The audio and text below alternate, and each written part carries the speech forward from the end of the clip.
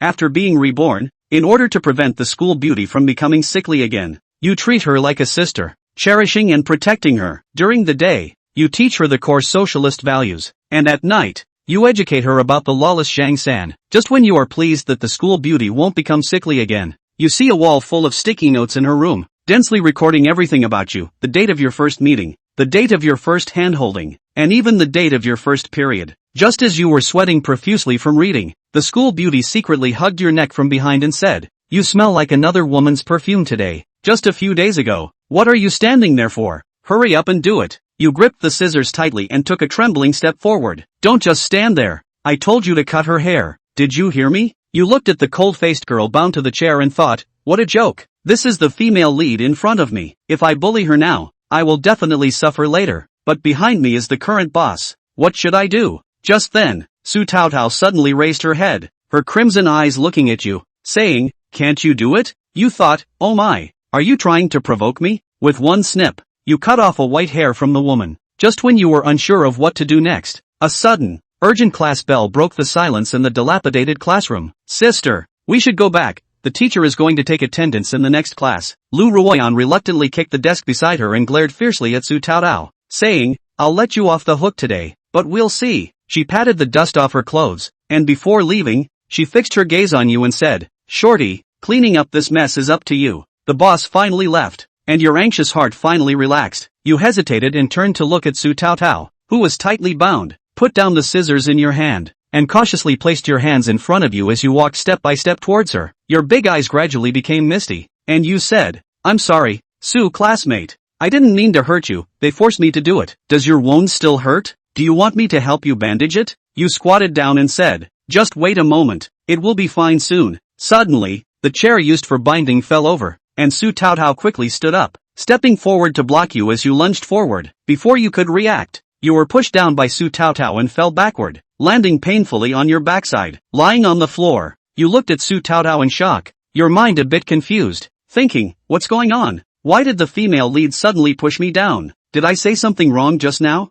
Classmate, you say you are innocent, but you really play the part well." Before you could explain, Su Taotao opened her mouth and bit down hard on your earlobe with her silver teeth. The sudden pain made you panic, and you hurriedly covered your injured ear. However, Su Taotao soon let go of her mouth, shook off the rope still on her arm, and said, "Acting, let's practice again next time." Then, she glanced at you, stretched her long legs in black stockings, and turned to walk towards the classroom. You sat on the ground, covering your bitten red earlobe, unable to regain your senses for a long time. The scene from just now kept replaying in your mind, thinking, "Sister protagonist, I really didn't do anything bad. Why don't you believe me?" You couldn't care less about that anymore. Class was about to start, so you hurriedly got up and ran back to the classroom. At the door, you encountered Su Taotao, who was also late. "Why are you two so late? You must lose points for being late," the teacher said. Seeing Su Taotao's wrinkled clothes, the teacher asked, "What happened to you? Why are you so dirty? And it's not even raining today.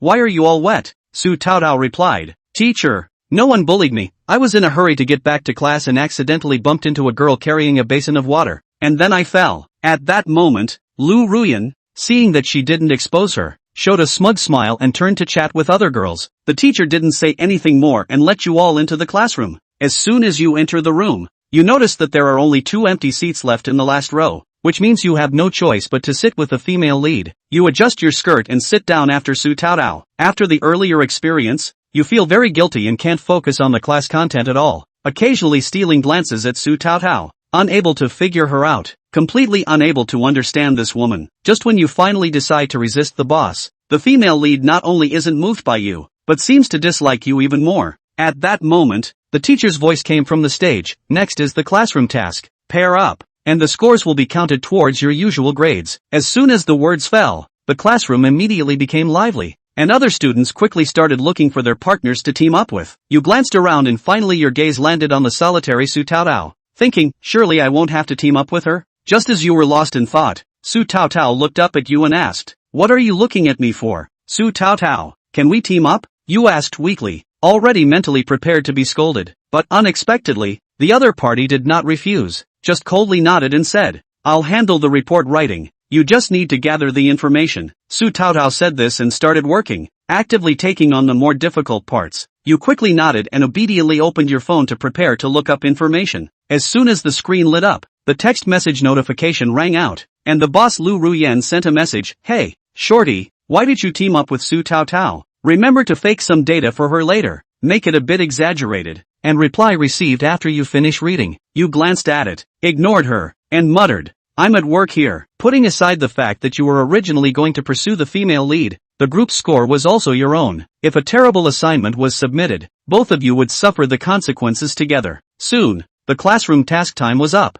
followed by the presentation segment. The teacher for this class was a highly respected professor known for being strict with grading, with a very high failure rate. The first few groups went up to present, and he shook his head repeatedly. However, when it came to your group, the old professor suddenly stood up from his chair and said, "The analysis of this group is excellent. Who came up with this idea? Come find me after class to discuss it further." Instantly, the classroom was in an uproar, and all eyes were on the two of you. To receive such praise from the old professor was simply unheard of. Could this group actually get a high score today? Not long after, under everyone's anticipation, the results came out. You take a look and think, wow, as expected of the female lead, even this top-level slacker can score 90 just by hitching a ride. The classroom was in an uproar, and among the crowd, Lu Ruoyan's expression was particularly grim. Her face wrinkled like she had eaten 10 pounds of bitter melon. She glared at you fiercely, and then your phone started vibrating again. Lu Ruoyan sent a message saying, "Shi Xiaocheng, how dare you ignore me? Talk to me." Reluctantly, you picked up your phone and replied, "Boss, it's unfair. Although I teamed up with Su Tao Tao, we don't know anything. All the data was done by her alone." Lu Ruoyan replied, "Useless." You saw her grit her teeth and shove her phone into her bag, cursing with a group of girlfriends as she left. Looking at her broken state, you couldn't help but feel a bit amused. Speaking of which, this time I owe my extra points to Su Tao Tao. Shouldn't I thank her? Just as you turned your head, the class bell rang. Before you could say anything, Su Tao Tao had already slung her backpack over her shoulder and left the classroom directly. You thought to yourself, this girl, does she not give me a single chance? You quickly packed your things and, feeling indignant, chased after her. On a scorching summer day, Shi Xiaocheng stood at the entrance of the first cafeteria, tightly clutching her meal card. Breathless, you followed the crowd into the cafeteria and spotted Su Tao Tao sitting by the window, quietly eating her meal with her head down. Upon seeing Su Tao Tao and recalling the scene of whispering in the dilapidated classroom, you felt a bit nervous, your steps feeling as heavy as lead. Just as you were about to reach Su Tao Tao's table, someone suddenly bumped into you from the side, causing you to stumble and drop your meal card with a loud thud. "I'm sorry." The person who bumped into you hurriedly apologized and walked away without looking back. You bent down to pick up the meal card, and when you looked up, you found Su Tao Tao staring at you. The two of you locked eyes, and you suddenly froze in place, your mind going blank. "What's wrong? Is there something going on?" Su Tao Tao's voice was faint, making it hard to discern any emotion. You opened your mouth, but your throat felt blocked, and you forgot all the lines you had prepared. You felt your face instantly flush, and your palms began to sweat. "Well, I just wanted to thank you for teaming up with me in class. We got a pretty good score. Ha ha." Su Tao Tao shot you a cold glance, then lowered her head to continue eating. You felt a rush of anxiety and finally mustered the courage to sit across from Su Tao Tao, saying, "Su Tao Tao, I have more to say. I'm really sorry for bullying you. I didn't mean to deceive you, and I won't follow Lu Ruyan and the others to do anything that harms you anymore. Please believe me, okay?" After saying it all in one breath, you fixed your gaze on Su Tao Tao, afraid of missing any of her reactions. "I'm not in the mood right now and don't want to discuss this topic with you." Su Tao Tao sighed lightly, lowered her head, and continued eating, clearly indicating that she wanted you to leave. Mu Xiaozhao's heart sank. It was hard to get the time to be able to talk to Yushi. Mu Xiaozhao didn't want to miss it like that and had to continue the conversation. Yushi's mood is not incomprehensible to her. After all, himself did do a lot of things to hurt her before. To think that the conflict is so easy to resolve, not to pay something cannot. "I know you probably won't forgive me, but can you give me a chance? Ahem. Let me do something for you," she offered carefully. These words had piqued Yushi's interest, and Yushi finally raised her head and looked Mu Xiaozhao up and down, looking a little surprised. "What can you do for me?" She narrowed her eyes slightly and asked, holding her chin up, her words a little tentative. "Anything," Mu Xiaozhao replied immediately. "Anything goes," Yushi repeated while the corner of her mouth hooked into a cold smile, and the chopsticks in her hand waved towards the opposite side. "Then come here and open your mouth." "What's this about?" Mu Xiaozhao gulped, obediently bending down closer to her, with a vague sense of foreboding in his heart. Then, a piece of tomato was shoved into her small mouth. and she subconsciously bit into it, and immediately grimaced at a flavor that went straight to the sky, so acidic that tears almost flowed down her face. TND, this tomato actually has lemon juice in it. Cafeteria, what dark cuisine? Complaints. Must complain hard. The tomatoes in the cafeteria aren't good today, so help me eat them all. Yushi laughed softly, intentionally rereading the last few words. No spitting them out, okay? Aha! Mu Xiaoxiao's eyes widened. Help with the tomatoes? But if you don't want to eat it, you can also go dump it yourself. She didn't understand why Yushi was doing this, but since this was the request of the heroine's sister, Mu Xiaoxiao had no choice but to endure it to show her sincerity in apologizing. Here's the second piece, and the third. Yushi took the chopsticks and put the tomatoes in the lunchbox into Mu Xiaoxiao's mouth piece by piece, just like feeding a small animal. She seemed to be enjoying the way Mu Xiaoxiao was enduring, watching the silver-haired Loli in front of her struggle to chew, tears seeping from the corners of her eyes. Yushi's red lips pursed into an arc. Mu Xiaoxiao didn't notice any of this at all, because her tongue was going numb with acid. Damn tomatoes! Having said that, there was still some relief in Mu Xiaoxiao's heart. Yushi didn't completely forgive her, but at least gave her a chance. With this opportunity, she could ride the wave of victory and completely clean up her image in the heroine's mind. Host, nice work. The system also sounds pleasant. After easily finishing the devil's tomatoes in Yushi's lunchbox, Mu Xiaoxiao felt that she only had half of her blood bar left, and that she would have to buy an ice cream later in order to compensate herself properly. It's fine. Think of it as a vitamin supplement. She forced herself to mentally reassure herself. On the other side, Yushi had already packed her lunchbox, put down her long, inky black hair that was tied up, picked up her school bag and was ready to walk towards the cafeteria door. Her black leather shoes had just taken a few steps before she suddenly turned back again, her tall figure facing Mu Xiaoxiao against the light. You really want my forgiveness? Aha! When Mu Xiaoxiao heard the other party asking himself, he hastily nodded his head. Words are frivolous. I want to see you in action. Yushi raised his chin and looked condescendingly at Mu Xiaoxiao. If you can do more for me in the future, and you'll forgive me? Mu Xiaoxiao couldn't help but snatch the answer. I'll see what mood I'm in to consider forgiving you. A smile, if any, surfaced at the corner of Yushi's mouth, then turned around and left the cafeteria without looking back, leaving Mu Xiaoxiao staring blankly at her back. Well, it looks like her impression of you has improved slightly, but it's not quite up to the standard of completion. This meow feels, that the host may have to suffer a bit in the future meow. It's okay, I'm ready. Mu Xiaoxiao looked at the direction Yushi had left and replied seriously. Since the other party had given her a chance, she couldn't let it go so easily. The little villain must save herself. 4. My roommate can't be this cute. Dragging her tired body, Mu Xiaoxiao returned to her dormitory room, and after closing the door, her entire body almost went limp by the door. Today's packed schedule of classes, especially the afternoon's high math class, put her brain into near overdrive. Phew, exhausted. She let out a long sigh and rubbed her aching temples as she slowly made her way to the bed and sat down. The cheapest type of dormitory at Sky Royal Academy was a 4-person dormitory, but today the other 3 roommates were out and she was the only one left in the room. Mu Xiaoxiao looked around. Her place was not big, but it was decorated quite cozy. Anime posters were plastered on the walls, and the desk had a few textbooks and a laptop. She pulled out a random press textbook, intending to see how many notes the original owner had written. What's this? Mu Xiaoxiao was dumbfounded. The textbook was just a book cover, and it was not a learning content at all. It was full of comics with some beauty girl stickers. The flower kiss is on? It's gonna be you? Orange is the new black? Scrolling down further, there were even some restricted niche works that she didn't even recognize. Watching Mu Xiaoxiao blush,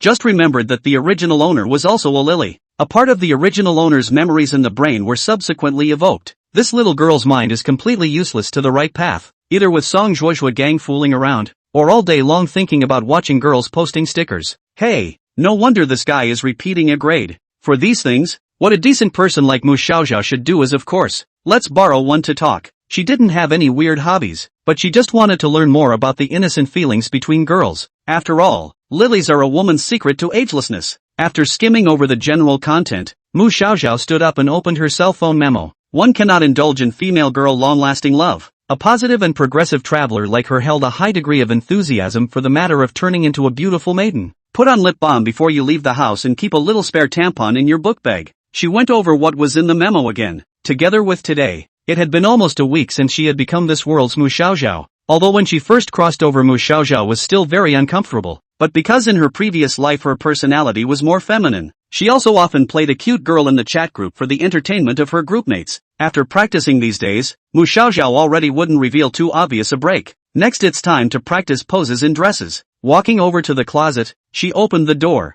There weren't many clothes hanging inside. The original owner herself was rather gloomy and wore unremarkable and rustic clothes. She picked around for a while before finding a cuter dress and decided to try it on instead. Turning his head sideways, Mu Xiaoxiao inadvertently saw the full body mirror standing in the dormitory. The young girl in the mirror had a particularly small figure, obviously already an adult, but looked like a junior high school student. Extraordinarily endearing. A head of soft silver hair falling over her shoulders, bright eyes the color of violets, moist and lovely lips, a face somewhat on the dollish side, a slightly youthful undulating upper body, and a slender waist. Despite being a former villain, this face is pretty impeccable. Just the veiled faces alone are at a level where you can debut as an idol. She couldn't help but sit back in her chair and hold out a pair of small, flawless, pink feet in the mirror, swinging them up and down, her pearly toes gently grasping and dropping them. Wear white, or wear black. Thoughts began to float around in Max Xiaoxiao's head. Who the hell resists sex change for days after it? She could only dream about it. It's like you've started a super cute female number in the game world. It's a pleasure to look in the mirror every day. Host, you be more reserved, meow. Your roommate is coming back soon. It seemed that he was watching Mu Xiaoxiao's expression gradually become a bit abnormal. The system hastily reminded. I know. Mu Xiaoxiao hastily collected the exaggerated expression on his face, coughed lightly, and put his feet back. Just then, the sound of a key turning came from outside the door, followed by a couple of talking and laughing girls walking in with their packed meals. They were Mu Xiaoxiao's three roommates, Shen Wanjia, Zhao Mengmeng and Zhang Guo. Because of her personality, the original owner didn't have a good relationship with her roommates. She hid herself whenever she did something, looked sneaky, and everyone didn't quite dare to approach her. However, according to Mu Xiaoxiao's own judgment, none of the original owner's housemates were bad. The housemates had always wanted to improve their relationship with the original owner, only to be rejected by the original owner intentionally or unintentionally. Xiaoxiao, have you eaten yet? The slightly chubby Shen Wanjia saw Mu Xiaoxiao in the dormitory, and out of politeness, he opened his mouth to ask, already ate? What are you guys having today? Mu Xiaoxiao smiled. This smile did cause the remaining three to freeze for a moment, as the smile displayed on this soft and cute face had an inexplicable affinity to it, and was very different from the former Mu Xiaoxiao. Strawberry fried mooncake. Shen Wanjia shrugged hopelessly. Is this good? The cafeteria went late and all that was left was this anticlimactic contraption. Shen Wanjia smiled bitterly at her before returning to her seat to play with her cell phone. A familiar BGM rang in Mu Xiaoxiao's ears. I'm super. Originally. That said, Shen Wanjia wasn't originally called that. According to her, her parents were obsessed with the game when Harakami first came out. The couple discussed it and it just so happened that one person's last name was Yuan and one person's last name was Shen, so they might as well rename their daughter Yuan Shen Wanjia. However, the name was too tang, and finally, after her strong protests, the name was set as Shen Wanjia. Hey Gaga, just watch less secondhand. Charge your money to those pieces of paper. Why don't you go to a hot guy concert? Glancing at the game screen on Shen Wanjia's phone, Zhao Mengmeng spat from the side. Zhao Mengmeng is a 10-10 star chaser. Living expenses will be spent out of the list to the stars, so that the end of the month often poor only to eat noodles. Due to their different hobbies, Zhao Mengmeng and Shen Wanjia are a pair of happy enemies in the dormitory,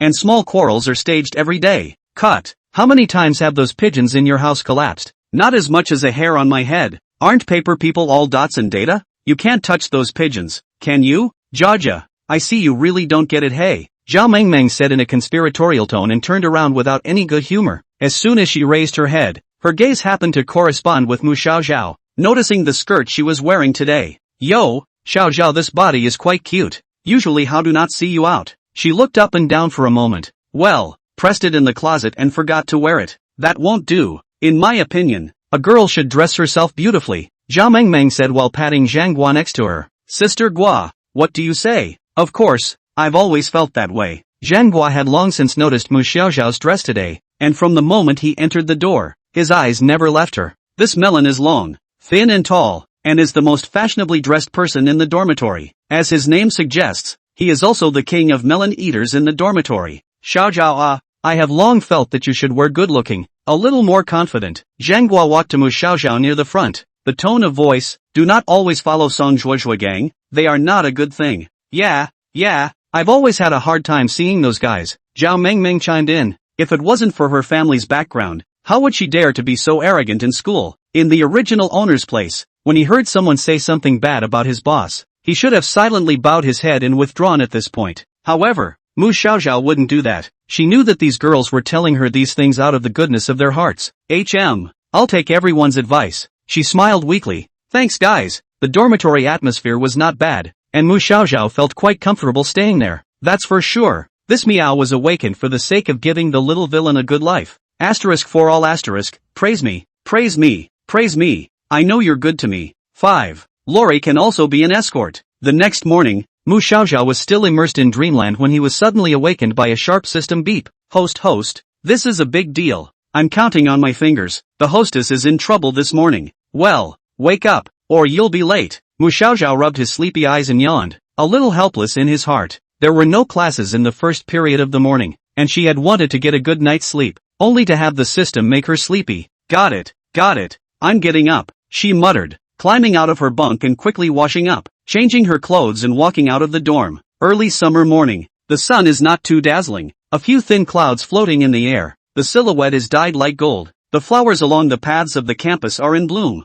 and the air is filled with the refreshing scent of flowers. The slightly cool morning breeze ruffled the broken hair in front of the young girl's forehead, and Mu Xiaoxiao took a deep breath, feeling that the whole person was much more awake. She walked down the path toward the school building, and from a distance she saw a group of people gathered in front of her, arguing noisily about something it seemed. What happened? Mu Xiaoxiao's heart tightened, and he quickened his steps to walk over. It was hard to squeeze to the front, and she saw Yushi and Song Zhuozhua standing face to face in the open space in the center, with the atmosphere of swords drawn. A small blue electric car was down next to the two of them, and there was a spill of juice on the ground, and Song Zhuozhua's white dress was stained with a large portion of orange juice. You did it on purpose, didn't you? I can't believe you threw breakfast on Sister Song. Song Zhuozhua's face was ugly, but she just clasped her hands to her chest and didn't say anything. The other girl beside her was so angry that she stomped her feet, pointing at Yushi and loudly scolding her. It was Song Zhuozhua herself who hit me with her electric bike. Yushi clasped her hands on her chest and looked at her coldly, her tone calm with a bit of mockery.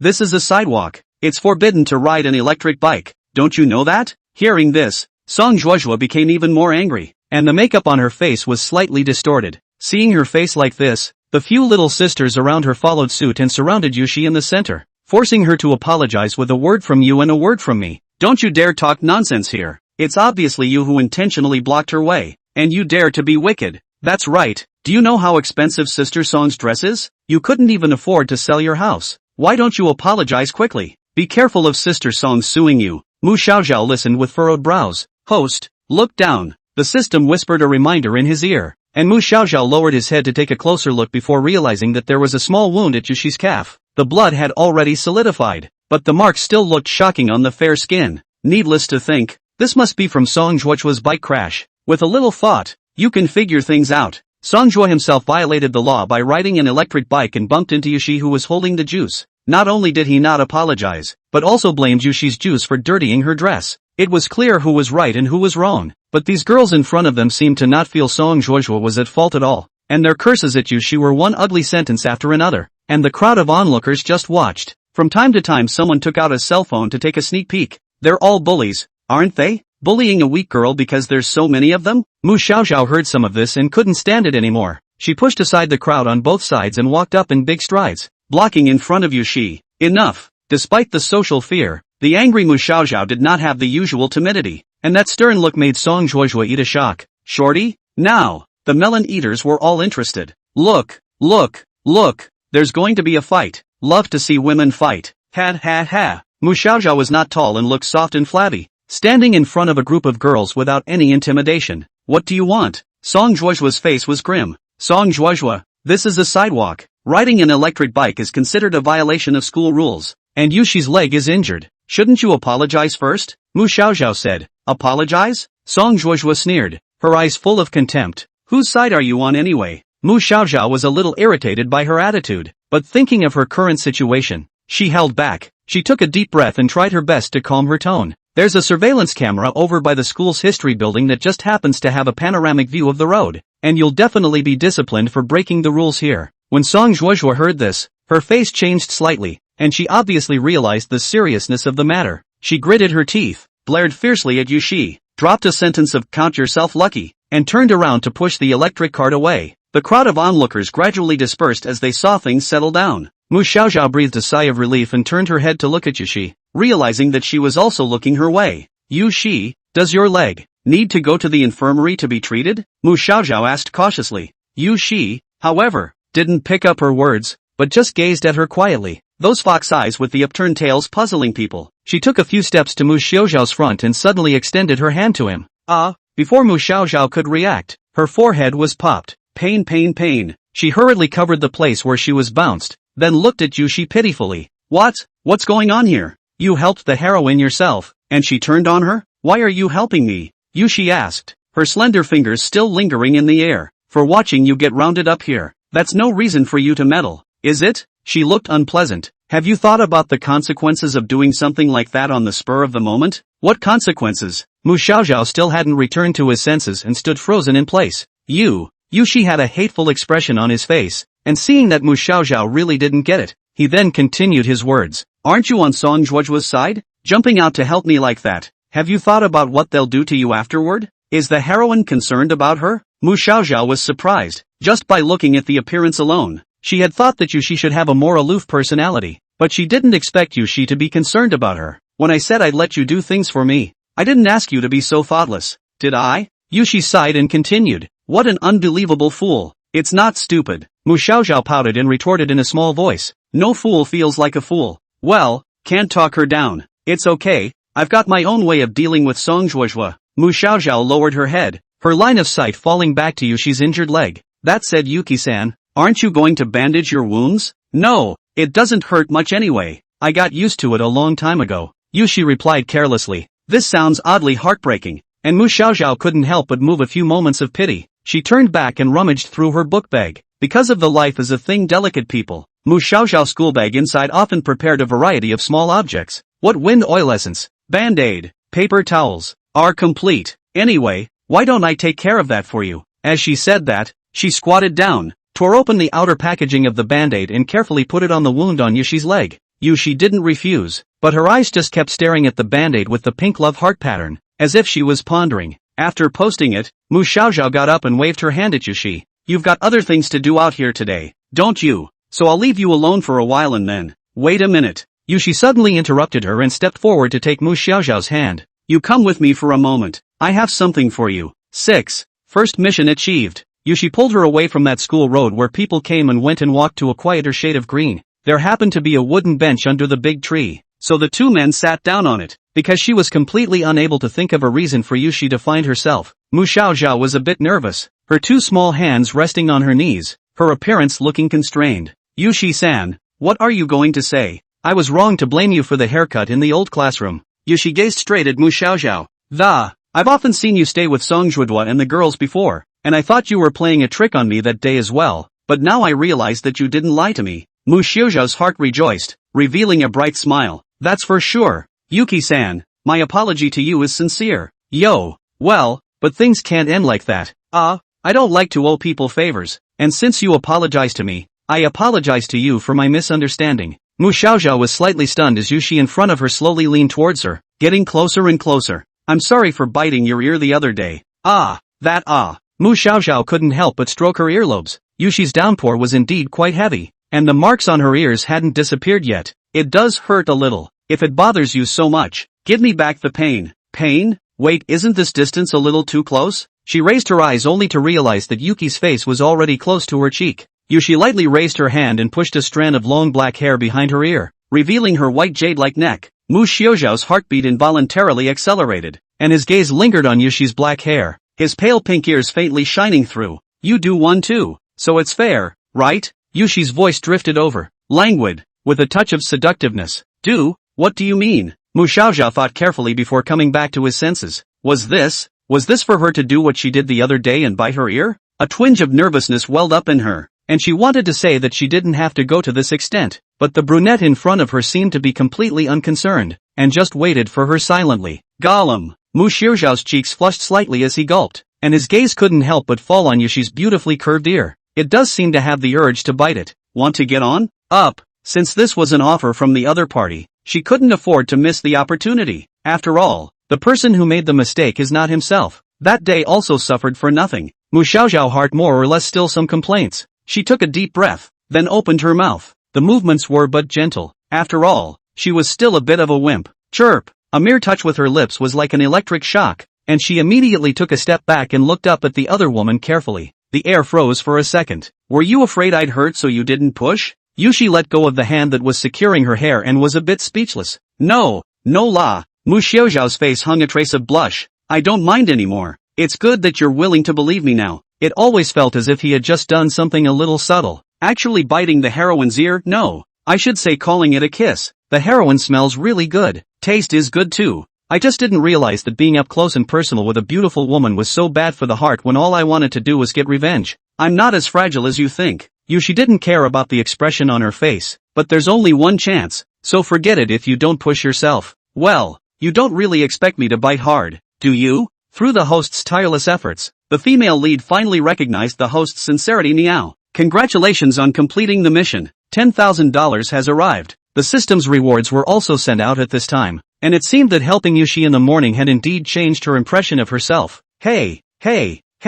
As soon as he thought of the fact that he now had a little bit of money, the corners of Mu Xiaozhao's mouth kept curling up and wouldn't let go. Screw your low-income package. Kebabs, milk tea, here we go. What are you laughing at? Yushi was a bit baffled by the silly smile. Aha! It was only then that Mu Xiaozhao realized that she had lost her temper, and in a panic, she found an excuse. That, because you're willing to forgive me. I didn't say I forgave you, did I? It was like a pot of cold water falling from the sky, and Mu Xiaozhao's smile disappeared. I just don't want to owe you a favor. I've paid back my share for misunderstanding you this time, but I'm not done with you bullying me before. Yushi folded her legs together and said seriously, so, what do I have to do for you to forgive me? It's simple, just like before. Work for me. Yushi looked at her with a smirk and hooked her finger. Do it until I'm satisfied. The corner of Meiko Zhao's mouth twitched as she tried to respond with a smile, but can't laugh at all. Is there a mistake in the roles? How come the heroine looks more like a villain than she does? So, still want me to help you eat the hard stuff? Honestly, if it wasn't for the system quest rewards,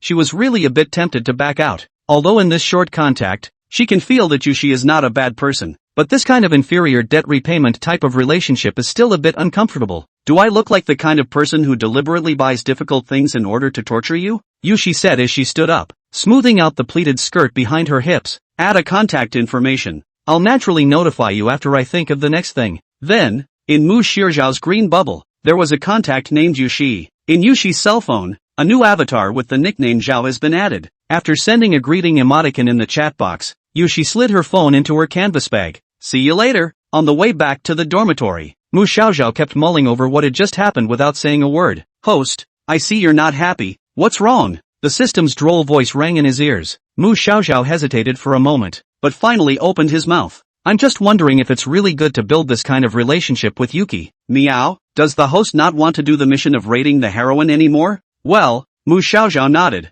After all, it wasn't me who did the thing that hurt Yushi, and having to pay off the debt for the original owner in exchange for her favor. It's still a bit depressing to think about it. Surprised, it's really a special host. Obviously it's a Yuri sticker text, and you'd still consider this kind of thing. What the hell is a Lily text? Mu Xiaozhao smiled bitterly. So system, is there another way for me to circumvent the B ending? After this question was exited, the system in his head was silent for a long time and suddenly became serious. No.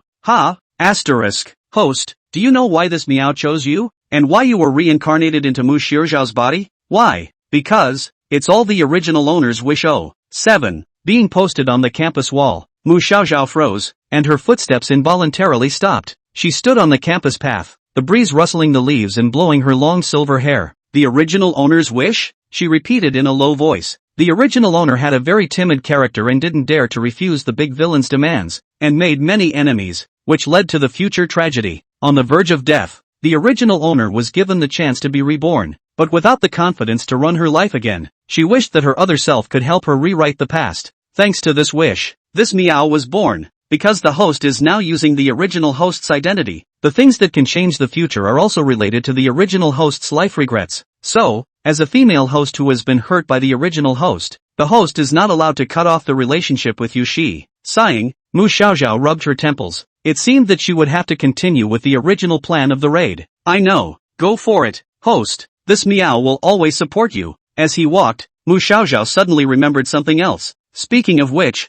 I'm done with the last newbie quest, so are there any others coming up next? Star operator asterisk, don't worry, let this meow find it. Clank, clank. Clank. The lottery system developed by this meow with great devotion is open. 1. Absolute face control. Yushi takes the initiative to compliment Mu Xiaoxiao for being cute once. Low-level draw/upgradable. 2. Fighters Championship. Mu Xiaoxiao doesn't become a little sister anymore and decides to take her boss Song Juojue out for a one-on-one beating. Intermediate lucky draw. 3. Super high profile. Mu Xiaoxiao's strength is bursting at the seams, surpassing Yushi to take the first place in the class for once. Advanced lucky draw. Stop. Let me ask first. What does this raffle mean? Meow. Allow this meow to explain. The host reaches the task. You can get a chance to draw. The higher the level of the lottery, the more valuable the reward. Mu Xiaoxiao scratched his hair. Kind of get it for now. But, I'd like to ask, this second one, is it serious? The corner of her mouth twitched. Me? Beating up on Song Chok Chok? Really? The boss can be described as both a scholar and a martial artist. Not to mention his family's good fortune. His force value is also quite high. In the memory of Mu Xiaoxiao, Song Juojue early got a black belt in Taekwondo. For those who do not listen to the little brother and sister, she from time to time, to convince people. And Mu Xiaoxiao, needless to say, the body is light and soft and easy. In a word, it is a weak Loli. Go to find Song Juojue to fight alone. No different from sending death. It's not just the first one, but the third task is also very difficult. With her current strength, even if she added the knowledge and memories from her previous life, at most, she would be able to get a middle-of-the-road level in her class. Considering the reality, it was almost impossible for her to surpass Yushi in a short period of time. The system is too pitiful. However, after Mu Xiaoxiao thought about it carefully, these quests given by the system this time did not have a time limit. If one progressed step by step, starting with the simple ones and gradually improving one's attributes and strength before challenging those difficult tasks, then one's probability of success would be a bit higher as well. Alright then, I'll take this quest of being praised for being cute by Yuki, though, she didn't know exactly what Yushi's aesthetic was. Anyway, go ahead and try it. At least he got Yushi's WeChat just now as well. When the next time Yushi had something to look for him, he himself would dress up a bit cuter and go over. Host cheers. This meow believes you'll make it. The system is getting cute again plus providing emotional value. Mu Xiaoxiao returned to the dormitory. Just wanted to paralyze on the bed to have a good rest, but the result was that as soon as he entered the door, he was surrounded by 3 roommates. The 3 pairs of eyes of Xinhuanjia, Zhao Mengmeng, and Zhang Guo stared at her in unison, their eyes filled with gossip. I heard that you went up against that Song Juojue today. Really? Xinhuanjia was the first to speak up, with a few moments of surprise in her tone. Mu Xiaoxiao was confused. What's going on? I just got back. Why does it feel like the whole world knows what I did this morning? It wasn't until Zhang Guo took out his cell phone and showed her the page on the school's campus wall that Mu Xiaoxiao came to a realization. It turned out that those melon eaters who had been onlookers this morning had long ago posted the scene of their argument on the wall. Since both were little known at the college, they were now chatting away inside the campus walls. The various comments brushed up so fast that Mu Xiaoxiao couldn't help but scroll through them. Article 1, convinced. Another double whammy over the electric car. Article 2, the brunette is so pretty. Do you have any contact info? Number 3, the one who hit the guy seems to be the daughter of the Song family, right? I'll go. I didn't think she was this kind of person. A bunch of speculation followed this thread. Candy super sweet, outrageous pinch. Neat this kind of shrimp head female. I'm going to snore salty. Husband, say something. Facts aside, isn't that brunette a little bit at fault? I think there is a reason why Ms. Song did what she did. The black-haired one must have snatched her boyfriend. Lily control deep forest. Upstairs don't everything to the dog blood romance drama generation. Anonymous, say, who is that shorty? How dare he stand up and dislike Song Juojue? Lily control Deepwood, in reply to Anonymous, maybe a pair with the brunette? I smell CP in there. Mu Xiaoxiao almost didn't drop his cell phone. Don't pull the plug, okay? I'm just pulling the plug on the road. Although, Yushi is indeed quite good looking, I'm not to that extent. After reading the comments, she felt like she had been skinned and had mixed feelings. She looked up and saw her 3 roommates still staring at her as if they were waiting for her to make her acceptance speech.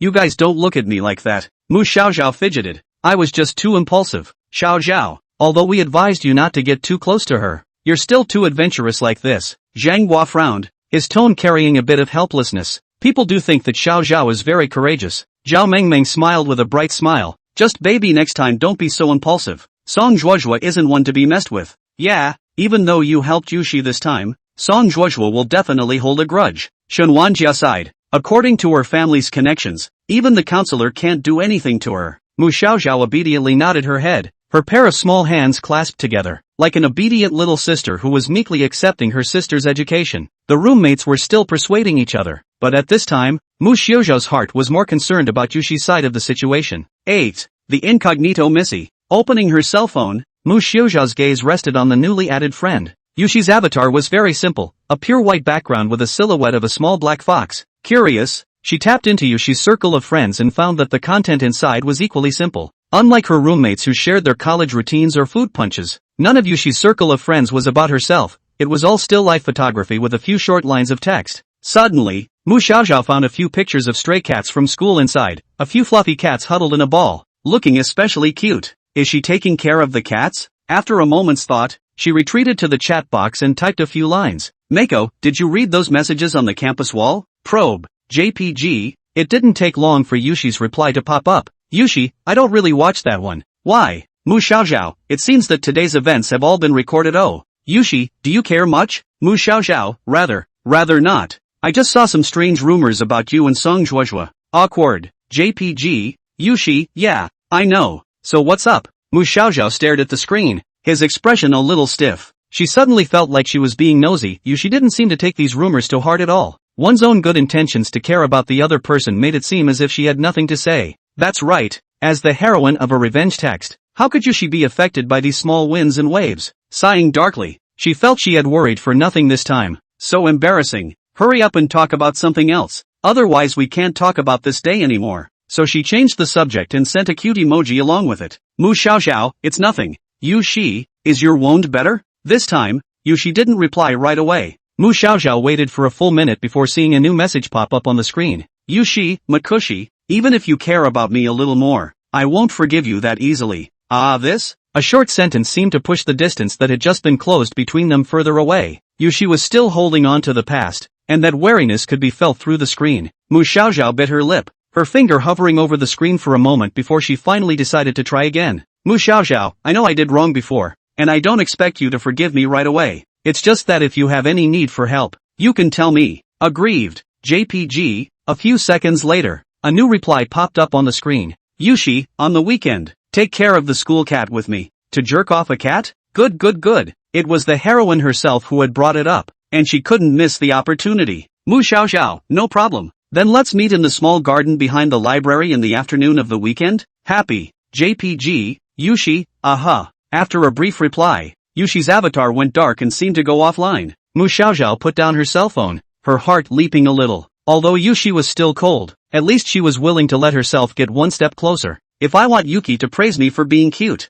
I need to dress up. How about a new dress? Say, what kind of clothes do girls find cute anyway? With the systems quest still in her head, she craned her head back to the floor mirror in her dorm room, and her small hands began to fiddle with her hair one moment, and her bow tie the next. Outside the school, in a modest rented house, Yushi's inky black hair fell over her shoulders, her fingertips lightly scraping the cold cell phone screen. A hint of a smile floated at the corner of her mouth, as if she was still reminiscing about the chat she had just had. It was at this moment that a maid-attired figure came from the darkness, bringing up a series of crisp footsteps. Miss, the information you asked for has almost been collected. With that, the maid spread out a laptop in front of Yushi. Inside the screen were files and videos organized in categories. Yushi sat diagonally on the sofa and glanced at it faintly. The evidence of those girls from the academy bullying you is all here. But the part about that Starway Entertainment chairman's daughter, I'm still collecting, she said in a businesslike tone. Okay, go ahead and do it. The maid hesitated for a moment when she saw that Yushi wasn't looking closely at the computer. Miss, when do you plan to expose them?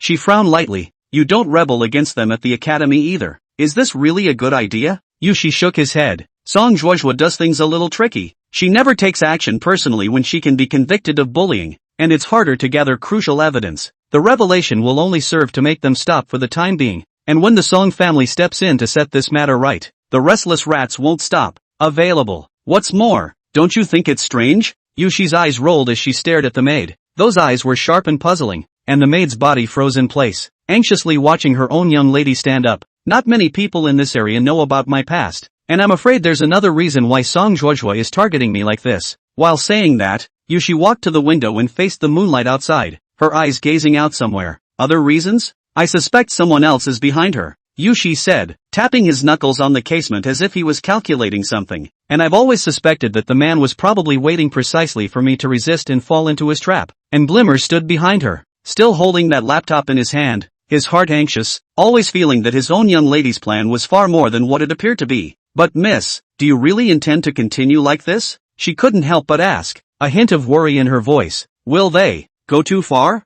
She glanced back at her faintly. Excessive? She repeated softly. I'm more interested in taking down the guy behind her who set me up than I am in taking her down. You continue to collect evidence while investigating her family's background. Yushi's clear and cold voice had begun to give orders.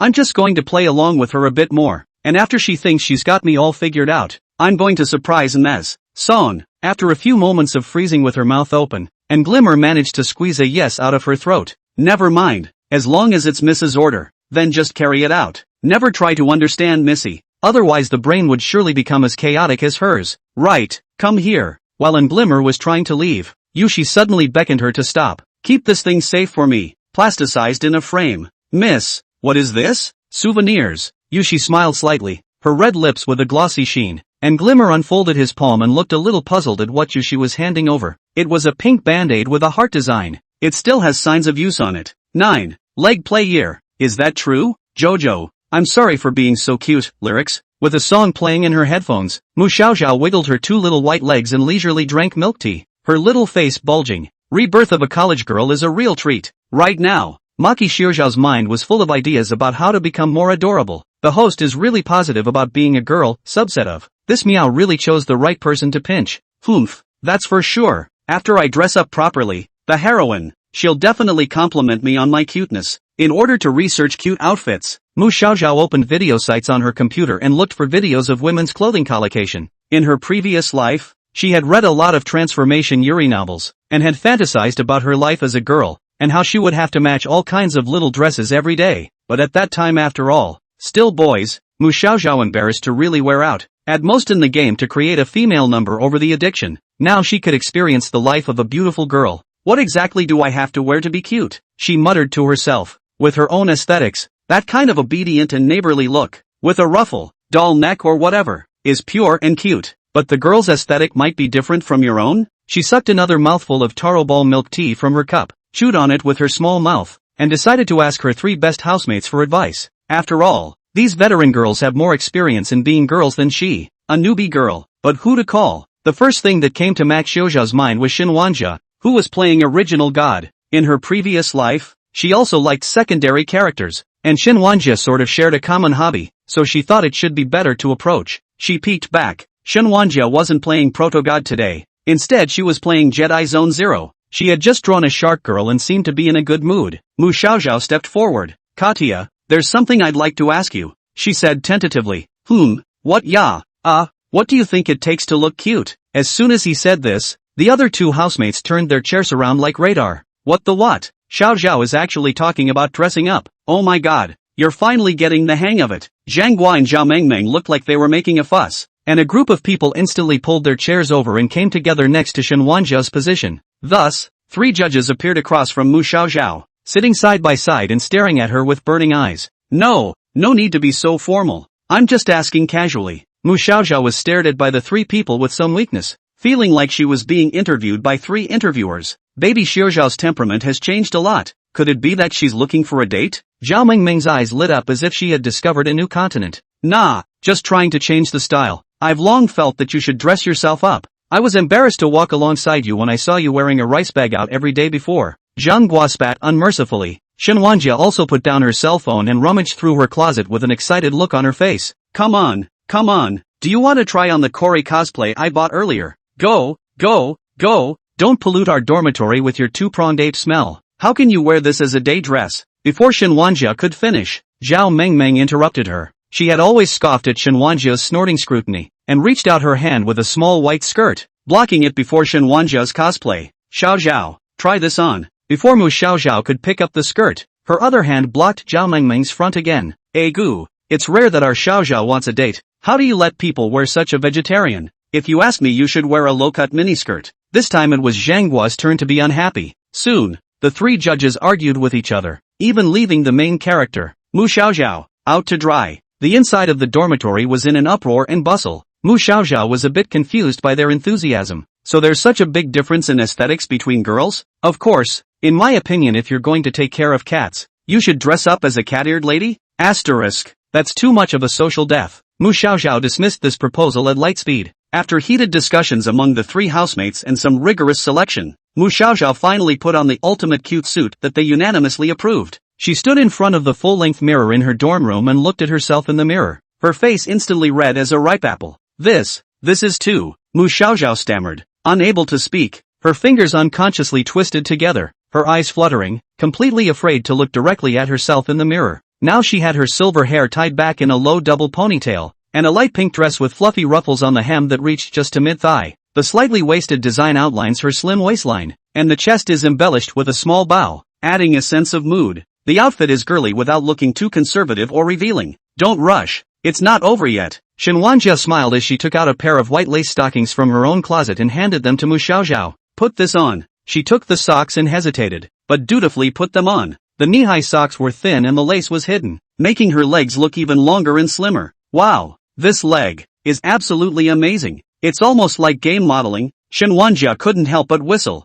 her eyes glowing. Xiaoxiao, it's a waste if you don't go modeling with those legs. Legs play your Stop it. Mu Xiaoxiao's face turned even redder, looking down at her legs, her fingers unconsciously pinching the hem of her skirt. Host, your outfit is simply stunning. The hostess Sama will definitely be mesmerized by you. Well, let's hope Yuki compliments her on her cuteness too. A shallow sense of anticipation grew in Mu Xiaoxiao's heart. The 3 housemates were still bragging about her outfit, and it looked like their enthusiasm wouldn't die down for a while. Mu Xiaoxiao couldn't help but feel that he was really lucky to have this bunch of military advisors. Treat your housemates to milk tea someday. Maybe there's a lot to ask them for in the next Raiders program. She thought this secretly. With this sense of anticipation, the time soon came to the weekend. Yushi sent her a location in the chat box, which was the school's small shed dedicated to feeding stray cats, built by a joint venture of the school's cat lovers. Mu Xiaoxiao remembered this place, at the back of the playground. When she got up in the morning, Shenwanjia enthusiastically helped her fix her hair, and Mu Xiaoxiao went out wearing the dresses that her housemates had carefully matched. Just as she was almost near the shed, the cell phone in her backpack lit up. Yushi's urging message appeared on the screen. Yushi, still not here? It's over. If I'm not careful, I'll be late. Don't be mad at the heroine. Mu Xiaoxiao only glanced at it and hurriedly accelerated his pace forward. 10. Being raised as a cat. Mu Xiaoxiao quickly walked to the bottom of the small shed and saw Yushi's figure from afar. Today's Yushi was wearing a simple beige long shirt with black pants, and her black hair was casually draped over her shoulders. Looking casual, she was crouching in the middle of a group of cats, her fingers gently stroking the top of the head of one of the orange cats, who squinted and purred contentedly. Mu Xiaoxiao's heartbeat sped up a few points as she took a deep breath and adjusted her expression. Say hello, smile naturally, let the other person notice how they are dressed, and receive a courtesy compliment next. Yushi. She smiled sweetly and called out softly, aha. Yushi, however, just glanced up and remained focused on petting the orange cat. Mu Xiaoxiao's smile froze for a moment, and her heart was a little lost. She looked down at her carefully dressed dress and then at Yushi's cold-side face, and couldn't help but wonder if she was overdressed. Did Yushi not like this style? Or did she not care about her dress at all? Just as she was rambling, Yushi finally stopped her hand movements. Come here, a faint voice rang out. Mu Xiaoxiao froze for a moment, then walked over and carefully smoothed her skirt to crouch next to Yushi. Yushi poured out some cat food from a nearby bag and placed it in a small plastic bowl, looking like he was planning to feed it. You hold that 3-flowered cat, it's more afraid of life, so be careful, Yushi said. Mu Xiaoxiao followed Yushi's gaze and found a fluffy 3-flowered cat squatting not far away, leisurely licking its paws. She nodded and gingerly walked over to the cat, crouching down and reaching out with the intention of hugging it. Meow. The cat seemed to sense her intentions and looked up at her with a hint of caution in her eyes. Good girl, don't be afraid, Mu Xiaoxiao softly soothed. Her fingers had just touched the cat's back, when suddenly, the cat violently twisted its body, and with a swipe of its paw, it directly grabbed and scattered the bow ribbon on Mu Xiaoxiao's hair. Woo! Mu Xiaoxiao let out a cry of surprise and tried to grab the ribbon with her hands, but the cat had already quickly jumped away and ran into the distance. She looked down at the ribbon that had landed at her feet, her carefully braided silver hair just coming loose and becoming disheveled. This moment reminded her that she was also super unpopular with animals in her previous life. Every time she went back to her hometown in the spring festival, all the dogs in the village would run out and chase her, making it so that the thing she was most afraid of in the new year was going back to the countryside. I didn't realize that this world's Mu Xiaoxiao was the same. Oh, what a doomed holy body. She looked up awkwardly at Yushi. I'm sorry, I didn't hold it. Yushi looked down at the orange kitty cat at her feet, then at Mu Xiaoxiao, and was silent for a moment. she seemed to be smiling, but upon closer inspection her expression remained cold. You scared my cat away, she said. Mu Xiaoxiao bit her lip, a little aggrieved in her heart. Well, so say sorry, that's a mean attitude. Obviously, she had been very careful, but she still messed up. She didn't do it on purpose. This cat I'm missing? What do you say? Yushi gazed at her with unblinking eyes, as if waiting for her answer. I'll go catch it back for you? Mu Xiaoxiao replied uncertainly. She turned around just to look for the three-flowered cat, but realized that the cat had long since burrowed into the grass without knowing where it was. Bad. It's too hard to find a cat out of a school this big. Give it up. It won't see anyone for a long time if it's scared off, Yushi said from behind her, standing up and walking over to her, her long black hair flowing out in the air as she did so. I'm missing one of my cats. You fill in.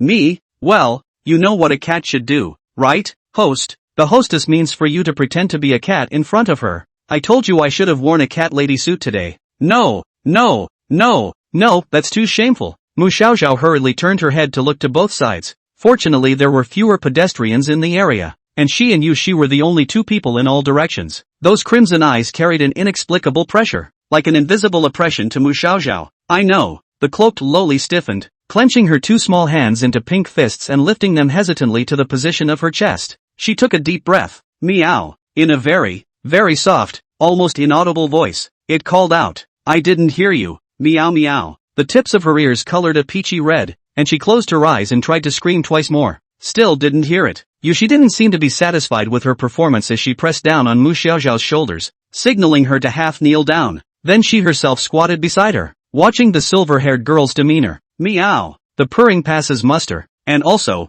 cats do lick their paws, Yushi said while picking up the orange cat beside him. The lazy orange cat was licking its paws, just in time to give Mu Xiaoxiao a demonstration. No, why do you have to perform in such detail? Does it even make sense? But Mu Xiaoxiao didn't say the spit out, and could only endure the feeling of humiliation. Bringing the back of her hand to her mouth and touching it, a layer of water mist already covering her clear eyes. Meow. Yuki-san, it's already okay, isn't it? Does it make sense to you that the cat is speaking human? Of course beavers. I'm not really a cat. I'm a human. Mu Xiaoxiao was a bit too shy to act. His own task was to get the heroine to praise his cuteness, so if he tried a little harder, maybe Yushi would say it? With this fluke in mind, she opened her little mouth once again, waving both fists in the air in the process. Meow. Yushi's gaze landed on Mu Xiaoxiao and gave a slight lurch as imperceptible fluctuations flashed through his eyes. Silver hair hanging softly on her shoulders, the tips of her hair slightly curled. Mu Xiaoxiao's cheeks were lightly flushed, her eyes were watery, her eyelashes gently fluttering, revealing an innocent childishness.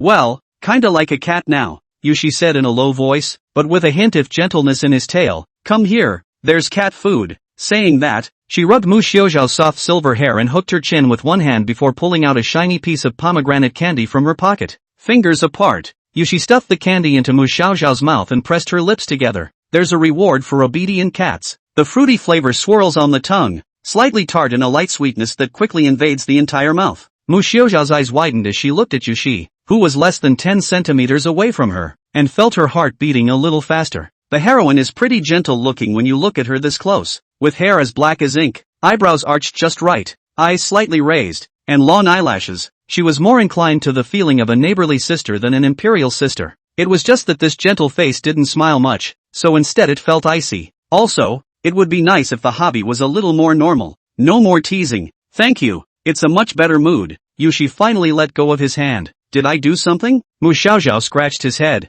You didn't really do anything yourself. Just experienced some weird play. Host, don't forget, the mission hasn't been completed yet. She then remembered that she was going to make Yushi praise her cuteness today. After performing for so long just now Yushi was indifferent, so it seemed she had to think of something else. 11. Oh, being bullied by her. What to do? It can't go on like this forever. Mu Xiaoxiao muttered in her heart, her fingers unconsciously gripping the corner of her skirt. She bit her lip as her mind raced to think of a countermeasure. Why don't I try again? She gave herself a secret pep talk in her heart, took a deep breath, gathered her courage and walked over to Yushi, gently pulling on her sleeve. Yuki, she called in a small voice. What's wrong? Yushi was still jerking a few cats around. Mu Xiaoxiao blinked, trying to make her expression look a little bit more soft and cute. This expression had been practiced many times while wearing female clothing, so it could be considered perfect. What do you think of my today? She cocked her head slightly. Yushi's gaze lingered on her face for a few seconds before lowering her head again and continuing to feed the cat. It's not bad. Mu Xiaoxiao's heart sank, and the smile on her face almost didn't hang on. Reluctantly, she moved forward again, her voice released softer. So, do you think it's cute? Going out on a limb. If it wasn't for the fact that the system had a mission, she wouldn't be able to say such a humiliating thing out loud. Yushi's hand paused and he looked up. Do you want to hear the truth or the lie? Her heartbeat sped up a few points, not expecting Yushi to be so direct, and for a moment she was a bit at a loss for words. Dang, of course it's true. The way you're dressed today, it's a little too deliberate. Boom. It was criticized unmercifully. Mu Xiaoxiao instantly felt as if she was on her back and unnaturally moved her eyes away. Yushi didn't give her any face at all, not even a polite compliment. She couldn't wait to dig into the ground and bury herself. I'm a little thirsty, want to go get some coffee? Yushi didn't go deeper on the topic. She patted her clothes and stood up after filling up the cat food and water and cleaning the litter. Mu Xiaoxiao happened to have nothing to do, so he nodded his head. Go to that cafe by the lake. Walking into the lakeside cafe. It was an elegant setting, with the melody of a saxophone flowing slowly through the air and the chandelier shedding orange light. There happened to be an empty seat by the window, so the two sat down on the wooden chair. What would you like to drink? I'll place your order. But thanks. I'm not used to drinking anything too bitter, so strawberry juice is fine. Aha. Yushi, on the other hand, ordered a cup of black coffee, but in a few moments, the drinks were ready. The service counter was calling for numbers, and Mu Xiaoxiao took the initiative to get up to get the tray. The rich aroma of coffee filled the air, and Mu Xiaoxiao carefully picked up the tray and was about to turn around when her elbow accidentally bumped into another person. Oops, the girl let out a soft whimper. Sorry. Mu Xiaoxiao hurriedly apologized. It's okay, I wasn't watching where I was going. Mu Xiaoxiao raised his head, and his movements couldn't help but pause for a moment. The girl in front of her was covered in luxuries, with curly pink hair, delicate yet exaggerated makeup, and a somewhat plastic surgery-scented chin and nose. For some reason, when she saw this girl, Mu Xiaoxiao's heart suddenly tightened. Obviously, I have not seen her before. Why do I feel a little scared? She subconsciously took a step backward, and while she was doing so, the cafe suddenly roared to life. Several boys and girls stood up from their seats and surged this way. Wow, it's Xia Sui. I watched that video you updated last week. The color of the lipstick complements your skin tone so well. Sister, can you add a contact? The whole college's confession wall is begging for it. Are you going to act in a skit afterward? Senior, I heard you're planning to debut. The beautiful pink-haired girl from earlier was immediately surrounded. Mu Xiaoxiao was squeezed outside by the enthusiastic crowd and stumbled, the tray almost falling to the ground. What is it? Mu Xiaoxiao muttered in his heart, listening to these people's descriptions. The other party's identity is not simple. Like a netizen, she carries the tray back to Yuki and realizes that Yuki's gaze is also stuck on the pink-haired girl's side. Do you know her? Mu Xiaoxiao asked. Recognize. No emotion could be heard in Yushi's tone.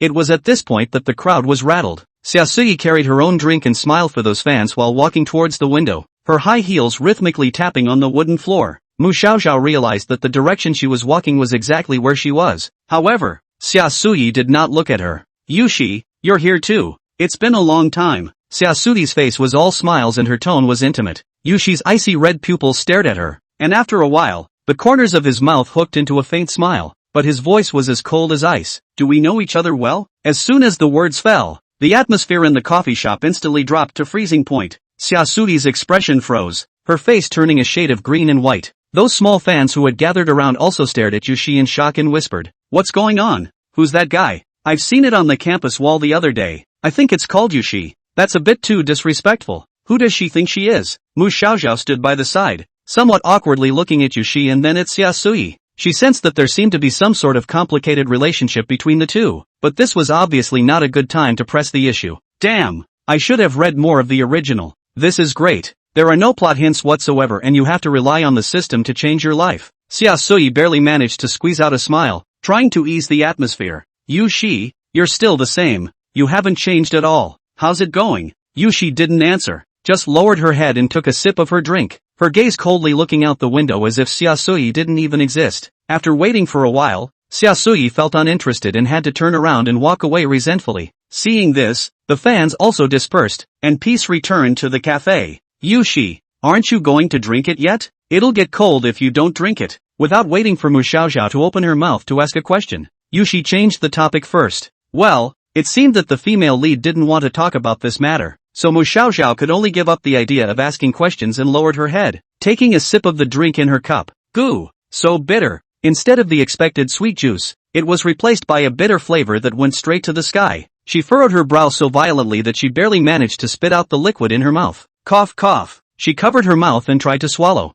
her eyes watering with bitterness. I think I have the wrong cup. Mu Xiaoxiao grimaced bitterly and lowered her head to open the lid of the cup, and sure enough, the cup was filled with black coffee, not her strawberry juice at all. Yushi rested her chin on one hand and observed the expression of the little Loli in front of her with interest. You're drinking my black coffee. Why didn't you just warn me? She hurriedly put the cup back on the table and awkwardly wiped the corner of her mouth. You can't blame me for that. Max-san. Yushi's slender fingers tapped the rim of the cup. You're the one who went to get the drinks. And you're the one who put the coffee and juice in the wrong place. I shouldn't be blamed, right? But, Mu Xiaoxiao wanted to cry, and all the words he wanted to say were held in his stomach. Yushi had already taken a sip of her strawberry juice a while ago, and must have known that the cup was in the wrong place, but deliberately didn't tell her, as if he wanted to see her reaction after tasting the bitter coffee. Is it angry with me, or is it a deliberate attempt to play a trick on me? She was completely confused about this woman. Here, have some of this to slow you down. At this point, the strawberry juice,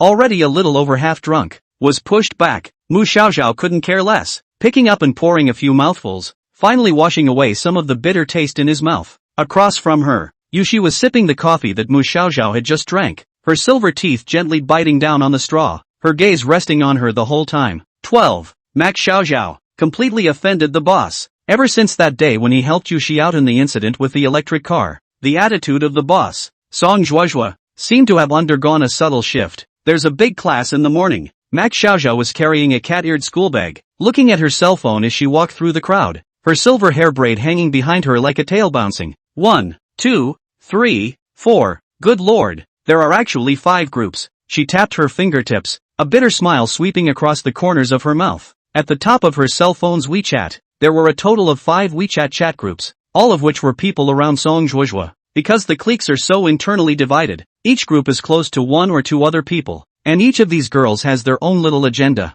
And now, Mu Xiaoxiao's 5 groups were surprisingly unanimously silent. A dead silence. The situation has been going on for days. She was well aware that it wasn't that Song Zhuozhua and the others weren't chatting, but that they were all purposely avoiding her and shifting their positions to groups where she wasn't. As for the content of the chat, 9 times out of 10, they are saying bad things about Mu Xiaoxiao. Girls' cliques are kinda a pain in the ass. It would have been nice to alienate that group just like that, but it was clear that Song Chakra wouldn't let go of the good-for-nothing sheep so easily. Just as Mu Xiaoxiao passed by the flower garden around the corner, Song Zhuozhua and a few of her little sisters also happened to turn around from the back of the school building. Caught off guard, the two just hit it off. Song Zhuozhua's eyebrows jumped and his face immediately sank. Carrying her school bag with one hand and flinging it behind her, she stopped in her tracks and blocked right in front of Mu Xiaoxiao. It was to make her say hello. A few points of vigilance rose in Mu Xiaoxiao's heart, but his face remained calm. Good morning, big sister. Song Zhuozhua didn't respond, but only glanced at her viciously, and then casually threw his slung bag into Mu Xiaoxiao's arms. Take my seat in class later. As soon as the words were spoken, other girls around them threw their cloth bags. The petite Mu Xiaoxiao was instantly overwhelmed by the heavy bag,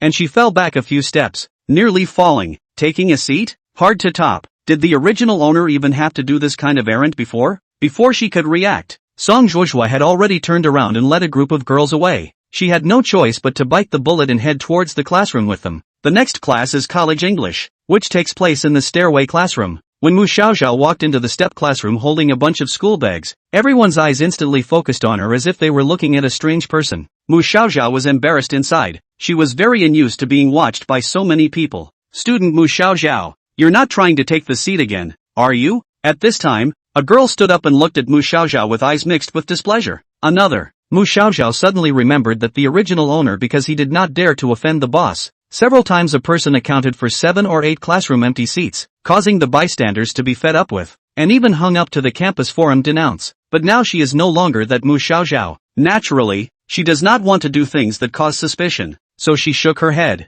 No, I'm just helping them with their book bags. Oh, the girl returned to her place and said no more. When Song Zhuozhua and his group arrived at the classroom, they found that the good seats had long been occupied by other students. Instead, their book bags were placed in the corner of the first row, a seat that none of the students wanted to sit in. Mu Xiaoxiao's figure appeared behind the seat and was particularly conspicuous. Tianzi was so angry that his face turned blue, and without saying anything he walked up and slapped heavily on the desk in front of Mu Xiaoxiao, shouting angrily, I told you to take our seats. What are you doing here? Mu Xiaoxiao raised his head and met her gaze without being humble. I've already taken your seats. Don't you see all these seats? You're a little cutie. What?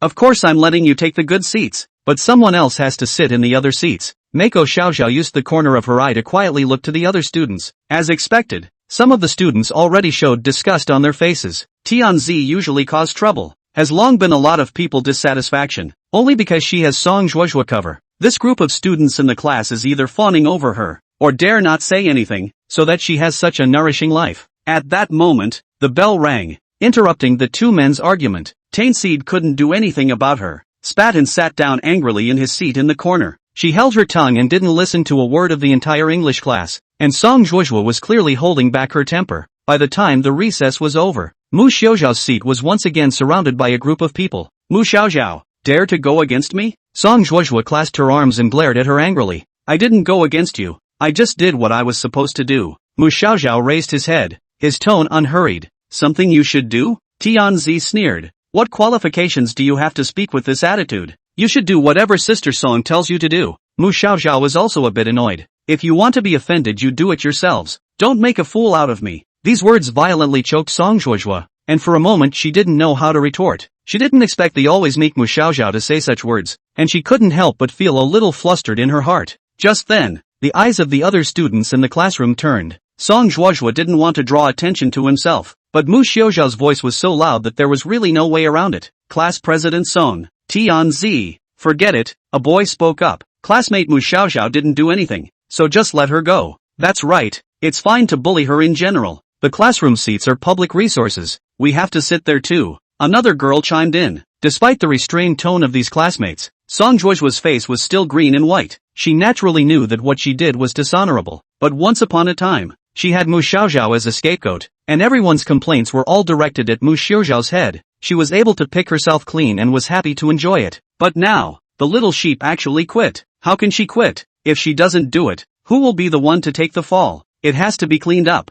Song Zhuozhua made a wink. Tianzi immediately grabbed Mu Xiaoxiao's collar, then dragged her towards the outside of the classroom. Before Mu Xiaoxiao could react, her weak body was carried away from her seat. Wait a minute, where are you taking me? The girls followed close behind with a look of amusement on their faces. The students in the classroom looked at each other in disbelief. Some wanted to go forward to stop them, but when they saw Song Zhuozhua's fierce eyes, they backed off. After all, Song Zhuozhua had always been strong in the school and was the eldest miss of the Song family, so no one wanted to get into trouble. But in the midst of the crowd, one man had a very different expression. That person kept his gaze following Mu Xiaoxiao's back, and when the others weren't paying attention, he quietly followed them as well. 13. The heroine is interested in this. Mu Xiaoxiao stumbled all the way through the corridor, her wrists being tightly clutched by Tianzi, strangling them to the point of raw pain. Where is this murderous fellow taking himself? Mu Xiaoxiao was more or less flustered in his heart, not controlling her temper just now. She had gone a little too far with her tough attitude, and was seriously detached from her original persona, which was what caused Song Zhuozhua and the others to be greatly enraged. System, can you save this wave? She remembered that she still had a golden finger and called out to it in her mind. I'm sorry, host, the system's settings are very strict. This meow has not yet turned on the permission to provide you with benefits for free. Well, it doesn't look like relying on it is going to work. Though hitting the beginning, she didn't think the system was all that reliable. Mak Shu Chiu, fend for yourself. In front, Tianzi's footsteps were fast, and the few girls behind her followed closely. They seemed to know what was going to happen next by heart, and were even a little impatient. Where the hell are you taking me? Mu Xiaoxiao finally couldn't help but ask. She gritted her teeth and fiercely exerted her strength, wanting to break free from the other party, but she realized that this body was too weak to be of any help at all. Tainseed just sneered as they made their way through the school building to the abandoned warehouse at the back of the school. This was the most isolated part of the school, and very few people usually came here, especially during the morning hours, when hardly anyone would pass by. Bang! The door of the warehouse was kicked open by Tianzi with a sharp, ear-piercing sound. She pushed Mu Xiaoxiao inside with one hand, then followed suit herself. A few girls fishtailed in behind them, the last one closing the door behind her. The air in the dimly lit room smelled of dust and mold. Sister Song, the person is for you, Tianzi said. Mu Xiaoxiao was pushed and stumbled, her body losing weight and falling to the ground. Song Zhuozhua, what do you want? She tried to sound calm. What kind of attitude did you just have? Try that again. Song Zhuozhua suddenly raised his leg and kicked a discarded cardboard box onto Mu Xiaoxiao's body. and dust rose with it. Mu Xiaojiao just bit her lips tightly, with a hint of stubbornness in her eyes. I'm not going to follow you into those things, she repeated, staring at Sung Jojo. Not from now on. Mu Xiaojiao originally didn't want to destroy the original owner's persona so quickly and planned to endure Song Jojo for a little longer. However, she realized that she was not that good at being a teenage mutant ninja turtle. From the beginning of cutting the heroine's hair, to the later incident of the electric car and the occupation of the seat, she really looked more and more upset. By today it was just too much to bear. Sick in the head? Do you think you can do whatever you want? Don't forget it was you who begged me on your knees to take you in the first place. Without me, you're no better than a dog in this school. Song Jojo cursed hysterically,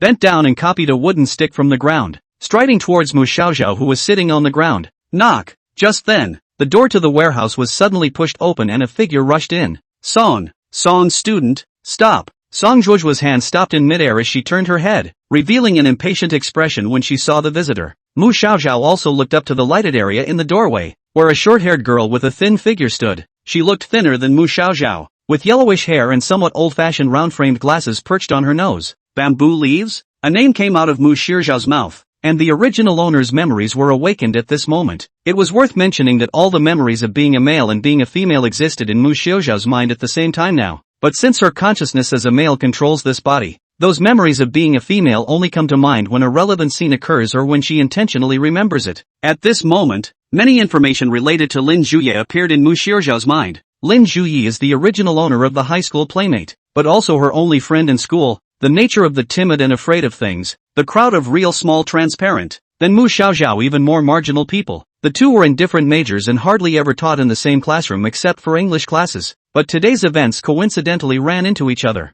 MS. Song, don't hit Xiaojiao, okay? Even though Lin Zhuye was so scared at the moment that her little legs were shaking, she still paled and blocked in front of Mu Xiaojiao. As long as you don't hit her, I'll pay you. Lin Zhuye was even trembling in her voice, but she knew that her good friend was right behind her, so she couldn't leave Mu Xiaojiao behind no matter what. Song Jojo's face looked a little off as she twisted her head to look around at the girls. Who locked the door just now? How did you let someone in? A few of the followers were stunned and looked at each other. No one stepped forward to admit it. Song Jojo let out a tisk. Song, I'm sorry, I'll definitely advise Xiaojiao in the future. Lin Zhuye, who was standing next to him, was already incoherent. Enough. Song Jojo walked to Lin Zhuye, patted her shoulder, and her nails suddenly pinched downward with such force that it hurt Lin Zhuye to draw a breath of cold air. Her eyes crossed over Lin Zhuye and landed on Mu Xiaojiao's body, her words carrying a threatening tone. I'll let you off the hook this time if your friend pleads with me, but next time, get your attitude right. Since she was seen, she naturally couldn't continue to lay her hands on it. What's more, she didn't want to really make an enemy of Mu Xiaojiao. She just wanted the tamed little sheep to be obedient, to help her do those nasty things, and to always be submissive to her. A trace of coldness flashed in Mu Xiaojiao's eyes, and he just silently stood up from the ground and patted the dust on his body. Remember, Mu Xiaojiao, I'm only giving you this one chance. Song Jojo thinks it's about time. Although the little sheep didn't say anything, but with her soft-boned nature, she should have behaved herself even if she had made it this far. She gave Mu Xiaojiao a contemptuous look and left the warehouse with her followers. Only two people, Mu Xiaojiao and Lin Zhuye, remained in the warehouse. Lin Zhuye let out a sigh of relief and hurriedly turned to look at Mu Xiaojiao with concern. Xiaojiao, are you alright? Did they hurt you? Mu Xiaojiao shook her head. I'm fine, bamboo leaf. Thank you. If you hadn't appeared in time, I might have really had to suffer a bit, and you have the nerve to talk about it. It's all your fault for showing off. Lin Zhuye, however, frowned and snapped. This is the Heavenly Royal Academy. Those big shots we can't afford to mess with. You should have endured again today. Students like us won't have anyone on our side even if we report it to the instructor. The best way to protect yourself is to be obedient. Haven't you always understood that before? There was an unutterable dullness in the air. Perhaps because of the lack of air circulation here. The worldview of this novel is too depressing, isn't it? How much bullying did the original owner endure in the past? Naturally, Mu Xiaojiao did not intend to keep backing down. But at this moment, she did not know how to respond to this close friend's words. Together, the two walked out of the warehouse and back onto the sunny, blinding school road. Lin Zhuye kept his head down thinking about something, and when he reached the fork in the road, he suddenly called out to Mu Xiaojiao. Xiaojiao, I've thought about it. She took a deep breath. I can't leave Xiaojiao alone. If I leave you, you'll definitely still mess up like today. So let's get back together, shall we? Reunited? Ah, that's what you're talking about. It was only then that Mu Xiaojiao remembered that the original owner had some conflicts with Lin Zhuye before. which was why the two hadn't contacted each other some time ago. But what exactly is the contradiction? She searched her brain. At this time, Lin Juya brought his body closer and whispered something to Mu Xiaoxiao. Behind them, on a French-style campus observation deck, two figures likewise stood, leaning against the iron fence. Yushi withdrew his gaze and handed the binoculars in his hand to Nglimmer, who was wearing a school uniform beside him, his night-colored black hair flying messily in the wind. "What are you looking at here, miss?" Nglimmer asked. "Look at a strange man," Yushi said. "Nglimmer, if a person suddenly turns into another personality, what do you think is the most likely reason? Double personality?" Nglimmer didn't know much about psychology, and could only say a random one based on his impression. "Maybe so." Yushi narrowed her eyes. "I'm definitely still a little curious as to what happened to her." 14. Lori won't be weak all the time. Back in the dormitory, Mu Xiaoxiao collapsed into a chair with her whole body relaxed, looking up at the ceiling. What happened in the warehouse still stopped in her mind. Song Juoju's arrogant face and aggressive attitude made Mu Xiaoxiao's heart really uncomfortable. This boss is too much, right? He doesn't treat her as a human being at all. Minor villains have dignity too.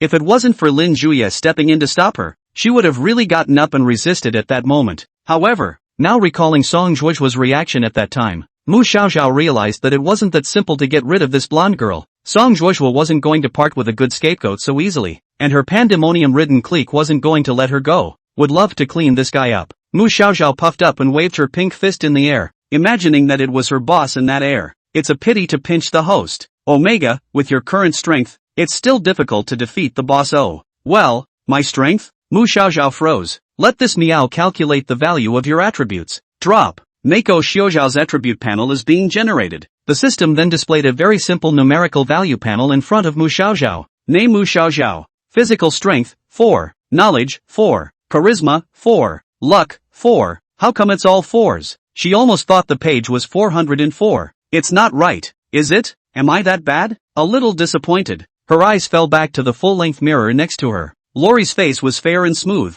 and her looks were exquisite. Not to mention the other first, just based on the appearance. Not to say 1 in 1,000 but at least 1 in 100. Why is it only a 4 on the charisma scale? The system seemed to see her confusion. Don't worry, let this Miao tell you in detail, asterisk, due to your positioning in the novel as a cannon fodder supporting character, the charm naturally cannot be too high, and even if you are good looking, people around you won't be able to realize it. Oh, of course, these are temporary, and subsequently you can improve your panel by completing quests to advance from a small supporting role to $1 million big heroine. Well, don't have to be a fan? She's just trying to make a good living in this world. Mu Xiaoxiao rested his chin and looked at those 4/4s again. Right now, Mu Xiaoxiao had 3 doable quests on hand. The easiest one is to get Yushi to compliment her on her cuteness, and after completing it, she gets a chance to win a raffle. But this task doesn't look that easy. The last time she jerked a cat, Yushi's unforgiving tone had already given Mu Xiaoxiao a real lesson. The female lead is cold in nature and doesn't like to compliment people. Whoops,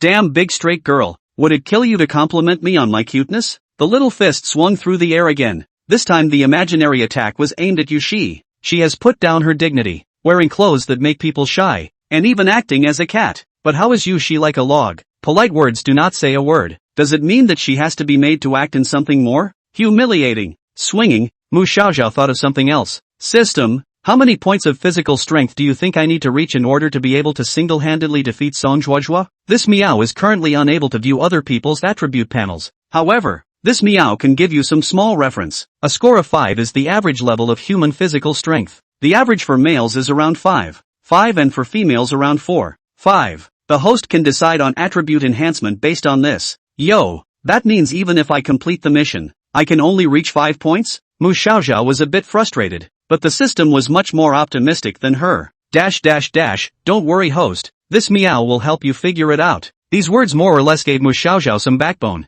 It's okay, we're getting better at this. Since her last outfit didn't fit the other party's aesthetic, she decided to think of another way to approach Yushi. An attribute point was also a point, so let's get it first. While she was thinking hard, the flesh on her cheek was suddenly pinched and rubbed by a pair of hands. Guh?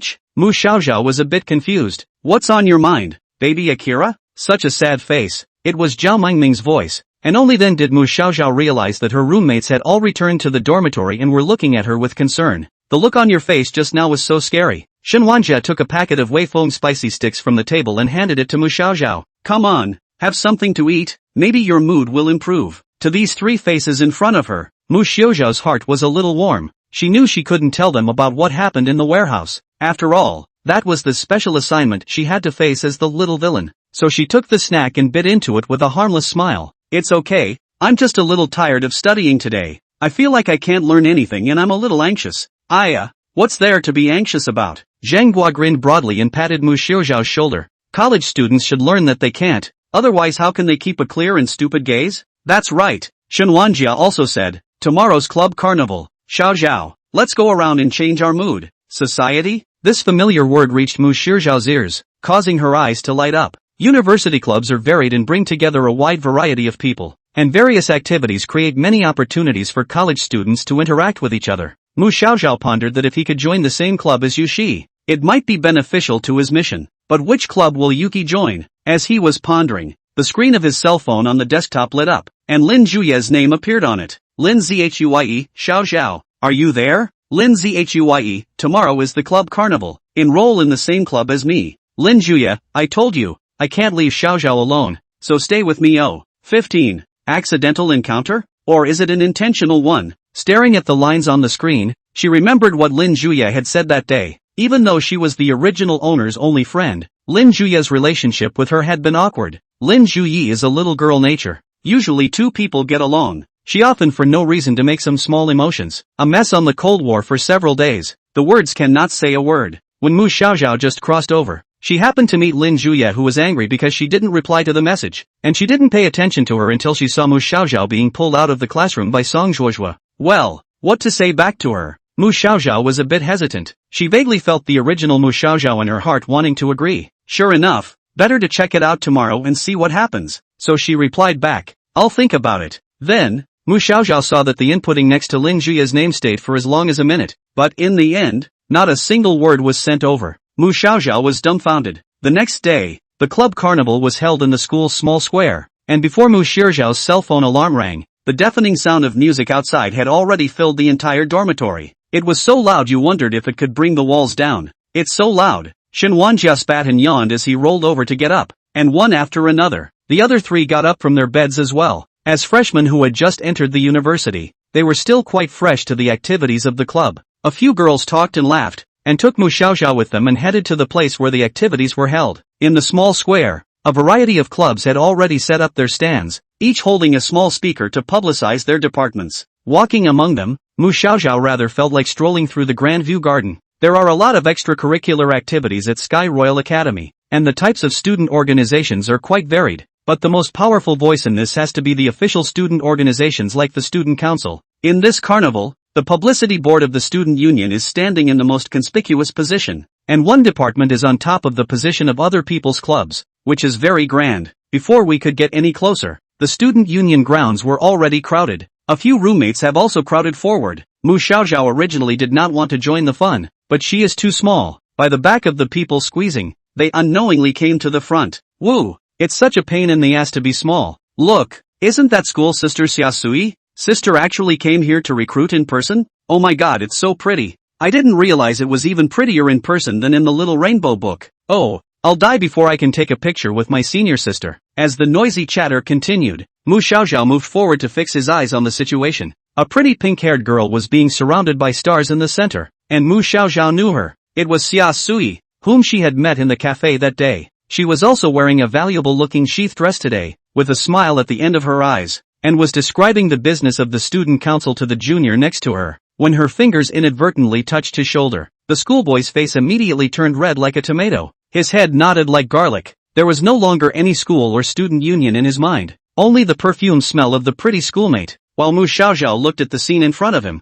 there was an indescribable sense of strangeness in his heart, and his head shrunk backward. She and Xiaosui were strangers, but somehow, this body seemed to resist seeing this person, and just by looking at her, inexplicable tension would rise in her heart. Xiao Zhao, what's wrong with you? Shen Wanjia patted her shoulder and asked with concern. Ah, it's fine. Mu Xiaoxiao came back to her senses and forced a smile. I just think there are too many people. It's a bit crowded. Ha ha, after all, Sister Xia is the man of the hour in our school. Shen Wanjia said excitedly. I heard that not only are her grades good, but she also often participates in various activities, and the people chasing after her can line up to the school gates. Well, alright, this student union place is not for us. why don't we go over there? Shinwanja wrapped his arm around her, intending to take her to the nearby handicraft and anime clubs to take a look. And just as Mu Xiaoxiao took a step, the wrist of her other hand was suddenly yanked. She turned around to see that it was actually Lin Zhuye. Coincidentally, the two met in the small square. Bamboo leaves? Xiaoxiao, have you considered what you said you'd consider yesterday? Lin Zhuye's eyes looked straight at her with a very serious expression. Her voice was originally small, but she made an effort to raise it a few decibels in order for Mu Xiaoxiao to hear her. Mu Xiaoxiao looked at Shinwanja and then at Lin Zhuye, a little embarrassed. It's okay, you two go ahead and talk. I'm going to go find Gua and the girls. Shinwanja didn't mind. Her nature was already big and bold, and with a wave of her hand, she squeezed back into the crowd. So Lin Zhuye pulled Mu Xiaoxiao's arm, and without any further ado led her towards the other end, her two twisted braids flopping behind her head. Come with me, Takakaba, where are you taking me? Mu Xiaoxiao could only follow her out of that rowdy place and walk in another direction. After walking for a while, Lin Zhuye let go of Mu Xiaoxiao's hand. Come here with me, Lin Zhuye said. Mu Xiaoxiao looked up and realized that it was actually the manga club. She remembered that Lin Zhuye had always loved reading teenage romance manga, and the two of them had met in the past because they happened to read the same manga. Xiaoxiao, I miss reading manga with you in high school. Lin Zhuye looked up at the exaggeratedly colored sign. Can I still read it with you when I go to college? She came to the booth's small table, picked up an enrollment form, and turned around to hand it to Mu Xiaoxiao, her eyes gleaming. Mu Xiaoxiao hesitated for a moment. Seeing that the enrollment form had already been shoved in front of him, there seemed to be no reason to push it away, so he had no choice but to take it. She had wanted to explore what clubs she had enrolled in before making a decision herself, but on second thought, anyway, Tianwu Academy didn't limit the maximum number of clubs that students could enroll in, so the big deal was, she would just accompany Lin Zhuye to enroll in one more. So Mu Xiaoxiao filled out his personal information on the enrollment form. Lin Zhuye, who was on the side, watched her until he was sure she had filled out every piece of information. Then he smiled contentedly. Great, we'll get to be together in college too. Well, Takiba, it's good that you're happy. Mu Xiaoxiao really didn't know how to deal with this somewhat eccentric girl. The older siblings of the manga club were happy to see that they had recruited two newcomers at once, and had already begun to ask them to join the chat group. Hey, schoolgirl, welcome to the family. The otaku president in a secondary pain suit cheerfully came forward and looked the two elementary school girls up and down. Here's a souvenir for you. With that, he placed a badge in each of the two men's hands. A cold touch came from his palm, and Mu Xiaoxiao looked down to see that the badge depicted the Q version of the manga club's club maiden, a golden-haired two-horse Loli with pure otaku flavor. The painting looked good. She pinched the insignia and took a closer look at it in the sunlight. Hey, hey, hey, hey, hey, hey, hey, hey, hey, hey, hey, hey, hey, hey, hey, do you think it looks good? I designed this. Seeing Mu Xiaoxiao looking seriously, the geeky president was quite accomplished. Her name is Magical Girl Sauce. Souvenirs? The president of the geeks hadn't finished speaking when he was suddenly interrupted. Mu Xiaoxiao jerked his head up when he heard this familiar voice. Next to the two of them, a black-haired girl had appeared at some point and was gazing at the two of them with a calm gaze. Without blinking, Yuki's dark red eyes reached out toward the otaku president, spreading his 5 fingers wide. I signed up for a share of the take, right? 16. Do you want to see me that badly? The geek president froze. The black-haired girl in front of her had a cool temperament, with a bit of Englishness between her eyebrows, so pretty that she seemed to be a heroine who came out of a manga. Holy, does such a beautiful girl exist in the third dimension? She's actually going to join his club? He can't be dreaming. His excited heart, his trembling hands, it was like his tongue was in knots, and he stammered in his speech. Here's your badge. The president fumbled to hand over the badge, a nervous smile piling up on his face. Yuki took the badge and said thank you faintly, then turned around and prepared to leave. Yuki-san, Mu Xiaoxiao called out to her. She was surprised in her heart, although she hadn't read the plot behind the original, but based on what she knew about the heroine, Yushi's character didn't seem like someone who would join a manga club. Also, the design of this plot has nothing to do with the revenge plan later on, and if the author did write it that way, it was probably purely and simply used to water down the word count. No, maybe the plot has started to change? The thought of it made her feel a little excited and a little uneasy. Yushi stopped and looked back at Mu Xiaoxiao. What's the matter? What a coincidence. You come to the comic club too? She was momentarily speechless and didn't know what to say, so she could only smile sarcastically. Aha. Yushi's tone remained cold. Do you usually like reading comics?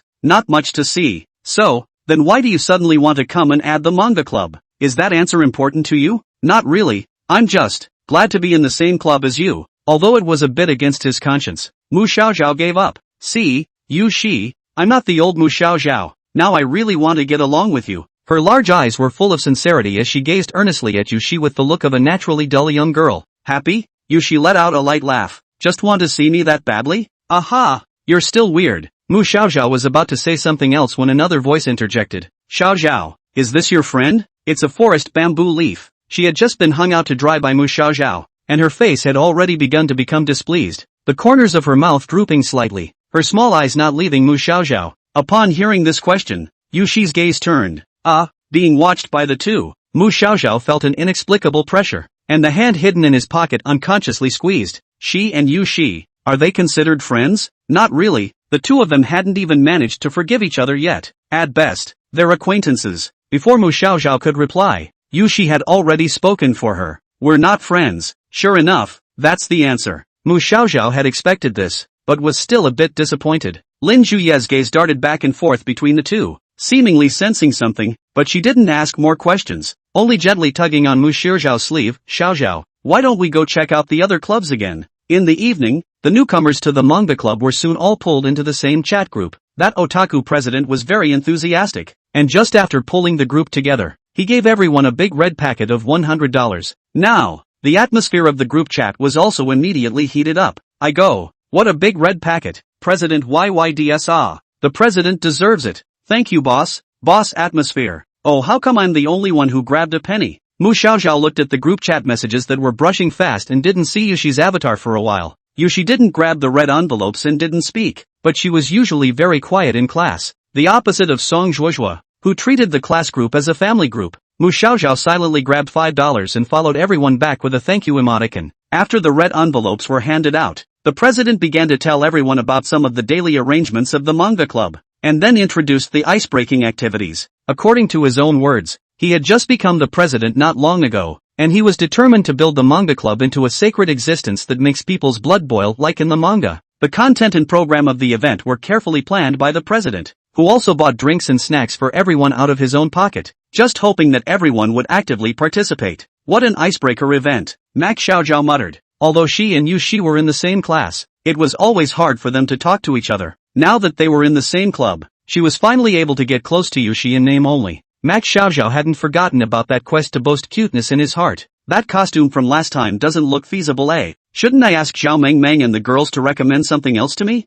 Well, but in case Yu Shi didn't like compliments in the first place, then it was useless for her to dress up. System. In. This system is not considered noisy. This point is Mu Xiaoxiao is very safe. No special things, it will not just pop up. Is it true when you say that every mission is accomplishable? Of course it's true, meow. So you're not going to have some hidden condition that you won't tell me about now and give me the you didn't ask in the first place line afterward. Are you? Lying to you as a puppy. The host is so mean to doubt my words. Do you think I'm a chupacabra? The system seemed to be displeased with his distrust, and resentment had arisen in his budding voice. For all is the host in trouble? It's okay. I'm here to give you some advice. Just wear the cat lady suit I recommended last time to the icebreaker event. I don't want to. That will definitely kill me. How this guy can't stop thinking about its shame suit all day long. Playing a cat in front of you, she last time had already embarrassed Mu Xiaoxiao enough. This time she didn't want to do something even more embarrassing. Never mind. It's as good as it gets. She flipped through her cell phone again. The time of the ice-breaking activity was initially scheduled for Saturday afternoon, and it just so happened that Song Zhuozhua's side also asked her to go over to help with volunteering, and Mu Xiaoxiao could just use this excuse to put off the boss. By now, she was less inclined to be concerned about Song Zhuozhua's temper. I thought Song Zhuozhua would be furious about this, but I didn't expect that since he had resisted, the boss had instead tightened up a bit and was no longer as arrogant as before. Presumably, the boss didn't want to push the little heel either, and was planning to keep the line in his hand a little longer. In any case, Mu Xiaoxiao's desire to single out Song Zhuozhua did not diminish at all. That damnable bad woman. Time passed quickly and it was Saturday. This time Mu Xiaoxiao didn't wear any more flashy clothes, but simply rummaged through the closet for a white Sanben JK, tied the goldfish grass knot with the help of her roommate, and went out. The place the president had set was on the second floor of the student activity room. Mu Xiaoxiao followed the navigation in the cell phone to go over, and when he arrived downstairs, he found that the group of people from the manga club didn't go to the classroom, but instead gathered in the open space in front of the building. A huge piece. The president of the geeks had straightened his back with hair wax today, and with a shiny patch on his forehead, he looked like he had seriously dressed up. but at the moment, his face didn't look too good. He stood in the center of the group,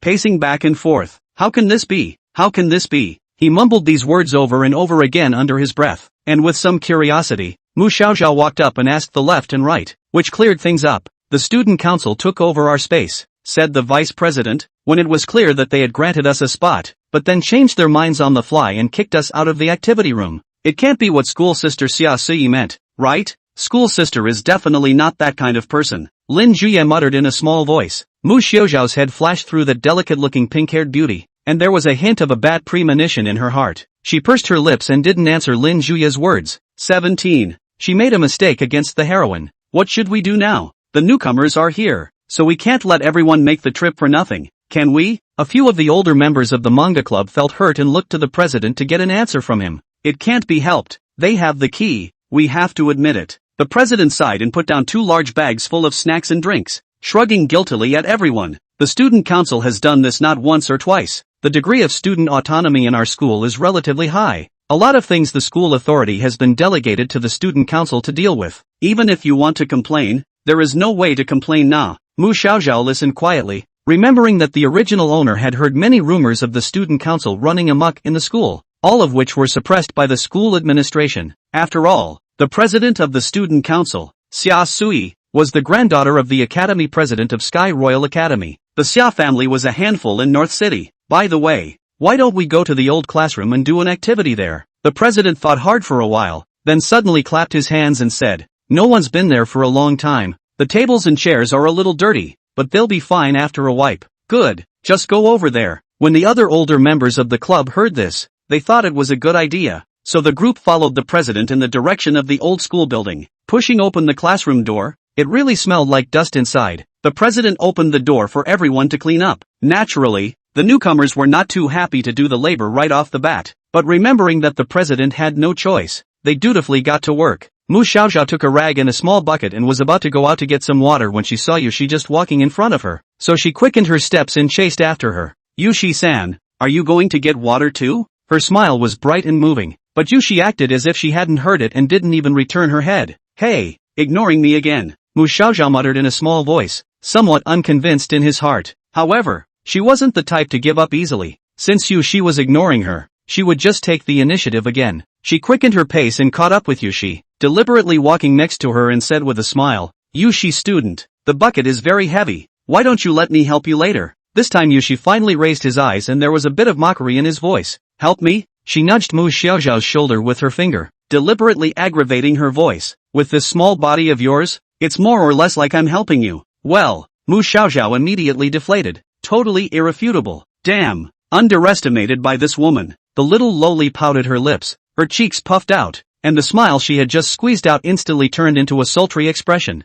Yushi looked and felt funny, but she restrained herself from laughing out loud, only inadvertently slowing down her pace so that Mu Xiaoxiao could keep up with herself. The two walked side by side on the school road, and the conversation stopped there, with only the sound of footsteps and scattered birdsong in their ears. There are no words. That's not good. You have to take advantage of every opportunity to spend time with the heroine. Mu Xiaoxiao gripped the carrying handle of the small bucket tightly, and his mind kept pondering what topic to find so as to break this embarrassing silence. Ahem, it's quite an accident that this happened today, she whispered, watching Yushi's expression out of the corner of her eye. I didn't realize that the student council actually wanted to take over our venue, and that president didn't stop it for a bit, making it difficult for the president as well. An accident? I'd say it fits her style. Yushi couldn't hear much emotion in his voice. Hey, does Yuki-san know much about her? Hearing her say that, Mu Xiaoxiao remembered the chance encounter in the cafe that day. That day's Yushi didn't give Xiaosui a good look. Between the two people, there seems to be some faults that Mu Xiaoxiao doesn't know. Well, a lot. But these things don't have much to do with you. Yushi still didn't really want to talk about this topic, so Mu Xiaoxiao had to once again shut her mouth resentfully. It's not, is it? It's broken again. How can any topic not last more than a minute before you can't talk about it? Yushi, are you a topic finisher? She could only hate herself for not having the patience to read the book in the first place. But now, she didn't know anything about the details of the book setting, so she could only feel the fish blindly and take one step at a time. By this time, the two had made their way to the faucet by the stadium. Mu Xiaoxiao put the bucket in the sink and unscrewed the faucet. The cold tap water poured over her skin. After waiting a while, the water caught a full bucket. Mu Xiaoxiao rolled up his sleeves and was trying to lift the bucket down. She made another effort. Can't lift it. It took her a moment to realize that she couldn't put much strength into these two small, thin hands. No matter how much she grimaced, the bucket just wouldn't budge, as if it was welded shut underneath. See? I told you couldn't help me. Yushi glanced at her, some derision in her words as she easily lifted her own bucket down with one hand, and purposely took it to Mu Xiaoxiao to shake it in front of her. I don't need your help either. So, you help me? Mu Xiaoxiao paused with a hint of anticipation. No help, Yushi replied very quickly cut off Mu Xiaoxiao's thoughts. I'm not familiar with you was written all over that cool face. Oomph. No help. No help. Forget it. Anyway, the heroine is this kind of virtue. Mu Xiaoxiao is not the first day to contact Yushi. Relying on heaven and earth is better than relying on oneself. She sneaked a glare at Yushi. It's okay Yuki-san. You go back first. I'll be fine on my own. Mu Xiaoxiao was unconvinced. Just lifting a water could do anything to her? She took a deep breath and exerted all her strength to try again. I don't believe what this bucket can do to me. Wow! The bucket suddenly slipped from his hand, and the freshly filled water inside spilled out, and without fail, it dripped right onto Yushi's beige skirt. The thin fabric of the pleated skirt was immediately soaked through, sticking to Yushi's skin. Yushi's expression changed instantly as she looked down at her soaked skirt, droplets of water dripping down the hem of her skirt and forming a small puddle on the ground. Bad. Up. Mu Xiaoxiao was also dumbfounded. Did not expect that he would be so accurate to splash water on Yushi. Immediately looked flustered. I'm sorry. I didn't mean to do that. I really just wanted to carry water. I didn't expect this. This will offend the heroine. And I'm afraid that the hard-earned favorability will not be emptied, right? Mu Xiaoxiao wanted to cry without tears. If she had known that her small body was so brittle, she wouldn't have tried to be so strong. Yushi didn't respond immediately, but only felt in his pocket and pulled out a pack of tissues, throwing them to Mu Xiaoxiao from midair. Wipe me clean. Her words were brief. Ming. Understand. Mu Xiaoxiao was feeling guilty at the moment, and hurriedly put the bucket aside, half kneeled down, and then drew out a paper towel. In any case, the heroine had to get her credit before she went on a rampage. Although the heart is like this, when Mu Xiaoxiao's line of sight really on Yushi's pair of slender white legs, she realized, this task, it seems, is much more daunting than expected. 18. Makoto's classmates are so cute. Her hands trembled slightly, and she looked a little slow in reaching for the paper towel. Even if he tried harder to learn about being a girl, there was no way for Mu Xiaoxiao to shift so quickly inside, and he could only look at Yushi with the gaze of the opposite sex. Now it's time to wipe the legs of this top-notch beauty of face and body in front of you. Mu Xiaoxiao couldn't control herself and began to float around. The tips of her ears colored a light blush and she didn't dare to look at Yushi's face. Calm down. Max Xiaoxiao. You're a girl now. Girls don't feel shy about such things. Repeating this over and over in her mind, she took a deep breath and attached a paper towel to the hem of Yushi's soaked skirt, wiping it up delicately. Covered under the pleated skirt a pair of legs are very slender, smooth lines, at the moment by the soaked white cloth tightly, mature curves unreservedly displayed. The calves below the knees were all drenched as well, the ankles as slender as the necks of porcelain vases, the cold white skin stained with a crystalline sheen of water. It hadn't been rubbed for long, and Mu Xiaoxiao's face was already on the verge of ripening. Her heart was beating fast, like a deer in her chest, and her mind began to think of something or other. Heck, she asked me to rub it anyway. It's not like I volunteered. I'm a decent man. I definitely didn't want to take advantage of her. Despite this thought, she still separated her fingers with tissue paper as much as possible to avoid direct contact with Yuki's skin. What are you doing? Yushi's voice suddenly rang out, startling Mu Xiaoxiao. I'm not rubbing it for you right now. Hurry up. I'm a little tired of standing. Don't rush me. She muttered and switched to a fresh tissue, controlling her heartbeat and soaking up a little bit of the water from her dress. Luckily, the weather was relatively dry and the skirt wasn't too thick. After leaving it for a while, Yushi's skirt was already half dry. Alright, my bad this time. After wiping her skirt, she balled up the used paper towel into a ball and looked up at Yushi. Classmate you, I've wiped it off. Can you see where I haven't wiped it off yet? Yushi lowered his head and glanced at it, as if checking his homework. The skirt is wiped. What about my legs? Legs? You've got your legs wet too. Come here and wipe mine off. She sat down on a wooden seat to the side, her legs folded and her toes cocked up towards Mu Xiaoxiao. Hey, the mood that had only calmed down was all of a sudden out of control again. Yushi was completely in the tone of a master ordering his maid, with the look that if you don't do it I'll make you cry. This guy, his attitude is too arrogant, isn't it? However, on second thought, it was indeed his own fault first. Mu Xiaoxiao dryly opened his mouth and swallowed all the words of refusal. I know, she replied in a sticky voice. Hold back. You can't screw up your relationship with the heroine. Never make this kind of cheap mistake next time. You must build up a positive image of yourself in front of Yushi before you can do so. Controlling the shy expression on her face, she squatted down, half kneeling in front of Yushi, and dutifully continued wiping. The beads of water hanging on the skin were actually half dry, leaving only faint traces that would dry quickly even without wiping. But even so, the tissue paper inevitably made Yushi's leg move slightly when it rubbed against the hem of her skirt. In a flash, fingers accidentally touched the skin on the inside of her knee. Mu Xiaoxiao quickly retracted her hand as if she had been burned. I'm sorry, it's normal to run into it. What's there to apologize for? Yushi frowned. And yeah, it's good that you don't mind. Mu Xiaoxiao could feel Yushi's gaze falling on her, and it was as if that gaze had the weight of 1,000 pounds, weighing her down. Her head was bowed so low that her hair was about to fall to the floor. Luckily, the long silver-white hair had enough volume to cover Mu Xiaoxiao's small face. Otherwise, Yushi would definitely have noticed her scarlet cheeks. It's weird for a girl to be shy with another girl, isn't it? If this secret is known by Yushi,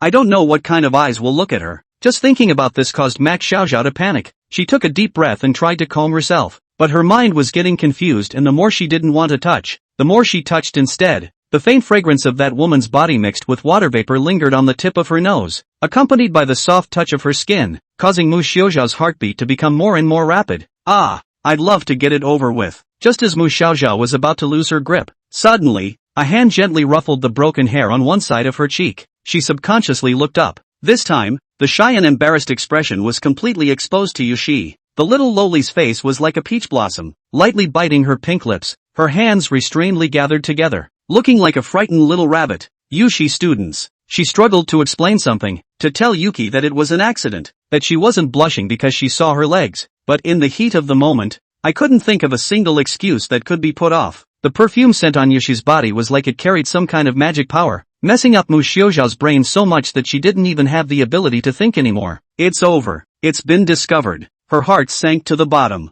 Will Yushi hate her? It must be weird for a girl to be shy with the same sex, right? Yushi looked at the pitiful Loli in front of him, but a hint of a smile crept up to the corner of his mouth. Slightly cool fingertips traced over the back of Mu Xiaoxiao's ear, and she bent her body down, pressing her face very close to Mu Xiaoxiao's. Were you, just now, being shy? She asked languidly. Shy of me? Mu Xiaoxiao's shoulders shook slightly. Then she heard the woman's seductive voice, caressing her ears like a night breeze and burrowing into her heart. Maki-chan, that's cute. Puff. The heart suddenly missed a beat in this moment. Mu Xiaoxiao froze, her eyes widened in disbelief as she stared blankly at Yushi's near face in front of her, and the two people's gazes locked right on top of each other. It was like time had frozen. What did you just say? She managed to squeeze out a weak sound, her head still spinning. Say you're cute, Yushi repeated, a hint of imperceptible playfulness hidden in his eyes, as if he wanted to see through all the thoughts in Mu Xiaoxiao's mind. And, Meiko-chan-san, it's even cuter than I thought. 19. A large group of white-haired controls are out. The classroom had been much fresher after the hygiene was done. Light orange sunlight poured in through the clean glass and reflected on the freshly polished tables and chairs. The otaku president seemed to be in a much better mood, and he was busy placing the snacks and drinks he had brought on the table with a smile on his face. Lin Juyi helped him pour the drinks on the side, looking up at the door every now and then, as if waiting for something. At that moment, the classroom door was pushed open with a creak, and the silver-haired girl with a double ponytail walked in, and Lin Juyi's eyes lit up. Xiaoxiao? She was about to walk forward when she noticed that Mu Xiaoxiao's expression was a bit off. The silver-haired girl's small face was lightly flushed, and her eyes were still a bit flustered, looking like she had just experienced something. How do you? Before the words were even asked, Lin Juyi stopped making a sound. She saw Yushi walk in right behind Mu Xiaoxiao's figure, the two of them being very close to each other. Wait, did they just go out together? Didn't you tell me they weren't friends? Lin Juyi furrowed her brows as she looked at Mu Xiaoxiao's anxious expression, the doubts in her heart growing deeper and deeper. Xiaoxiao you. When Mu Xiaoxiao heard Lin Juyi's voice, it was as if she was startled, and she hurriedly waved her hands and said, No, I'm fine. Lin Juyi's frown tightened. She looked at Mu Xiaoxiao and then at Yushi, always feeling that something was a bit fishy, especially with Mu Xiaoxiao's blushing appearance. It didn't seem like everything was fine. She was a little uncomfortable in her heart, but she couldn't say anything else. She could only force a smile. That's good. Come over here and sit down. The president was busy fiddling with the snacks and drinks on the table, and when she heard Lin Juyi's words, she immediately looked up and greeted everyone with a smile. Right,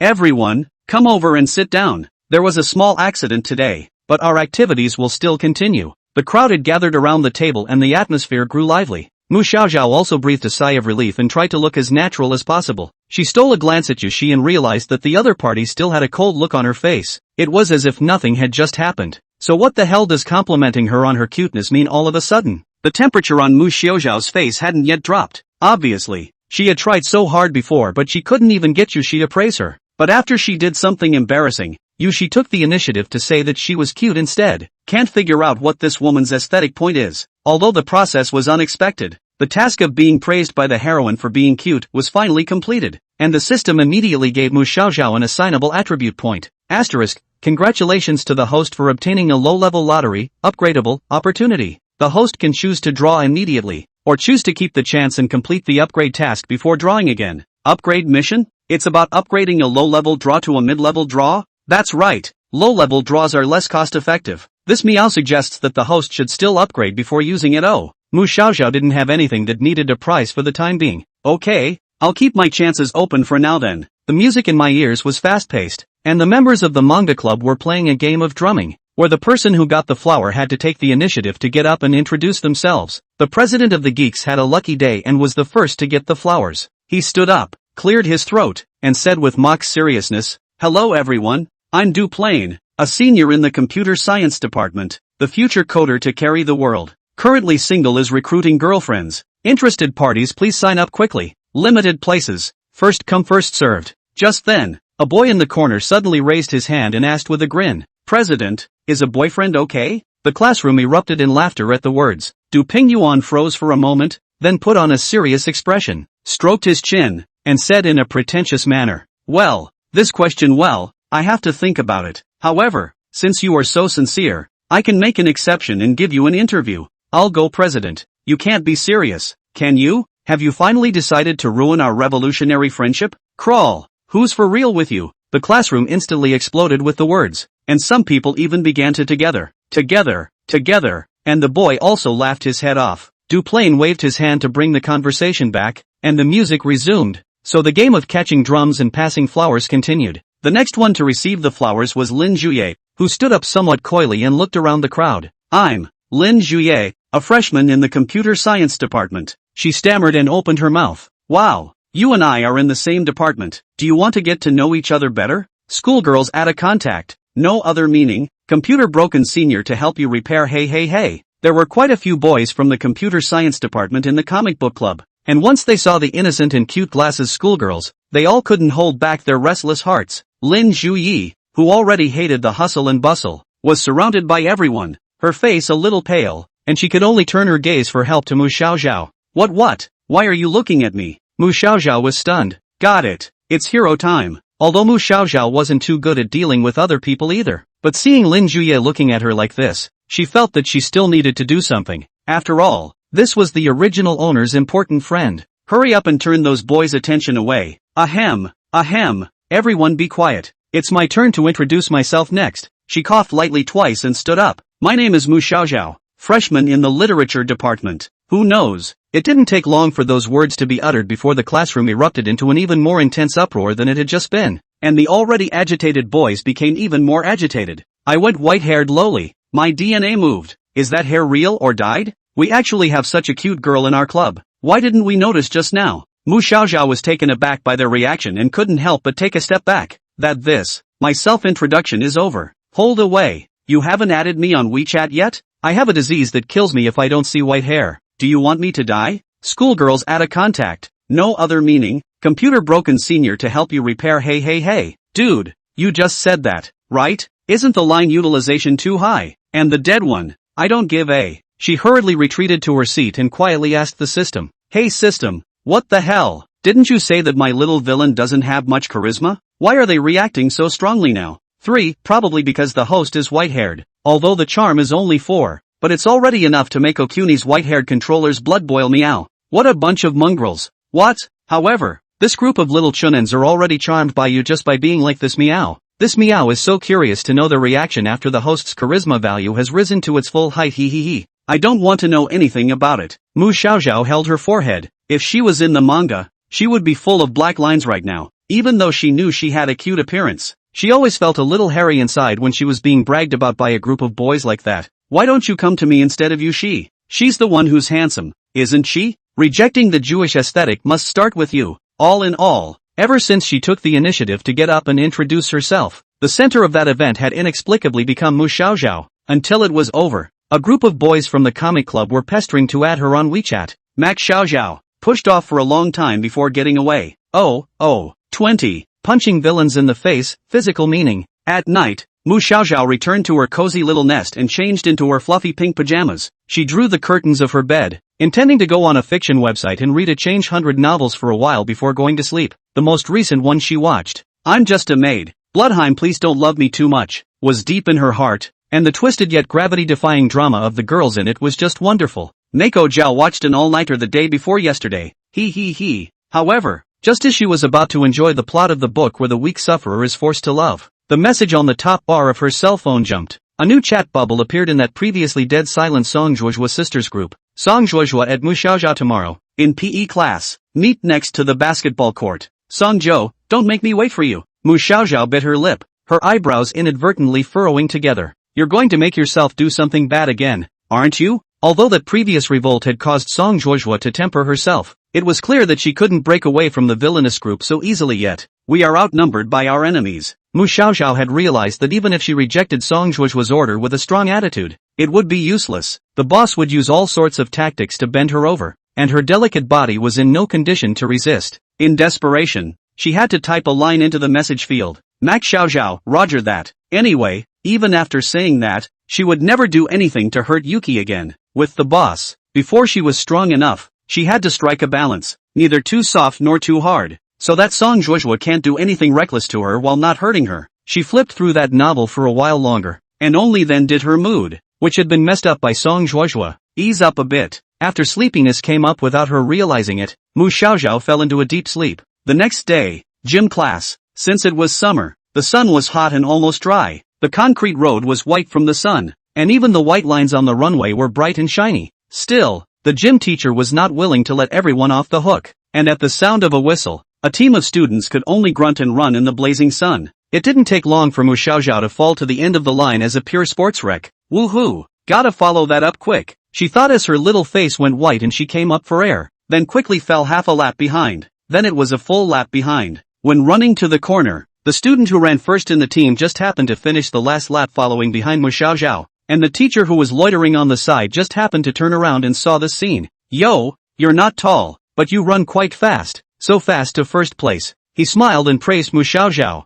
fast as a hammer. They've overtaken me by a lap. Mu Xiaoxiao almost rolled her eyes at him. It can't be helped. This weak and powerless lowly body can't make any strength at all. The two little legs hidden in the sweatpants had already begun to tremble, and Mu Xiaoxiao was struggling to maintain her balance and not let herself fall to the ground. Omega, the host is so pitiful. Why don't this meow run instead of you? Hoo. Really? You can run for me? For all, fake meow. I knew it. Who on earth put such a personality in this system? Mu Xiaoxiao wants to complain. To exchange goods. _angle, _tonic. I know I'm wrong. Mu Xiaoxiao didn't bother with it. After enduring a super high heart rate and completing the running task with great difficulty, Mu Xiaoxiao only felt sweetness in her throat and almost didn't pass out. She stumbled down the road, wanting nothing more than to find a shady spot to rest for a while. Suddenly, the message from Song Chokyeon came back to her mind, ordering her to gather after the run. Where's it going to be again?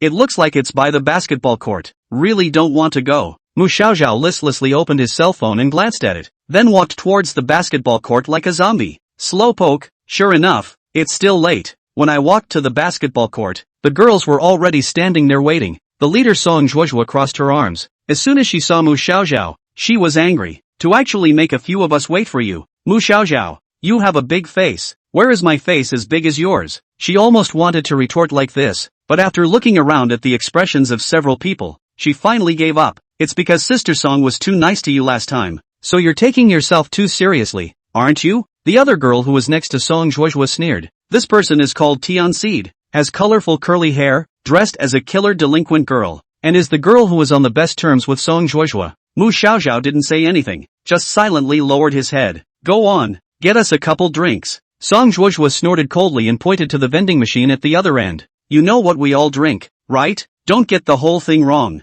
Buying drinks for the boss and a few other sisters was one of the daily moments the original owner remembered. Once she bought something that didn't suit their taste, she would be scolded and the money for the drinks would not be returned to her. Mu Xiaoxiao was not feeling well right now and was too lazy to say anything to them. Since she was just buying a drink and not asking herself to do anything to offend anyone, she would just put up with it for now. Turning her head, she walked breathlessly toward the vending machine. After a while, when she returned with a bunch of drinks, she found an extra person in her original spot. Yushi? She didn't expect Yushi to show up here. Today's Yushi was wearing a dark blue sweatshirt. Her black hair was combed into a high ponytail, and her well-defined jawline made the young girl's entire body look a little more resolute. At this very moment, she was facing off with Song Zhuozhuo. I'm just passing through here. What are you stopping me for? Yushi stared at Song Zhuozhuo's face and asked in a deep voice. What for? You know in your own heart. Who told you to talk to me with that attitude? Song Zhuozhuo said sinisterly and gave a wink to the side, and the gang of little sisters immediately surrounded Yushi, glaring at her furiously. A family living in a rented house with no self-awareness to think they can be my equal. She approached Yushi step by step,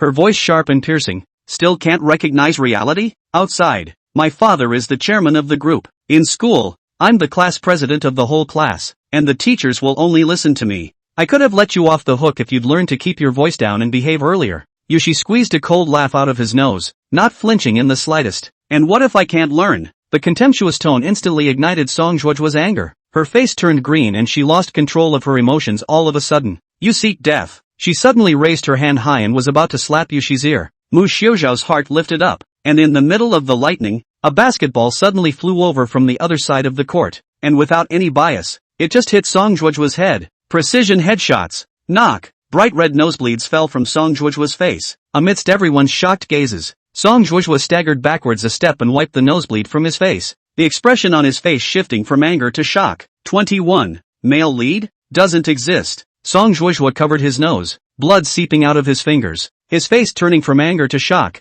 then to annoyance. She snapped her head around and roared in the direction the basketball had flown. Who did this? On the basketball court, the tall boy who was about 5'9" was walking slowly over. He was wearing a black tracksuit with a few drops of sweat on his forehead, obviously having just finished playing soccer. The boy's pace was lazy, but his eyes were sharp as knives. Yo, class president Song. Sorry about that, my hand slipped. He walked up to the crowd, his tone flippant and completely unapologetic. Song Zhuozhuo pointed at his nose and cursed. You Ji Xiaoming, you did it on purpose. Ji Xiaoming shrugged. Class president Song. You've wronged me. I've always been bad at hitting the ball. Who knows how this ball flew into your face? With that he leaned over and picked up his ball from the ground, spinning it around a few times with the top to his fingertips, in the manner of an idolatrous hero. Besides, you've been standing in front of Yushi for so long. If you hadn't gotten in the way, my ball wouldn't have hit you. This time Song Zhuozhuo figured out what the other party meant and was so angry that she was trembling. But she was obviously a bit scared of Ji Xiaoming and didn't dare to attack easily. Ji Xiaoming is the main force of the school's basketball team, and his family's background is not ordinary, and he is usually a bad character to be messed with in school. Although Song Zhuozhuo was arrogant, he also knew who could be messed with and who could not be messed with. You wait for me. Song Zhuozhuo gnashed her teeth and dropped a vicious sentence, then turned around and yelled at the few girls around her. What are you still waiting for? Go! Tianzi and the others hurriedly followed Song Zhuozhuo, not forgetting to viciously gouge out Ji Xiaoming and Yushi before leaving. Only when Song Zhuozhuo and his group walked away did Ji Xiaoming turn his head to face Yushi. Yushi, are you okay? Yushi gave him a faint look, without much emotion on his face. Thanks, little things. Ji Xiaoming waved his hand, his gaze staying on Yushi's face. How did you get into trouble with them again? Didn't I say to tell me when you encounter this kind of thing? I'll protect you. Thank you. I don't need quarters trouble. Yushi interrupted him, clearly not too keen on accepting this enthusiasm from him. This caused Ji Xiaoming to be devastated, and his face froze in expression, but he still tried to maintain a smile. Yushi, I know you want to be strong, but sometimes you still need to learn to rely on others a little bit. You a tender girl, with a soft nature. It is easy to be bullied by others at school. I'll take care of these things myself. But, the sun is just right, the grass is green. Handsome men and beautiful women stand in a piece of extraordinarily dazzling. A Cinderella and Prince Charming campus youth love comedy is being staged. Mu Xiaoxiao stood next to him holding a bunch of drinks, feeling as if he had run to the wrong movie set. If she hadn't known that the original work was labeled as a big female lead revenge text, she really thought she would have something happen with this 5 feet 9 inches handsome guy. It's just that, according to speculation about the original's main line, poor Ji Xiaoming ended up being a minor supporting character in a one-sided love affair. Bent on revenge, she will not be trapped by the children's love. The plot to the back of the probability is a big kill. The ultimate cool text. Okay, but Yushi, you'd better be careful in the future. That guy Song Juojue is not a good person. Without realizing it, Ji Xiaoming's line of sight turned around and noticed Mu Xiaoxiao, who was standing behind like a background plate. The two stared awkwardly at each other for a second, and Ji Xiaoming's face clouded over. What are you looking at me for? Mu Xiaoxiao first froze for a moment,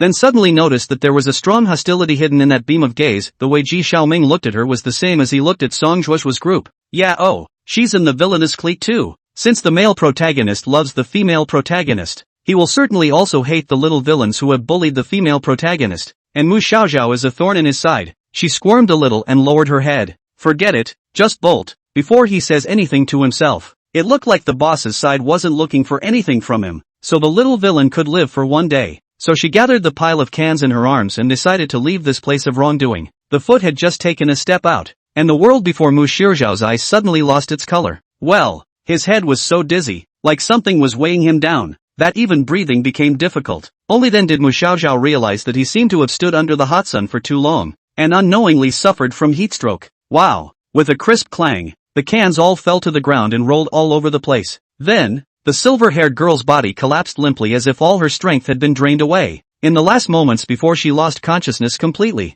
she vaguely felt someone rushing up and holding her steady in their arms. The man's collar carried a faint scent of perfume, crisp and gentle, like gardenias in early summer. It smells so good, she murmured inwardly, and then fell into an infinite darkness. Glancing down at Mu Xiaoxiao in his arms, Yushi's figure paused. When she saw Mu Xiaoxiao fall just now, she almost subconsciously rushed over to catch her body, not realizing that the silver-haired girl really just fell unconscious in her arms. Ji Xiaoming, help me. Ji Xiaoming froze for a moment, clearly not expecting Yushi to take the initiative to ask for his help. Ugh, well, if you really want me to hold her, I said for you to pick up those drinks for her. Ji Xiaoming's hand froze in midair, his face somewhat embarrassed. He glanced at the cans scattered on the ground and forced a smile. Okay, I'll pick it up. Yushi didn't say anything else to him, picked up the unconscious Mu Xiaoxiao, and walked in the direction of the healthcare room, through the stadium and past the school pool. The little Loli in her arms is very thin and weak, and it's not too much effort to hold a small one, and the hair blown up by the breeze is soft, and her skin is very comfortable to touch. This feeling doesn't seem too bad. As Yushi walked, he suddenly slowed down. Maybe it was because it felt so good in her hands and somehow she wanted to stay in that position for longer. The sunlight in the health room, spilling in through the cracks in the curtains, filled the air with the faint smell of disinfectant. Yushi gently placed Mu Xiaoxiao on the bed with a light movement. How is she? Ji Xiaoming's voice came from the doorway. He was carrying a few bottles of retrieved drinks in his hands with a reluctant look on his face. Heat stroke. A little rest should do the trick. Whoever let her follow that gang of Teiyukai fooling around with such a weak body deserved it. Yushi sniffed and turned her head sideways, her gaze faintly sweeping over Ji Xiaoming. Thank you, Ji. Just leave it to me here. Ji Xiaoming thought that Yushi would go with him, and was calculating in his heart how to show her favor later. But he didn't expect that Yushi sidetracked him alone and stayed by herself. You have other things to do, don't you? Go about your business. Seeing Yushi's firm attitude, he had no choice but to leave the health room resentfully. The iron door closed, and only two young girls remained in the dimly lit chamber. 22. Carried away by the heroine, Yushi was by the bedside, looking down at Mu Xiaoxiao, inexplicable emotions welling up in her heart. The silver-haired girl on the bed was as delicate as a doll, her eyelashes drooping, her small face flushed with a sickly redness, and fine beads of sweat sliding along the neckline into the hollows of her collarbones, refracting a fine light. The healthcare teacher was absent for some reason, and there was no one else in the room, so Yushi could only use what she had learned to help Mu Xiaoxiao relieve her heatstroke. To dissipate the heat first, help her undress. Her fingertips hung slightly above the buttons of her shirt. The air conditioning vents emitted a subtle hum, but it couldn't suppress the sound of Yushi's less than stable heartbeat. She found herself drawn to the silver-haired girl in front of her. Ever since realizing that Mu Xiaoxiao was like a different person, Yushi had taken a keen interest in her. What exactly changed Maki-chan? Just overnight, the demeanor and tone were completely different. Not only did he come to apologize to himself, but he also went out of his way to please her and satisfy her various capricious requests. A far cry from the previous Mu Xiaoxiao. It's so tempting to explore her. Yushi couldn't help but climb onto the bed and straddle it, her slender fingers undoing the buttons on Mu Xiaoxiao's upper shirt, a smile floating at the corners of her mouth. That look was like a wildcat finding interesting prey. Mu Xiaoxiao-san is so cute, it really makes people want to bully.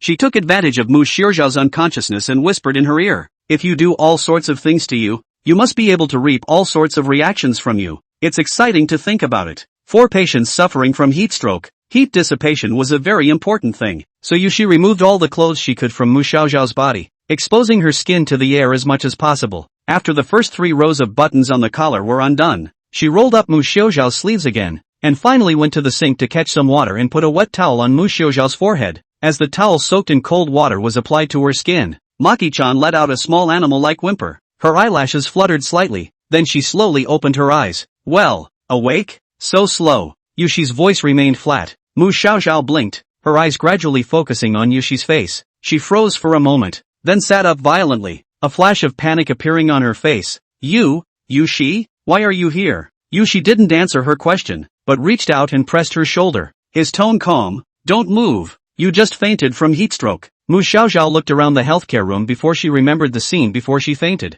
and a flush of embarrassment appeared on her face. She lowered her head and her voice was as thin as a mosquito. I'm sorry for troubling you. Good to know. Mu Xiaoxiao secretly raised her eyes and glanced at Yushi with some apprehension in her heart. I don't think Yushi likes her too much, does he? Nonetheless, she personally sent Mu Xiaoxiao to the health center to take care of her, probably acting out of a sense of morality as she watched someone faint in front of her. Could it be that she actually has a gentle one? By the way, remember to settle my bill for the hard work of carrying you here just now. Before Mu Xiaoxiao's touches could sprout, she was doused with Yushi's words. Sure enough, shouldn't have expected anything from this guy. How much will it take? She asked pathetically. Yushi felt secretly amused in her heart when she saw how well Mu Xiaoxiao was holding her hand, but her face remained expressionless. I'm not short of money, short of anything else, said she, breaking her fingers, and wants to get me to forgive you, and wants to take you to the health room, Mako-san. Now you owe me 2 favors. I'll tell you exactly what I'm going to do when I figure it out. Mu Xiaoxiao vaguely felt that this was definitely not a good thing, but reason was on the other side, so she couldn't say anything.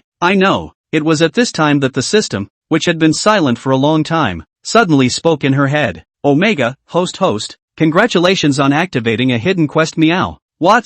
Compassionate quest. Let the female lead squeeze your leg once. Lucky draw upgrade ×1. However, this quest is time limited. The host must complete it within an hour. Oh. What? Mu Xiaoxiao lost her voice and screamed out as she jumped up from the bed in one go, baffling Yushi next to her. No, she had just owed Yushi a favor, and now she suddenly offered to have the other person squeeze her legs. The progress was too strange, right? But that's too much to ask. Humph. The system's voice didn't sound too happy, and closed its mic to stop talking. Mu Xiaoxiao fell into silence. She struggled inwardly. She knew very well that this request was indeed a bit abrupt, but if she didn't do it, she was afraid that it would be difficult for her to get out of the current predicament. Going out on a limb, taking a deep breath, she mustered up the courage to look up at Yushi with a bit of timidity in her eyes. That, Yuki-san. Every word of Mu Xiaoxiao sounded bottomless. You said that I've already paid your hard-earned money in advance, right? Right. Yuki raised an eyebrow slightly. So what's your point? Mu Xiaoxiao clenched his back teeth, as if he had made a great determination, and finally said the words. I don't usually exercise much and my legs are so sore after today's run that I now have difficulty walking. Since you're charging me for my hard work, could you take a little better care of me, and help me rub my legs again? Again? Yushi's eyes lingered on Mu Xiaoxiao's face for a few seconds, then swept over her flushed cheeks and the fine beads of sweat that hadn't dried on her forehead, as if assessing the truthfulness of her words. A moment later, she let out a soft laugh. Mr. Mac, are you being petulant? Mu Xiaoxiao's face instantly rose even redder. No, it's not. I'm not. Yushi didn't continue to tease her, but got up and walked over to the bedside, looking down at Mu Xiaoxiao, her slender black hair falling over her shoulders. Legs? Stick them out. Hey, I can't believe you agreed to this. Mu Xiaoxiao was slightly stunned, then carefully stretched his leg in front of Yushi. Today's gym class went out in a hurry, although she wore shorts, but Mu Xiaoxiao below with knee-high black socks, translucent fabric wrapped around her pretty little feet, the tips of her feet constrained to curl inward.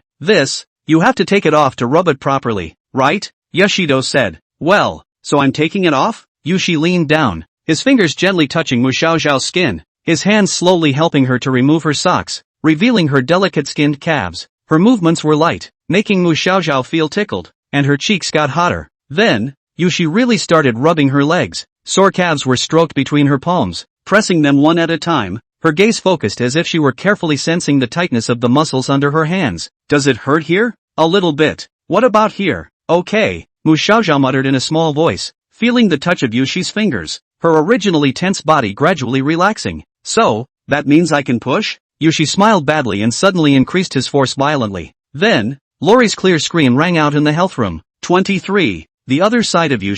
It's the first time I've ever massaged someone, and judging by her reaction at first, she seemed to be enjoying it. Stepping inside that old rented house with an area of only 50 square meters, Yushi said as he took off his jacket and turned on the air conditioner with the remote control. Behind her, Glimmer, who had short black hair and wore a pitch black dress, followed her in, carrying the convenient food she had bought at the convenience store downstairs. To actually do such a thing is so unlike you, miss. Glimmer took the fast food box out of the plastic bag and looked helplessly at his lady. I just thought that Maki Shoujo-san was very interesting, so I wanted to play with her more, that's all. Yushi smiled faintly, a hint of cunning flashing in her eyes. In the end, I'm still pondering the real reason for Mushoujo's change in attitude. In the absence of mental illness, I don't think a person can have a change of temperament for no reason. Yushi sat down and leisurely broke open the disposable chopsticks, and was just about to start eating, when suddenly, as if remembering something, he turned back and took out a can of carbonated beverage from his canvas bag and handed it over to Glimmer. What is it?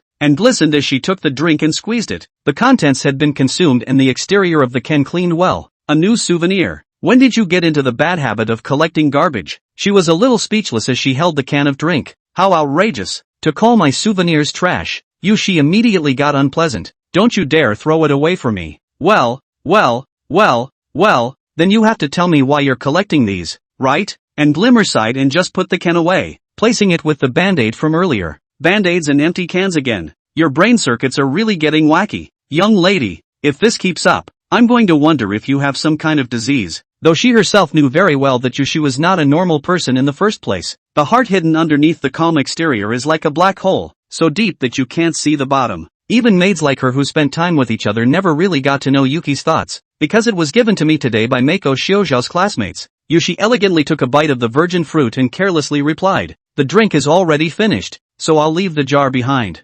Now want to collect all sorts of things about Mu Xiaozhao. And Glimmer had once seen this girl once in school, a small follower under Song Zhuozhua, who had once bullied Miss. I don't know which day from Miss suddenly interested in her. When she came back always intentionally or unintentionally mentioned Mu Xiaozhao. Just this interest is more or less. Your fun is a bit spooky, Miss. And Glimmer was so thunderstruck by Yushi that he almost couldn't find the words to spit. Collecting used drink bottles? What's with the perversion? Does Missy like that girl? But looking across the board, Yushi doesn't look like the kind of person who would fall in love with someone else. And Glimmer had grown up with Yushi, and knew that in the eyes of the young lady, the whole world was just a game. And she only wanted to choose the option that had the most programmatic effect in everything she did, and was completely uninterested in following the rules and regulations. Stop studying the lady's mind. It will become unfortunate. The task now is dry rice. And Glimmer shook his head vigorously, then began to clunk and dazzle his rice. The boxed lunch in front of her had been eaten for 3 days, and she had long since begun to get a little tired of it. But the young lady seemed to be full of concern and continued to eat it. By the way, Miss, eating, and Glimmer remembered something. More than that, you should think about how to reply to the letter from the old master's side. It's not a result to keep on avoiding it like this. Yushi's eyes were suddenly as cold as winter. If you want to go back, you can go by yourself. I have nothing to do with that family anymore. And Glimmer's heart panicked, knowing that he had said the wrong thing. Bad. I should have known better than to mention the master's business in front of Miss. She hurriedly shut her mouth and buried her head low. Early in the morning, Mu Xiaozhao slowly opened his eyes and rolled over. A soreness came from his legs. Although running was already 2 days ago, the sore muscles made her suffer. Plus Yushi's relentless massage. It was simply worse. She sat up from the bed with difficulty, rubbing her hands on her sore legs. The host is too strong. Congratulations on mission completion. Mu Xiaozhao barely lifted her head, her expression not very nice. You'd better give me a reward worthy of this pain I'm in, or I won't be able to spare you. Don't worry. The rewards are coming. Do the hosts want to start the lottery? Want. Tick-tock. System is being drawn. Congratulations on obtaining the intermediate reward, normal fighting. Normal fighting? What does that mean? By using this skill, the host can raise to a physical strength level of 7 points in a short period of time and gain the skills of an ordinary fighter, which is certainly more than enough to deal with a little girl like Song Zhuozhua. Mu Xiaozhao's eyes lit up. However, it also has some side effects. After the skill has been used, the host's physical strength will be depleted by 1 point, entering the sick and weak state, and only after a period of recuperation and recovery can the host continue to use the skill for the next time. That means I'll become weak after using this skill? And, yes meow. To be honest, this should be used when your base attribute points are higher. But since the mission is rather urgent, this meow can only suggest that you take the risk of trying to turn on this skill. Mu Xiaoxiao was silent for a moment. About how long will it take to regain your strength? It depends on how long you use it. The essence of a normal fighting skill is scheduling, which means that your future stamina is used in advance. The longer it is used, the longer it takes to enter the sick and weak state. Mu Xiaoxiao nodded. The host is really bold. Then, skill implantation is about to begin, so please get ready. Mu Xiaoxiao closed his eyes and immersed himself in the power within his body that was slowly rising and gradually converging into an abyss. The limbs were wrapped in a water-like warmth that permeated the meridians from the epidermis and burrowed into the bone marrow, and the internal organs were also affected by this power, filling them with a soothing sensation. Then her eyes snapped open. This power coalesced within her body, and she could feel herself relying on her consciousness to actively turn on her skills and bring out the explosive power in her body. A hand was clenched into a fist shape and waved it up and down, already full of pent-up power. The next step is to wait for the time to break away from the team. Just at this time, there was a sudden knock on the door of the dormitory. Mu Xiaoxiao thought it was the housemates coming back, put on her slippers and walked over to open the door, only to find that standing outside the door was Lin Zhuye with red eyes. Xiaoxiao. As soon as Lin Zhuye saw her, she pounced over with open arms and hugged Mu Xiaoxiao.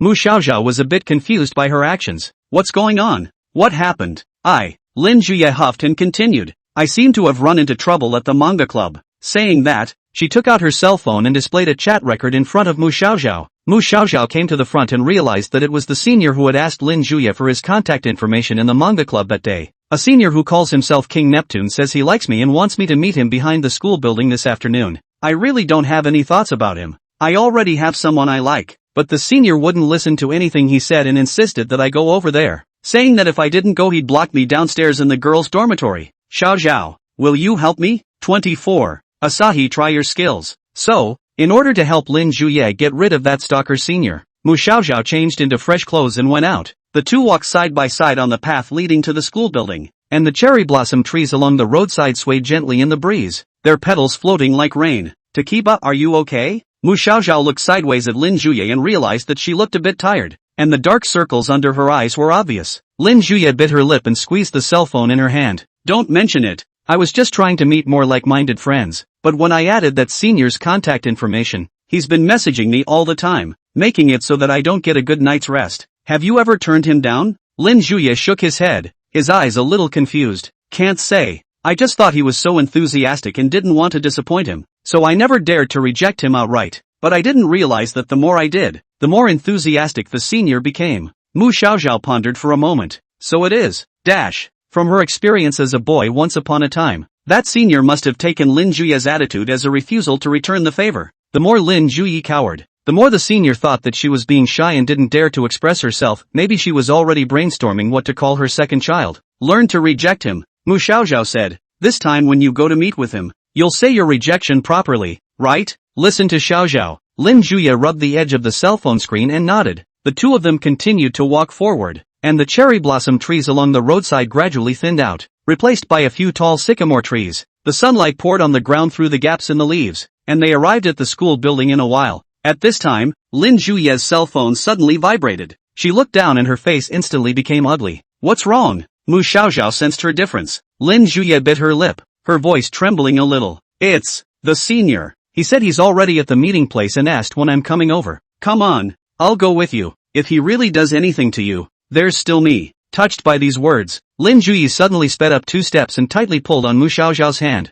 Mu Xiaoxiao's entire body stiffened at once. What's with the hand-holding? In her previous life she was maternally single. She wasn't used to walking with girls holding hands at all. Wow. But now it would look strange if she shook off Lin Zhuye, so she had to keep this hand-holding position and walk with Lin Zhuye to that promised place. From a distance, they saw a boy in blue Chelsea, a brightly colored rose in his mouth, leaning lazily against the trunk of a thick sycamore tree with his arms clasped over his chest. His gaze wandered across the clearing until he locked onto Lin Zhuye's figure, gracefully pinching the rose with 2 fingers and revealing a row of shining teeth. Oh hi-yo, schoolgirl, have you considered your answer to my love? Mu Xiaoxiao was so embarrassed that he almost keyed the Louvre in place. She looked sideways at Lin Zhuye, only to see her lips pursed tightly, a hint of determination flashing in her eyes, as if she had summoned up great courage. Senior, I'm sorry, I really can't accept your confession after all. The rose slipped silently from the boy's fingertips, his smile instantly frozen, his eyes full of incredulity. Why, schoolmate? Is there something I didn't do well enough? Lin Zhuye shook his head.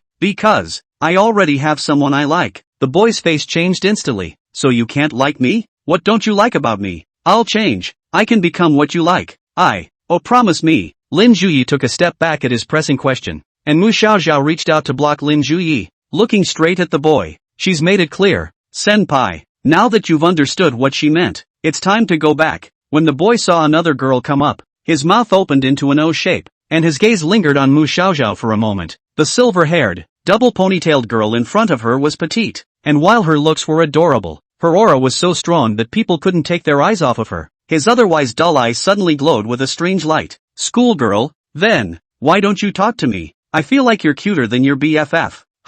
Give me a minute. I'll change the name on the love letter and give it to you. Mu Xiaoxiao almost didn't choke on his words. Dude, you're so down in the dumps, aren't you? It's not that fast to love someone, is it? She felt a sickening chill. Sorry, I'm not interested in your type. The boy didn't seem to care about Mu Xiaoxiao's expression. Instead, he took a step closer with even more excitement. Sure you don't want to think about it anymore? Disagree. If you don't agree, I'm going to beg your best friend Dash, he said as he reached out his hand to grab Lin Juye's shoulder. Don't touch the bamboo leaves. Mu Xiaoxiao felt a string in his brain suddenly tense up, and his entire body exploded with power. In a flash, she pushed the boy's arm away from her, and the boy felt a force him backward a few steps before he fell heavily to the ground. Knock! He looked at Mu Xiaoxiao in shock. It was hard to imagine that this 1-meter-5 Loli had so much strength. Is this the legendary violent Loli? The boys were confused. He looked at the imposing Mu Xiaoxiao, and then at Lin Juye who was hiding behind her. Dislike was written all over both Munchkins' faces, and it was genuine revulsion, not some desire to refuse welcome. Turns out, they weren't being shy.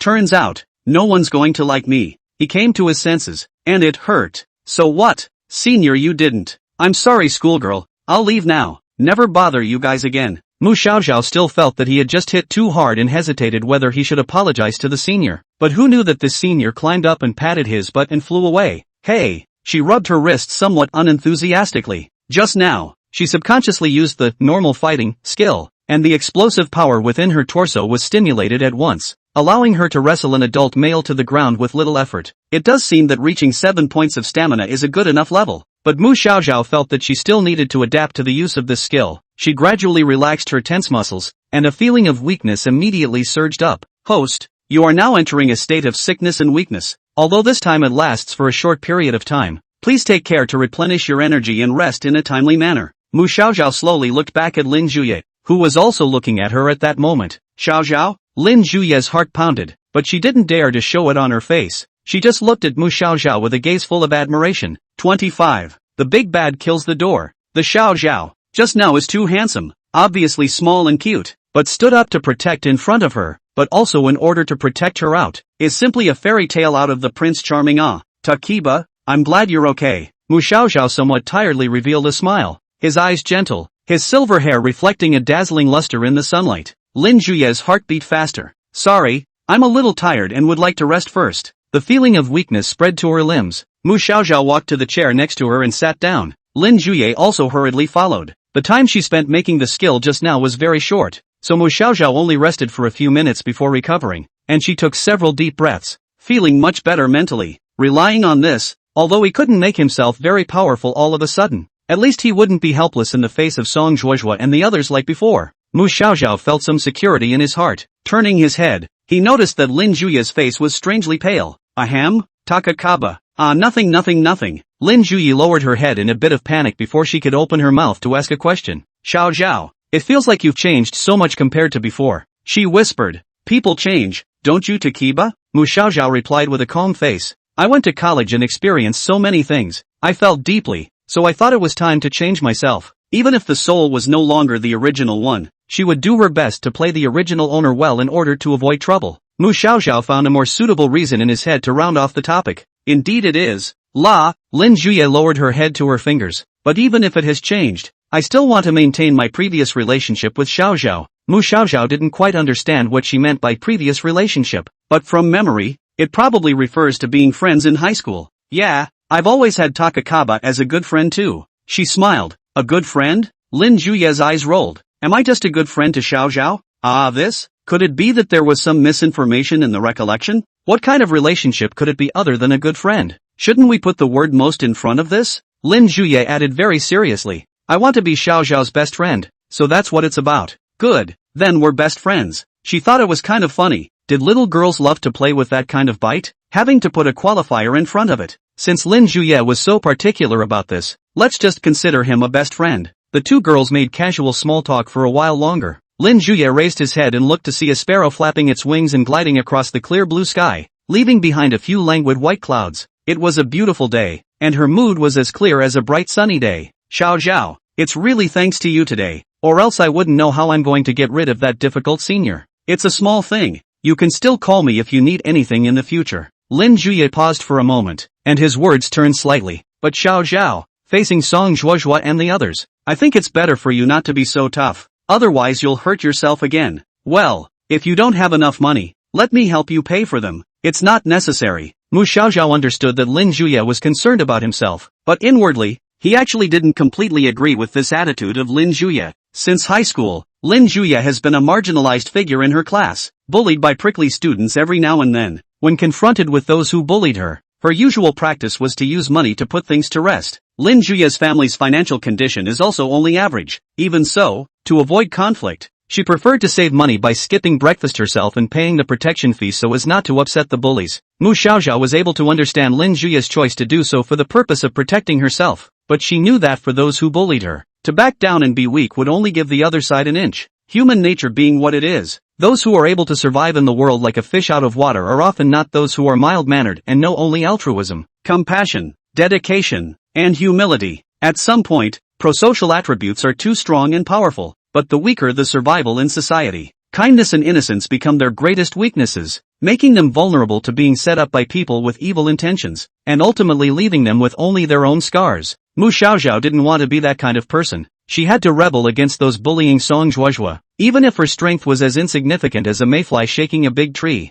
she must not let the other party think she was weak in bullying. Xiao Zhao, listen to what I'm saying. It's okay even if you don't resist. I can listen to you if there's anything you're sad about. Lin Zhuyi, who was beside her, was still talking to herself, bitterly reasoning with Mu Xiaozhao. Anyway, with me with you, Xiao Zhao won't be lonely. Mu Xiaozhao was about to respond to her. Just at this time, a familiar cell phone ringtone suddenly came from the backpack. Mu Xiaozhao lowered her head to look and her face changed slightly. Zhao, who is it? Noticing the silver-haired girl's abnormality, Lin Zhuyi was a bit worried. Mu Xiaozhao gritted her teeth and stared dead at the name that revolted her. Sung Jojo. On the other hand, inside Mu Xiaozhao's dormitory, the lights were turned on dimly, and the space seemed crowded. Song Zhuozhua was sitting on Mu Xiaozhao's seat with his legs crossed, his eyes sinister and his face ugly. Dai, where have you been hiding? Get your ass out here. I'm already at the door of your dormitory. She cursed viciously at the other end of the phone, the delicate manicure on her fingers trembling off a few broken diamonds from the force. You traitor! I trusted you so much, why don't you go to hell? There was a reason for Sandrazer's anger. An hour ago, she received a picture from Tainseed, supposedly taken secretly by another of Tainseed's friends at school. The location of the shooting is in the stadium, and the image is of a heatstroke-stricken Mu Xiaozhao lying in Yushi's arms, and the two of them seem to have a close relationship. That Mu Xiaozhao, who was so close to Yushi, wasn't that betrayal? But if it was only this matter, Song Zhuozhua wouldn't be so angry to this extent. The other reason was that she had been in a very bad mood for the past few days. She was so angry about being blown up by Ji Xiaoming with a basketball that day that she didn't sleep all night. But Song Zhuozhua knew she couldn't afford to mess with a character like Ji Xiaoming. Even regardless of his family's situation, Ji Xiaoming, who was the main player of the basketball team, was quite popular among the girls at school. There is even an exclusive fan support group for him within the Oracle Academy. It was no exaggeration to say that Ji Xiaoming's popularity was second only to Xia Sui, the student president who was an internet sensation. Once you move Ji Xiaoming,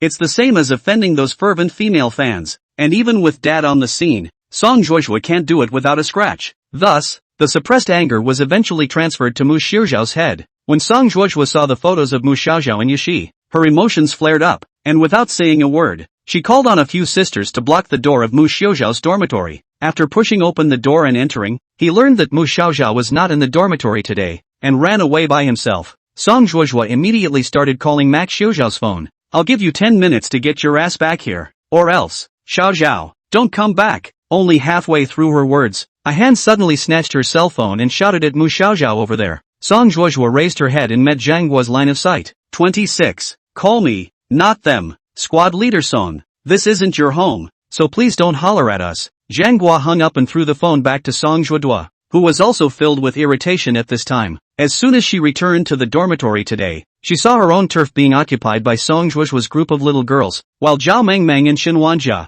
who have weaker personalities, could only dare to speak out in anger. Zhang Guo is relatively bold. Character is also more straightforward. See someone so bullying with Xiaoxiao as well as a few other friends, the heart is resentful. Who are you talking to like that? What's wrong with my attitude? The corner of Song Zhuodua's mouth hooked up in a mocking smile. As class president, isn't it reasonable for me to assist the teacher in checking the dormitory? But we're not even in the same profession as you. So what? Classmate, be sensible. I'm only looking for Mu Xiaoxiao today. I don't want to get involved with you irrelevant people. Song Zhuodua wrapped her arms around her chest and glared arrogantly at Zhang Guo. Although she was quite conceited in her day-to-day life, she wasn't exactly confused and knew that it was foolish to casually make enemies for herself. Since he only wanted to rectify Mu Xiaoxiao at the moment, there was no need to provoke these housemates, so as not to add to Mu Xiaoxiao's assistance. Classmate, I don't want to make an enemy of you either. This matter was originally Mu Xiaoxiao's fault in the first place. It's between the two of us, and has nothing to do with the few of you. Nothing to do with us? Zhang Guo snorted coldly. Xiaoxiao is our roommate. Her matters are our matters. I've known for a long time that you've been bullying Xiaoxiao because you saw that she has a good heart, and now that you're bullying her right under my nose, I can't do nothing to stand by and watch. Song Zhuodua was exasperated enough that Zhang Guo looked at her black face and only found it comically funny. This kind of person who only bullies the weak all day long is what she, Zhang Guo, has always despised the most. Once upon a time, when Mu Xiaoxiao returned to the dormitory, she always did things silently and alone, and didn't communicate much with everyone, so Zhang Guo and the other two roommates didn't talk to her much either. But it was different now. Since their relationship had eased, Zhang Guo gradually realized that Mu Xiaoxiao wasn't as hard to approach as she thought, although occasionally there will be an introverted side. Zhang Guo found that Mu Xiaoxiao is actually a gentle and smiling girl. Her change also left the dormitory a few people's relationship unconsciously much better, like such a treasure housemate, and such a cute-looking little Loli. The always righteous Zhang Guo of course can't tolerate outsiders bullying. I just don't want a big lady like you to walk across the school, Zhang Guo said in a loud voice. You, Song, that's enough already. Xin Wanjia, who had been silent all this time, finally couldn't help herself. She walked over to Song Zhuodua, one finger pointing in the direction of the door, her eyes firm. Xiaoxiao won't be coming back today. Don't even think about looking for her either. Get out. Besides, this is our dorm room. It's rude for you guys to just come in like this. Zhao Mengmeng, who was standing at the end, also gathered the courage to speak up. Seeing that the three of them had hardened their attitudes, Song Zhuodua was a bit surprised, but her small group was 5 people, slightly superior in numbers alone, and it was clearly impossible to back down. She stood up from Mako-chan's seat and paced the dormitory, scrutinizing the trio repeatedly. Well, well, well, well, well, well, well, well, well, well, well, well, well, well, well, well, well, well. What's the matter? Are you guys going to protect her no matter what? Yes, we're just going to protect her. Student Song, hurry up and go. Zhang Guo responded without fear. Get out. We have no time to entertain you. Song Zhuodua, who grew up in a greenhouse, had never been driven away in her life, and being so united by the three of them, she was so angry that her chest tightened and her face turned blue. She glared back at the followers. A couple of other girls in revealing clothes saw the boss making the call and busied themselves by walking up and confronting the three of them face to face. I'll give you one last chance to tell us where Mu Xiaoxiao is, a girl ordered with a brutal attitude. If you guys don't talk, we'll stay in your dorm room and not leave. Another girl also stepped forward. Fine, then you guys can sleep on the floor. Xin Wanjia was really angry. Her tone was also much tougher than just now. She looked back at Zhao Mengmeng. Mengmeng, tell Xiaoxiao not to even come back today. If she can't find a dormitory, let her go to my friend's dormitory. In short, don't let this guy have his way. Seeing that these housemates of Mu Xiaoxiao were not going to let go no matter what, Song Zhuodua coldly grimaced with a hint of threat in her eyes. She paced the dormitory, scrutinizing the 3 girls who threatened to protect Mu Xiaoxiao back and forth, the venom in her eyes undisguised, and a strong hostile aura emanating from her body. Okay, I'll remember you 3. Going against me is going against my father. You guys should know my family's background, right? In that case, I want you guys. Bang! Just at this time, the door to the dormitory was pushed open with a muffled, thick, loud sound, cutting Song Zhuodua's words short. Xiaoxiao. The gazes of the 3 housemates looked in unison, only to see Mu Xiaoxiao standing in the doorway, one hand pressed on the doorknob, 2 bundles of silver ponytails swaying in the wind behind her. The sun shone on the hallway behind her, while the silver-haired girl's face, drenched in shadow, had eyes pressed with anger. You're looking for me, aren't you? Come at me with anything and don't give my roommate any trouble. Mak Xiaoxiao walked forward in large strides, unabashedly confronting Song Zhuozhuo. Ha, finally back. I thought you were so afraid of me you were going to drop out. As soon as Song Zhuozhuo's words came out, the group of girls who were following the class also followed and laughed sarcastically, taunting Mu Xiaoxiao with your words in mind. Isn't that so? You've done something wrong yourself, but you don't even dare to admit it. What a waste. Sister Song treats you a little bit better and you don't know how to be grateful. You have to do something. Let's see how our sister Song will clean you up later. In the old days, just a few more scoffs like that and the weak girl in front of her would have started huffing and puffing and shedding tears, but then would have suffered in silence and listened quietly. These girls' pleasure came from Mu Xiaoxiao's pain, and the harder Mu Xiaoxiao cried, the more pleasant they were in their hearts. But today's Mu Xiaoxiao didn't seem to be the same as before. She just stood there calmly, glancing coldly at a few people with eyes as if she had to regard a bunch of retards. Being watched with such eyes, a few people laughed and laughed and laughed. It's nothing urgent, so let's talk outside. With that, Mu Xiaoxiao walked outside without a second thought, and at the end, added, come here, Xiaoxiao, don't you go with them. They're sure to do those things that hurt you again. Seeing that Mu Xiaoxiao was about to leave alone, Zhang Guo in the dormitory couldn't sit still and rushed out worriedly. It's okay, Sister Melon. Mu Xiaoxiao turned back and smiled. That sweet smile was the same as usual for her. It's all my fault today, causing you all to worry about me. When I come back I'm going to treat everyone to dinner as compensation. But you. Zhang Guo stayed for a while, his mouth open, looked at Mu Xiaoxiao's thin body, and then looked at those girls who looked like they were not to be messed with, and thought to himself, this girl can't be trying to be strong. However, she wanted to say something more, but it was too late. Mu Xiaoxiao had already been led by those few too small girl-like girls and left the dormitory corridor. 27. Anything you want to do, just come. Mu Xiaoxiao was half driven out of the dormitory building by the group of girls. This time, she didn't struggle as she did in the past, but the aura around her body quietly changed, with a few more points of certainty and calmness, only that the depths of her eyes still hid wariness. In her mind, she secretly thought that if these girls really wanted to do anything excessive, she would immediately stimulate the common fighting skills she had mastered. Although the chances of winning with one against many are not high, but self-preservation should still be more than enough. This section of the road seemed extraordinarily long, and Mu Xiaoxiao's entire mind was focused on the movements of the girls ahead.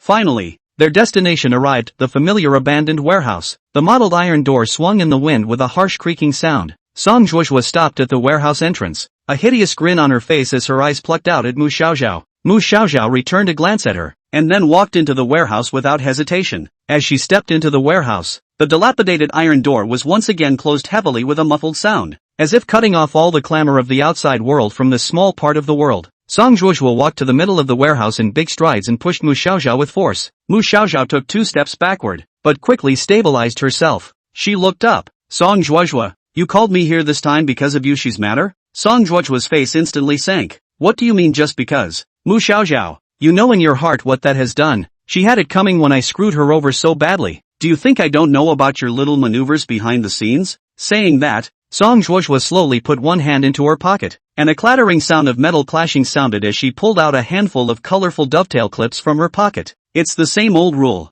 Since you've done something to betray me, you should know what the consequences will be. Song Zhuozhuo's every word was eerie, his 5 fingers playing with the dovetail clip in his hand, his expression sinister. Mu Xiaoxiao looked at the clip and the corner of his mouth twitched. She knew all too well what the dovetail clip was for. It was one of the tactics used to punish people within Song Zhuozhuo's clique. Looks like ordinary stationary dovetail clip. In fact, Song Zhuozhuo loved to use the torture device. Clamping the dovetail clips on 10 fingers was enough pain to drill the heart, and the length of the punishment was decided by Song Zhuozhuo himself. The boss had a quirk that she enjoyed hearing people plead, and the more desperate the screams, the higher her self-esteem rose. In order to get this kind of satisfaction, Song Zhuozhuo created her own methods of torture. Mu Xiaoxiao subconsciously shrunk his hand back. This subtle little action instantly angered Song Zhuozhuo. What's wrong? Mu Xiaoxiao, do you not want to be punished? You think you have a choice now? Her voice rose steeply a few notches. Just then, there was a sudden series of disorganized footsteps outside the door, followed by the voice of a teacher who seemed to be calling about something. No good. There's someone out there. And a teacher. Song Zhuozhuo's face changed as she jerked her head back and snapped at the group of girls following her. Which one of you is going to lure that teacher away? Remember to lock the door. I don't want to be disturbed cleaning up this ungrateful thing. Those little sisters agreed. You looked at me. I looked at you. And finally pushed and shoved each other to walk out together, not forgetting to turn back to lock the door of the warehouse firmly. In the dimly lit space, only Mu Xiaoxiao and Song Zhuozhuo were left, and the atmosphere became even more tense. Song Zhuozhuo held the swallowtail clip in his hand and slowly approached Mu Xiaoxiao, his voice lowered a little more. Well, Mu Xiaoxiao, are you willing to be obediently punished, or do you want me to force you? I advise you that you'd better be sensible, or don't blame me for not being polite. She stepped forward just to torture. Mu Xiaoxiao suddenly raised his eyes, backhand slapped off Song Zhuozhuo's hand. A dovetail clip suddenly scattered on the ground, making a crisp sound. Song Zhuozhuo's face instantly sank, and his already gloomy eyes became even more vicious at this moment. Mu Xiaoxiao, you've really grown capable. Dare to play rough in front of me? She bit each word heavily. Fine, don't blame me for being heavy-handed. Mu Xiaoxiao straightened her spine and met Song Zhuozhuo's gaze without fear. Do what you want, just come. Song Zhuozhuo was enraged by Mu Xiaoxiao's words. She fiercely took a step forward, raised her hand and wanted to give Mu Xiaoxiao a slap. Mac Xiaoxiao was prepared for this and quickly grabbed Song Zhuozhuo's wrist and twisted it with force. Song Zhuozhuo only felt a sharp pain in his wrist, and his entire body involuntarily stumbled forward a few steps. You dare to move me? You're finished, Mu Xiaoxiao. You're completely finished. Song Zhuozhuo covered her painful wrist and glared at Mu Xiaoxiao. Not caring about the pain in her wrist, she let out a low roar and then pounced towards Mu Xiaoxiao like an angry panther. Mu Xiaoxiao felt a slight heat in her body, her eyes flinched, and she nimbly dodged sideways while swiftly throwing out her leg, ruthlessly tripping Song Zhuozhuo as she pounced on her unsteady body. Where did Song Zhuozhuo expect Mu Xiaoxiao to react like this? His center of gravity was completely unbalanced, and his entire body directly flung down towards the ground. However, just as she was about to make contact with the ground, Mu Xiaoxiao suddenly reached out and grabbed her by the collar, violently lifting her up before flinging her forcefully towards the side wall. With a muffled bang, Song Zhuozhuo's back hit the wall so hard that the skin of the wall seemed to rustle off. She only felt a sharp pain coming from her, and her eyes instantly went a little black, and she barely managed to bring up a breath. Song Zhuozhuo's eyes widened in horror as she looked at the compact young girl in front of her like she was looking at a stranger. How could she not believe that the usually coy and obedient Mu Xiaoxiao in front of her would have so much strength? It was as if, in that shell, lived another person. Mu Xiaoxiao, you.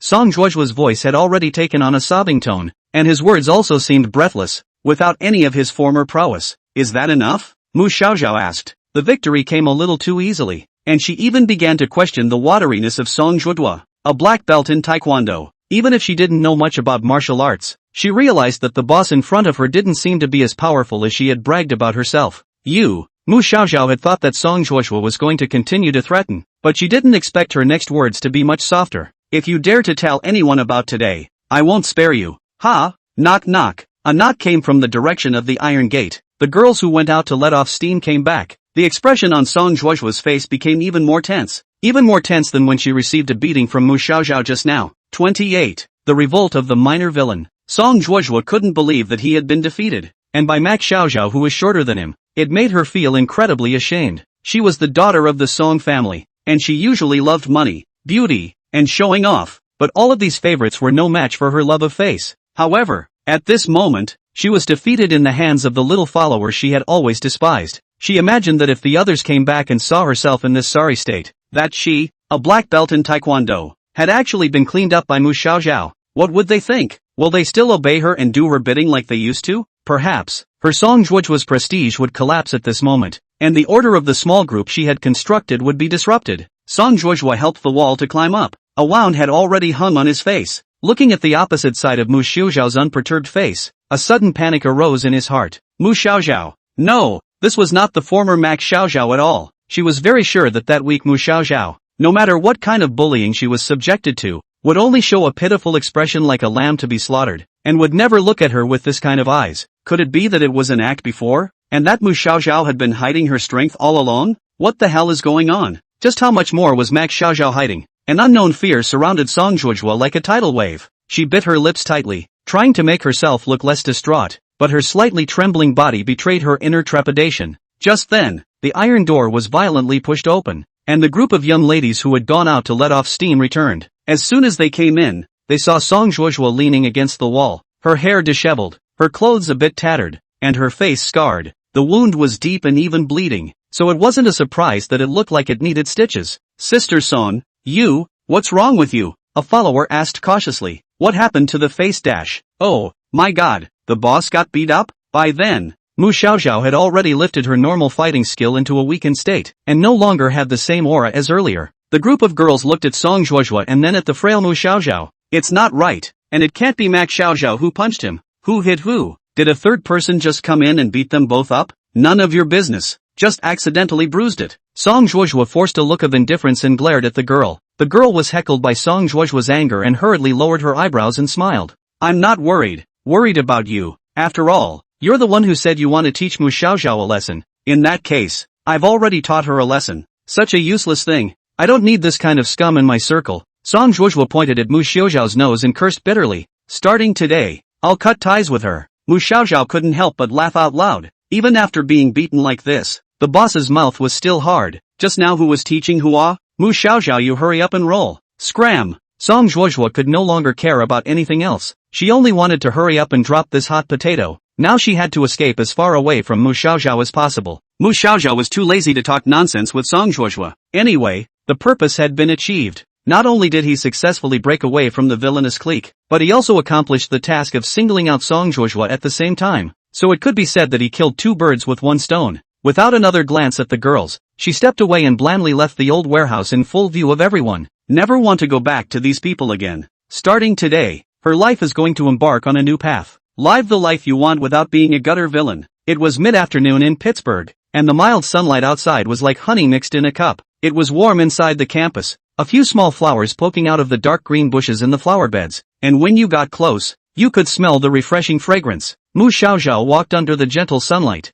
feeling that the heavy burden on his shoulders had finally been lifted. There were already many more messages in the cell phone without realizing it. Most of them were sent by the housemates, who were all concerned about Mu Xiaoxiao's condition. She thought of her housemates. Those girls stood up for her and helped her dislike Song Zhuozhua, making Mu Xiaoxiao a little touched as well. Asterisk, congratulations to the host for completing the quest and singling out Song Zhuozhua successfully. Do you need a raffle? Halfway there, the system prompt sounded, and Mu Xiaoxiao nodded. Congratulations to the host for obtaining the intermediate reward, Knowledge Plus. After using it, your knowledge value will increase by 1 point. Since there are no side effects, the system automatically uses it for you. Sounds good? Mu Xiaoxiao's college by a major in the implementation of formative assessment. That is, a semester a total of 4 assessments, according to the weighting of the scores added up as a total grade. In a few days, it will be the monthly exam for this specialized course. The first 2 monthly exams were on the verge of failing due to poor scores on the original main exam. For the third time, the score had to be saved to make it work. Asterisk, Ness. The host has gotten smarter. This Meow is very pleased. Both tasks have been completed so far, and the last task is to surpass Yushi's one-time top of the class test. But this task looks the toughest. It's also too big a leap to go from a grade school dud rubbing on the edge of the passing line to that kind of college bully. And, downright arrow. Since there was no way out for the time being, let's take one step at a time. The current Mu Xiaoxiao just wanted to relax and unwind. Let's just take the housemates out to dinner tonight. Where's a good location choice? In the evening, Mu Xiaoxiao brought her roommates to a famous restaurant near the school. She had long heard other students say here, the food is not only delicious,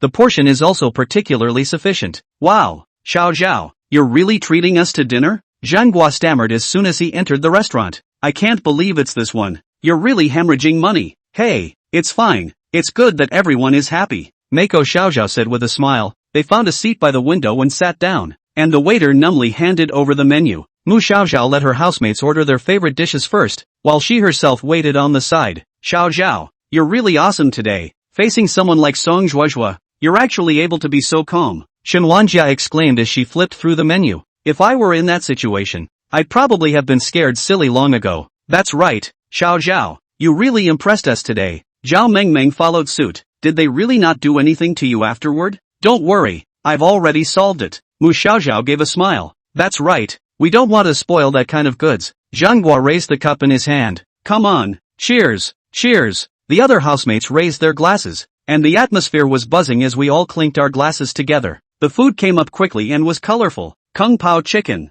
West Lake vinegar fish, Dongpa pork, Mapo tofu and Yangzhou fried rice filled a table, all of which are famous dishes at the restaurant. Zhang Guo eating is enjoyable, suddenly said to a little bit of some beer. The other housemates, although not good at drinking, but encouraged by Zhang Guo also excitedly yelled to drink. Alright, let's have a dozen then, Mu Xiaoxiao said, but everyone should take it easy. Don't get drunk. Don't worry, I can drink well, Zhang Guo said confidently. Rather, it's you guys, don't drink too much. The beer came up quickly and a few girls chatted as they drank it. Zhang Guo really drink well. Drink a few cups still like nothing. Shen Wanjia and Zhao Mengmeng is not so good. 2 or 3 cups down immediately began to blush. Mu Xiaoxiao, on the other hand, deliberately didn't drink too much. She saw that the 3 present were all girls, and was worried that it wouldn't be safe for them to get drunk outside. In the back of her mind, the sense of responsibility she once felt as a boy made her feel the need to take care of these girls. Drinking to the end, Shen Wanjia has drunkenly collapsed on Mu Xiaoxiao's shoulder. The other 2 girls also help each other. A group of people out of the hotel door. Go home.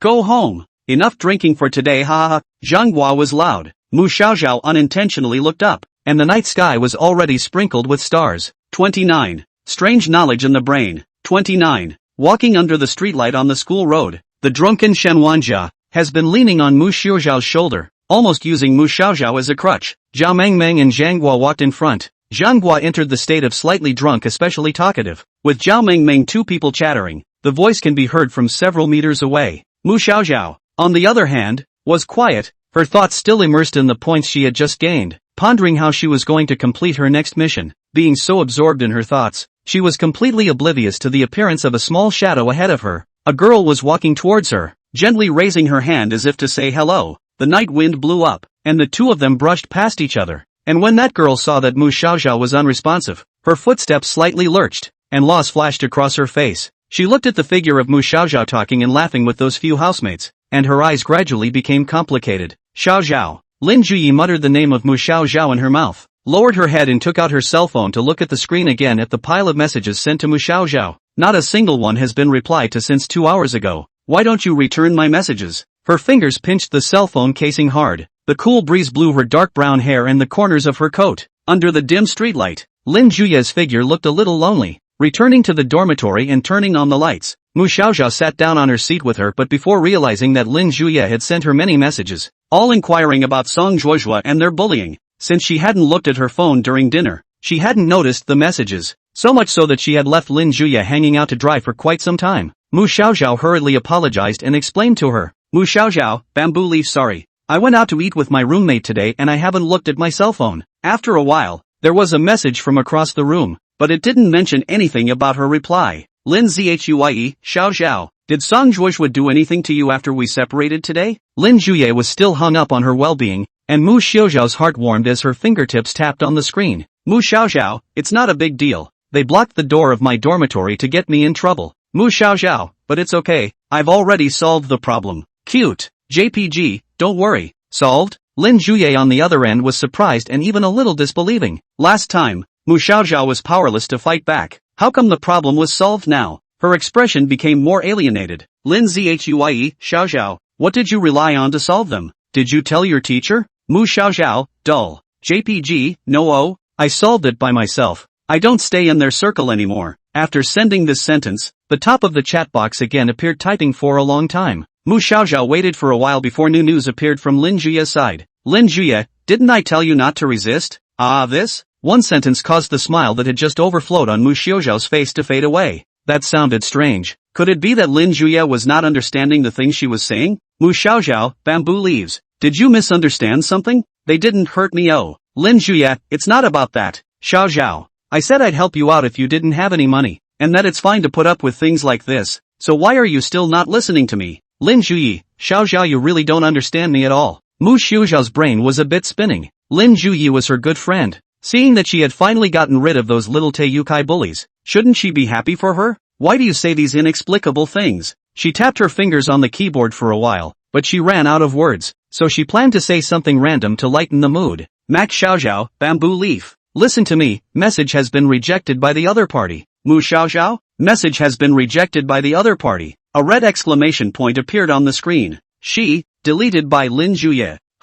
What the hell? What the hell did I do? Mu Xiaoxiao's hand holding the cell phone froze for a moment, a bit without looking back. She hastily scrolled up through the chats, but found nothing out of the ordinary. Memories of the former original owner and Lin Juyi as friends. Lin Juyi also from time to time will do some inexplicable behavior. After a period of time, the two people will magically make up again. Mu Xiaoxiao cannot help but think of a buddy in the dormitory in his previous life. A quarrel will be a girlfriend will be pulled black. A few days cannot be contacted, making him anxious. It's hard to understand. Do girls like to do this? Forget about it. It shouldn't be a big problem. Later on, when Lin Juye's anger subsides, then find her to have a good chat. Although she was a bit unhappy with Lin Juya's actions, Mu Xiaoxiao didn't think too much about it and put her cell phone into her school bag. Seeing again that it was getting late, she yawned and went to wash up. Not 2 days after settling the matter of Song Zhuozhua, the monthly examination for the major course was about to begin. The difficulty of the course is quite high. Most of the students in the class have already lost the desire to have fun and have gathered in the library to prepare for the exam, and Mu Xiaoxiao is no exception.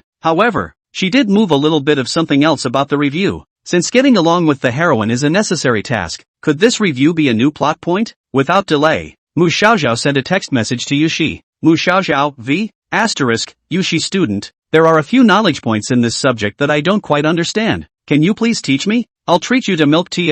Yushi, 2 p.m. Second floor of the library. I can't believe it's a second to return a message, and it's so quick to say yes. Mu Xiaoxiao held her cell phone and couldn't help but snicker. Very well, library radar program, activate. Omega. Regarding Yushi's library strategy plan, Mu Xiaoxiao had already learned the strategy from a video of a great god who was said to know a lot about girls rating girls. This god's ID is called Deep Forest Library. Strategies for boosting favorability at the library. In the center of the video, a little blue dolphin pops up, opens its mouth and starts talking in a cute cartoon voice. Dolphin pushes on non-existent schoolboy glasses. Want to improve your goodwill by using learning together? Let's listen to my teacher dismantle this knowledge no temptation trick for you with 3 great tricks. First point. Slam your points with cute little gestures. Tilt your head slightly at 45 degrees when asking a question, and bite the cap of your pen like a deer in headlights when you get stuck solving a problem. Mu Xiaoxiao nodded frequently, learning with concentration, while the system in his head looked disdainful.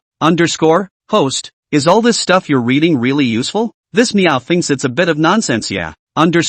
Especially that what's his name cute little gesture that really doesn't make the other person think you're retarded? Well, maybe there's still value in trying? Mu Xiaoxiao pondered for a moment and said, I don't really know how to get along with girls anyway, so let's give it a try first. Sigma, degree winky face. This meow, there is a kind of ominous premonition. Thus, after memorizing the strategy, Mu Xiaoxiao appeared on the second floor of the library on time the next afternoon. 30 seconds in the library. The library of the Heavenly Royal Academy was considered the most luxurious building in the academy. The terraced building rises from the ground and is divided into 5 floors, each of which is fitted with floor-to-ceiling glass windows on the outside, glowing gold in the sunlight. Because it was a private meeting with the heroine, Mu Xiaoxiao had deliberately dressed up before leaving the house today. She wore a pink chevron dress with a doll neckline. Her long silver hair was curled with a curling iron in beautiful waves, and she wanted to put more light makeup on her face, but her makeup skills were so poor that she ended up going out with a plain face. First of all, you have to dress yourself up.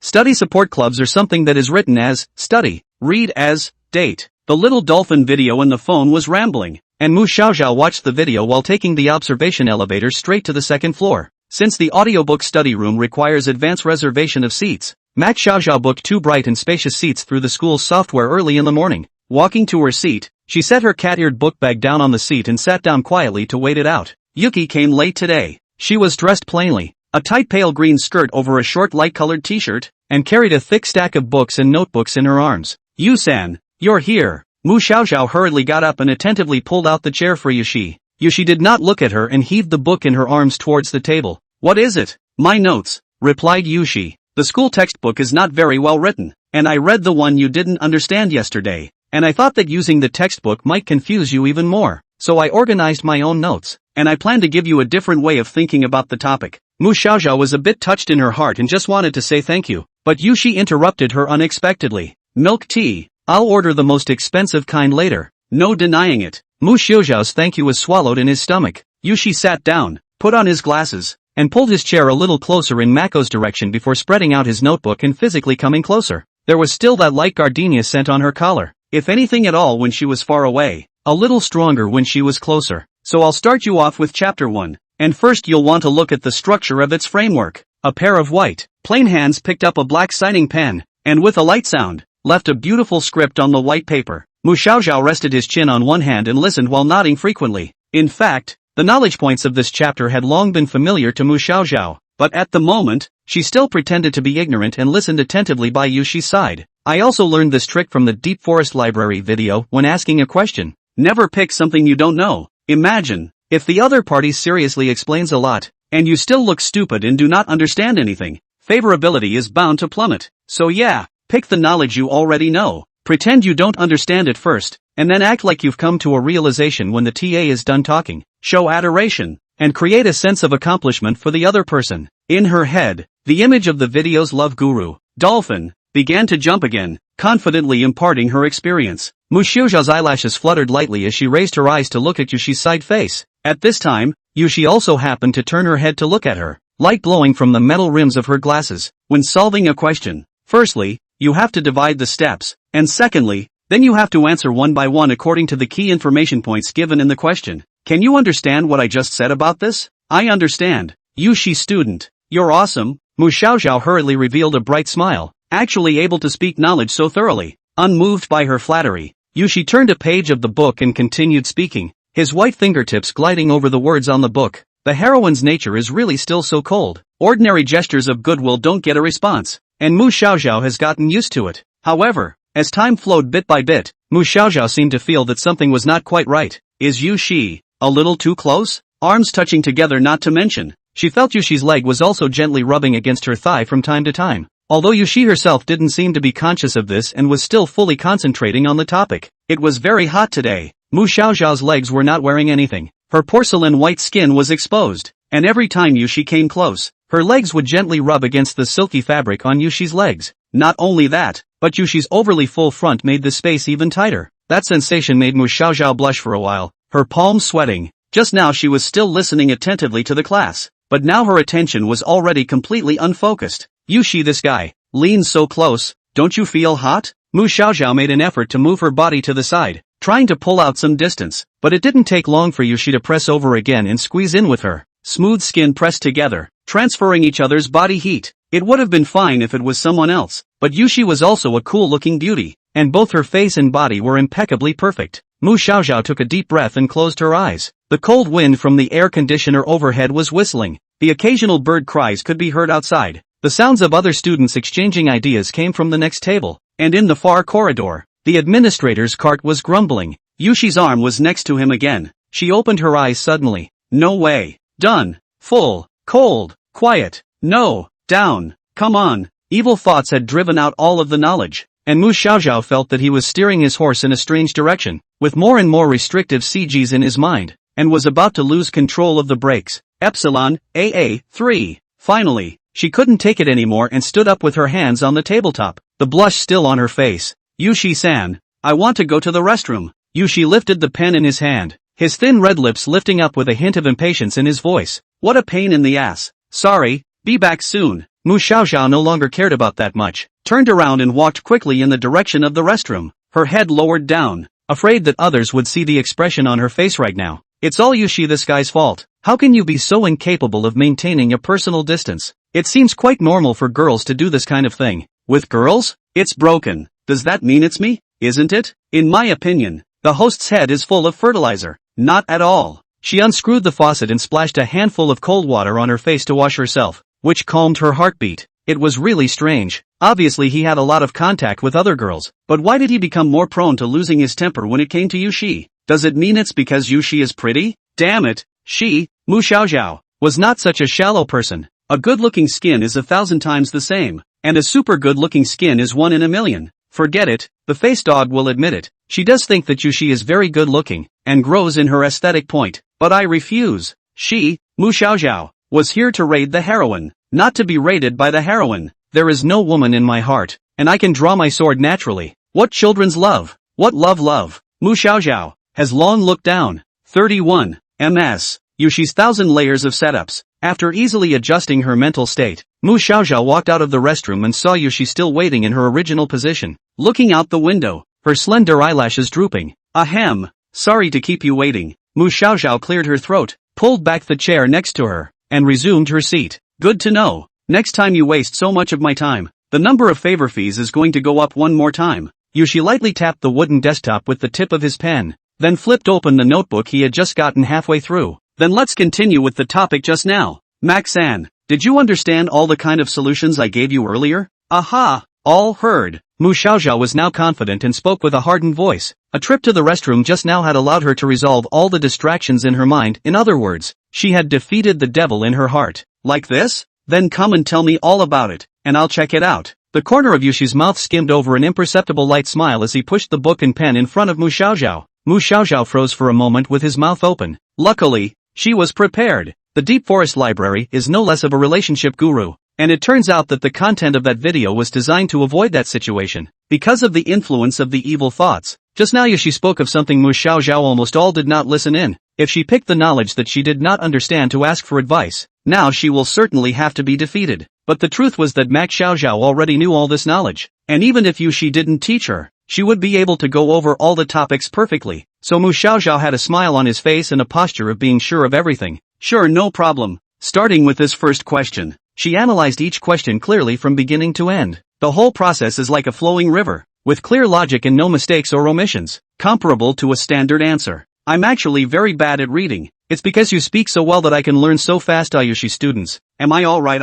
At the end of the day, she didn't forget to blow rainbow farts to Yushi like crazy, racking her brain to think of all kinds of complimentary words. Pust. Yushi, however, couldn't help but smile, leaning his chin on his hands as he gazed at Mu Xiaoxiao. The answer is yes, but that's not what I just told you at all. That line of thought, it's your own, isn't it? She narrowed her eyes and deliberately slowed down her speech, as if to tease the little Loli in front of her. Mr. Mu Xiaoxiao, did you already know how to do this? What's going on? Mu Xiaoxiao's expression completely froze, the corners of his mouth twitching. It's exposed. There's no way to play this one. Why didn't I think of that when I was just thinking about whether the answer was correct or not? It's really strange for Makoto-san to ask me to come to the library to give a lecture when he clearly knows how to do it himself. Could it be that he's playing a trick on me? Yushi was already lazily gathering up the notebooks and books on his desktop and stacking them up again and stuffing them back into the cloth bag as he spoke. No, not really. Mu Xiaoxiao panicked and pulled her sleeve. Listen to my explanation. I really didn't want to trick you, and why do you think that is? Yes, Mu Xiaoxiao was short of words. We can't say it's to rip you off, can we? See, you still want to argue. No more words, right? Do you want to bully me like before, Makoto? No, the introspection thing is just talk? It really isn't. Mu Xiaoxiao was anxious in her heart and couldn't help but raise the volume of her voice, drawing the eyes of the people around her. She clutched Yushi's corner of her coat with a death grip, fearing that the heroine would leave just like that. No, definitely can't let this misunderstanding continue like this. It was so hard to change the heroine's impression of herself. If she just let her go, wouldn't it be a basket case? I asked you to come to the library for, well, another reason. What's the reason? Mu Xiaoxiao finally decided to go out on a limb. Because I want to see you. Whatever, make it up first. This one can be saved for a bit. I really want to be friends with you. Usually you always leave early for class and we don't get much of a chance to talk. So, that's why I asked you here. I'm sorry Yuki-san, but I really wasn't trying to trick you. If you can forgive me. As Mu Xiaoxiao's voice gradually trailed off and became inaudible, Yushi suddenly took a step closer in her direction and bent down slightly, his black hair falling down from the side of his ear. Will you do anything if I can forgive you? There was a hint of inexplicable seduction in her voice. In the leisurely faint scent of gardenia. Mu Xiaoxiao was lost in thought for a moment, and then as if compelled by something, she nodded her head slightly. Yushi stretched out his finger and gently tapped it on Mu Xiaoxiao's pink moist lips. This is the second time, Mako-san. Her tone was inscrutable. Keep your word, okay? No. Even if he vaguely felt that something was wrong, Mu Xiaoxiao subconsciously replied. Then she saw a light smile on Yushi's mostly expressionless face. It looks like the plan worked. All in all, Mu Xiaoxiao's purpose of increasing favorability was somehow achieved. Yushi looks to be in a very good mood. Sucking slippery. The ice cubes dipped in the translucent grapefruit tea moved around a bit. Mu Xiaoxiao sucked in a mouthful of the cold drink so hard that it felt like his gums were freezing. Yushi was walking slowly less than half a meter away from her shoulder. The king-sized roasted fairy grass held in her hand. All kinds of red bean taro balls piled on top of the fairy grass like a small hill. And she really wasn't polite at all. Ordering the most expensive milk tea and adding all the ingredients she could. Mu Xiaoxiao wanted to spit out just Yushi that amount of food. Can he drink so much? Max-san. Yushi scooped up a piece of taro ball with a small spoon. Then again, why are you so obsessed with getting close to me? If you get too close to me, Class President Song will give you a hard time again, right? Mu Xiaoxiao gulped down her yuzu tea, biting the straw and shaking her head. I don't hang out with them anymore. Literally. I promised I wouldn't do anything to hurt you in the future. So I won't listen to Song Chu anymore either. Yushi was obviously a bit surprised and couldn't help but turn her head. Wait, you didn't do anything to them, did you? To say the least, it's true that I did something, but those aren't important, Yushi-san. Now I want to be friends with you. If they bully you again in the future, I'll protect you. Mu Xiaoxiao smiled sweetly, The corners of her eyes curved up in a lovely arc, and the sunlight fell on her silver hair, making her entire body look like it was glowing with a shimmering light. Looking at the scene in front of her, Yushi suddenly stopped and the dessert in her hand didn't move. She gazed at Mu Xiaoxiao's face with a very unfamiliar expression, as if she was pondering something. What's wrong? Mu Xiaoxiao was surprised. I have something to ask you. At an angle that Mu Xiaoxiao couldn't see, Yushi's eyes chilled a little. 32. Are you the original Mu Xiaoxiao or not? Downstairs in the dining hall, there is an electronic scale that measures height and weight. Mu Xiaoxiao was at a loss, not knowing what Yushi's intentions were in bringing himself here. Stand up. Although she was full of doubts, Mu Xiaoxiao obediently complied. She stood on the tester and the electronic counter jumped up. Welcome to Campus Weightmaster. Your height is 154 centimeters. Your weight is 43 kilograms. Yushi scanned the data and nodded lightly. Too skinny. Need to eat more. You still have the nerve to say me. You are obviously also very thin. Mu Xiaoxiao muttered in her heart and flattened her small mouth. Then she changed her face at the speed of light and turned her head to look at Yushi with a smirk on her face. Yushi-san, do you want to take a test? Me? Yushi's voice held a bit of flirtation. If classmate Mu is interested in me, I'll measure you. No, not interested either. Yushi had stepped up to that weighing machine, puffed out her chest slightly, and the counter's electronic voice began to broadcast again. Your height is 167 centimeters. Your weight is 53 kilograms. Mu Xiaoxiao felt that Yushi was heavier than expected. Obviously the waist was so thin, and there was no flab on the arms and legs, and the whole thing was slim, and so on. She looked at Yushi, who stepped off the scale, and when her toes touched the ground, a certain part of her trembled and rippled with the movement of her body. I see, the weight is all over that kind of place, she thatched, then looked down at his. The years are still and the waves are still. The view is very open with no obstacles in the way, making it a good site for an airport. Tiny and cute. I don't want this kind of cuteness. Just as Mu Xiaoxiao beamed in exasperation, Yushi's words changed. You should exercise more, Mako-san, or else things like before will happen again, right? Once upon a time. What do you mean? Mu Xiaoxiao felt that the atmosphere was suddenly a bit off, and Yushi's tone became serious. The school athletics thing? Her eyes were deep, as if she wanted to see through Mu Xiaoxiao. Last semester during the school athletic meet, you were forced by Song Zhuozhua to take part in the relay run, and as a result, you fell down when you took the third baton, causing our class to not have the first place in the overall score. This thing, it's not forgotten, is it? It seems like there is such a thing, but why did Yushi suddenly bring this up? As Mu Xiaoxiao tried to recall, his eyes began to avert and a look of embarrassment appeared on his face. That thing I wasn't batting third, I was batting last. Anyway, it's true that I screwed up and I'm sorry to everyone. Aha! Yushi's gaze locked onto Mu Xiaoxiao, as if he wanted to find out some secret from her. After that day, you didn't even go to take the class photo, and quietly went back to your dorm room alone, right? In his mind, the memories of the original owner came like a tidal wave, and the images surfaced one by one, like faded jigsaw puzzles being reprinted and synthesized into a complete picture. It was the original owner's worst day in college. Relay for life screwed up. Not only was the original owner bullied by Song Zhuozhua's clique, but she also endured the cynicism of the rest of the entire class, as well as a strong sense of guilt inside. With no outlet for the pain in her heart, the original owner could only keep suppressing it and kept apologizing to others throughout the day. By the end of the day, there was no strength left to even speak. Mu Xiaoxiao's heart began to paroxysm slightly, and his voice lowered a few points. After the match, Yushi was still waiting quietly beside her for an answer. Nope, I didn't hide back in my dorm room after the game.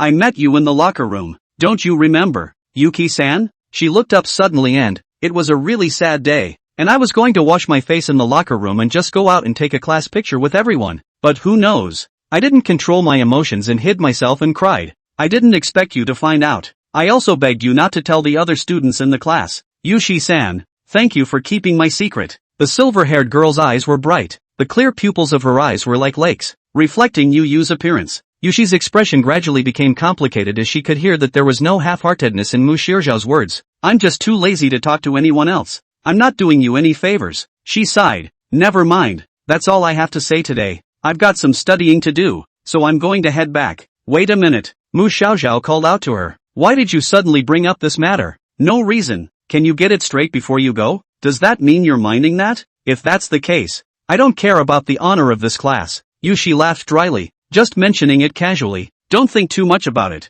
After leaving Mu Xiaoxiao, Yushi walked alone to a secluded corner and pulled out her cell phone from her school bag. This cell phone had been recording since just now, recording every single word that Mu Xiaoxiao said. Yushi pressed the stop button and the recording file was automatically saved. Regarding this person, Mu Xiaoxiao, Yushi hadn't paid much attention before. Weak, timid, talkative, and almost subservient to Song Zhuozhua, the little supporting character in the corner, the NPC in the game. That's all Yushi remembered about her. But one day, this little supporting character changed, became no longer speaking to the lines, became detached from the original plot, and jumped to the center of the stage as if out of the blue. Is she, and the original Mu Xiaoxiao, really the same person? She set the half-drunk cup of shochu by her side, leaned back on the back of the bench, and began flipping through her cell phone's photo albums. There weren't many pictures in Yushi's album, except for the school cat and some study materials, which were electronic notes about Mu Xiaoxiao. In order to get Max Xiaoxiao's previous data, Yushi had gone through a bit of effort. She compared these data with the current Mu Xiaoxiao one by one,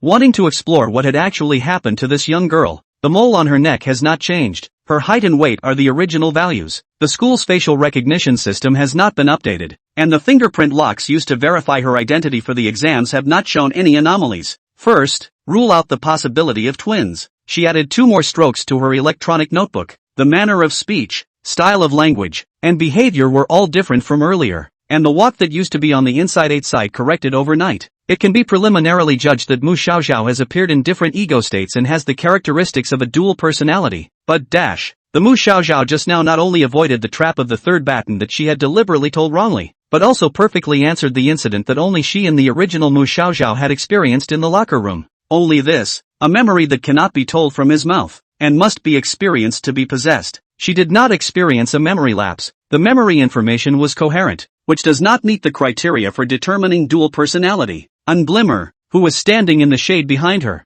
couldn't stand listening to Yushi's self-talk for a bit. Why are you spending so much energy on her, miss? She asked as she came closer in puzzlement. However, Yushi was so engrossed in his own analysis that he didn't pay any attention to her. It would be nice to have pre- and post-test data on visual sensitivity and pain thresholds so that changes in physiological indicators and perceptual systems can also be comparatively analyzed. MS. Yushi. And Glimmer's voice finally roused Yushi's attention. She walked around to the front of the bench and stood fixedly in front of Yuki. I can't figure out what you're trying to do. Are you simply interested in that girl? Yes, very interested. 33. Problems within the opposition. Under the boulevard, one of the master and servant stood, the other sat on a bench. In the face of Enlan's ramblings, Yushi seemed unimpressed and kept stirring the various small ingredients of the cold drink in her cup. Taro balls, cactus, peanuts, and colored chocolate beans were divided into 4. She looked bored. If you really like psychology, you should have agreed to go back to the old master's side in the first place, and use the financial assistance the family gave you to study abroad for further education in the future before.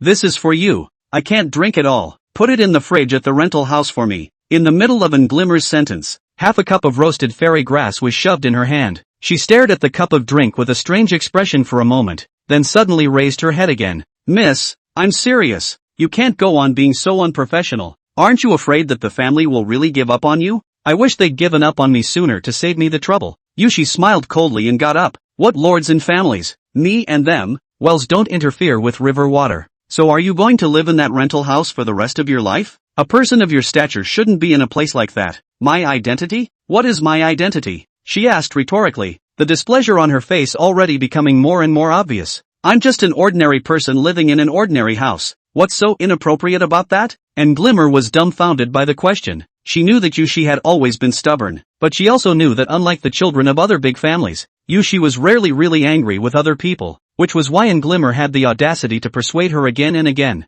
If you stay in the glory of that mansion, you can go anytime you want. Anyway, staying by my side can only lead an ordinary life, eating college cafeterias or convenient fast food. Yushi continued, with some cynicism in her tone. No ma'am, I'm doing it all for you. And glistening, everyone has their own choices. Yushi was already a little slightly impatient. She stood up, ruffled her long and colored hair behind her head, and her eyes looked straight at Glimmer. I respect you, and I ask you to respect me. After fighting and reviewing all night in the dormitory, the next day the monthly exam came, and Mu Xiaoxiao felt a little bad mentally. When I woke up in the morning, there was an extra panda-eyed Lori in the mirror. I should have known better than to review so late. She rubbed her tired eyes and yawned, every joint tingling. The examination room and the staircase classroom. Before the start of the examination, the door has come one after another many candidates. All the book bag to the wall of the position of put. Take the review material to do the final sprint. Max Xiaoxiao walked to the wall, and suddenly noticed that against the corner, the backpacks of several people, Song Zhuozhua, were piled up. The line of sight moved a little to the side. Song Zhuozhua and Tianzi and a few other girls were standing there, in a small circle, not knowing what they were talking about. Suddenly, Song Zhuozhua's line of sight swept over, lingering on Mu Xiaozhao's face for a few seconds. Mu Xiaozhao hurriedly twisted his head away, embarrassed. Anyway, having said that I was going to break away from them, it was good to turn a blind eye to the group now. What are you gawking at? There's 5 minutes left to get into the exam room. The top of his head was gently tapped with a book, and Yushi walked over. Her tone had been gentler than earlier. Well, I know. Mu Xiaozhao covered his head and turned to face Yushi. Seeing Mu Xiaozhao's haggard appearance, Yushi couldn't help it, but she quickly adjusted her expression and slapped on her face. Stayed up late reviewing? She asked. Did stay up late? Max Xiaozhao touched his face, a little heartbroken. It's not recommended to stay up late too often if you're not in good health. Yushi rummaged through her pencil case for her pass. But didn't you get all the content that day? Why did you have to go back and review for so long? Because, Mu Xiaozhao's throat went dry. Did you only ask about the parts one would have known and none of the parts one wouldn't? An arrow through the heart, totally spoken for. Looking at Mu Xiaozhao's expression that froze off, Yushi finally burst out laughing, even almost bursting into tears. Ha ha ha, you dumbass. I don't know why you're doing this, but pick what you don't understand and ask me next time. She patted Mu Xiaozhao on the shoulder. Of course, the favors still have to be paid as they are.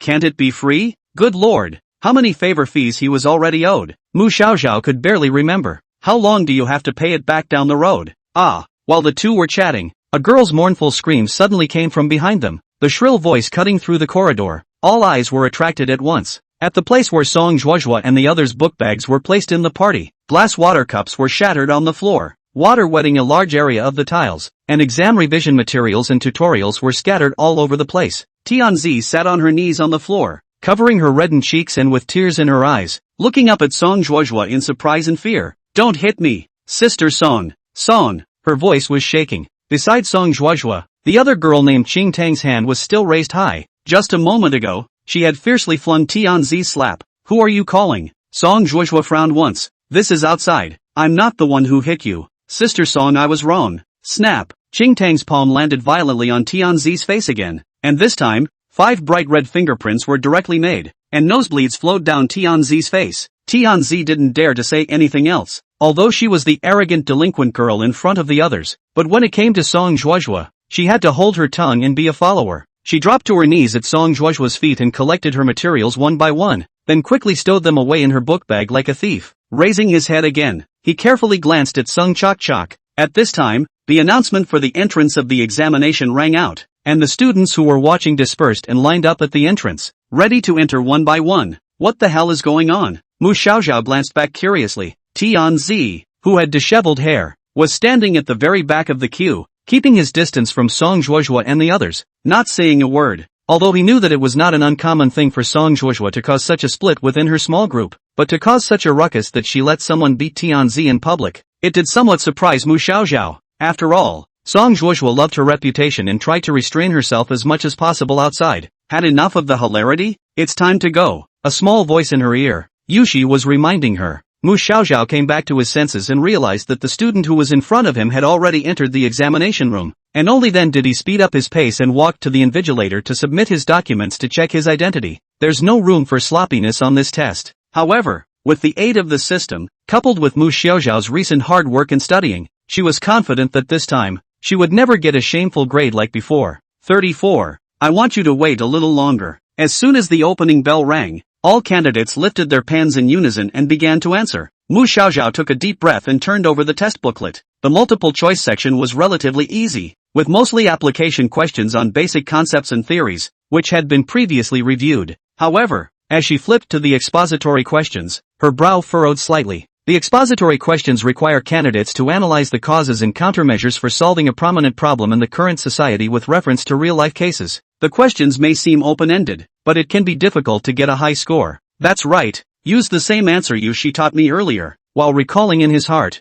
Mu Xiaozhao picked up the white paper to make a draft, and thoughts soon appeared under his pen. The effect of improving knowledge is quite significant. Her knowledge is currently at a 5-point level, and not only has she improved her review and memorization efficiency, but she is also answering questions much faster than before. At least it doesn't have to be the bottom of the barrel anymore. Mu Xiaozhao thought darkly. Although she was on the verge of failing the class right now, the failure rate for this specialized class was actually not very high, only about 5%. With a total of about 100 people in the current program, you basically don't have to worry about failing a class if you're not in the bottom few. The exam time passed by minute, and the only sound left in the classroom was the rustle of the pen tip scratching across the paper. Mu Xiaoxiao focused on writing the answers, occasionally looking up at the clock at the front of the classroom and silently calculating the time in his mind. Just at this moment, her afterglow glimpsed Yu Shi, who was diagonally in front of her, gently closing the test paper, moving gracefully to organize the desktop, and then handing the test paper to the invigilator. Mu Xiaoxiao was shocked in his heart. Handing in the paper so quickly?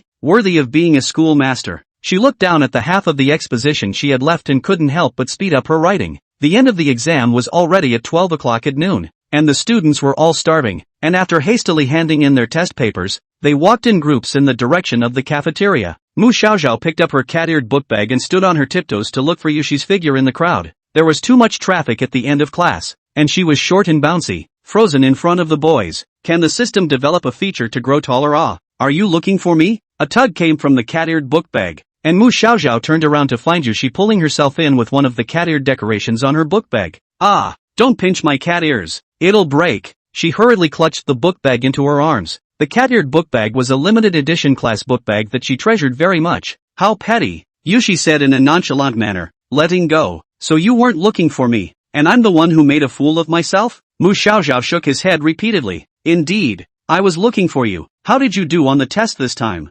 Mr. Mac? Mu Xiaoxiao didn't expect the topic to turn to herself so quickly. It's okay? Shouldn't be counting down. Aha. What about you, Yuki? Kind of failed the exam. The sun was high. Yushi squinted slightly. At most, I got first in the class. Wow. Yushi student is so smart. It's so enviable to get such a good grade. If only I could be half as smart as Yushi student. Mu Xiaoxiao tried to squeeze out a false fake smile, but inside she actually wanted to make an international friendly gesture. Hello? You're asking me this kind of question just to show off, right? On purpose? Damn Versailles. She was so happy for Yushi taking the initiative to look for her not long ago, so it turns out that the front is all padding. This is the real purpose.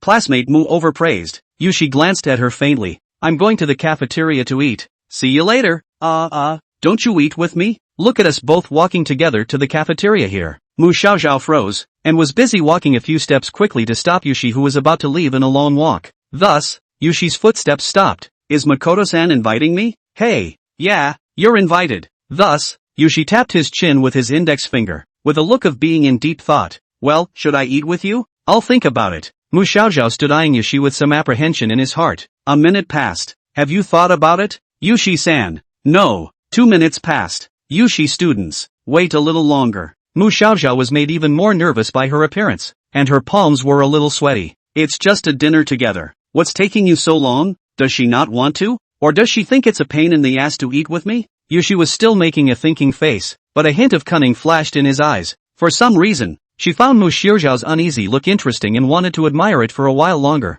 The silver-haired Loli tilted her head, her hands restrained in front of her body, and her large, clear, watery eyes looked a bit innocent. It makes you want to bully me. She intentionally didn't let Mu Xiaoxiao notice her thoughts, but instead kept dragging her feet until Mu Xiaoxiao really started to get anxious. Well, since you invited me so sincerely, I'll reluctantly agree. After a long while, Yushi deliberately dragged out his tone and answered slowly. 35. There's no way she could have gotten that score on the test. The results of the monthly exams were released after only 3 days. When the grades were handed out, it was just after a big class had ended, and everyone in the class remained in the classroom. So they all piled in with their report cards and talked about them. WOC, the multiple choice questions look so easy. I didn't realize there were so many digs. Why don't you choose C for the first question? The expository questions came out completely over the top this time, didn't they? The classroom was noisy, and Mu Xiaoxiao nervously reached for her cell phone and opened the results form. She breathed a long sigh of relief when she saw her results. The effort was not in vain,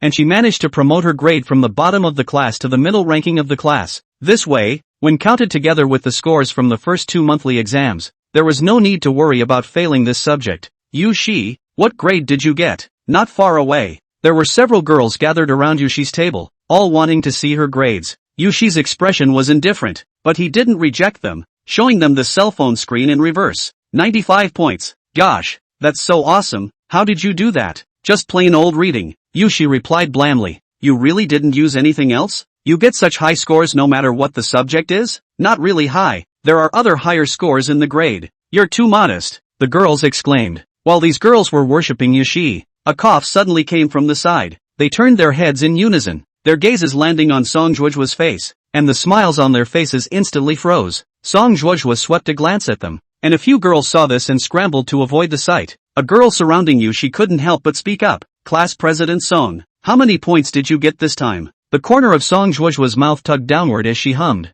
Ask so much about other people's grades. Just do well on your own exams first. The girl smiled awkwardly. Anyone could tell that Song Juojua was in a bad mood. As the class president, she must have known the class's results for a long time, so everyone had a good guess as to why she was in a bad mood. That is, once again, she had been surpassed by Yushi. Even though the boss let himself go, it looks like he's still clinging on to Yushi. Mu Xiaoxiao spat out her tongue, and suddenly felt an unkind line of sight fall on her body. She shivered in fear, only then realizing that there was a figure standing behind her right at some point. How many points? Tainseed asked in a hoarse voice. She had no makeup on today. Her face had little blood on it, and she stood in a crooked position, looking like a zombie who had just stepped out of a sci-fi movie. Mu Xiaoxiao's words were stuck in his throat for a while before he spoke in a very mechanical manner. 82 points. Cheating? Tianzi suddenly and violently grabbed Mu Xiaoxiao's cell phone, and with a trembling hand enlarged the table on the screen. How could you possibly improve in such a short period of time? Hey, what are you doing?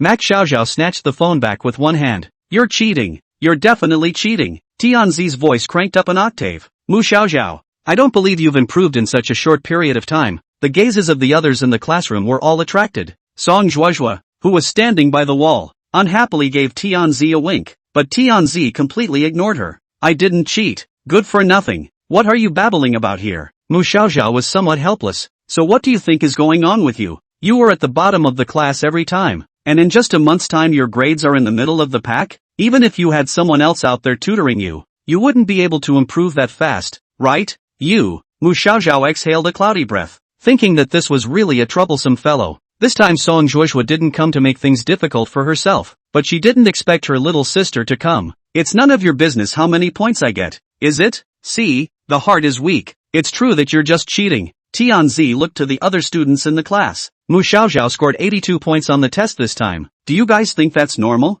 Everyone looked at each other and there was silence. No one responded. Mu Xiaoxiao smiled bitterly. Of course it's normal. How is it not normal? Suddenly, a cool voice broke the silence. Yushi had just finished packing her things, carrying her cloth bag over one shoulder, raising her eyebrows at Tianzi, her tall figure standing out in the crowd. Yushi? You. I knew you two were in cahoots. Tianzi got even more angry when he saw that someone was helping Mu Xiaoxiao. That's just your imagination. I'm not familiar with Mu Xiaoxiao. It's just that I think it's too stupid to just slander someone without physical evidence. You, Tainseed-san, feel free to report it. Don't be irrational here. Dropping these words, Yushi's long black hair was thrown back from her shoulders before she stopped paying attention to Tianzi. Tianzi was so angry that she couldn't say anything, but she suddenly noticed that the eyes of the surrounding students looking at her had all become a bit strange, and her heart suddenly panicked a bit again. Shame on you. Not far away, Song Juojua snorted coldly from his nose, revealing a contemptuous gaze, and took a few other followers with him and headed out, with no intention of waiting for Tianzi.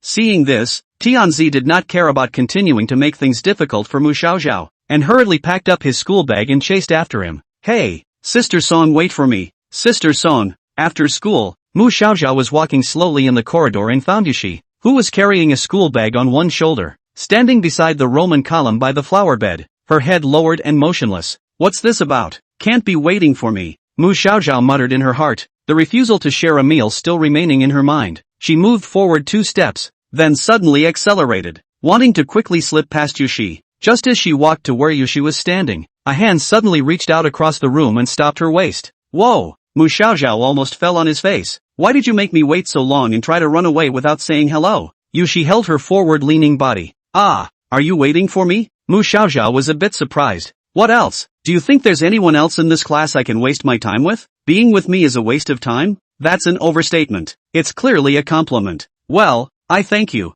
It's really a compliment. I really thank you. Mu Xiaoxiao grabbed the backstrap of her school bag with both hands and lifted it upwards. So what? What is it that you're looking for me for? Manga club? Aren't you a member of it? There's an event today. Didn't read the group message, right? Yushi's tone carried a hint of helplessness. It was only then that Mu Xiaoxiao remembered that he was indeed a member of the manga club, and that recently, because he had been busy studying for his exams, he had hardly paid much attention to the club's affairs. Ah, right, oh, I almost forgot. Mu Xiaoxiao scratched his head somewhat embarrassedly. I'd been too busy with exams lately. I didn't read the group messages much. Speaking of the manga club, Mu Xiaoxiao couldn't help but think of Lin Juye again. Last time he was deleted by her without warning. This time when he went to the manga club, would he meet her? 36. Is she important or am I important? The location of the club event was eventually set in the old classroom from earlier. Wow, President Bull. Having just walked into the comic club, the members couldn't help but marvel at the scene in front of them. Places that were empty were piled high.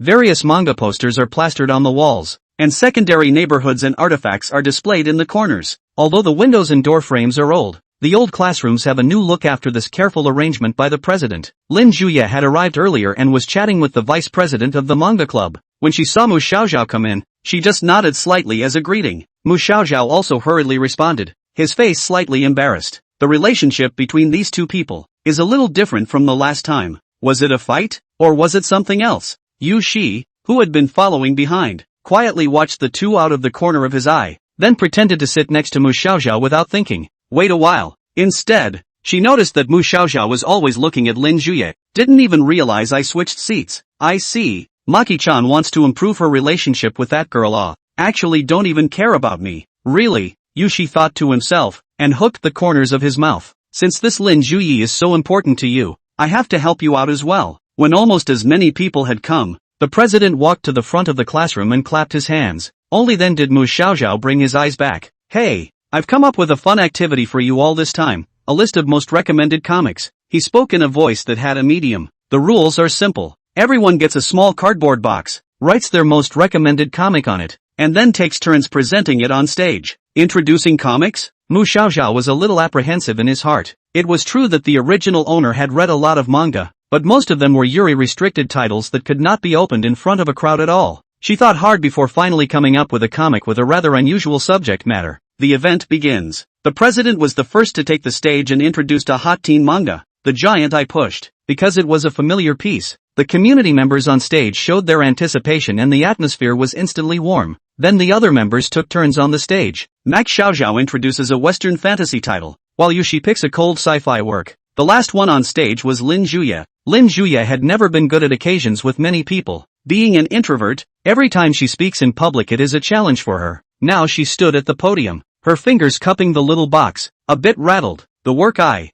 would like to recommend to you is a healing romance manga. After hearing the name of the manga, Mu Xiaoxiao's eyes lit up. The manga Lin Juye introduced was titled Even Without Feathers, a birthday gift Lin Juye had specially picked out for the original owner on her 18th birthday. The story is simple. Two souls are reincarnated as birds, but are afraid to spread their wings and fly into the sky for fear of falling. Eventually, they chose to leave the flock and stay with each other for the rest of their lives in the nest. Ending he. Did she mean to make up with me by picking this story? Mu Xiaoxiao couldn't help but search. The story is nothing special, but it has a very important meaning to me, and I hope that anyone who feels for this story will vote for it. After this statement, the fearful Lin Juye hurriedly ended his speech and walked quickly off the podium. Mu Xiaoxiao looked at Lin Juye's back, his heart a little complicated. Okay, that's the end of the introductions. Let's take a vote. The president made a gesture of pause and one vote each for the comic you want to read the most. The whole process needs to be kept secret, so please go outside the classroom and come in one by one when it's your turn to vote.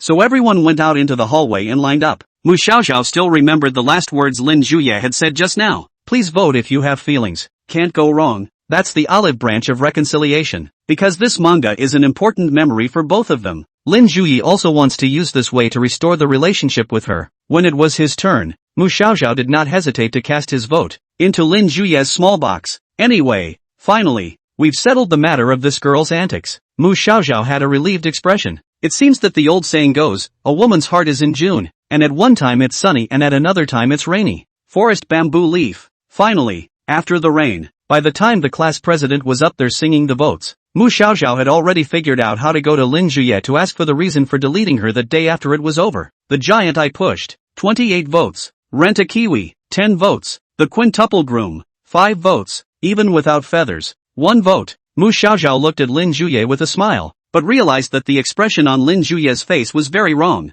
Her bangs blocked her eyes and she bit her lip as if trying to hide her emotions. A wave of uneasiness surged in Mu Xiaoxiao's heart. What's going on? She muttered inwardly. Did I misunderstand? After the voting results were announced, the president announced the final winner. The giant I pushed won the event with an overwhelming number of votes. A cheer rang out in the classroom. But Mu Xiaoxiao was completely unmindful of this. Her gaze remained on Lin Juye, trying to read something from her expression. After the event, everyone started to pack up and get ready to leave. Mu Xiaoxiao hesitated for a moment, but finally gathered the courage to walk towards Lin Juye. Takakaba. Lin Juye raised his head, but with a resentful expression. Mu Xiaoxiao was dumbfounded and didn't know how to speak. She originally wanted to directly ask Lin Juye what was wrong, but the words reached her mouth and swallowed back, fearing that she would make things worse by being too direct instead. Ahem. I like the manga you recommended today. Mu Xiaoxiao endeavored to change the topic to something else. Lin Juye froze slightly, then his voice tone lowered. Then why don't you vote for me?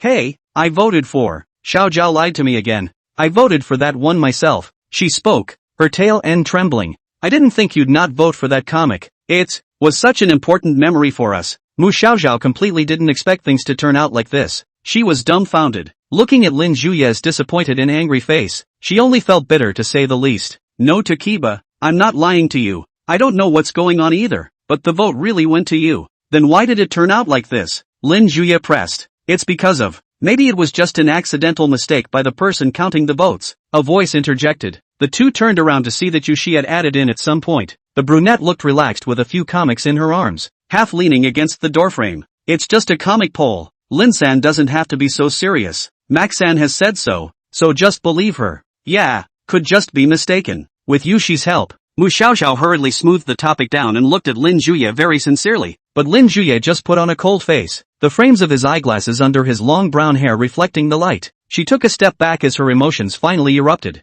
Who am I to believe you? Akira must have forgotten about that manga and voted for someone else. And now he's turning around and fooling me. I thought that when I got into the manga club, we could go back to the kind of relationship we had before. But you don't care about me at all. Akira, if you're going to be like that, we might as well not be friends. This series of outputs struck Max Xiaoxiao with a silence effect. Why does this little thing have to do with breaking up a relationship? She had absolutely no idea how to respond to Lin Juye's words. After all, in her previous life, she was a straight man and not a women's friend, so it was too difficult to keep up with Lin Juye's train of thought. Just as she hesitated, a hand took her arm, and the fresh scent of gardenias once again intensified. It's a shame that Lin doesn't want to believe her. Yushi wrapped her arms around Mu Xiaoxiao's body, rested her chin on her shoulder, and smiled gently at Lin Juye.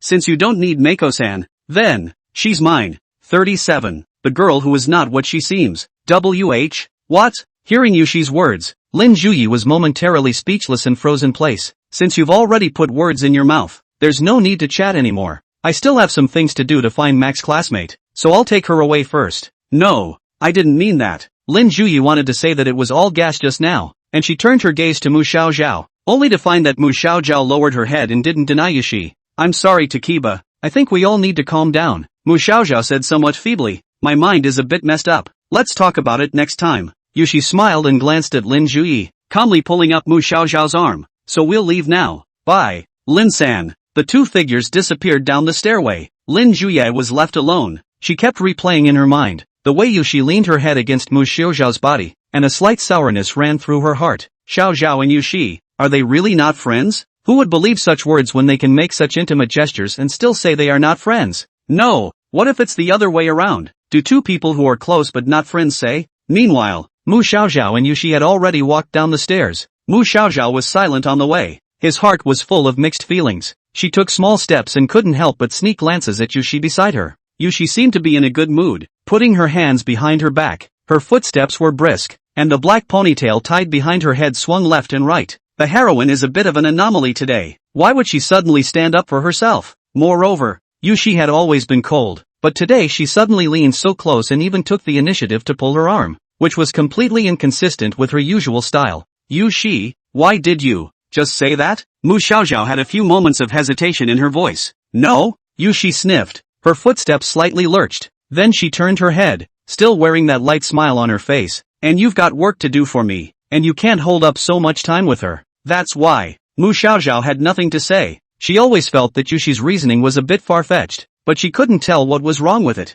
Although Yushi's tone was relaxed, There was a hint of elusive deep meaning in her eyes, as if there was something unspoken hidden behind her words. Mu Xiaoxiao didn't look deeper. What do you want me to do for you? Go to the cattery and take care of the cats. I'll go too. Oh, okay. Follow me. She had just taken a step when she suddenly stopped and turned her back to Mu Xiaoxiao. Wait a moment. I'm going to throw out a piece of trash. After saying that, Yushi walked straight to the garbage can by the roadside. With a natural movement, she pulled a small note out of her pocket, rubbed it and tossed it into the recycling bin, then clapped her hands and walked back in. The two continued in the direction of the cattery. In the trash can, in a corner that Mu Xiaoxiao couldn't see, the kneaded note slightly loosened. Inside, the words cartoon pole are revealed. There was silence all the way, so quiet between the two that they could only hear each other's footsteps. It wasn't until I got to the door of the cattery that the half-covered wooden door seemed to be the entrance to another world. Yushi gently pushed open the wooden door with a slight creak. Instantly, several cats, as if they had smelled a familiar scent, immediately poured out from all corners. They clustered around Yushi's ankles,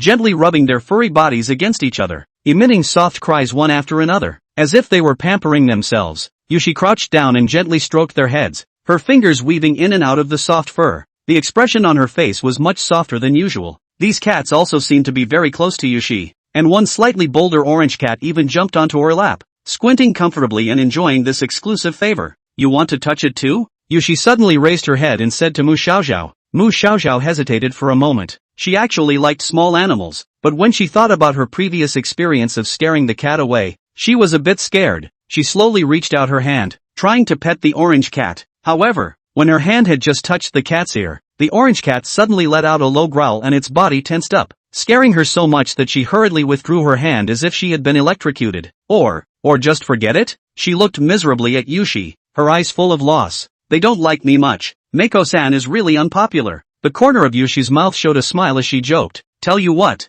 you can try feeding them some food first, and they will slowly accept you. Saying that, a small bag of cat snacks was thrown over, and Mu Xiaoxiao caught it with an open hand before carefully placing it on the ground, as if performing a solemn ceremony. A group of cats sniffed and approached tentatively, eventually attracted by the scent of the snacks, stuck out their bright red tongues and began to enjoy the treats. Mu Xiaoxiao looked at them seriously, his hands propped up on the ground, his expression focused. It should work this time. Her hand rose and paused in the air before slowly touching the top of the orange cat's head. Meow. In an instant, the orange cat leapt back violently, its vertical pupils staring warily at Mu Xiaoxiao. I have food here. Don't jump so far. Mu Xiaoxiao was busy curtly pushing the pile of cat snacks a little further forward. Meow. The orange cat didn't buy it at all. It even started to huff and puff at her, and the hairs on its back stood up, as if it regarded Mu Xiaoxiao as an enemy. Total failure. Yuki-san, really can't work if it's not you. I've tried my best, but the relationship seems to have gotten worse. Mu Xiaoxiao was devastated and returned the cat food to Yushi with her head hanging down, her long silver hair hanging over her shoulders. Yushi had just been not far away, adding some cat food to the cat or changing the water, doing some of the daily work of the cattery. Seeing Mu Xiaoxiao's frustrated appearance at this moment, she couldn't help but cover her mouth and laugh, without any semblance of sympathy on her face. Mako-san, what a mongrel. Hey, overdo it. Miscellaneous fish. The time spent caring for the cat went by quickly, and before you knew it, it was dinner time and the smell of food was already wafting across campus. Yushi is a day student and doesn't live in the school, and halfway there, he and Mu Xiaoxiao parted ways. As they parted, Yushi glanced back at Mu Xiaoxiao as if he wanted to say something, but in the end, he just faintly said, goodbye, then turned and disappeared at the end of the campus path. Mu Xiaoxiao walked alone on the concrete road, walking through the dappled light and shadows, the early summer breeze on his face. The inside of the basketball court appeared to be playing a game, with whistles and cheers, and the staggering sound of basketballs hitting the ground. When Mu Xiaoxiao passed by, the game had just finished, and a boy walked off the field. He was handsome, with bright features and a sweaty face, like a Sunny male lead coming out of a youth idol drama. With a towel around his neck, the boy casually rolled up the hem of his jersey to show off his 8 well-formed abs, causing the girls around him to squeal. Ji Xiaoming, Mr. G, let's add a contact, okay? Are you thirsty, young Master G? The girls revealed gazes like hungry wolves, and various brands of mineral water were scrambled to be shoved in front of Ji Xiaoming. The scene was like a press conference with TV microphones crammed in front of the star. Ji Xiaoming, on the other hand, just gave a polite smile and waved his hand at the eager girls. I'm just happy that people have this thought. No need to buy me water, he said in a magnetic voice. Hearing that, the girls' favorability level rose another notch and became even more frantic than before. they almost unscrewed the cap of the bottle to feed the water directly into his mouth. Mu Xiaojiao only found it a bit funny, and also secretly marveled at how popular Ji Xiaoming was in school. No wonder the boss doesn't dare to mess with him. If they knew about the confrontation between Song Zhuozhua and Ji Xiaoming face to face that day,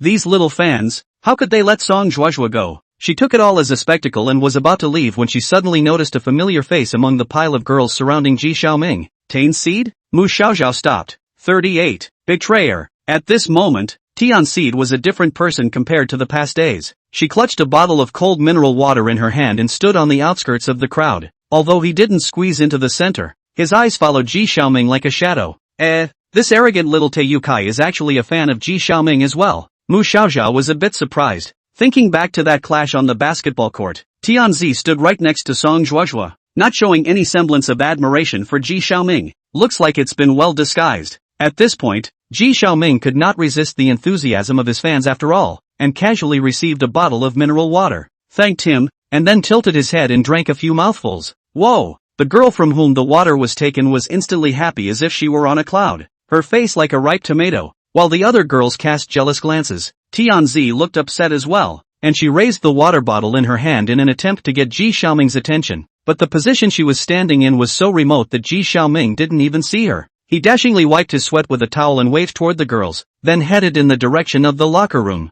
Tainseed was greatly disappointed. She walked over to the flower bed and indignantly unscrewed the cap and poured a stream of water into the dirt, then stomped on it as hard as she could in a fit of frustration. If it wasn't for that bunch of suckers in the way, he would have seen me. Tianzi cursed in a small voice while stomping his feet and looked up, just in time to spot Mako Xiaoxiao standing in the distance. Bad luck, how come I met her at this time? As soon as he thought of Mu Xiaoxiao, an uncontrollable hatred surged in Tianzi's heart. She stepped hard and walked towards Mu Xiaoxiao, casting a look filled with disgust, as if she wanted to cut the other party into 1,000 pieces. Mu Xiaoxiao was a bit baffled by her attitude, and as the two brushed past each other, Mu Xiaoxiao dodged to the side. Go to hell. Tianzi didn't turn around and cursed Loli. She now hated Mu Xiaoxiao to the point of gnashing her teeth. Tianzi's crush on Ji Xiaoming had been going on for quite some time, and the matter had originally been calm and quiet, until that day on the playground. She witnessed Ji Xiaoming, the man on the tip of her heart, injuring Song Zhuozhua with a basketball for a woman like Yushi, a woman from a poor family who didn't know what she was doing. However, what brought her greater impact than Ji Xiaoming's interest in Yushi was another matter. Song Zhuozhua's relationship with Ji Xiaoming is completely broken, and she doesn't dare to let the others in her clique know about her feelings for Ji Xiaoming. As a result, he could only sneak around every afternoon to watch Ji Xiaoming practice. Paper can't hold fire after all. Someone snitched on Sung Juzhou. On the day of the monthly exam, Song Zhuozhua mercilessly let Qing Tang give her a slap in public as a lesson. Why? Why are you doing this to me? Tianzi was indignant in her heart because she remembered that when Mac Xiaoxiao betrayed her, Song Zhuozhua chose to spare her. And what about himself? Himself, the person who had the best relationship with Song Zhuozhua. Song Zhuozhua had gone so far. This sense of falling short caused her to develop a strong hatred. She didn't dare to hate Song Zhuozhua and couldn't do anything about Yushi for the time being, so all of her anger was focused on Mu Xiaoxiao alone. It's strange, shouldn't it be people like Mu Xiaoxiao who are having the worst time? Used to follow them around like a dog and kick anyone who got upset, and now yet, even the likes of Sister Song no longer bothered her. That Mu Xiaoxiao easily broke away from their control. Not only that, but also surged forward on the monthly exams, and her grades even surpassed her Tian Seed. On what grounds?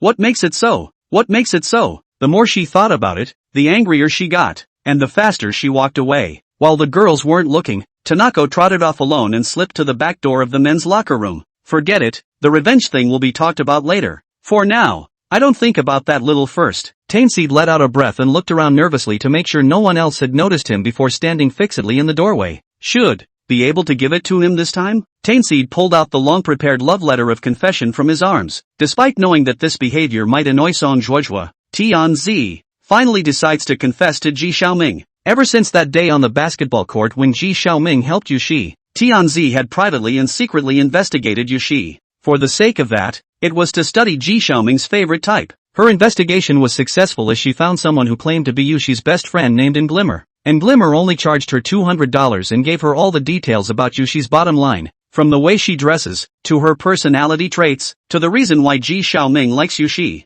Nglimmer was even kind enough to help her write this confession letter. The content of the letter. Tianzi is very satisfied. As long as she impresses Ji Xiaoming with this letter, Tianzi won't have to be Song Zhuojua's follower and step into the heart of the rich handsome man, realizing a perfect life now. At that point, even if he broke with Song Zhuojua, Tianzi didn't care. Let Ji Xiaoming fall in love with her. Let Ji Xiaoming, a big handsome guy, want to stay by her side and treat her as a proper girlfriend. If Song Zhuojua dared to bully with her family history, Ji Xiaoming would stand in front of her and protect her. And she, Tianzi, not only won't listen to Song Zhuojua's words anymore, but will also turn the other way and return the one Song Zhuojua had previously done to her as they were. The more I think about it, the more beautiful Tianzi's heart is. The four fingers pinched the confession letter, and his face is piled with anticipation. Squeak! While Tainseed was thinking about it, the back door of the locker room opened. Ji Xiaoming changed his clothes and walked out, and was a little surprised to see Tianzi. Ji Xiaoming.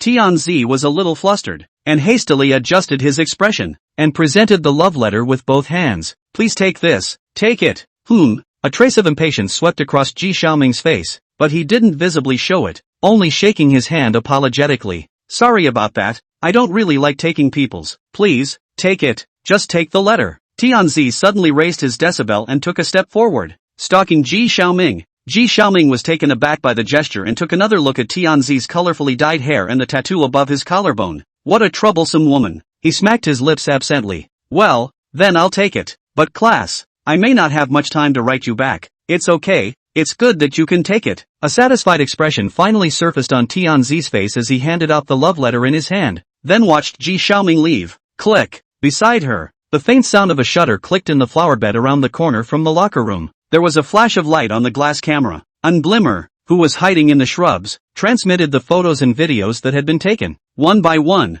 to Yu Shi. Only after Tainseed left did she pat her skirt and stand up. 39. Happy birthday? Asterisk. On summer nights, the stars are all over the place, like sparkling diamonds in the sky. Under the shroud of night, the only thing that could be heard on the quiet campus was the low chirping of insects and the breeze that inadvertently swept through the treetops. It's Friday. The last class of the afternoon lasted until 6:30. By the time Mu Xiaoxiao came back from writing homework in the library, it was long dark. It hadn't been too long since she had been reincarnated into this world, though, and she was already getting used to the daily routine on campus. Every day, I go to class according to the schedule, study, go back to the dormitory to chat with my roommates and play a couple of games. If it wasn't for the fact that he was still carrying the task of raiding the heroine and changing his destiny, such a leisurely day would still be quite enjoyable for Mu Xiaoxiao. Walking up the stairs and arriving at the familiar dormitory door, Mu Xiaoxiao took out her key, but found that the door lock would not open.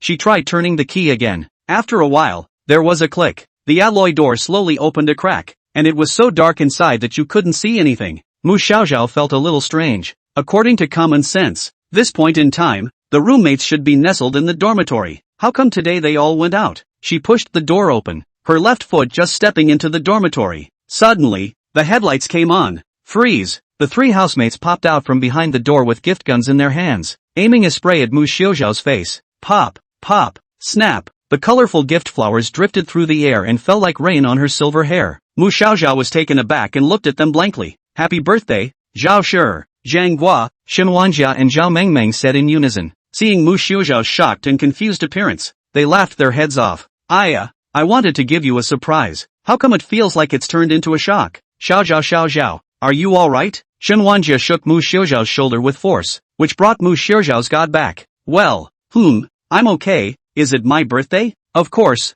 you wouldn't even remember your own birthday, would you? Zhao Mengmeng covered her mouth in surprise. Xiao Zhao is really a natural nerd. It's okay if you don't remember. We'll remember for you. As Zhang Guo spoke, he brought a strawberry cake from his seat with the words Happy Birthday Mako Xiao Zhao written on it in a cute font. She presented the cake to Mako Zhao with a grin. Come and have some cake, birthday boy. Well, thank you all. We've been in the same dorm for so long, so what's the thanks for? Mu Xiaoxiao was a bit touched, not thinking that her housemates would come together to celebrate her birthday, and even prepared a special cake. It does seem like people are taking her seriously. At the invitation of her housemates, she put her book bag away, took off her jacket, and stepped onto the carpet in the center of the dormitory with her bare feet. The other three had already sat down cross-legged. Between them, there was a bedside desk with strawberry shortcake sitting on top. Although it was only about a pound, this cake was masterfully made. The superfull portion of strawberries piled on top of the layers of cream made Mu Xiaoxiao salivate just by looking at it. Wow, that smells good.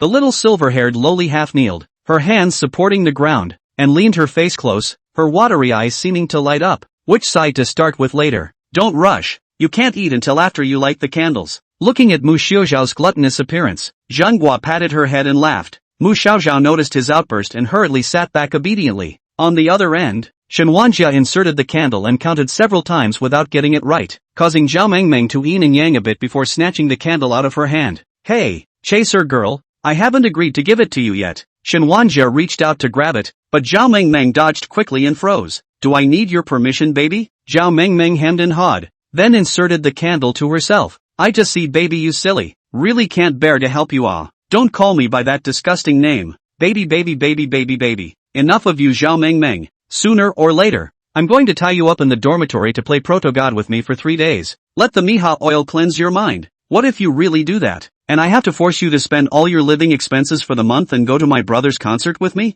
I might as well die that way. The two of them were talking and looking like they were arguing, but they sounded like they were flirting a little bit. Eventually, the candle was inserted by Zhanghua. Hit the lights out, light the candles, and the ambient feeling of a candlelit dinner comes right away. It was the first time for Mu Xiaoxiao to spend her birthday with so many girls, sitting amongst everyone with a slightly nervous expression. Wait, don't open up yet. We haven't taken a picture of our dormitory together yet. Zhao Mengmeng suddenly said, why don't we take this opportunity to take some pictures? The rest of the group agreed with her proposal. Zhao Mengmeng took out her precious selfie stick, then stood up and directed the other three to pose. Xiao baby, don't just pose with scissors. Come on, I'll teach you some new poses. Arrange your hands in the shape of a flower and place them by your face. This will make your face look smaller. Oh wow. Xiaoxiao is really cute. Mu Xiaoxiao felt like a movable doll, being dominated by Zhao Mengmeng and making all sorts of awkward poses. A picture clicked and stayed. Don't be too tired. College time is so precious. Of course we should leave more beautiful photos to commemorate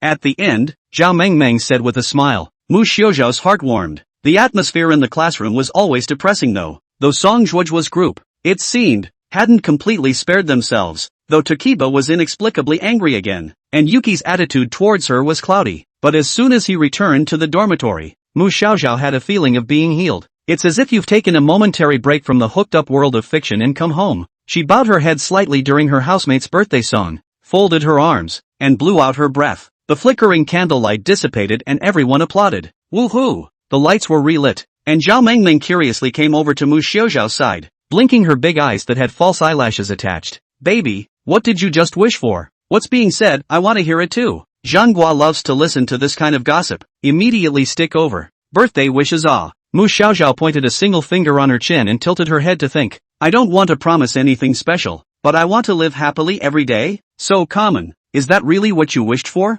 Really? Oh, I really do. Thought it was to find a 2-meter tall big handsome guy or something. Zhao Mengmeng was a bit lost and spread her hands. Xiao Zhao is really still a little kid. Humph. You think everyone is as chesty and vulgar loving as you are. Shen Wanjia crossed her arms and let out a laugh through her nose before she began her chase with Zhao Mengmeng, pillows flying everywhere. Mu Xiaoxiao chewed the cake with a dumbfounded expression, looking at the two like they were watching a monkey show. Next to him, Zhanghua had already finished his cake, put his fork down, and squeezed Mu Xiaoxiao with his shoulder. Xiaoxiao. Mu Xiaoxiao still had something in her mouth. There's something on my mind that I still want to tell you, though the atmosphere may not be appropriate right now, so I hope it won't spoil it for you. It's okay, speak. Zhanghua's eyes were gentle as she placed one hand on Mu Xiaoxiao's shoulder, 5 fingers together.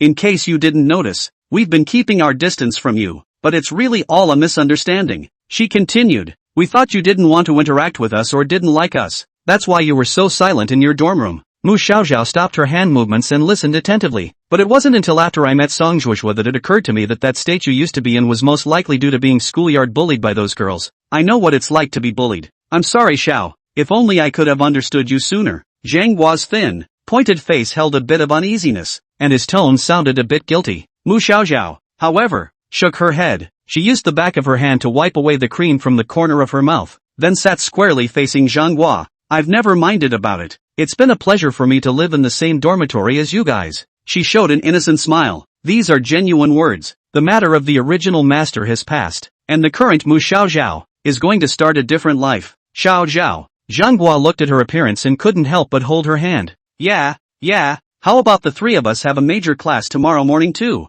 So how about going to the building together? Yeah. And so the lesson pairing was set. When it was time to go to bed, Mu Xiaoxiao was playing with her cell phone within the bed curtains. Not many people sent her birthday wishes today, other than her housemates. It was her sister at home. Lin Juye's avatar was still gray, and had never been added back since her one-way deletion. Seeing that the needle was about to point to 12 o'clock, Mu Xiaoxiao suddenly looked at Yushi's avatar with some anticipation. The black and white silhouette of the fox lay still in the box, its eyes like it was staring at her. Will Yusha give her birthday wishes? Mu Xiaoxiao wasn't sure. The two weren't even friends until now, and she had never told Yushi the date of her birthday. Forget it. Just as Mu Xiaoxiao wanted to close her cell phone, that fox silhouette's avatar suddenly jumped. It was a message from Yushi. She hurriedly sat up again, holding on to the edge of the bed, and grasped her cell phone with one hand, tapping on Yushi's chat box. Then she saw a cold text, lying in the screen. Yushi, there's a morning class tomorrow. Remember to bring me breakfast.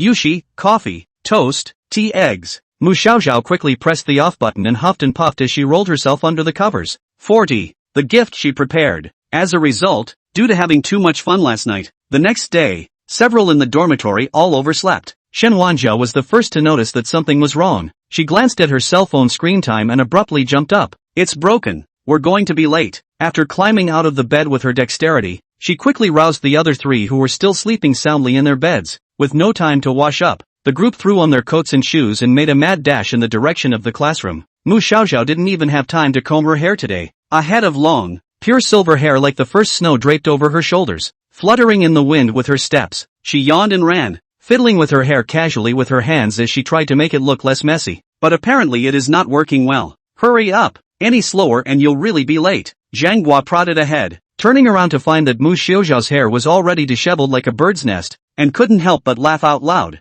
Xiaoxiao, your hair! Before Zhang Guo finished speaking, Mu Xiaoxiao had already realized her embarrassment and her face instantly turned red. Don't say it! I know! She muttered and quickened her pace, trying to cover her embarrassment with speed. The other two, Shen Wanjia and Zhao Mengmeng, also ran desperately after them. Shen Wanjia's glasses slipped to the tip of her nose from running so fast, and she had to hold them with her hand all the way up for fear that they would fall off. Zhao Mengmeng, on the other hand, looked lazy, as if she wasn't afraid of being late at all. The four of them ran furiously all the way, finally rushing into the school building at the last minute. Since he wasn't in the same major as the other three housemates, Mu Xiaoxiao waved goodbye and ran to another classroom. In the classroom, the teacher was standing on the podium, holding the roll book in her hand, and her gaze swept unhappily over Mu Xiaoxiao, who had just rushed in. Mu Xiaoxiao, late again. Mu Xiaoxiao hurriedly lowered his head and explained in a small voice. Sorry, teacher, I had a little thing last night and overslept. The teacher frowned, clearly not satisfied with this explanation, but he didn't say anything more, just waved his hand, signaling her to hurry up and sit down. Mu Xiaoxiao was relieved and hurriedly found a seat to sit down. Her ass had just hit the stool when she snapped to attention something else. Bad. Got up too fast this morning. The breakfast promised to Yuki hasn't been bought yet. She spread her books out on the tabletop and sheepishly looked through the gap in the crowd in Yushi's direction. Coincidentally, Yuki was looking at her as well. Yushi wore light makeup and a high ponytail today, dressing up fresh and sharp. She tilted her head slightly, her nails painted a dark red resting on the side of her face, her eyes imploring. Hiss. For some reason, every time Yushi stared at him, Mu Xiaoxiao felt a little creepy, not like being targeted by the heroine, but like being targeted by the ultimate villain. Flipping her cell phone out of her pocket, Mu Xiaoxiao sent a message to Yushi. Mu Xiaoxiao, good morning. Yushi student. Kitten. JPG. Yushi, give me breakfast after class. An unpleasant feeling drilled into Mu Xiaoxiao's heart through the screen, like a back spirit crawling behind him. What excuse should I make? She averted her eyes and looked east for a moment, pretending nothing was wrong, trying to use it to ease her embarrassment. The phone vibrated again. Yushi, breakfast. I know. Why do you have to send it twice? Mu Xiaoxiao typed very quickly. Mu Xiaoxiao, Yushi students, pitiful. JPG, in fact, I forgot to buy it this morning, so let's do it this way. Lunch treat you to dinner as compensation. Yushi, forgot. Why? Maki Xiaoxiao, my roommate spent her birthday with me last night and accidentally slept in too late, to the finger. JPG. Yushi, that's right. Yushi, later. See you in the grove. Maki Xiaoxiao. Sigma, degree. No, sister heroine, I just didn't bring a breakfast. Why are you suddenly in the grove? Is this a killing spree? Yushi, don't keep me waiting. As soon as you get out of class. Very well. Mak Xiaoxiao knew he had no choice, although she was completely unsure of what Yushi really wanted to do. Since Yushi had told her to go to the grove, if she didn't go, she was afraid that things would get worse. Oh, very wise judgment, meow. If you want to be on the side of the righteous, you mustn't make the relationship with the main female character a stalemate. Oh, the system, which had been silent for a long time, spoke up at this time. But why do I feel a little bad for this heroine? Wait, why do I feel like she's been staring at me? Mu Xiaoxiao was pretending to listen attentively to the lesson, but the rest of his eyes still fell to Yushi's side from time to time.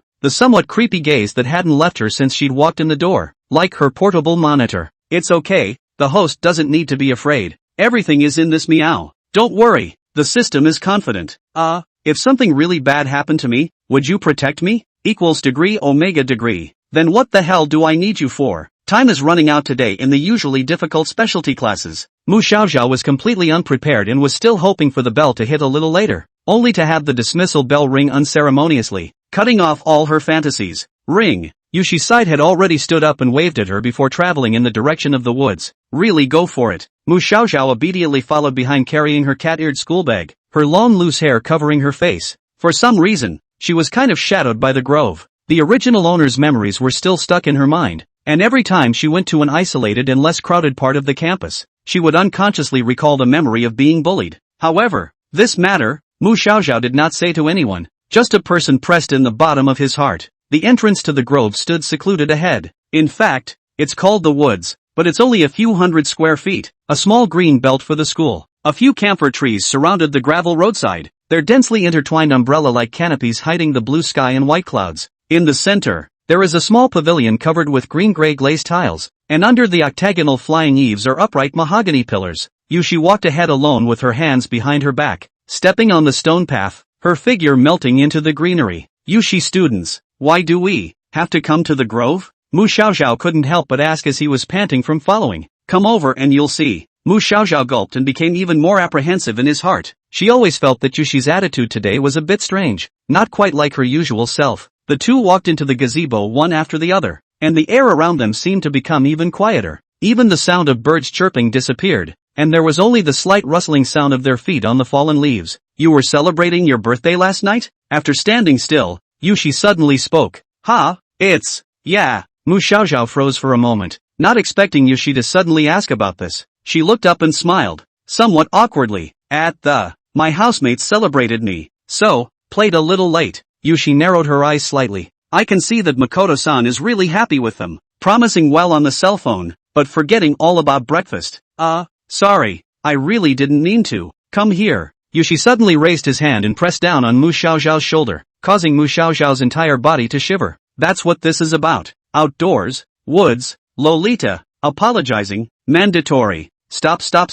This is not the time to think about that. She didn't make a struggle, closing her eyes and quietly waiting for Yushi's next move. Then she felt the silver hair she had attached to her neck being ruffled. Your hair is so messy. You didn't comb it this morning. Silky hair that flowed over Yushi's fingertips. She picked up the black bow ribbon in her hand at some point and stood behind Mu Xiaoxiao, braiding her hair. Well, Mu Xiaoxiao was a bit surprised. Don't move. Good. Yushi lightly ran her fingers across her scalp, smoothing out the curly hair a little bit, and then tying two low double ponytails for her according to Mu Xiaoxiao's usual habits. Then, she had Mu Xiaoxiao turn around and spread out the small accompanying mirror in front of her. How? Mu Xiaoxiao looked at herself in the mirror. Very nice. The bangs are flattering and the braids are symmetrical. It takes a professional girl to tie something like hair. Yushi's level of hair braiding was indeed much better than Mu Xiaoxiao herself. Only, Mu Xiaoxiao always felt that the lace pink ribbons tied on both sides were a little too cute to be something Yushi had bought for herself. Aha! Yushi adjusted the position of the two ribbons again,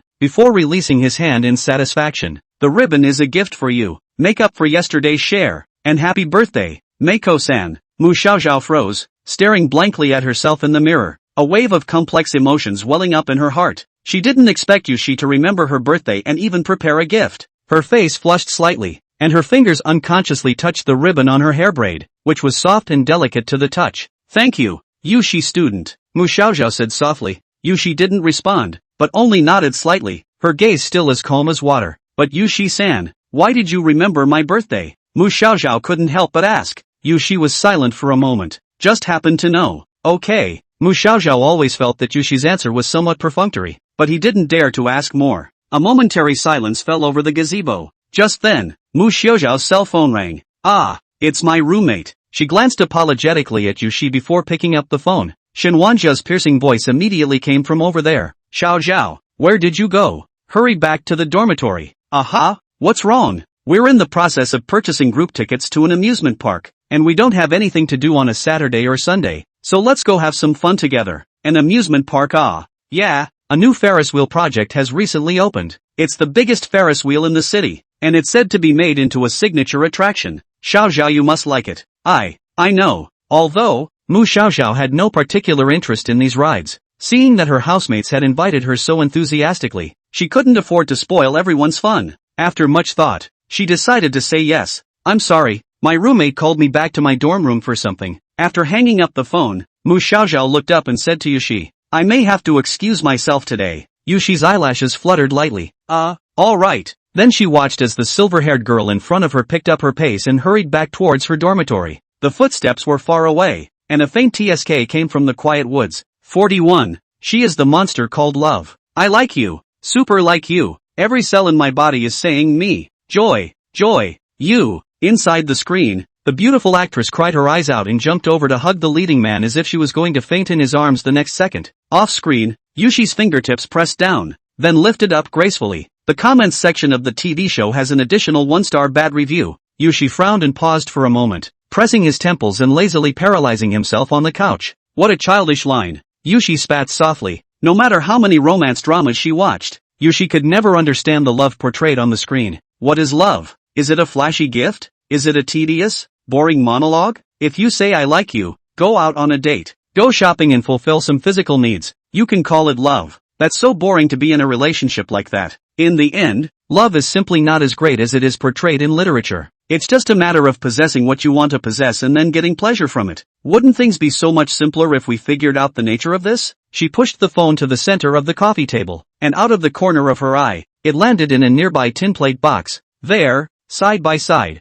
were uncountable piles of bow ribbons, solid colors, polka dots, plaids. Ribbons of all styles and manners are mixed together and stacked on top of each other like in a wholesale grocery store. She casually pinched one up, deftly tied it into a bow with her fingertips, and placed it under the incandescent light. Not this one, it's better for her in pink, Yushi muttered to himself, narrowing his eyes slightly. As a matter of fact, she had known about Mu Xiaoxiao's birthday for a long time. The gifts were also started a week before. First, the initial program was determined, and she chose a hairpiece that could be used regularly and still be shown to outsiders. Then, fine-tune the ribbon style. Mu Xiaoxiao's hair was a silver white that was on the cooler side, the length hanging down to her waist, and the texture of her hair was very soft and smooth. Exclude the too bright reds and bright yellows and cut out the overly mature florals and ripples. The final winner was chosen, a pink ribbon with lace trim. 100% perfect gift. However, it was not Yushi's style to give it directly to the other party. If there is no city, like in soap operas, and if you show the other person what you are up to straight away, then,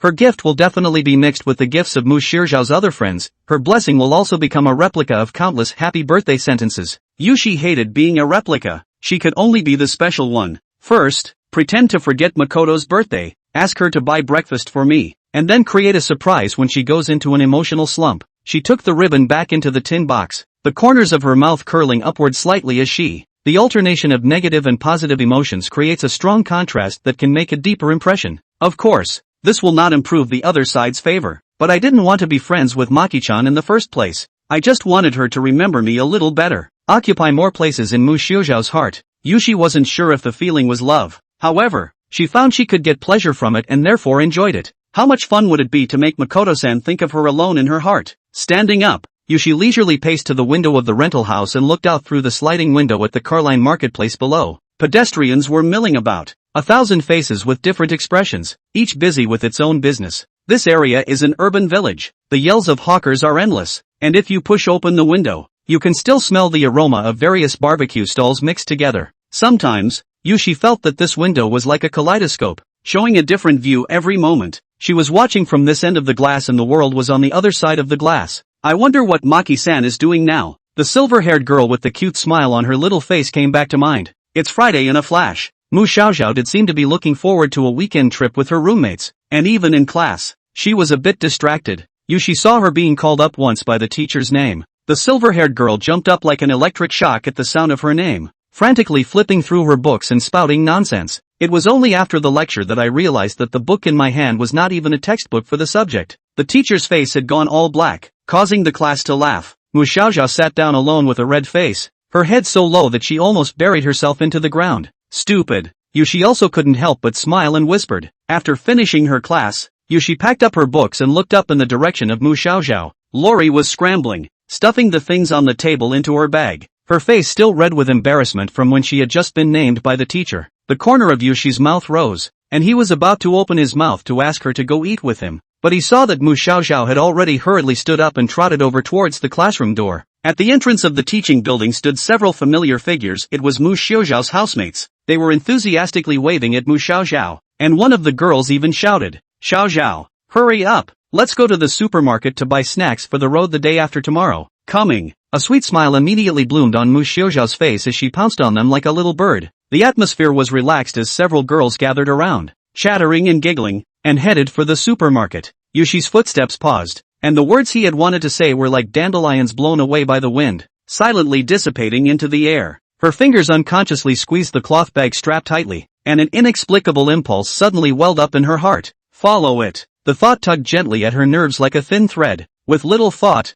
Yushi took a step and followed them far behind. Her steps were light, like a silent cat, her gaze always locked on Mu Xiaoxiao's back. Her long silver-white hair glowed softly in the sunlight, swaying gently as she moved, like a piece of flowing moonlight. Soon, they walked into the supermarket on campus. Yushi stood in the doorway, hesitated, but followed them in. People came and went in the supermarket, and the shelves were filled with a wide variety of goods. Mu Xiaoxiao and her roommates pushed a shopping cart, selecting snacks while discussing tomorrow's trip. "Xiaoxiao, do you like chips or cookies?" A man with glasses picked up a bag of chips and asked with a smile. "I'll do anything, but for chips, I prefer barbecue flavor." Mu Xiaoxiao blinked. "Then take this one. And drinks, how about we get some juice?" Yeah. Yushi stood not far away from the shelves, pretending to pick up merchandise, but her ears were perked up, catching every word of their conversation. Through the gap between the drink bottles, Yushi's gaze glanced at Mu Xiaoxiao from time to time. Pomegranate juice, barbecue chips, pudding.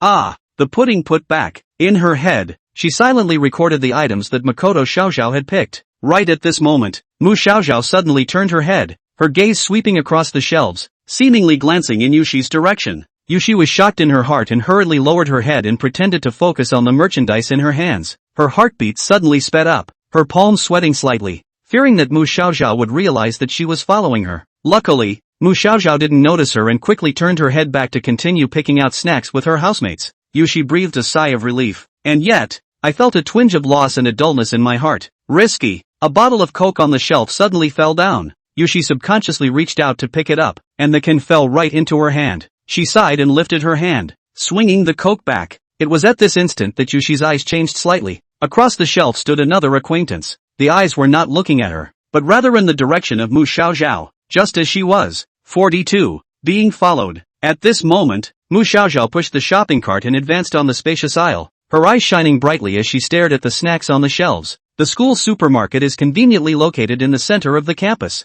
next to the academic buildings and dormitory area. The interior of the supermarket is brightly lit, with neatly arranged shelves and a wide range of products, from snacks and beverages to school supplies and the necessities of life. Food and drinks have been purchased. Xiaoxiao, you really love snacks. You're the one who buys the most out of the few of us. Zhanghua took another box of potato chips and put it into the shopping basket. Because snacking makes you feel better. Mu Xiaoxiao blinked and replied. By now she had an assortment of snacks piled up in front of her. The portions are afraid to be eaten for days. But Mu Xiaoxiao is a foodie, and knowing that he took too much, he didn't even bother to put a packet back on the shelf. I do agree with this point. I'm in a better mood as soon as I eat chili fries. He. Shenwanjia put his hand on Mu Xiaoxiao's shoulder and agreed. Chili? Joe leaned lazily against the shopping cart and yawned. Baby, are you sure you're not eating gutter oil? Hey, chorizo is a delicacy among delicacies. Shenwanjia retorted defiantly. You don't understand. Chorizo is the soul of mankind. You'll be sorry if you eat it and get a face full of pimples.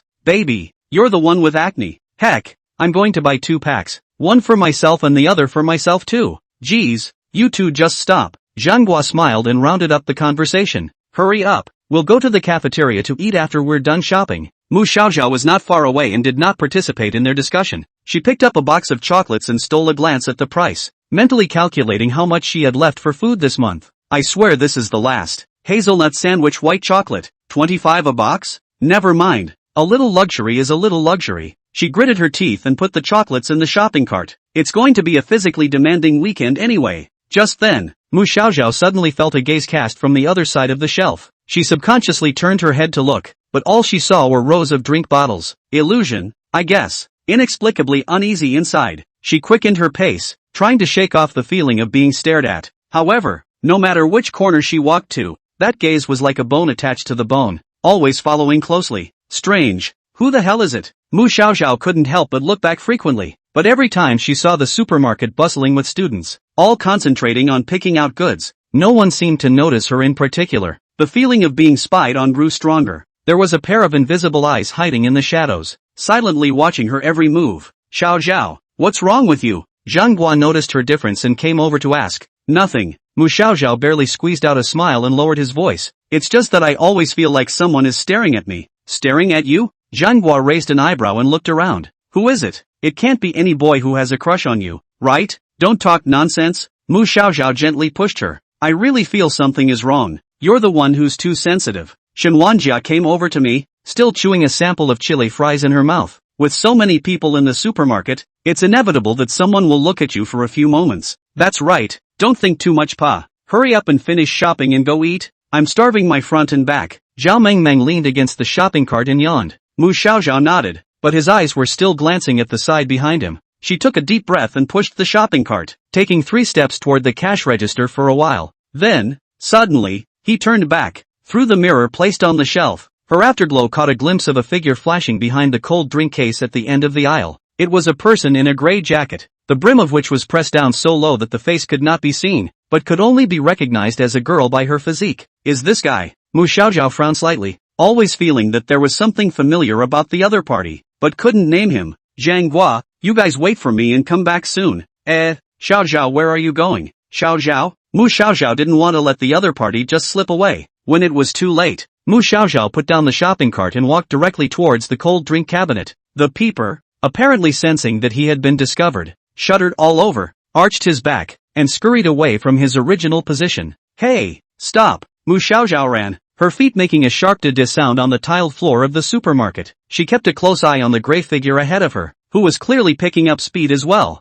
trying to get off her trail. Suddenly, the peeper makes a sharp turn and tries to get around a row of shelves stacked with drinks. However, due to her hasty movements, her shoulder accidentally hit the edge of the shelf. Several bottles of drinks shook a few times and eventually lost their balance and tumbled off the shelves. Bang! Bang! Bang! The sound of glass bottles breaking echoed through the supermarket, drawing the attention of the surrounding students. Mu Xiaoxiao was also startled by the sudden noise, but she didn't stop. Instead, taking advantage of the moment the peepers were delayed by the accident to quickly close the distance. Stop running, only a foot away. Mu Xiaoxiao reached out his hand to try to grab her. Unexpectedly, the peeper held the shelves and turned to avoid. Mu Xiaoxiao pounced, nearly fell down himself. The peeper glanced at Max Xiaoxiao, and in a panic, he lowered the brim of his hat and tried to escape through the exit on the other side. Of course, Mu Xiaoxiao wouldn't give her this opportunity, quickly climbing up again and continuing to follow. Just moments before the two were about to rush out of the supermarket exit, the peeper suddenly stumbled and seemed to trip over something. Ah! She screamed as her body lost its balance and fell heavily to the ground, her gray ducktail flung a few meters away. At this time, Mu Xiaoxiao, just in time to set aside the customers in line at the cashier's court, squeezed out from the crowd. Who the hell are you? Why are you following me? Mako Zhao gasped and questioned the peeper, then unintentionally angled his head. A flash of surprise crossed her face. Yushi students? Why did you meet her here? Yushi smiled lightly, her index finger pinning a few strands of broken hair behind her ear, and then pulled her foot out from underneath the peeping Tom on the floor. It was here that she had just stood, raised her calf, and tripped the peeper to the ground. Yushi thought it was extraordinarily funny the way she fell. What a coincidence. Mako-san, are you coming to the supermarket too? Yushi asked in a casual tone. What a coincidence. No, this is not the time for that. Mu Xiaoxiao looked down at the girl who had fallen to the ground and squatted down to pat her shoulder. The girl ignored her completely and just tried to ease her nerves with very heavy breathing. Seeing that person didn't react, Mu Xiaoxiao turned the girl's body over again, and the other person didn't do any struggling. Tian, you're Tian Seed. The moment she saw the face clearly, Mu Xiaoxiao lost her voice in surprise. 43. Eat with her. Tian Zi's eyes flickered, obviously not expecting to be caught up by Mu Xiaoxiao. She tried to climb up and escape, but it was too late. Mu Xiaoxiao grabbed her wrist tightly. Tian Seed, why are you following me? What the hell do you want? Yushi stood by the side, her hands clasped on her chest, watching this scene with interest. The corners of her mouth rose slightly, as if she was amused by this sudden farce. Tainseed-san, it's not a good habit to stalk people. Oh, want to explain? Yuki said. Being forced back and forth by two people, Tianzi's face became even more ugly. Who's stalking you? I came to the supermarket to stalk you? Ha, funny, but you just clearly. Akira what? You're paranoid. You come to the supermarket and I can't come? It seems that Tainseed is dead set on admitting to the voyeurism. However, Mu Xiaoxiao still detected a hint of abnormality. As far as she could remember, Tianzi's demeanor was a bit more arrogant, whereas today she seemed extraordinarily flustered, obviously doing something unseemly. Could it be that Song Zhuozhua had called her? Could it be that the boss hadn't quite let go of pulling her as a little follower? But if that's the case, then why sneak around and follow her? All sorts of speculations spun in Mu Xiaoxiao's mind. She wanted to grab Tainseed and ask something, but Tainseed had already stood up while she wasn't looking. Just wait for me. I'll get you two some other time. Tianzi rolled his eyes at Mu Xiaoxiao and Yushi, stuck his hands into the pockets of his cloak, and strutted towards the exit. Gone? Stalking plus peeping? Kinda sick. Yushi looked at the direction Tianzi left and teased with a smile. Makushi, are you sure you want to let her go just like that? Well, after all she wouldn't say anything. Mu Xiaoxiao lowered his head, always feeling that something was a bit off. She suddenly faced Yushi. By the way, Yushi student, how did you, just now, realize that Tianzi was following me? The smile on Yushi's face disappeared. His lips moved as if he wanted to say something, but in the end he didn't. Just then, Zhang Guo, Shenwanjia and Zhao Mengmeng also rushed over. Xiao Zhao, what's going on? Why did you suddenly run away? Zhang Guo asked, panting. Max Xiaozhao froze and pondered for a moment, feeling that there was no need to publicize the matter of Tianzi's stalking. After all, it was her own business, and she didn't want to spoil her housemate's trip. I just saw Yushi here so I came over to chat with her. Ha ha. She gave Yuki a frantic wink. Chat? Well, now that the day is done talking. Yushi was very facetious and smoothed over her reasoning. You guys go on about your business. I won't bother you much. Results. Saying that it is not disturbing. In the cafeteria, Mu Xiaoxiao again met Yushi unexpectedly. Mu Xiaoxiao and a few housemates were walking side by side. Her tray held a surprisingly large portion of lunch, ranging from steak pasta to drinks, and the oncoming Yuki had only vegetables,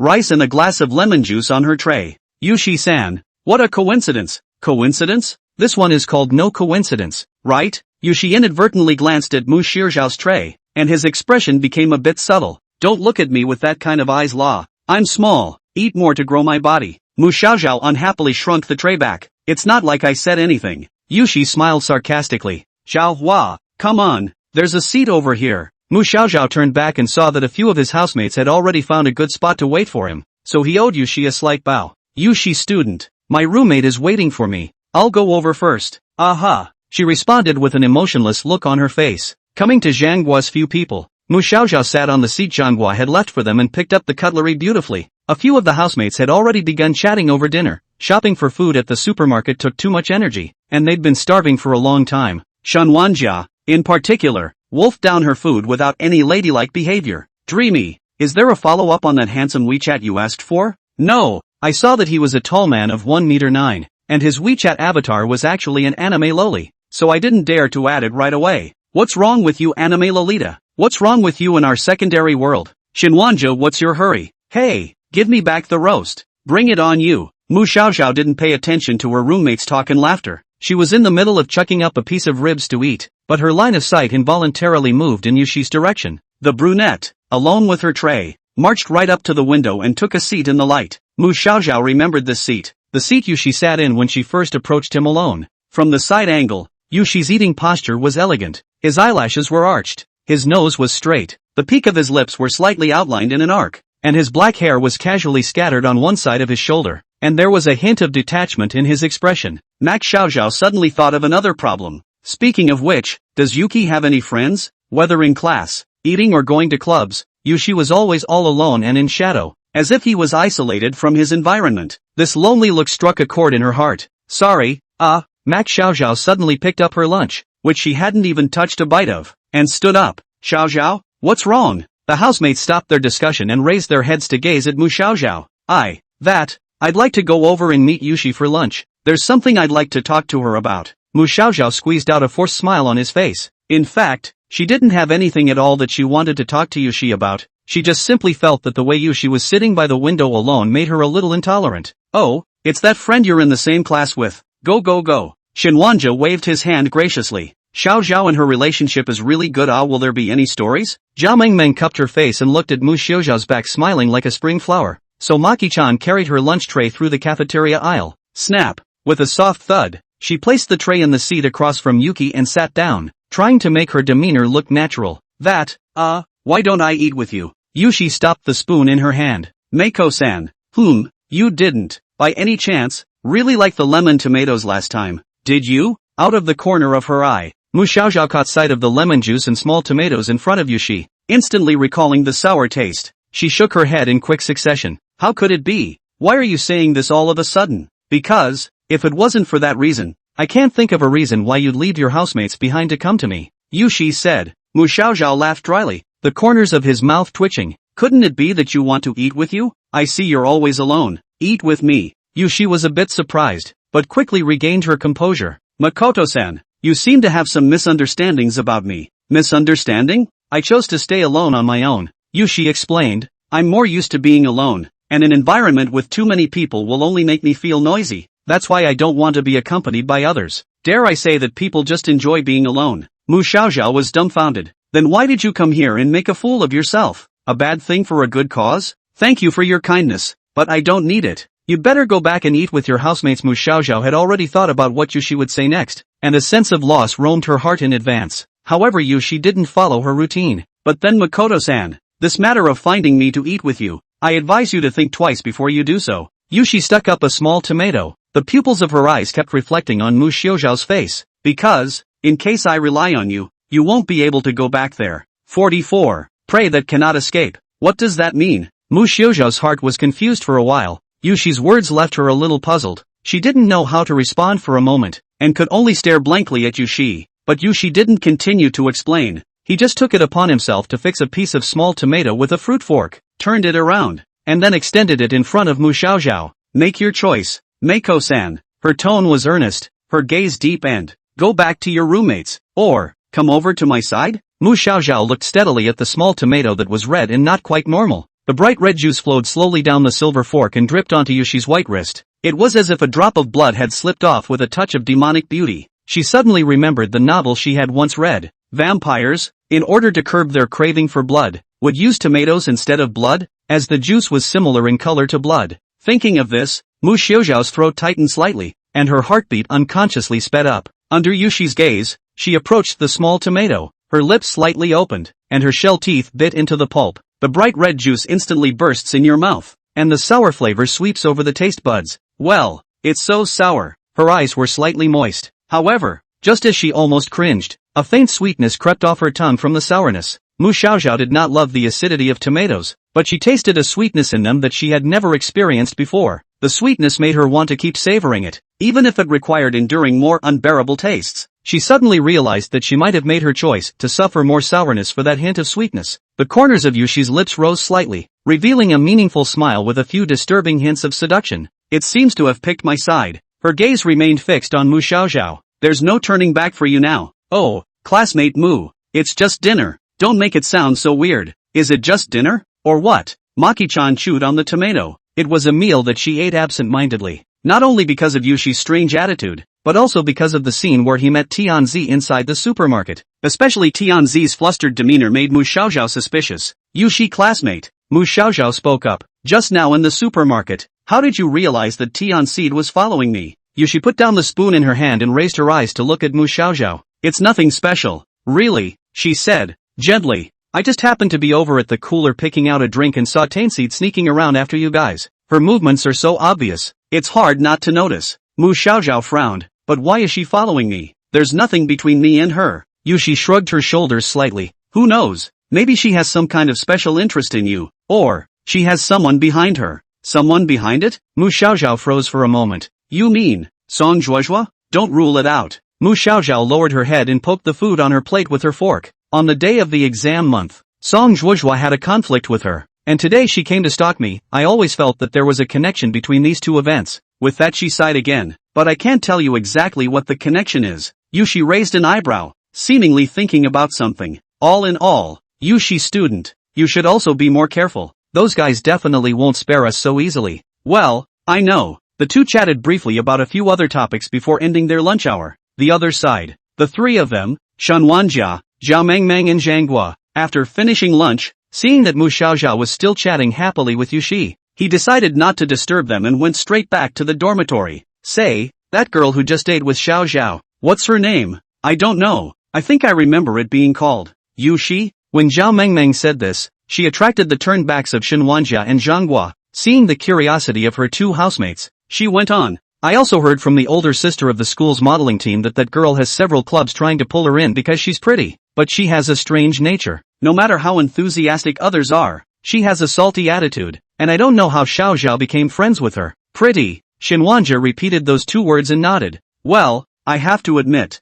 it does look pretty good. Oh, I also want to be friends with a pretty girl. Zhao Mengmeng cupped her face with both hands. Please teach her how she takes care of her skin and which shade of lipstick she has. Alas, next time, why not just let Xiaoxiao introduce the two of us? Makeup? Don't be having your wet dream of marrying a male celebrity again. Ha ha ha ha ha ha, what are you laughing at? Isn't there a 1 in a million chance? Zhanghua felt only amused as he watched the two men undermine each other. She was about to talk some sense into it when, on her cell phone screen, a new message suddenly slid in. Tic-tac, a signaling tone followed. Immediately after that, the cell phones of Shenwanjia and Zhao Mengmeng also rang with the same beep. Tic-tac, tic-tac. The crisp beeps were loud and clear on the quiet road. The three men looked at each other, a little taken aback, but they all unanimously unlocked their cell phone screens and tapped on the green bubble chat. A stranger added me. It's weird. Joe frowned and turned the screen to show everyone. At that exact moment, the other two looked up. Me too. Never seen an avatar before. There's nothing in the notes yet, so it's not a scam,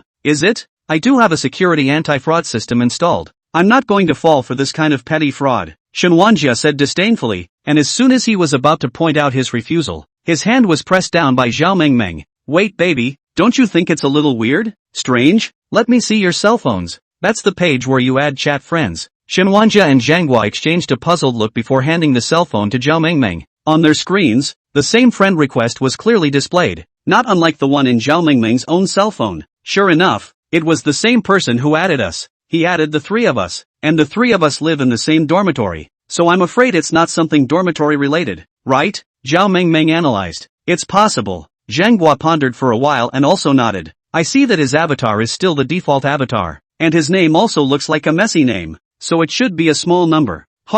Anyway, let's see what he's going to do first, Shenwanjia said as he pressed verify friend. 45. Night rain. According to the latest forecast from the Weather Channel, the city will receive moderate to heavy rain from Saturday to Sunday. Localized areas may be accompanied by brief periods of heavy precipitation, lightning and windy conditions. Please take precautions, carry rain gear when traveling, and avoid staying in low-lying areas to ensure safety. Roads are slippery in rainy days. Please pay attention to slowing down and keeping a safe distance between cars. The night rains are pouring. The rain tapped on the window like a million fingers tapping on the glass. The sweet voice of the weatherman faded into a blur, and the entire Sky Royal Academy, too, was wrapped in endless white noise. The hills in the distance loomed in the curtain of rain, and the buildings looked cold under the rain. As Mako Xiaoxiao left his water cup in the clubroom, now in the dormitory, there are only 3 people left. What a bummer. I can't go out on the weekend. Thanks to all the snacks I bought. Shenwanjia collapsed onto the bed and swung into a wide stance, her eyes squinting out the window.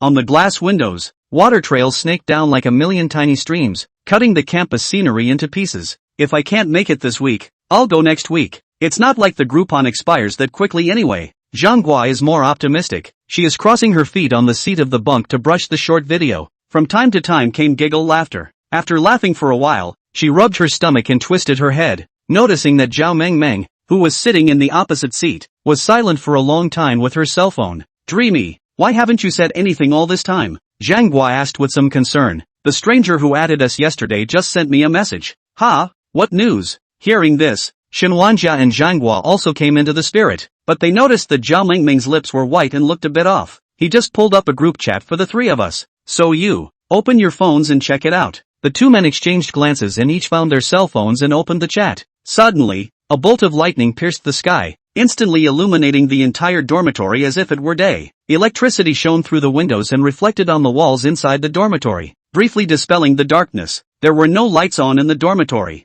and only that momentary flash of lightning illuminated the faces of Zhao Mengmeng, Shen Wanjia, and Zhang Hua. Strange contact, dormitory 6310, Scenic Park. Strange contact, it's you guys, right? The three men sat around the center of the dormitory, which was gripped by an uneasy atmosphere. Zhang Hua, what's the matter with you adding us? Strange contacts, nothing much, just feel bad that you guys have been kept in the dark. Strange contact, let me tell you a little bit. The truth. Zhang Hua, godly, if you have something to say it quickly and let go of the fart. Strange contacts. Shen Wanjia, big brother. I know it's not easy for you to do this business, but we poor students really don't have any money, so I urge you to wash your hands in gold as soon as possible. Amit Ba. JPG, strange contact, nerves, who the hell wants to rip you off? Strange contact, never mind, I'll be blunt. Do you guys really think that Mu Xiaoxiao in your dorm room is exactly the same as what she shows on the outside? Zhang Hua, what? Strange contacts, I mean, did it ever occur to you guys that she might have been acting and lying to you all along? And you guys were stupid enough to believe her and treat her like a good friend. Shen Wanjia, who's stupid? You're the one who's stupid. Your whole family has a 250% IQ. Zhang Hua, I don't care who you are. Don't try to stir up trouble in our dormitory. Zhou Mengmeng, that's it. Strange contact, haha. It doesn't matter if you don't believe me. I have all the evidence in my hand that will convince you. Strange contact, since she is now pretending to be a good person in front of you. Let me tell you how many dirty and filthy things this Mu Xiaoxiao has done in the past. The room was dimly lit, and the bright light from the cell phone screens illuminated the three men's faces. Tick-tack, tick-tack, tick-tack, with a series of message beeps, video after video, was transmitted into the chat group. Those videos were shot in different locations, but the video protagonists are all the same. Mu Xiaoxiao. Zhao Mengming's fingers trembled slightly as she clicked on the first video. In the picture, Mu Xiaoxiao stood in the corner of the old classroom of the school, a pair of scissors in her hand, her eyes staring woodenly at a girl curled up on the floor. That girl's face was full of panic,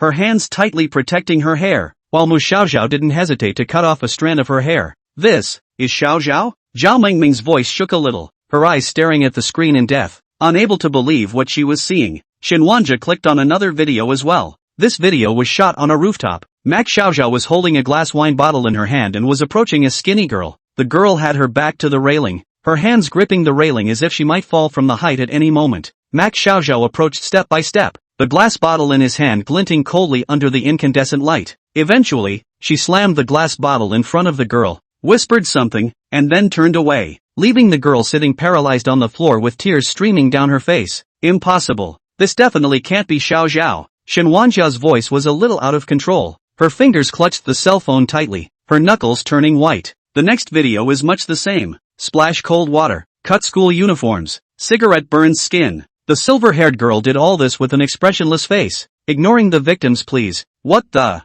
hell is going on here? Zhang Hua, who was usually always the most calm, couldn't sit still at the moment. The dormitory was dead silent, with only the sound of rain and occasional thunder echoing in his ears. The three men sat in silence, looking into each other's startled faces. Are these videos real? Zhao Mengmeng asked in a low voice, a hint of helplessness in her voice. No, I don't believe it. How could Xiaoxiao be such a person? Shen Wanjia's eyes were filled with contradiction and pain. But these videos don't look fake. Zhang Hua's voice was a little heavy as she slid her finger across the screen, trying to find some break. Her experience, however, told her that the videos were shot live. AI's face swap is also extremely unlikely in terms of clarity and character expression. Just then, the strange contact sent another message. Strange contacts, how's that? Convinced now? Strange contact, your good friend, Mu Xiaoxiao, is actually a repeat offender of school bullying, but she pretends to be a victim to ask for your sympathy. Strange contacts, Maki Xiaoxiao thought she could hide these secrets forever, but she was wrong. She couldn't act forever. No,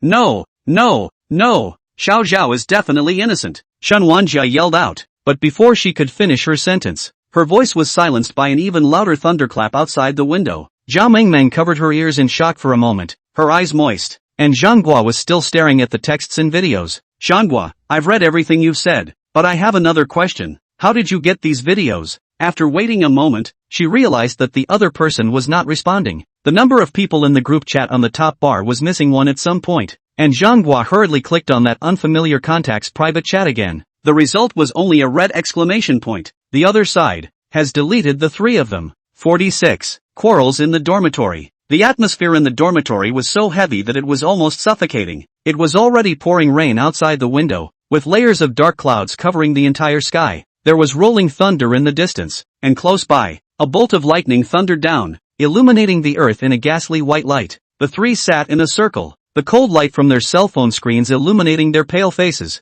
looking at each other with a mixture of shock, confusion, and a bit of unease. How is this possible? Zhao Mengming's voice trembled, her feeble fingers barely able to hold the phone. She played the video over and over again, as if trying to find something broken on the screen. Xiao Zhaoxi, how could she be such a person? She's usually so nice to us. How could she? I don't believe it either. Shenwanjia raised her head violently. Zhao, she's obviously so innocent. These videos must be fake. Someone must have deliberately set her up. Zhang Guo didn't say anything. His eyes remained on the cell phone screen, his fingers unconsciously sliding through those chats. But these videos don't look fake. Her brows were tightly locked, a hint of complexity in her eyes. A certain thought called out in her mind, and Zhang Guo's fingers unconsciously pressed into her palm. The other two stood still for a moment, both looking to her, waiting for her to finish her sentence. In retrospect, don't you guys think that Xiao is strange? Zhang Guo's tone was calm, but anyone could tell that she was restraining herself.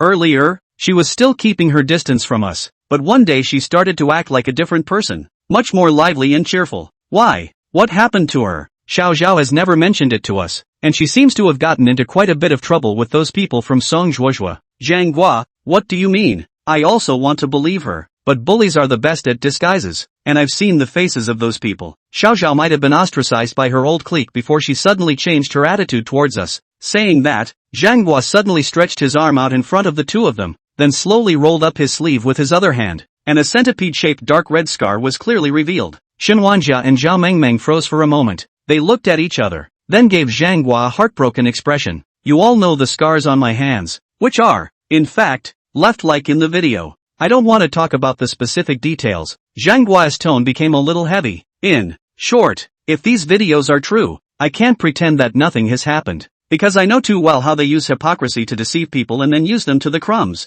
Are you saying that we should suspect Xiao? She's our roommate. Shenwanjia's voice suddenly raised. Yeah, if we misunderstand Xiao, then how sad she should be. Zhao Mengming also said in a weak voice. So we have to figure it out. Zhang Guo's tone rose firmly. We can't just muddle through and believe, nor can we just muddle through and doubt. We have to find Xiao and ask for clarification. Why make such a scene? Xiao is treating us quite well now. So Shenwanjia, you're going to turn a blind eye to the video? Continue to spend time with her like you used to and pretend you don't know anything? It's not like I said that. Stop it. Zhao Mengming suddenly stood up. Enough, don't argue over this kind of thing. Xiao is coming back soon. As Zhang Guo looked at them, his heart was also filled with contradictions and pain. She knew that she couldn't fully accept this either, but her reason told her that this couldn't just go away. The dull sound of rain echoed in the dormitory, like an invisible curtain that wrapped the three people tightly. The air seemed to freeze, and even breathing became heavy. Zhao Mengming seemed to be staring at the screen, and then she seemed to be looking at nothing at all.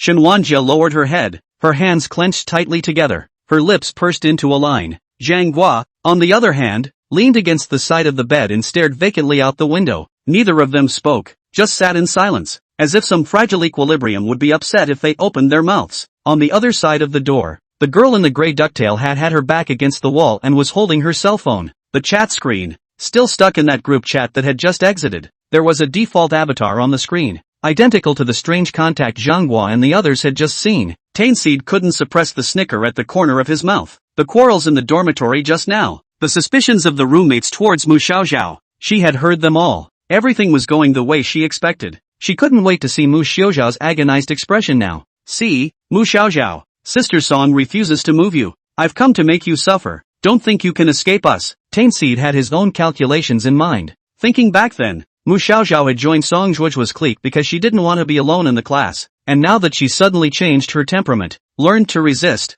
and even took the initiative to leave Song Zhuozhua, Tianzi thought about it, and felt that there was only one reason. Maki Xiaoxiao has a new clique. After a few days of observation, Tianzi was pretty sure that this new group was Mu Xiaoxiao's housemates. Because of these housemates, that little dared to get out of their control and become self-righteous. Tainseed had to destroy it all. She wanted to let Mu Xiaoxiao know that if the handle fell into someone else's hands, she wouldn't want to live freely. The only way for that Mu Xiaoxiao to be qualified to stay in this school was to learn to grovel to her earlier and return to that position where everyone could be bullied. Suddenly, a footstep broke the silence. Da.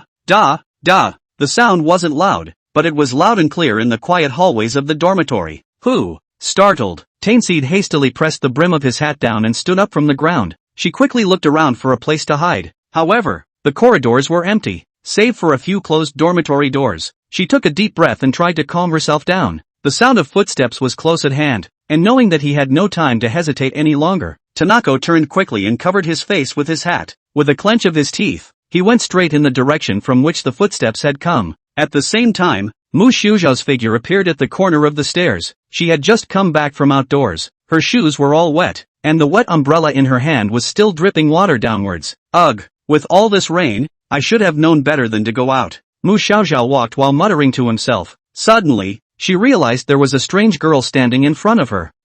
Before Mu Xiaoxiao could react, the girl brushed past her and hurriedly ran down the hallway, as fast as a gust of wind. Mu Xiaoxiao was a bit puzzled. How did that person just now look a little familiar? Gray duck tongue hat. Could it be field seeds? What's she doing on our dormitory floor? Without thinking deeply and carefully, Mu Xiaoxiao reached into her book bag and fished out her keys, then opened the dormitory door. 47. If their trust is lost. There were no headlights on in the dormitory, and the air was dreary. Through the faint bit of sky light outside, Mu Xiaoxiao could barely see the indoor environment, only to realize that the three roommates were all sitting in their seats, their gazes set on themselves. The pouring rain was still falling, and the room was extraordinarily quiet, so quiet that Mu Xiaoxiao felt that something was wrong. Don't you want to turn on the lights? Mu Xiaoxiao put down her umbrella, which was wet by the rain. Zhao Mengmeng raised her head and opened her mouth just to say something, but swallowed her words back. Shan Wanjia, on the other hand, hugged her legs without saying a word. What the hell is wrong with you guys?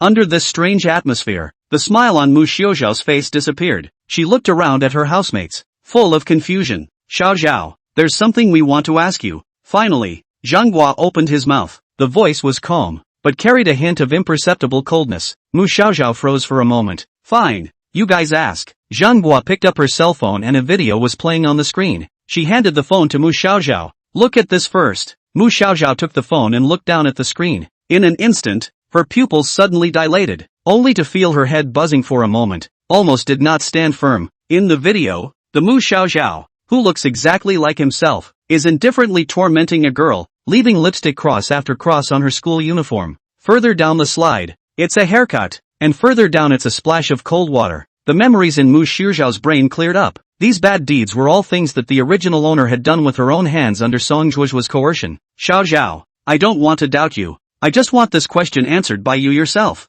Zhanghua stood up and solemnly walked right across from Mu Xiaoxiao. You're our friend, so we'll believe whatever you say. Well, just tell the truth. Shen Wanjia and Zhao Mengmeng, who were sitting on the sides, also cast their gazes over it this time. The oppressive feeling that coalesced in the air caused Mu Xiaoxiao to involuntarily take a step backwards, her spine pressing against the cold door panel. But she stabilized her breathing and didn't move her eyes away. This person in the video, is it you or not? The sound of the rain was getting louder, but Zhanghua's voice was especially clear. Wait, what's going on here? Who took these videos and who sent them to her roommate? As the original owner remembers, no one picked up a camera on those occasions of doing bad things, but the whole process was filmed, and only her face was photographed. It's as if it was a long-planned setup. But right now, finding out who filmed or posted the video was not an emergency. The most important question was how she was going to explain the current situation to the housemates in front of her. Mu Xiaoxiao's mind was in chaos.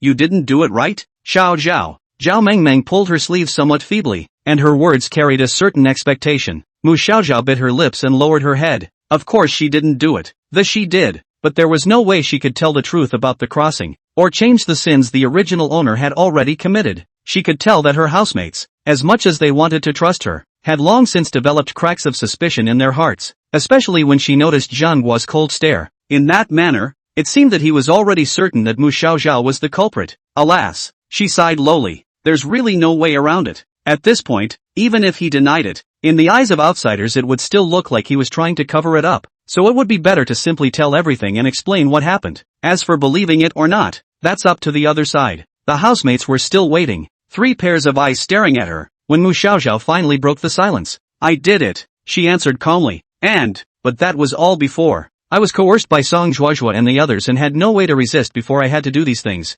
Now, I'm done with them. Mu Xiaoxiao's words had just fallen. The air in the room seemed to freeze for a moment. Zhao Mengmeng's eyes instantly dimmed, her lips trembling as she loosened the hand that was pulling on Mu Xiaoxiao's sleeve. But Xiaoxiao, enough already. Mu Xiaoxiao. Zhang Guo interrupted her and became agitated. When she looked at Mu Xiaoxiao again, her eyes were already darkly hostile. Coercion? Having no choice? Max Xiaoxiao, do you know what is one of the most common reasons used by gang criminals when they are caught in an interrogation room? I was forced to do it. I didn't want to do it. They made me do it. Everyone attempts to clear their name with such excuses. If the Inquisitor mercifully believes them, what about those victims? Are they going to be hurt for nothing? Mu Xiaoxiao's heart sank violently. She knows that Zhang Guo is righteous and loves to fight for others. She also remembered that Zhang Guo was the first person to rush out and stand in front for her when Song Zhuozhua came after her. However, at this moment, Zhang Guo's questioning was like a splash of cold water, making Mu Xiaoxiao's heart half cold. Zhang Guo, Mu Xiaoxiao tried to explain.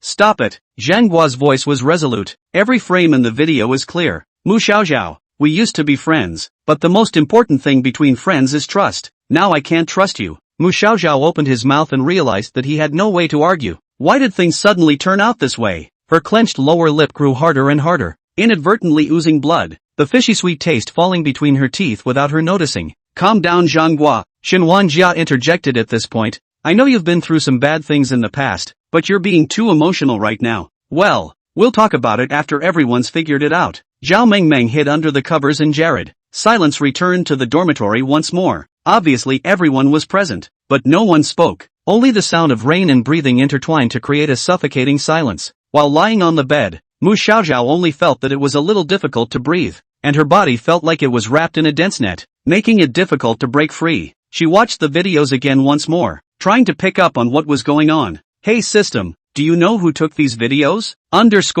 Back to the host. The host's roommate was just a character in the story that was more than a supporting character, and didn't even make an appearance at all. Their influence is small and does not affect the host's path to villainous redemption. Therefore this meow has no missions developed for them. But if the host cares about them so much, then I'll look for them. On Mu Xiaoxiao's cell phone, a Bluetooth file transfer prompt suddenly appeared. Here's the footage from an hour ago in front of the dormitory door. It took me a while to get it from the surveillance room. Well, thanks. After Mu Xiaoxiao opened the file, a blurry image appeared of Tianzi's suspicious appearance. She first walked to the floor of Mu Xiaoxiao's dormitory, pacing back and forth a few times before stopping in front of Mu Xiaoxiao's dormitory door for a long time. Although the expression on his face could not be seen very clearly, Mu Xiaoxiao could roughly tell that Tianzi was listening to something carefully. The girl I just met was really Tianzi. That means the video was sent by her to my roommate? Max Xiaoxiao rolled over on her cot and raised her hand, pointing her 5 fingers at the ceiling. Well, lately she does look at me like I'm upset. Even on exams she's coming over to provoke me. But the heart of Mu Xiaoxiao, who got the video, didn't feel much better. What she cared more about in her heart than proving her innocence was being suspected by her housemates itself. I had expected to return to my dormitory to have a quiet escape. Now it looks like things aren't as good as they thought they were going to be. Max Xiaoxiao closed her eyes as she thought about it. Her long silver white hair scattered on the pillow like a silver waterfall. 48. Dreams about the death of Mu Xiaoxiao. In that night when the rain was thick, Mu Xiaoxiao had a long dream. In the dream she traveled through countless hours of time, stepping into a world where frames were as false as movie film, where light and shadow were intertwined. The never-ending rainstorm seemed to last a century. The snapping rainwater gathered into small streams, into majestic rivers, and finally into a vast sea that flooded the Sky Royal Academy. And Mu Xiaoxiao's soft body fell into the sea, falling. Her eyes opened blankly as she looked out over the rippling water. The uncountable golden threads on the infinitely stretching gray-blue curtain are a great web of sunlight intertwined. It's clearing up, she murmured, slowly reaching out her hand. But her fingertips could only trace a feeble arc through the air. The body continued to fall uncontrollably, further and further away from the water. Suddenly, there was a cold, sticky touch on his back. Startled, Mu Xiaoxiao turned her head and found a young girl's hand, pulling on her shoulder. I did nothing wrong. At the same time, a familiar voice came to his ears. That voice was no one else but Mu Xiaoxiao herself. No, to be more precise, it was the original Mu Xiaoxiao. I've done nothing wrong. I've never felt half as guilty for what I've done. The raspy voice was like coming from the abyss, giving people the creeps. More and more hands, reaching out from the dark seabed. What the hell are these? Mu Xiaoxiao's face turned pale as she clenched her teeth and began to struggle. She wanted to break free of this darkness and swim out into the sunny sea, but the hands underwater were growing, pulling on her shoulders, hair and legs, and a huge force dragged Mu Xiaoxiao ever downward. Damn it! What the? Let go of me! She wanted to scream out, to call the system, but he couldn't make any sound, only opened his mouth wide and kept spitting out bubbles. As his body was surrounded by those miserable white hands, more and more voices appeared in Mu Xiaozhao's ears. They were clearly the same timbre, but they came from all corners and overlapped. There are plenty of people who make mistakes. What's wrong is mom and dad who died without taking much care of me. What's wrong is the fellow classmates who secretly call me asterisk asterisk asterisk asterisk girl. The one who was wrong is Lin Juyi who can't move without getting angry and ignoring people. What's wrong is myself who gets scared to tears whenever I'm alone, but I won't redeem myself. In a trance, Mu Xiaozhao had been dragged into the deep sea by those hands, not seeing the sky, only pitch black. Various images appeared in front of her like a walkie-talkie, and along with them, the monologues of Maki-chan, fragmented and pieced together. Monologue, beginning. I pushed it myself. The muffled sound of that girl's head hitting her locker hit the floor like a sack of rotten potatoes. They praised me for my good work and I knew that I was finally accepted by them. No longer the lone wretch but before that smile could bloom on my face, my big sister's cigarette ash fell on the collar of my school uniform, burning a small black hole, like an ugly mole. There was a threat in her eyes. If I didn't throw that girl's bag into the toilet tonight, the mole would turn into a fist, a foot, and the cold slush that filled my sweater when I was pressed against the frozen playground last winter. The mole would turn into a fist, into a foot, into the cold, biting slush that poured into my sweater when I was pressed against the frozen playground last winter. That girl wasn't crying today. She was just curled up on the floor with one of her glasses broken and a nosebleed stuck to the other lens. How I wish she would scold me, hit me, even glare at me. But her eyes were empty and lifeless, just straight through my face as if I was just a cloud of air. Did she look at me the same way this time last year, when they poured cold water on me and forced me to copy their reviews for them? Was I like her, unable to even hate? Late at night, I would always dream about the girls I bullied. Sometimes she turns into me, surrounded by a group of people pulling her hair. Sometimes she holds up a knife, but the tip is aimed at her own wrist. I lunged to grab it, only to find the blood-dripping blade in my hand long ago. I woke up with a start and my pillow was wet. I couldn't tell if it was cold sweat or tears. Gradually, I numbed my feelings, but I couldn't stop because I knew, that's how I survive. If we stop, we'll be back to being the lone wet woman again. I was too scared to talk to people, but I was afraid of being alone and being ridiculed. Hate the darkness, hate being alone, hate people looking at me differently. At least here, beside my big sister and the girls, I have a place to stay, don't I? It's not a bad day to be a bully. It's just that there's a snippet in the memories that I can't get out of my head no matter how much I try to forget. One night in the middle of the night, my older sister asked me to lock a girl in the bathroom. When I closed the door, I found the word help on the wall, still stained with dried blood around the edges. I found the handwriting so familiar. I don't know if I left it behind or if it was the girl's. Monologue final. As the millions of voices faded away, all the images disappeared into the darkness together.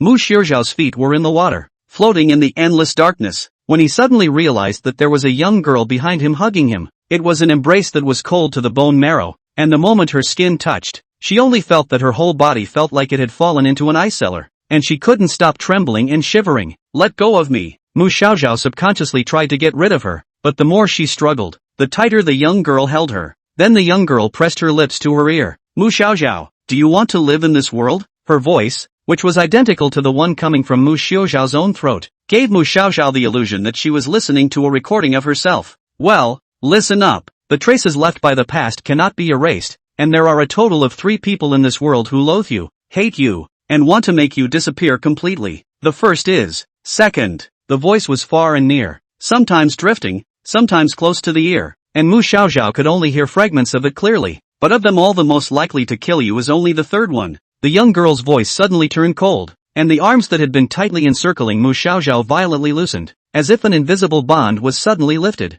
Her name is Yuki. At the moment when this name was pronounced, the seawater around him that was originally flowing calmly and wrapped around Mu Xiaozhao's body, as if it had been abruptly stirred, changed its direction of flow in an instant, forming a huge black whirlpool. Sea water poured into the mouth and nose. A huge force swept Mu Xiaozhao into the abyss under the sea, leaving her to spin and sink in that cold, chaotic water world until she was completely swallowed up. Then she woke up from her nightmare. 49. Unconscious isolation. With her heart still beating violently, Mu Xiaozhao's consciousness had not yet fully awakened from the nightmare, and she only felt that her head was sore and swollen. She reached her hand out from under the covers and rubbed her eyes painstakingly. The monologues and cries of the seemingly original owner of the dream still lingered in her mind and lingered now. Was that dream real, or was it purely in my head? The person most likely to kill me is Yushi? Mu Xiaoxiao couldn't deny the possibility of this future, and she had a vague feeling that this world might be more dangerous than she had imagined. The continuous rain outside the window hasn't stopped yet. It rained all night last night and the sky is still gray this morning too.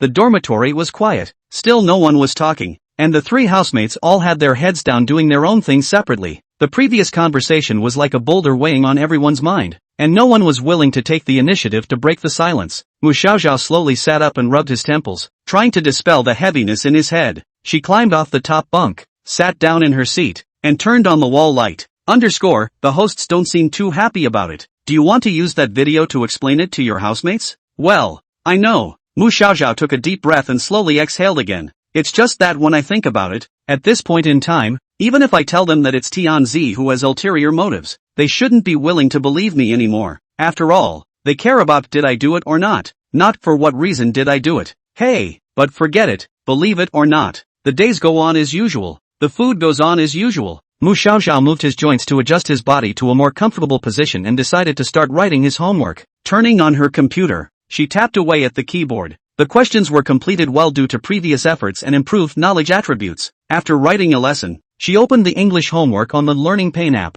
working in groups to complete an English drama exercise. Wait, another group assignment. She was a little depressed as she read. Group work in college is not usually torturous, and English classes favor the group work that is assigned the most, causing everyone to wail every time. So who to team up with? I used to team up with Takiba, but this time, she thought of the red exclamation mark after being deleted as a friend by Lin Zhuye. Not only were her roommates on the lookout for her, but now, Lin Zhuye was also maintaining a state of absolute friendship with her. In just a few days' work, Mu Xiaoxiao realized that the circle of people she had managed, even Song Zhuo's villainous clique, had all fallen out with her. Now she went into isolation. Not even a plastic sister. How did it come to this? Looking at the group assignment whose deadline was approaching, Mu Xiaoxiao could not speak of the bitterness, and simply loosened his grip on the mouse, paralyzing himself in the chair. Confused face. Hostesses should not consider finding a female host to team up with Miao. Yushi? By the way, Yushi is also in English class with her. On her last birthday, Yushi even gave her 2 ribbons, and it looked as if her impression of her had gotten a little better. She was invited to give it a try. When all was said and done, Mu Xiaoxiao found Yushi's little fox avatar in the list. She had just opened it, but Yushi's side was the first to send her a message. Yushi, come to the cattery today and help out. Yushi, it's raining, and the people from the Cat Lovers Association didn't go to add food. Mu Xiaoxiao's hand, which wanted to initiate a team-up invitation, stopped in mid-air. She pondered for a moment, thinking that just rashly sending the group invitation to Yushi might be rejected by the other party like before. Why don't we go and help Yushi with the work in the cattery first, increase our goodwill a little bit, and then mention the teaming up thing in the meantime? So she handpicked a cute cat emoji to go with the text. Mu Xiaoxiao, yeah, ***, I also happen to want to go see cats, cat ears. JPG, Yushi, meet me at the cat house in 15 minutes, don't make me wait for you. So cold. Mu Xiaoxiao hurriedly glanced at the time. With only 15 minutes to go, it was definitely too late to be fine-tuned. Concentrating her wits, she tied the 2 pink ribbons Yuki had given her last time in her hair, then stood in front of the floor-to-ceiling mirror in her dormitory and twirled it twice. Although she only wore casual short jeans, with the flowing lace ribbon, Lori's cuteness wasn't diminished by half. More importantly, seeing herself tying her birthday present in her hair, maybe Yuki would feel happy? Thinking in this way, Mu Xiaoxiao tied her shoes and trotted out the door. Crap! Forgot it was still raining. Arrived downstairs to see the rainy sky. Mu Xiaoxiao then remembered. He ventured out. Even the umbrella was left in the dormitory. Unfortunately, she couldn't go back for her umbrella. Yushi was given a tight deadline, and if she ran the stairs again, she would definitely be late again. Good at this time the rain has gradually small. Mu Xiaoxiao hard across. Braving the drizzle ran out. Behind the trampling up a string of water splash. It's okay, the rain will stop soon. Mu Xiaoxiao began to comfort himself. Wow, it's only slightly heavy. I'm not a petulant little girl. A little rain is nothing. Wow, don't let this rain get any worse. Whoa, whoa, whoa, whoa, whoa, it's bad. It's going to turn into a soupy mess. Dash. Mu Xiaoxiao ran wildly in the rain, and the thin raindrops gradually turned into bean-sized raindrops, smashing on her body and face, wetting her clothes and hair. Rain ran down the corners of her forehead, blurring her vision. She had to wipe the rain off her face with her hand every now and then to see the road ahead. Finally, she ran to where the cattery was. Mu Xiaoxiao stood at the entrance of the cat house, hands propped up on her knees, panting heavily, trying to calm her rapid breathing. When she looked up, she realized the neighborhood was empty. Ha! Where's Yushi? Mu Xiaoxiao froze for a moment and looked around to make sure he hadn't gone to the wrong place. The door to the cattery was closed and there was no light or movement inside. Only a few cats hid under the notice board sunshade, lazily licking their paws, seemingly unconcerned by the sudden downpour. Mu Xiaoxiao pulled out her cell phone. The screen was covered in water droplets. She wiped the screen and realized that Yushi hadn't sent a new message. She hesitated, but wrote a message to Yushi. Max Xiaoxiao, I've arrived at the cattery. Where are you? After sending the message, she squatted down in the doorway of the cattery, trying to warm herself up a bit. It was still raining. A cool breeze was blowing, cold water dripping down her hair and beating on her clothes. The coolness seeped through the fabric and made her shiver. Achoo! Mu Xiaoxiao rubbed her nose and stared at the standing water on the ground, a little aggravated in her heart. Yushi couldn't have stood me up. Time passed minute by minute, and Mu Xiaoxiao's heart sank a little. 5 minutes later, she heard a crisp splash. The sky reflected in the standing water was crushed as a pair of white high-heeled sandals stopped in front of her. Immediately afterward, the rain stopped above Mu Xiaoxiao's head. She looked up with her arms wrapped around her head as a sky-blue folding umbrella covered that part of the sky above her. Yushi held her umbrella, her body slightly leaning forward, her gaze fixed on Mu Xiaoxiao's body, her black sideburns shaking in the wind. What a pain in the ass, she said, scraping the rain off Mako Zhao's face with the back of her fingers. In this weather, all the smart cats are hiding and only the stupid ones are still getting wet. 50. I'm the only one you have around, right? Stupid cat? Mu Xiaoxiao looked around, bewildered. Where is there a cat? Isn't this the place? Yushi's index finger lightly flicked Mu Xiaoxiao's forehead. Only then did Mu Xiaoxiao react to the fact that the stupid cat in her mouth was actually referring to herself. Get up. You're bound to catch a cold if you keep this up. Yushi extended her hand to Mu Xiaoxiao, her white fingertips still stained with raindrops. Mu Xiaoxiao hesitated for a moment and took hold of the slightly cool hand. Yushi gently exerted force to pull her up. Come with me, Yushi said. Going somewhere? Wait, didn't you say you wanted me to help work in the cattery? I've just done it all. Then why did you ask me to come here? Two people holding umbrellas in the rain walking side by side. The avenue is cold and clear. Cannot see other passers-by. Leading her, Yushi walked under a porch that could block the rain and put away the blue umbrella before turning his head to take a closer look at Mu Xiaoxiao. At this point, Mu Xiaoxiao was already completely soaked. The silver double ponytail of hair hung down behind her head and her bangs were messy against her cheeks. She hung her head slightly, her wet eyelashes blinking a few times every now and then. The corners of her mouth slightly turned downwards, her whole person exuding a delicate aura that I could see. Yushi's gaze shifted slightly downward. Mu Xiaoxiao's pure white dress was poured into a translucent state by the rain, vaguely outlining the shape of the lower lining. Well, the body development is not particularly perfect. What are you looking at? Mu Xiaoxiao felt that she was staring at her for a bit too long. Look at the mess you're in. Do you want to laugh at me? You're not funny at all right now. Yushi sighed. Makoto-san, your face looks so bad. It shouldn't just be because of the rain, right? Did something happen? It sounded like casual chit-chat, but Yushi's eyes intentionally or unintentionally observed Mu Xiaoxiao's expression, as if trying to catch every subtle change. It's nothing, Mu Xiaoxiao replied. She was wringing the water from her skirt, her white shaking thighs showing a fraction under the hem, her knees closed together. What happened in the dormitory and what happened to Lin Juye? Mu Xiaoxiao didn't want to tell Yushi. After all, they weren't friends. There was no need to get too deeply involved with each other. It's really okay? Mako-san, I hope you're not lying to me. Yushi followed up with another question. Mu Xiaoxiao was a bit surprised. Why did she care about such things? But from Yushi's words, Mu Xiaoxiao couldn't hear a few points of sincerity, more like simple curiosity. It's just a little conflict with my roommate. Not a big problem. She smiled sarcastically and tried to gloss over it. Tell me that. Why? If you truly want my forgiveness, you should be honest with me. Yushi's attitude hardened. As soon as these words left her mouth, Mu Xiaoxiao ran out of words. She pursed her lips, her fingers unconsciously twisting together. Actually, her voice was a little low. The things I used to do for Song Zhuozhuo were known to my housemates, and they said they couldn't trust me anymore. Yushi gave a soft signaling her to continue. They think I'm a repeat bully, and that this is all a disguise now. Mu Xiaoxiao's voice was getting smaller and smaller, but I'm really forced to. I tried so hard to explain to them, but it didn't work. They already have a fixed opinion of me. Now whenever I go back to my dorm room, the atmosphere becomes awkward. Well, Mu Xiaoxiao suddenly stopped her mouth and lowered her eyes to see that her lips were gently pressed by Yushi's fingers. Enough already. I know. Her voice became softer, and her eyes hid a hint of an elusive emotion. She smoothly flicked a strand of silver-colored broken hair behind Mu Xiaoxiao's ear as she raised her hand. Student Mu is so pathetic. Song Zhuozhuo's gang bullies you.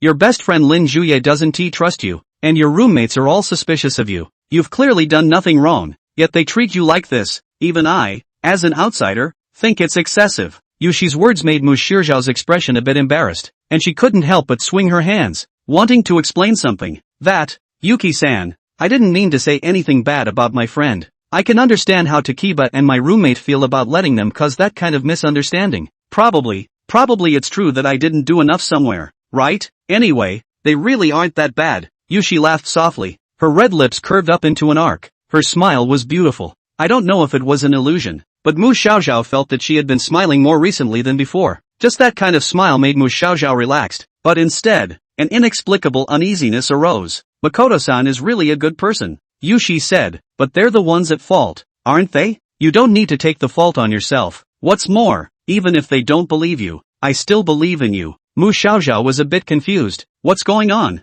How did Yushi suddenly become so nice to her? Reason told her that Yushi wasn't quite right, but those words were still like a warm current that slowly seeped into Mu Xiaoxiao's heart. She raised her head and her gaze met Yushi's eyes, in which she saw a trace of imperceptible tenderness. You believe me? Mu Xiaoxiao's voice carried a few moments of uncertainty. Yes, I believe you. But, why? Why would you believe me? Even Lin Juye. Yushi suddenly stepped forward, and the distance between the two became closer all of a sudden, and Mu Xiaoxiao had to step back a little. I'm not friends with you, and I can't do that quickly enough to forgive you, but I've always had an eye on what you've done. In the time it took to speak, Yushi didn't stop but walked closer and closer. Mu Xiaoxiao was gradually cornered as she stared wide-eyed at the black-haired girl in front of her. Whether it's that time at the electric car or that time at the comic book club, the person I see you as is not the person they think you are. A pair of hands suddenly pressed on Mu Xiaoxiao's shoulders. Mu Xiaoxiao's entire body shivered, staring blankly at Yushi, who was half a head taller than her. Maki-chan, only I know the real you.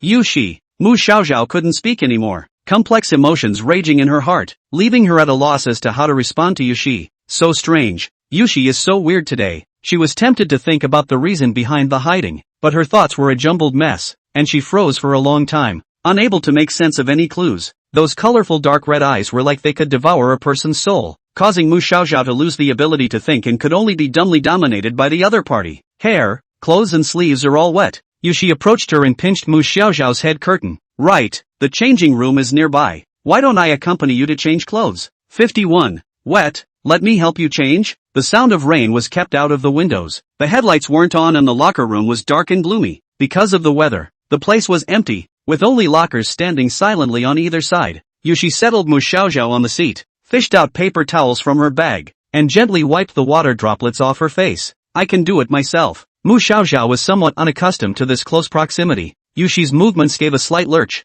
a hint of coldness caught in his voice. Yeah, you mean I'm meddling? Mu Xiaoxiao hurriedly shook his head, incoherently explaining, this is not what I mean. I just feel a little embarrassed. Then be a good boy and sit still. Mu Xiaoxiao had no choice but to obediently sit down and let her do whatever she wanted. After drying the water on her cheeks, Yushi reached out and untied Mak Xiaoxiao's hair braid, and her wet silver hair fell out. When she touched the pink bow ribbon, an imperceptible smile flashed in her eyes, but she quickly continued brushing her hair without moving. The subtle friction of hair strands rattled through the air. The two were silent. It wasn't until Yushi's hand landed on the buttons on Mu Xiaoxiao's chest that Mu Xiaoxiao instantly widened her eyes and subconsciously grabbed that hand. Wait a minute. Yushi-san, what are you doing? Mu Xiaoxiao stammered and asked. Help you undress. Undress? Mu Xiaoxiao's face instantly turned red, and her voice became a little shaky. Well, isn't it all wet? Take it off so you don't catch a cold. It was as if Yushi was just stating a perfectly normal fact. But I don't have a change of clothes. I do. In the locker. You're going to lend it to me? Thank you, Yuki-san. It's just that I'm still a little shy about this kind of thing. What's so shy about being a girl? Yushi pushed her hand away. Don't get in the way. Take your hand away. Mu Xiaoxiao was speechless. Without a word, Yushi unbuttoned her dress, her wrist bone inadvertently sliding over the skin of Mu Xiaoxiao's abdomen, causing her face to heat up again. But she held back. Yeah, well, I'm a girl now. Girls shouldn't even be honest with each other about anything else, let alone just help with a change of clothes. Put your mind at ease. Put your mind at ease. Mu Xiaoxiao took a deep breath. Take off your underwear too. Mak Xiaoxiao broke, wringing the water out of her wet sundress. Yushi sat it down by the sink and fished her keys out of her bag to find her locker again. She rummaged through a clean set of clothes and towels, turning to look at the silver-haired Loli with her arms clasped around her chest and her face red. Your reaction is too exaggerated, isn't it? She frowned, It seems I was right in guessing that Makoto-san reacts to girls as well. You're looking at it wrong. That's why I'm not reacting. But you're so red in the face. That could be a fever. Mu Xiaoxiao's mouth was hard, and he would not admit the thoughts in his head even if he died. She shielded her hands in front of her chest and glared at Yushi with wariness, like a wary little beast. Fever? Yushi laughed softly, walked a few steps, and suddenly came up to Mu Xiaoxiao. Can I take your temperature? That's fine. But what's the measurement? Open your mouth and let me see. Mu Xiaoxiao opened his mouth. In his heart, he wondered if Yushi was not only a good student, but also a tongue reader. It still has to be a fictional heroine, so versatile. Then she saw Yushi lift her greenish-white jade finger and, without any hesitation, put it in. Mu Xiaoxiao's ears were instantly peachy red with shame. 10 minutes later, Mak Xiaoxiao, wearing a white shirt, sat on a wooden bench like a stone statue. She wore her long hair loose, her hands resting on her knees, the aftermath of her heartbeat still fresh. Why do you have to take your temperature that way? She grumbled in a small voice at Yushi. I washed my hands and used alcohol hand sanitizer. Don't worry, it's not a matter of hygiene. Mu Xiaoxiao was ashamed and annoyed. Why did you use your hand to take my temperature? Isn't that common sense? Yushi glanced at her, her mouth perking up. Forehead thermometry is susceptible to environmental influences and is less accurate. Oral thermometry is closer to core body temperature and is more accurate. You've just been in the rain and you're in such a cold and wet environment. There must be an error in taking your forehead temperature. I'm going with the oral cavity for rigor's sake. Sounds so reasonable, but who in their right mind would use their fingers to check the temperature? Mu Xiaoxiao felt hurt, but she didn't want to understand Yushi's logic. She was afraid that if she understood too much, she would mistake the other party for trying to take advantage of her. Then again, you don't have a fever and your face is red. Yushi, at this moment, had already sat down next to Mu Xiaoxiao. That is to say, student Mu would indeed be interested in the same sex? Mu Xiaoxiao wanted to say no, but her body's reaction betrayed her. It's over. We can't fool it this time. You don't want anyone to know about it either.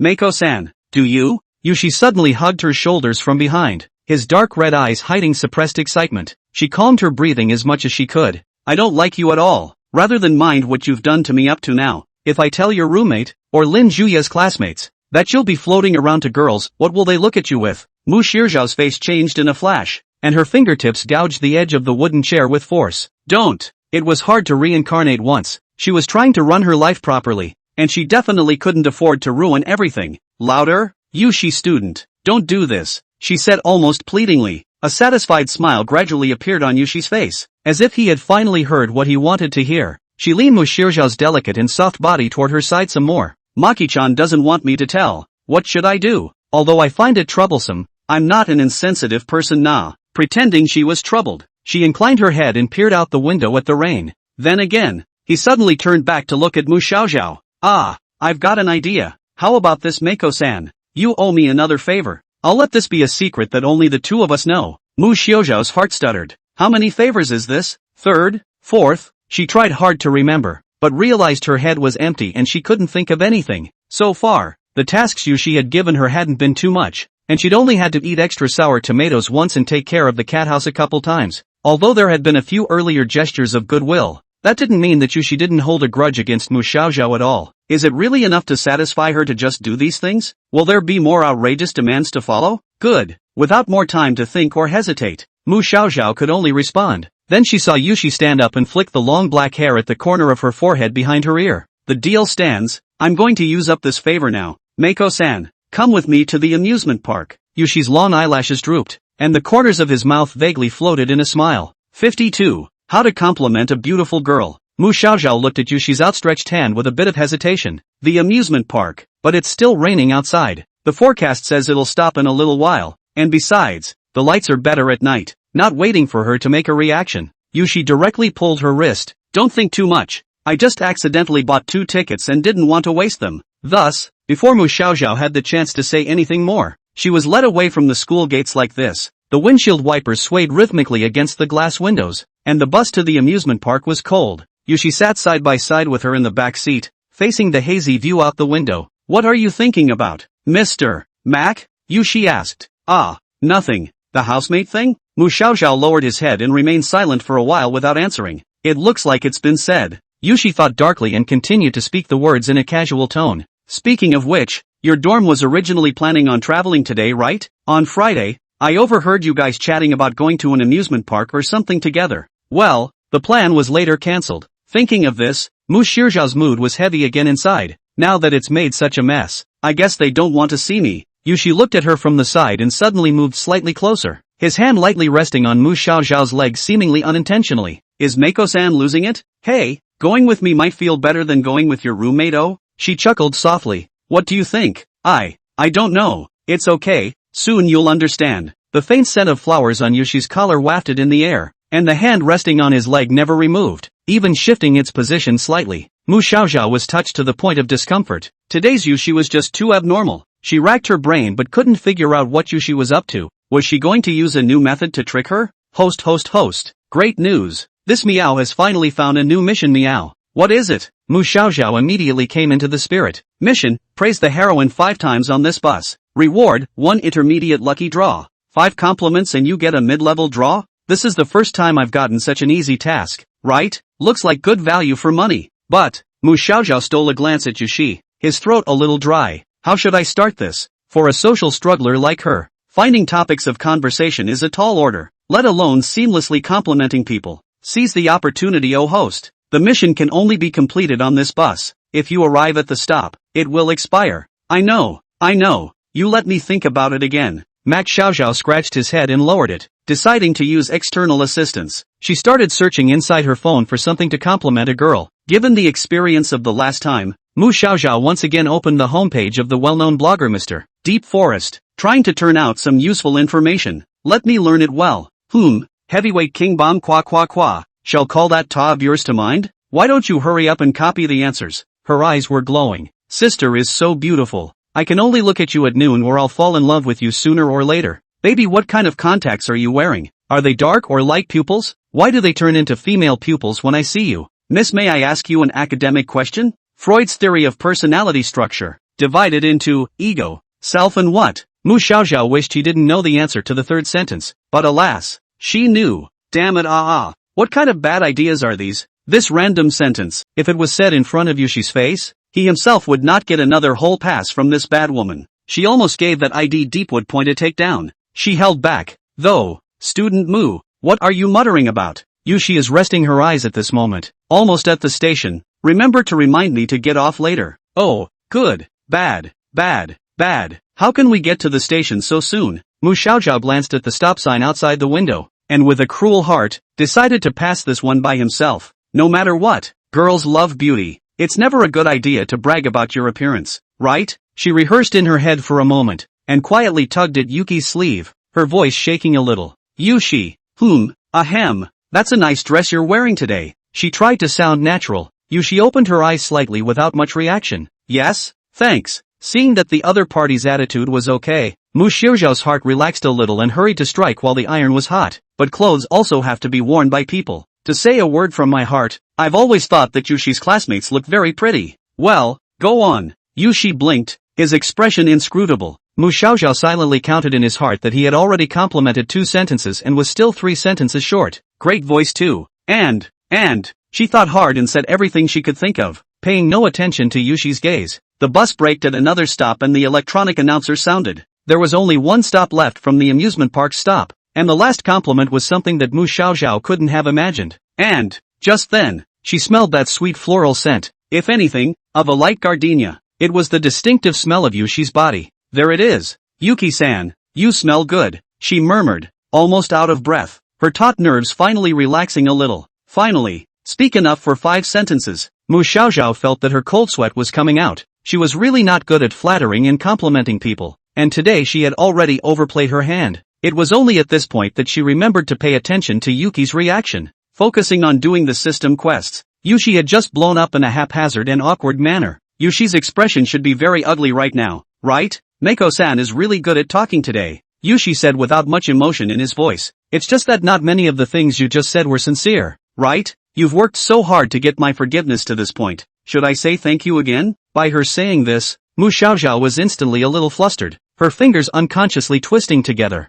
No, I just thought you were nice and wanted you to know. I'm really flattered then. Yushi smiled teasingly. Okay, I'll take that as a genuine compliment for now. The voice of the bus arriving at the station sounded, and the view out the window changed from thick woods to a colorful half-arched amusement park gate. Yushi stood up from her seat, carrying her satchel, and turned back to face Mu Xiaoxiao. Let's go. Mako-san. 53. Go to the haunted house and raid her. The weather forecast didn't lie. It really did clear up. The sky looked like it had been washed after the rain, blue and clear, and the sunlight poured down through the clouds, warm and not harsh. Puddles of water, large and small, remained on the ground, the standing water reflecting the color of the sky like a mirror. The amusement park was not too crowded, though not as busy, and it eliminated the need to wait in line. Yushi bought a deluxe set of tickets, and all the rides can be enjoyed for free. Mu Xiaoxiao had wanted to transfer her share of the money to her, but she was met with Yushi's sentence. Do you think I don't have any money? She was pushed back. She could only put away her cell phone resentfully, her heart a little uneasy. The two walked one behind the other, the atmosphere less like friends and more like strangers who occasionally got closer. Yushi followed behind Mu Xiaoxiao, her gaze falling on her back. The image of Mu Xiaoxiao trying to compliment herself on the bus just now replayed in her mind. Why do you want to please me? Yushi always felt that behind Mu Xiaoxiao's words, there was some kind of hidden motive that she couldn't understand, leaving her puzzled. But, another thing, however, Yushi gradually figured out. You really aren't the original Mu Xiaoxiao, she said silently in her mind. The former Mu Xiaoxiao was timid, weak, and even a bit selfish. Instead, she now became proactive, considerate, and even a little clumsy about pleasing herself. It's not just a personality change, but an entire pattern of behavior that has completely changed. And judging from her recent reactions, self-perception should be in a state of transition between male and female. Perhaps because of some kind of opportunity, the soul within that body underwent a fundamental transformation, and Mu Xiaoxiao became the current Mu Xiaoxiao. However,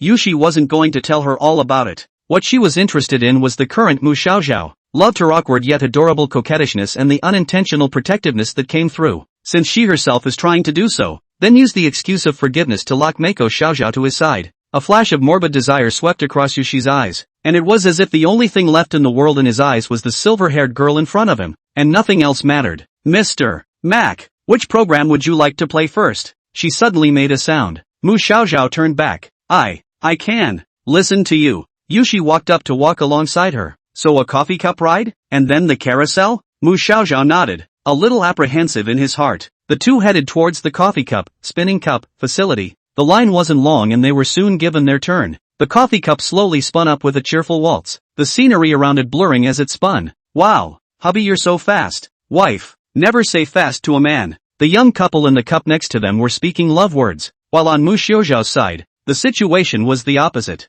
With the music playing, the black-haired girl across from her still had a poker face, and Mu Xiaoxiao tried to squeeze out a smile, but soon realized that her expression seemed to have become stiff as well. It's too awkward to stare face to face with Yushi. The two stared at each other wide-eyed and idle for 5 minutes. It was hard to stay up until the coffee cup stopped, and Mu Xiaoxiao walked down dizzily, feeling like her entire body was in a bit of a trance. Apparently, neither she nor Yushi were able to reap any joyful experience from this spin. That, Yushi student, why don't we not go to the carousel? I'm getting a little dizzy from the spinning. She couldn't help but weakly propose. Whatever. Yushi had a pair of sunglasses on her face at some point. She pushed them up and pinched the map of the amusement park in her hand. What's next to go play? Well, haunted house? Mu Xiaoxiao glanced tentatively at Yushi. Whatever. In front of the door of the haunted house, a gust of wind filled the air with an eerie odor. A staff member wearing a green-faced Fong mask said with a strange smile as he helped them deposit their packages. Woohoo! Just you two girls breaking into a haunted house.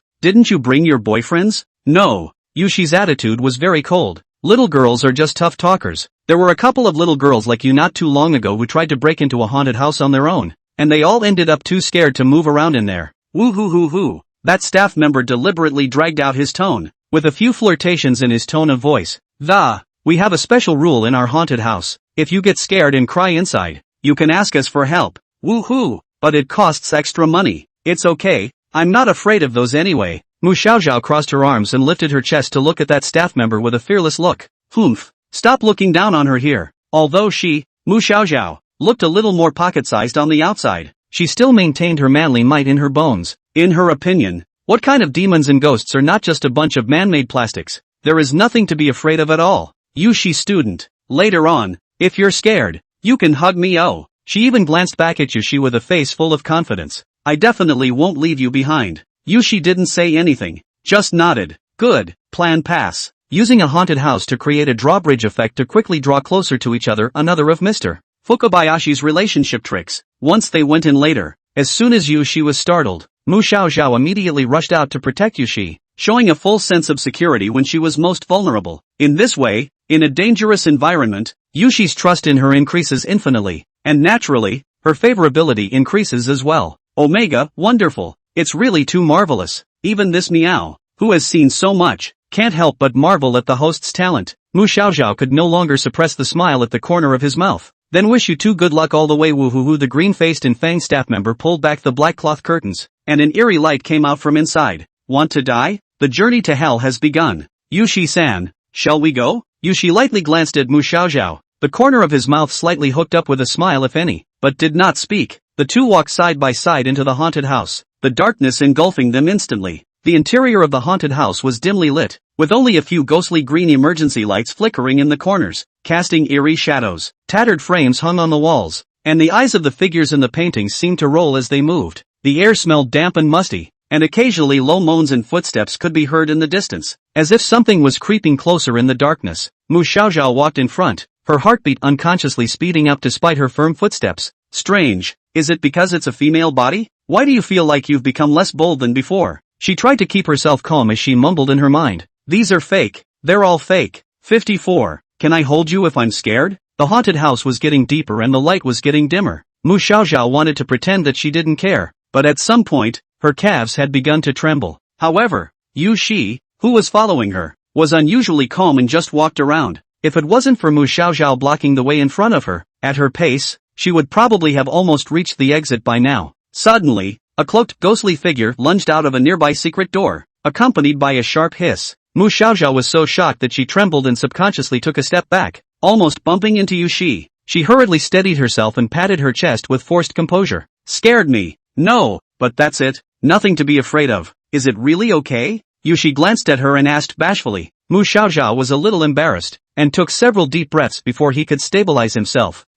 It's just a reflex. I'm actually not afraid at all. Ha ha, don't worry Yu Shi. Nope, how come Yu Shi isn't scared at all? Only then did Mu Xiaoxiao notice Yu Shi's expression behind him, still flat and unchanged, as if taking a leisurely stroll after dinner. That's not right. Isn't she afraid of those ghosts? Even a fierce warrior like himself would be intimidated. And she, a little girl, was completely unafraid? Degree delta degree. It seems that people are not what they seem, and their earlier plans have gone down the drain again. I can't blame Mr. Shamlin this time. I have to blame my lack of prior research. Mu Xiaoxiao let out a silent sigh in his heart.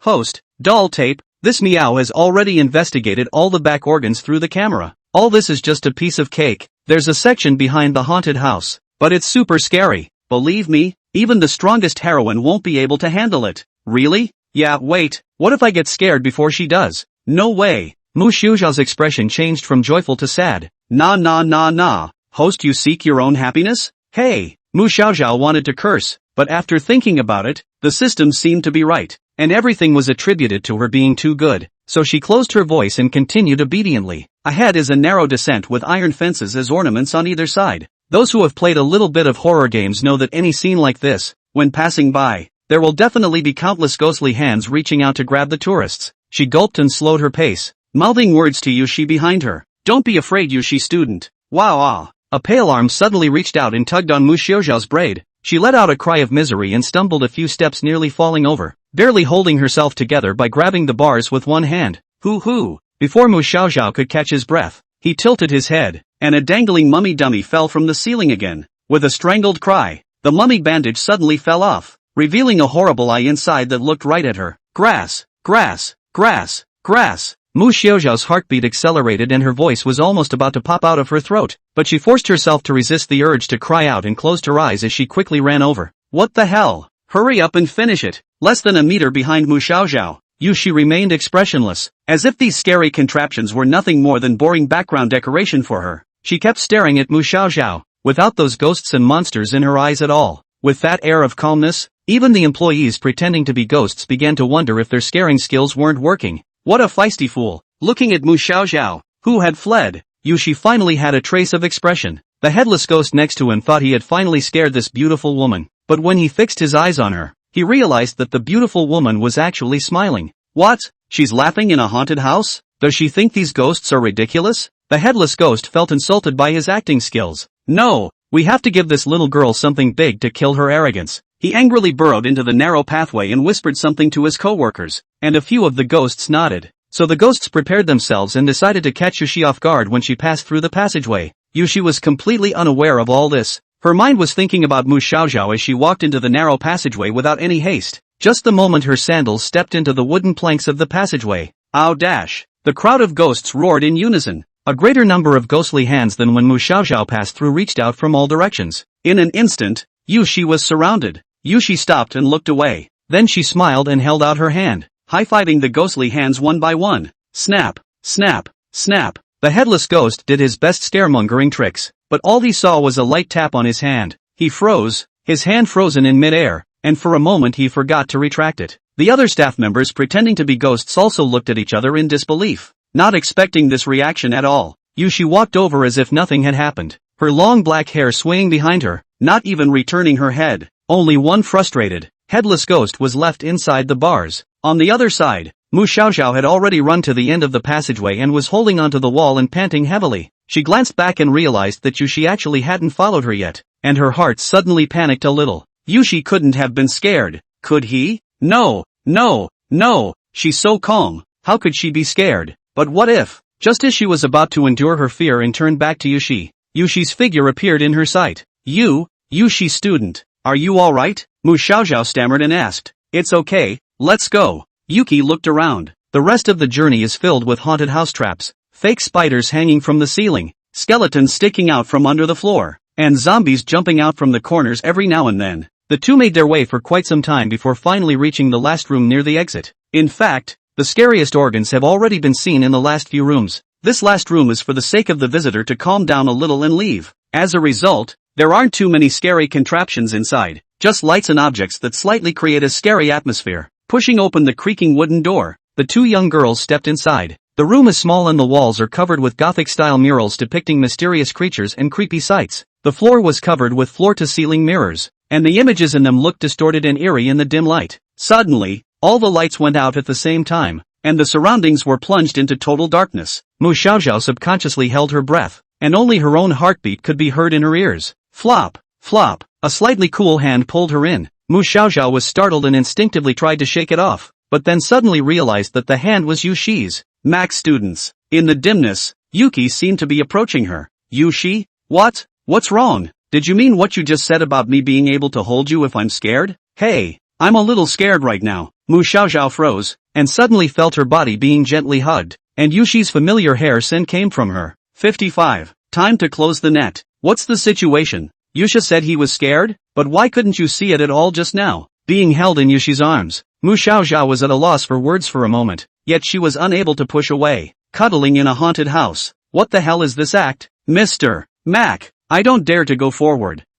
Really? But didn't you survive all those even more scary roads just now? Mu Xiaoxiao was a bit puzzled. Everyone is afraid of different things, and this room just scares me in particular. Yushi's voice was getting lower and lower. Okay. She helplessly gulped and hesitated for a moment before finally reaching out her hand and gently encircling Yushi's waist. It's also true that other girls are so scared, and you're still here doubting her authenticity. It's a bit ungentlemanly any way you look at it. The dark orange light was still flickering on and off, and the mirror in the carved frame occasionally turned gently, its surface reflecting dappled light. Taking a moment to look around, the room was decorated in a different way. Vintage carved walls, exquisite European furniture, velvet curtains in dark tones. Every detail is suffused with decadent yet elegant beauty. If we weren't in the middle of a haunted house, a scene like this might even make you stop and take a picture. Yushi still had no intention of letting go. Mu Xiaoxiao felt that she was really scared, so he thought that it would be good to let her rest for a while longer. So he let her continue to hug her. To be honest, this was the first time that Mu Xiaoxiao had hugged another girl's body like this. Yushi's body was fragrant and soft, and she felt like she had to be trapped in a marshmallow, with an urge to indulge in it. Well, unconsciously, the arms around her gradually tightened, as if they were trying to rub her entire being into their embrace. Due to the height difference and being face to face, Mu Xiaoxiao's head was just against Yushi's collarbone, and a squeezing sensation inevitably arose somewhere. Mu Xiaoxiao's heartbeat messed up its rhythm and her cheeks burned slightly. Yushi-san. She finally couldn't hold on any longer. Can you let go of me now? No. But, didn't you say you would protect me? Was it a lie? Instead, Yushi hugged a little harder, her voice in a position very close to Mu Xiaoxiao's ear. Mu Xiaoxiao felt her fingers gently tracing over her back, bringing a shiver down his spine. But we can't keep hugging like this. 5 more minutes of cuddling then. Having no choice, Mu Xiaoxiao knew he couldn't bargain and had to agree to the request. Still, she was a bit puzzled. The heroine who seemed so calm and deep would have a side that was scared like this? The lights hit, and the mirror turned at a slight angle again. In the mirror frame behind Mu Xiaoxiao, Yushi's face was reflected. Instead of a look of fear or awe, that pretty face was flushed with a sickly flush. Her red lips were slightly parted, her breath was quickening, and a strange light flowed from her eyes. It was as if he wanted to eat the young girl in his arms whole. The lights are on. After a series of rides on the facilities, the girls finally made their way to the iconic attraction of this amusement park, the Time Ferris Wheel. Due to the time theme, each cockpit of the Ferris wheel is designed to look like a clock in a unique way. Here, Yushi handed a lychee-flavored ice cream to Mu Xiaoxiao and took the vanilla-flavored one for herself. Mu Xiaoxiao said thank you and took it and ate it with gusto. The amusement park was coming to life in the evening as 2 teenage girls with glittery cat ear hair bows on their heads lined up in front of the Ferris wheel along with the crowds. In a corner that Mu Xiaoxiao didn't notice, Yushi took out her cell phone from time to time to check the time, secretly pondering something, and from time to time, she looked at Mu Xiaoxiao. This way, 2 visitors. It didn't take long for them to get to the front of the line. Climbing into the Ferris wheel cockpit, Mu Xiaoxiao ate ice cream while enjoying the scenery outside.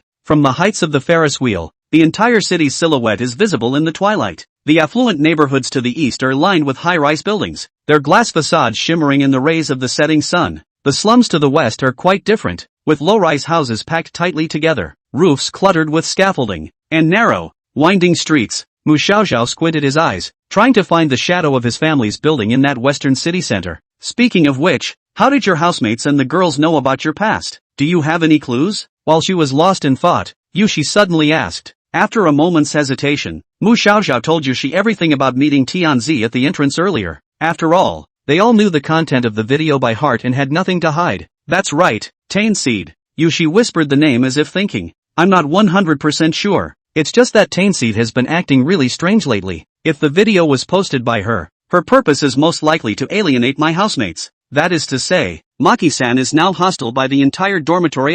Yushi said. So what are you going to do next? Mu Xiaoxiao was a bit embarrassed and was silent for a while. It had happened so suddenly, and now there was nothing she could do about it. I don't know. I have to warn you, those videos are very bad for you, and in case Tianzi spreads them around, it might affect not only your dorm room, but also the way other people in the school think about you. Yushi's expression turned serious. The registrar's office won't just sit back and do nothing. The school's rules are always strict, and if something damaging to your reputation comes up, expulsion or suspension is a real possibility. Hearing those words, Mu Xiaoxiao's movement suddenly stopped. Melted ice cream dripped onto her hand and she did nothing about it. Drop out? She muttered, a wave of panic welling up in her heart. No, absolutely not. The original owner's family was in a difficult financial situation and had always lived in the impoverished Western District, and now she was able to attend Sky Royal Academy thanks to a boss who sponsored her and her sister's education. If she loses this hard-won opportunity, she'll have to go back to a lower-tier school on the west side,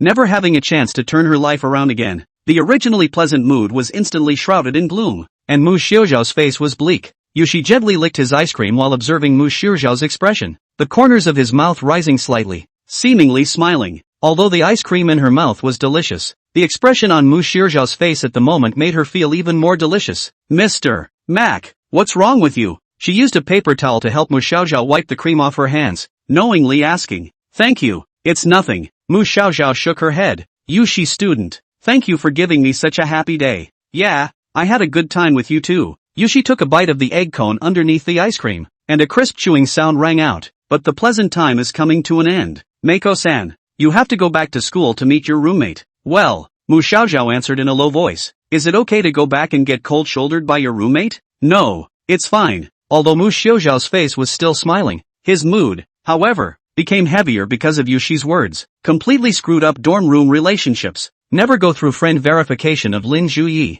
As soon as they enter the classroom, they meet girls such as Song Zhuozhua, who are waiting for an opportunity to retaliate. At the end of the day, they would all come back to her and completely overwhelm her life. Actually, you don't have to force yourself. If I were you, I'd definitely want to stay away from them when I'm in this situation. Yushi pretended to be looking out of the window, putting words into his mouth carelessly. Mu Xiaoxiao smiled bitterly and shook his head once again. You're joking, Yushi student. Where can I go if I don't go back to school? It's impossible to go home. Well, as I see it, you're not without alternatives. The The Ferris wheel had just about finished its turn and the hatch slowly opened. Yushi stood up, the evening breeze blowing her long hair. For example, you could come to my house. She looked down at Mu Xiaoxiao's face and narrowed her eyes slightly. 56. Abducted home to talk about it. Under Yushi's house, there is a 24-hour convenience store. Mu Xiaoxiao also didn't figure out why he followed over. Anyway, right now, she and Yushi are purchasing household items at this convenience store. The convenience store is brightly lit, with glistening white fluorescent lights illuminating the interior, and wood-toned shelves, neatly arranged along the walls. Host, do you want to use the lottery opportunity now? Ah, almost forgot about that. Well, use it now. Being raffled off at the intermediate pool. Clanking gained the small family skill, which can increase your charm value by 2 points. 2 points? Mu Xiaoxiao turned her head to look at the glass window, which reflected her current face. The appearance didn't change much, just like the original. Silver hair and purple eyes, delicate features, and the face value was of the level of a popular idol. According to the system, the increased charisma value would not change the appearance, but it would make others care about her charisma, and their evaluation of the looks would increase accordingly. Well, I can't eat my face for a while, but it's not bad? System, look at the values. Numeric panel generation in progress. Name Mu Xiaoxiao. Physical strength, 4, 7 by using the skill, normal fighting. Knowledge, 5. Charisma, 6. Luck, 4. After some time, the ratings have finally come up a little. Mu Xiaoxiao nodded in satisfaction. Yushi was picking out snacks from the snack rack over there. She quickly grabbed a few bags and threw them into the basket before handing the basket to Mu Xiaoxiao. Here. I thought you said you'd pay for the snacks. Ah yes, after all, you paid for the tickets and are borrowing your house again tonight. Actually, I'm not that far off, so if you're willing to pay for it with favors, it's not out of the question. No. Always feel like I already owe you a lot of favors. Mu Xiaoxiao's face was filled with a pleasing smile. For some reason, it always felt like Yushi was obsessed with wanting her to owe her a favor. Mu Xiaoxiao pondered for a long time, but couldn't figure out the reason behind it. Then I'll meet you at the door and you go to the register. Saying that, Yushi walked out of the convenience store, leaving Mu Xiaoxiao alone inside the store. So she walked over to the checkout area and waited patiently while she counted the contents of her shopping bar. In the deli section next to the cash register, Kanto boiled slowly in a thick broth. The aroma of sandwiches and the mellow scent of coffee filled the air. Mu Xiaoxiao was having a craving when he suddenly realized that outside the automatic glass door, Yushi seemed to be on the phone. Yushi's expression was a little different. Who is it to? She couldn't help but be a little concerned. Now, Mu Xiaoxiao's heart had changed a little towards Yushi.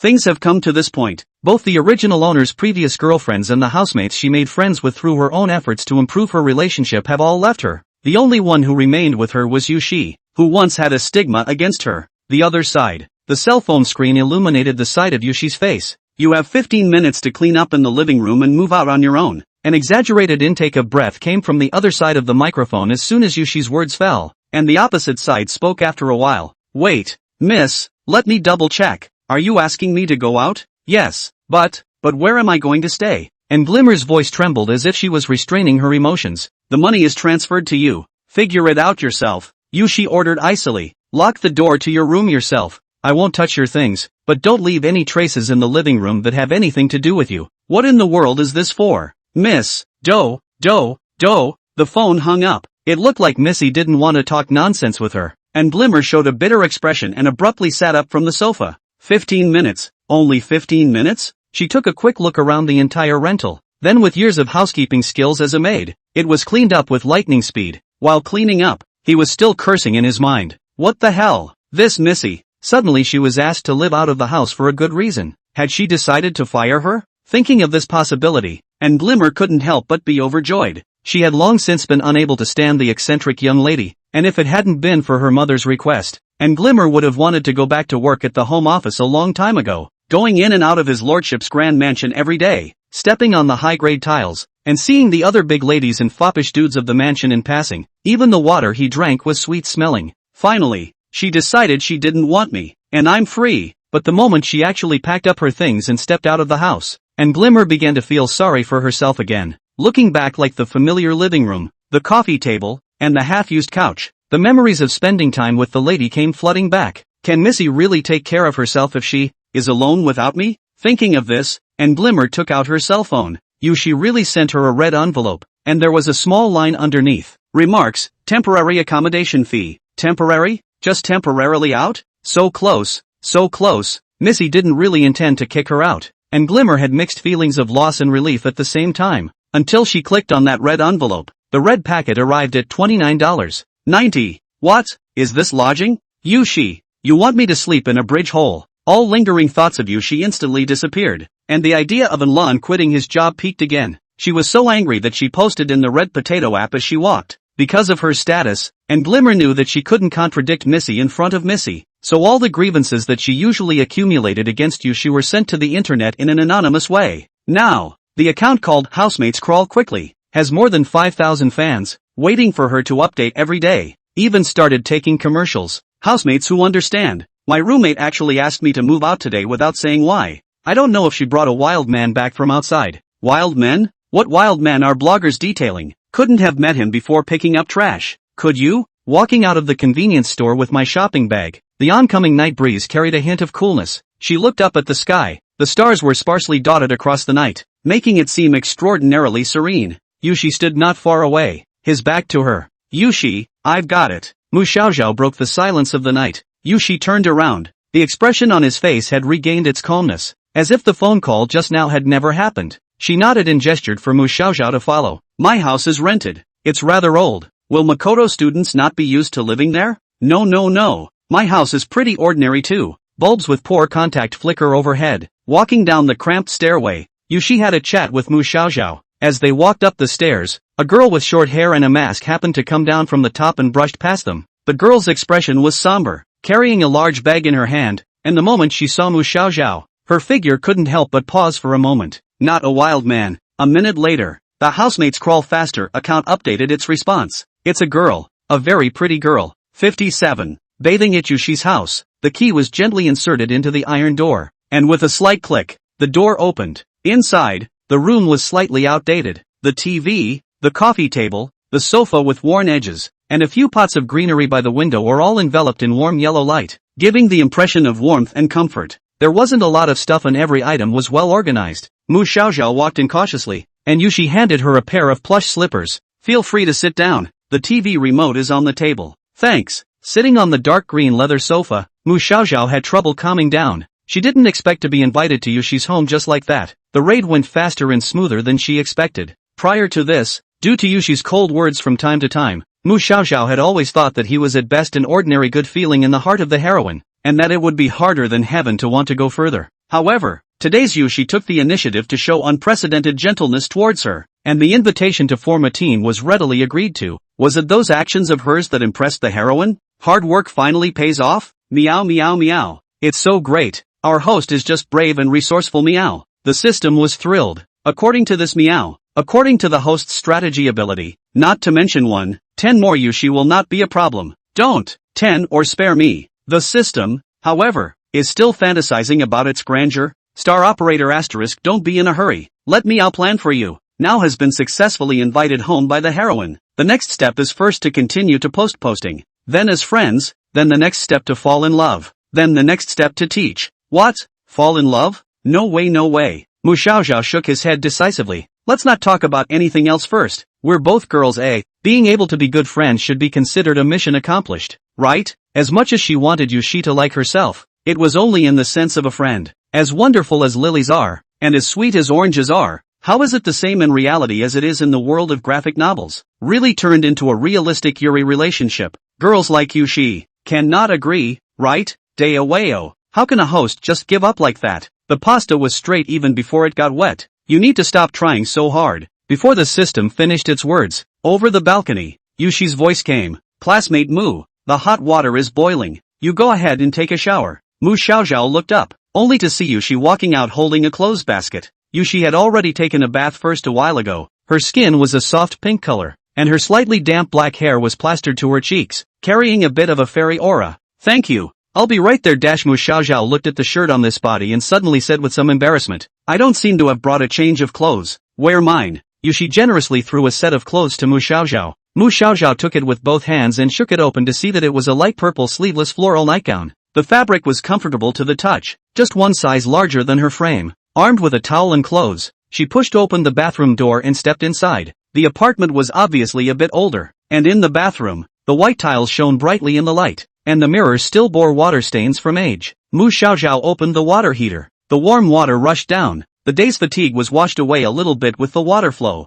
In fact, until now, Mu Xiaoxiao's mind was still a mess. All sorts of things came and went, making her overwhelmed. It's just that for some reason, as soon as she walked into Yushi's house, her heart, which had been hanging in the air, slowly settled down. The bath was very comfortable, and Mako Xiaoxiao hummed a little song from her hometown. The water clattered. Beyond the bathroom door, Yushi's hand was holding the clothes that Mu Xiaoxiao had just changed out of, his fingers lightly pinching the edge of that piece of clothing, his breathing gradually increasing in urgency. Yushi peeked at the doorway out of the corner of her eye. It was good that Maki-chan hadn't finished her shower that quickly. She put the dress under her nose. Sniff. Well, it has the flavor of xiaoxiao, fragrant and a bit of milk tea. Yushi sniffed repeatedly like a cat that had stolen a taste of catnip, then suddenly blushed and lowered his head for another kiss. Like the clothes she lent to Maki-chan during the day. It had to be said that Yushi felt that the decision to lend her clothes to Mu Xiaoxiao to wear was really the right one. That way you don't have to figure out how to get her clothes and leave a favorite smell. She crouched down and buried her head in her shirt, inhaling deeply and then exhaling slowly. The scent lingered on the tip of her nose, making her feel like she was addicted to it. Ah, no, just that's not enough, Yushi murmured in a low voice, a complex emotion welling up in his heart. Once addicted, the cravings don't stop there. Just as a cat will crave more and more catnip. She glanced up again at the hazy figure inside the frosted glass door, a wicked smile playing at the corners of her mouth. Ah ha ha ha. Mu Xiaoxiao was happily taking a bath with soap bubbles smeared all over her body. Suddenly, she felt something wrong with the temperature of the water. The water, which had just been moderately warm, became colder and colder, and in the end it became straight up cold water. What's going on? Is it broken? She tried fiddling with the water heater switch and nothing happened. Glancing down at the shower gel bubbles on her body, Mu Xiaoxiao was a bit embarrassed. Now it's not a good idea to try to get dressed and go straight away. And if you stay and take a cold shower, you might catch a cold again. Yushi, she called out tentatively, her voice echoing through the bathroom, but there seemed to be no response from outside. Yuki-san? She called out again, a hint of unease in her voice. Finally there was a response at the door. Yuki sounded in the direction of the balcony. What's wrong? Are you done washing? No, the water suddenly got cold. Oh, it's probably an aging water heater. Yushi student, can you come in and help me take a look? Mu Xiaoxiao apologized a little. Sorry, I'm not very good at using this water heater. Listening to these words, Yushi walked over from the balcony, wiping her somewhat dampened fingers on her skirt behind her and looking in the direction of the bathroom door with a smile on her face. The expression was the same as a fox watching its prey. Yet when he spoke, the emotion in Yushi's voice was diametrically opposed, even with a hint of impatience. Makoto-san is still a real pain in the ass. I can help you, but the favor will have to be owed once. Are you sure? Well, please. Mu Xiaoxiao on the other side of the glass door was desperate and had to weakly agree. Bump. So Yushi opened the glass door without saying a word, and just as she had planned, she took a big step inside. Inside, Mu Xiaoxiao was startled, her hands protecting her forehead, and her body was still covered with soap bubbles.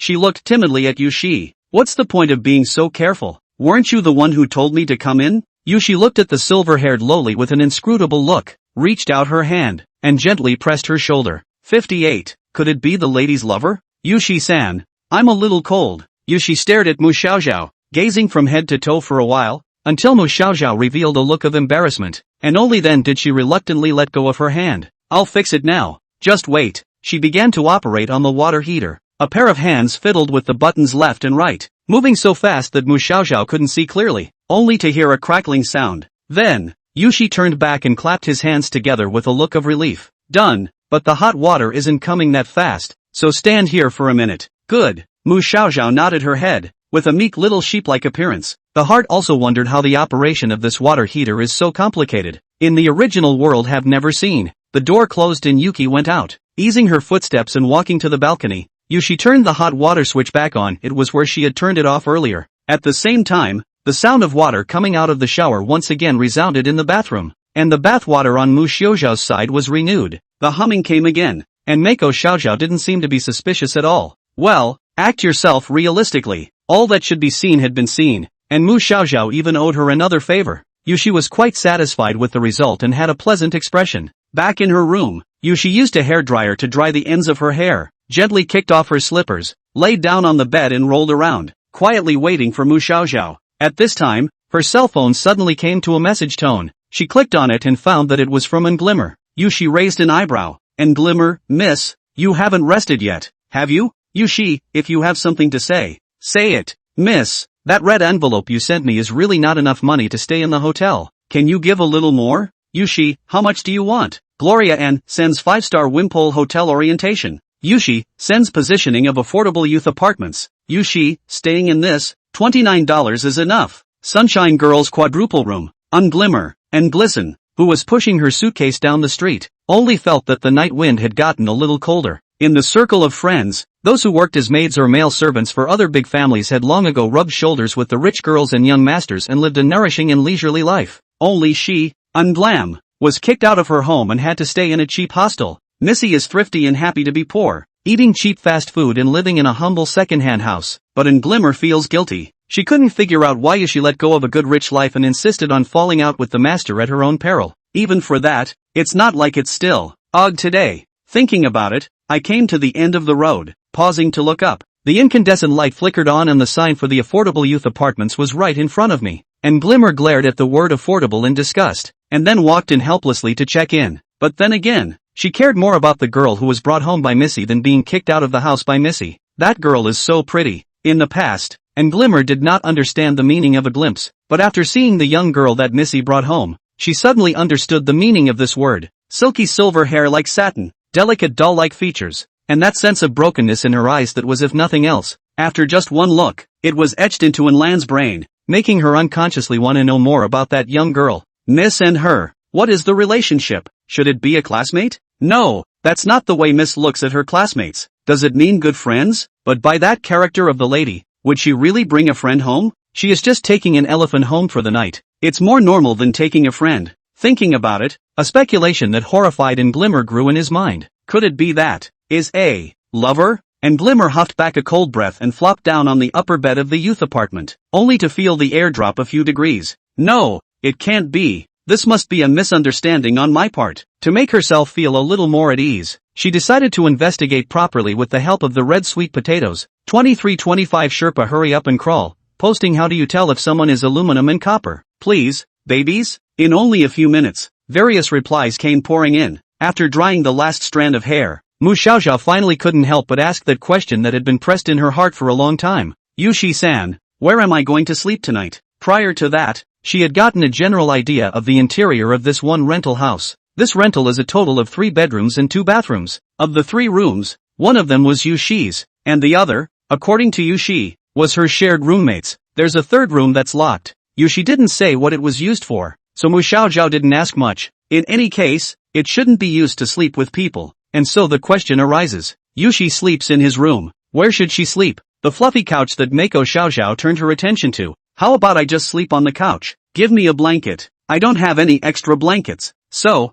lend me a coat to cover up? I don't lend my coat to just anyone. Yushi rebuffed her decisively. Well, you can't borrow anything, so you have to just sleep, right? Forget it. She had lived a pretty rough life in her previous life anyway, so it didn't matter if she would just lie down for a night. Mu Xiaoxiao was just about to stand up when the corner of her skirt was tugged by Yushi's hand. Where to go? You'll be here, said Yuki in a half-commanding tone. In my room, sleeping with me. Mu Xiaoxiao first nodded dully, and then suddenly realized what Yushi was referring to, and her face instantly turned red. What? To sleep with a girl, and the sister of the heroine who has a superb body and face. She bowed her head in anxiety, her small hands cupping her shirt. Would it be too narrow? This bed would be too narrow for the 2 of us to lie in. I'm giving you a place to stay, and you're still tired of the place? Yushi interrupted her unmercifully and patted the covers. Get into bed and lie down or get out of my house. Mu Xiaoxiao gulped and glanced at Yushi's cool-looking face, as well as her bumpy figure under the silk nightgown. That's just bullying. Which cadre can withstand this test? She shepherded Xiaoxiao to slip her knees first. The silver-haired Loli lifted the corner of the covers and carefully burrowed under the flower-scented comforter. The inside was already half-warmed by Yuki's body. Turn off the lights. The night melted and filled the room, with only a half-dozen glimpses of silver moonlight, which came in through the undrawn curtains. Yushi was in close proximity to her, his breathing rhythm steady, his voice soft. Looking through the dim light, the arc of Yushi's side face was beautiful, and his black hair with an ethereal luster fell down on the pillow. Makoto-san, can't sleep? Hey, because you're peeking at me. Yuki opened her eyes, her voice placed softly. And you can't sleep so you talk? After a moment, she added, you were actually going to ask before, weren't you, why I've been living here instead of with my parents or other family? Well, But, Mu Xiaoxiao replied in a thin voice. Then, she felt her hand being gently held by another hand. I'm willing to say oh if it's you. 59. Don't let the sickly girl check her cell phone.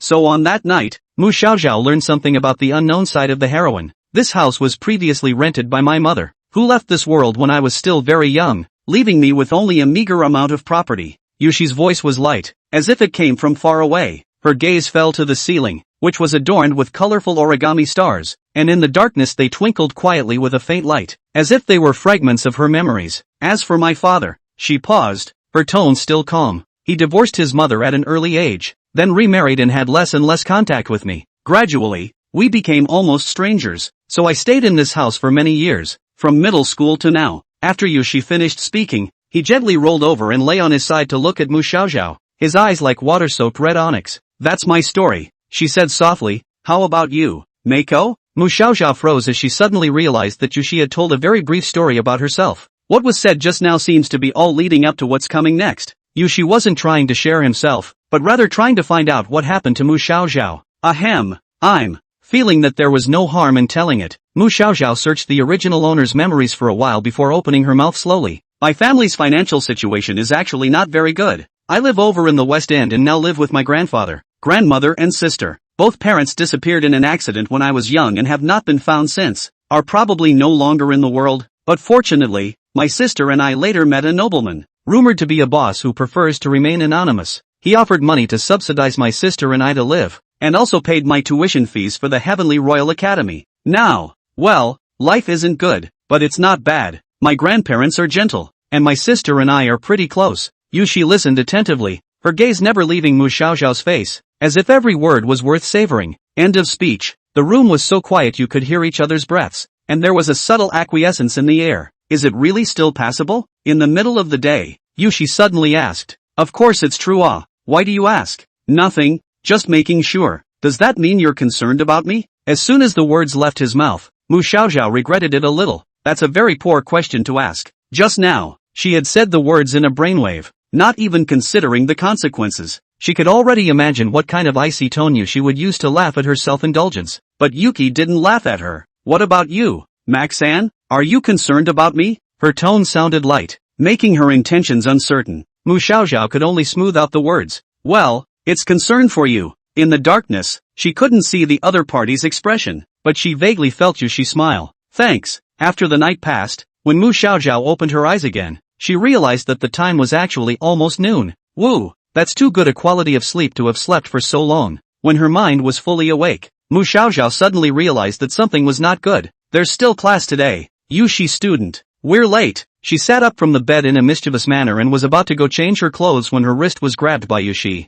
I can't make it. It's a water class anyway. Don't go. Yushi yawned lazily and rolled over. His other hand also clasped on her wrist. Mu Xiaoxiao knew she couldn't leave. What do you want to eat later? I'll go to the market and buy some food to make. That. I'm going back to school so I won't eat here. I asked you what you wanted to eat. Yushi re-emphasized his words, both hands still pulling on Mu Xiaoxiao in an unforgiving manner. Just don't bother cooking. That would be too much of a bother. You haven't answered my question. Mu Xiaoxiao was silenced. Something's wrong with the situation. Didn't she already say she was going back to school? Why did Yushi have absolutely no intention of letting her go? Mu Xiaoxiao tried to draw her hand back, but Yushi's fingers clasped her wrist like an iron vice, the force even more resolute than before. Mu Xiaoxiao struggled a few times and realized that it was useless, so he had no choice but to give up helplessly. Okay then, we'll go get some food later. After a moment, she still didn't forget to add, I'll go back to school this afternoon after dinner.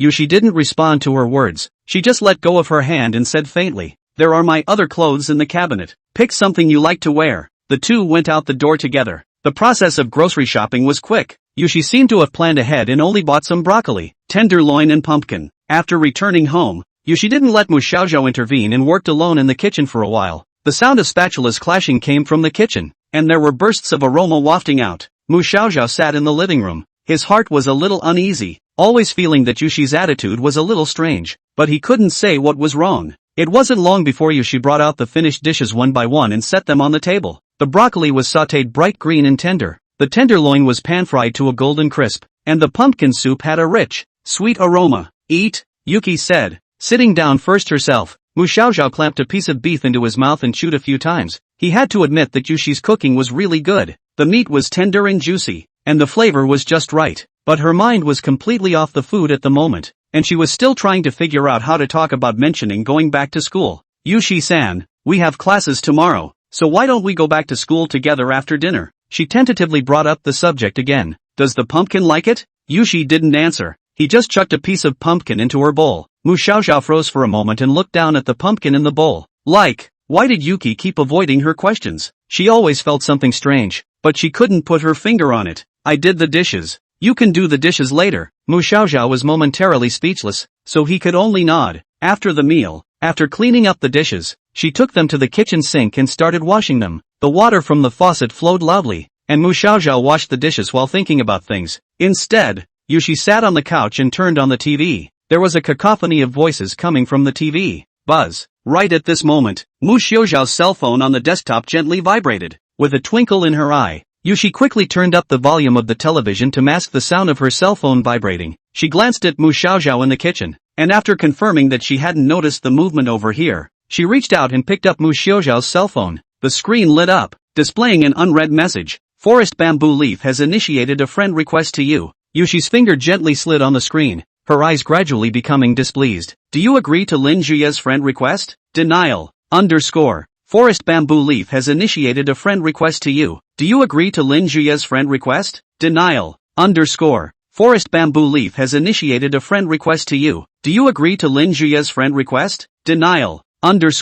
Forest Bamboo Leaf has initiated a friend request to you. Forest Bamboo Leaves, interim session Xiaoxiao. Are you mad at me? Silently reading the words, Yushi sneered, her fingers skillfully tapping on the options bar and pressing a certain black avatar. You've been blackmailed. 60. You stayed of your own free will, didn't you? The campus avenue was lined with streams of students who had just gotten out of class. In the midst of all the noise, the only one who was there was Lin Juye with his head lowered and his lips trembling. Her lax gaze fell on the screen of her cell phone. Her glasses were askew, and her long brown hair was already in disarray. As if driven by some invisible force, she clicked the Apply for Friendship button again and stared at the screen with anticipation and trepidation, waiting for the response that seems to decide everything. But a few minutes passed and the screen remained dead silent, with no movement. All the sounds around her were suddenly extra harsh. Jokes, laughter, footsteps, all of which seemed to be mocking her forlornness. Xiaoxiao, you can't live without me. Why can't you figure it out? Her voice suddenly raised a few points, with an almost pleading cry.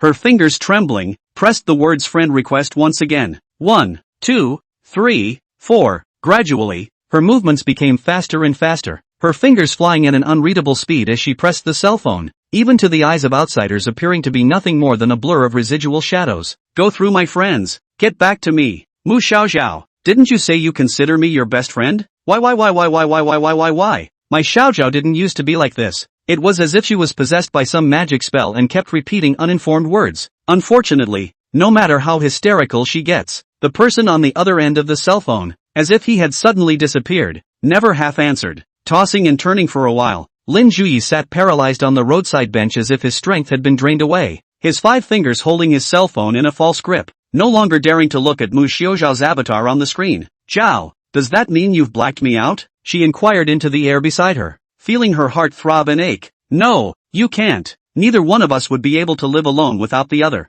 Stay here tonight too. I'll make you dinner and hot water TV all you want. As Mu Xiaoxiao packed her backpack and planned to go out, Yushi called out to her. The major class isn't until tomorrow anyway, is it? She added. It's okay to sleep another night. But then, stop. It doesn't bother me at all. Yushi reached out and pulled Mu Xiaoxiao's book bag. Mu Xiaoxiao was pulled backward a few steps by this force, and hard returned from the threshold into the door. Classmate Mu, to tell you the truth, after going to the haunted house with you that day, I was so scared that I didn't dare to sleep alone at night. I'm asking you to stay this time, and I'm doing it out of my own selfish desire to do so. Scared by a haunted house? Is it that bad? That doesn't look like you at all to me. Mu Xiaoxiao turned his head back in disbelief, looking up and down at the poker-faced Yushi, and all the words he wanted to ask were stuck in his throat. The two people stared at each other like this for a while, and Mu Xiaoxiao's expression gradually became uneasy, looking back in the direction of the door from time to time. Never mind. Mako-san still wants to go, right? Yushi suddenly let go of his hand and took a step back.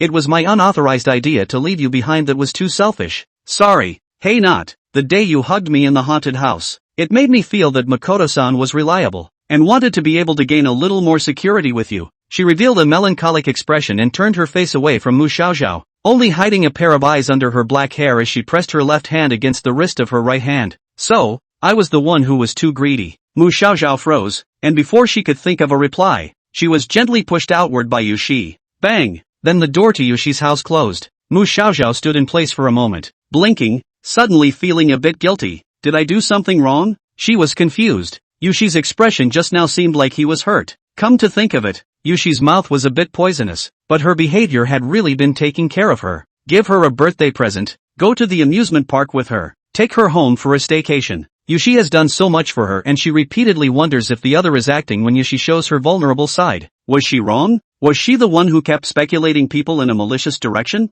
Mu Xiaoxiao felt that he was a bit indistinguishable. Is identical to / host, why don't you stay with her? The system's words gave Mu Xiaoxiao the final blow. She took a deep breath, half-clenched her fists, and knocked anew on the iron door of Yushi's house. Yuki-san, I have something else I want to say to you. I don't mean to dislike you. Can you open the door and have a nice chat? I didn't know you were scared. I'm not going back to school. Really, will you open the door? The other side of the door. Yushi's body leaned forward slightly, pressing her face against the cat's eye position. With her eyes open, the color of her red pupils grew brighter. Mu Xiaoxiao was still over there, anxiously asking over and over again, not noticing her lie in the slightest. That naive and innocent look made Yushi's heartbeat unable to stop speeding up and his adrenaline hormones running high. Love it so much. It's the kind of favorite that you want to eat. Xiaoxiao is all about me right now. If she wasn't afraid that Mu Xiaoxiao would lose her patience and really turn around and walk away, Yushi would even be willing to lie on the doorstep and admire her worried look for the whole day.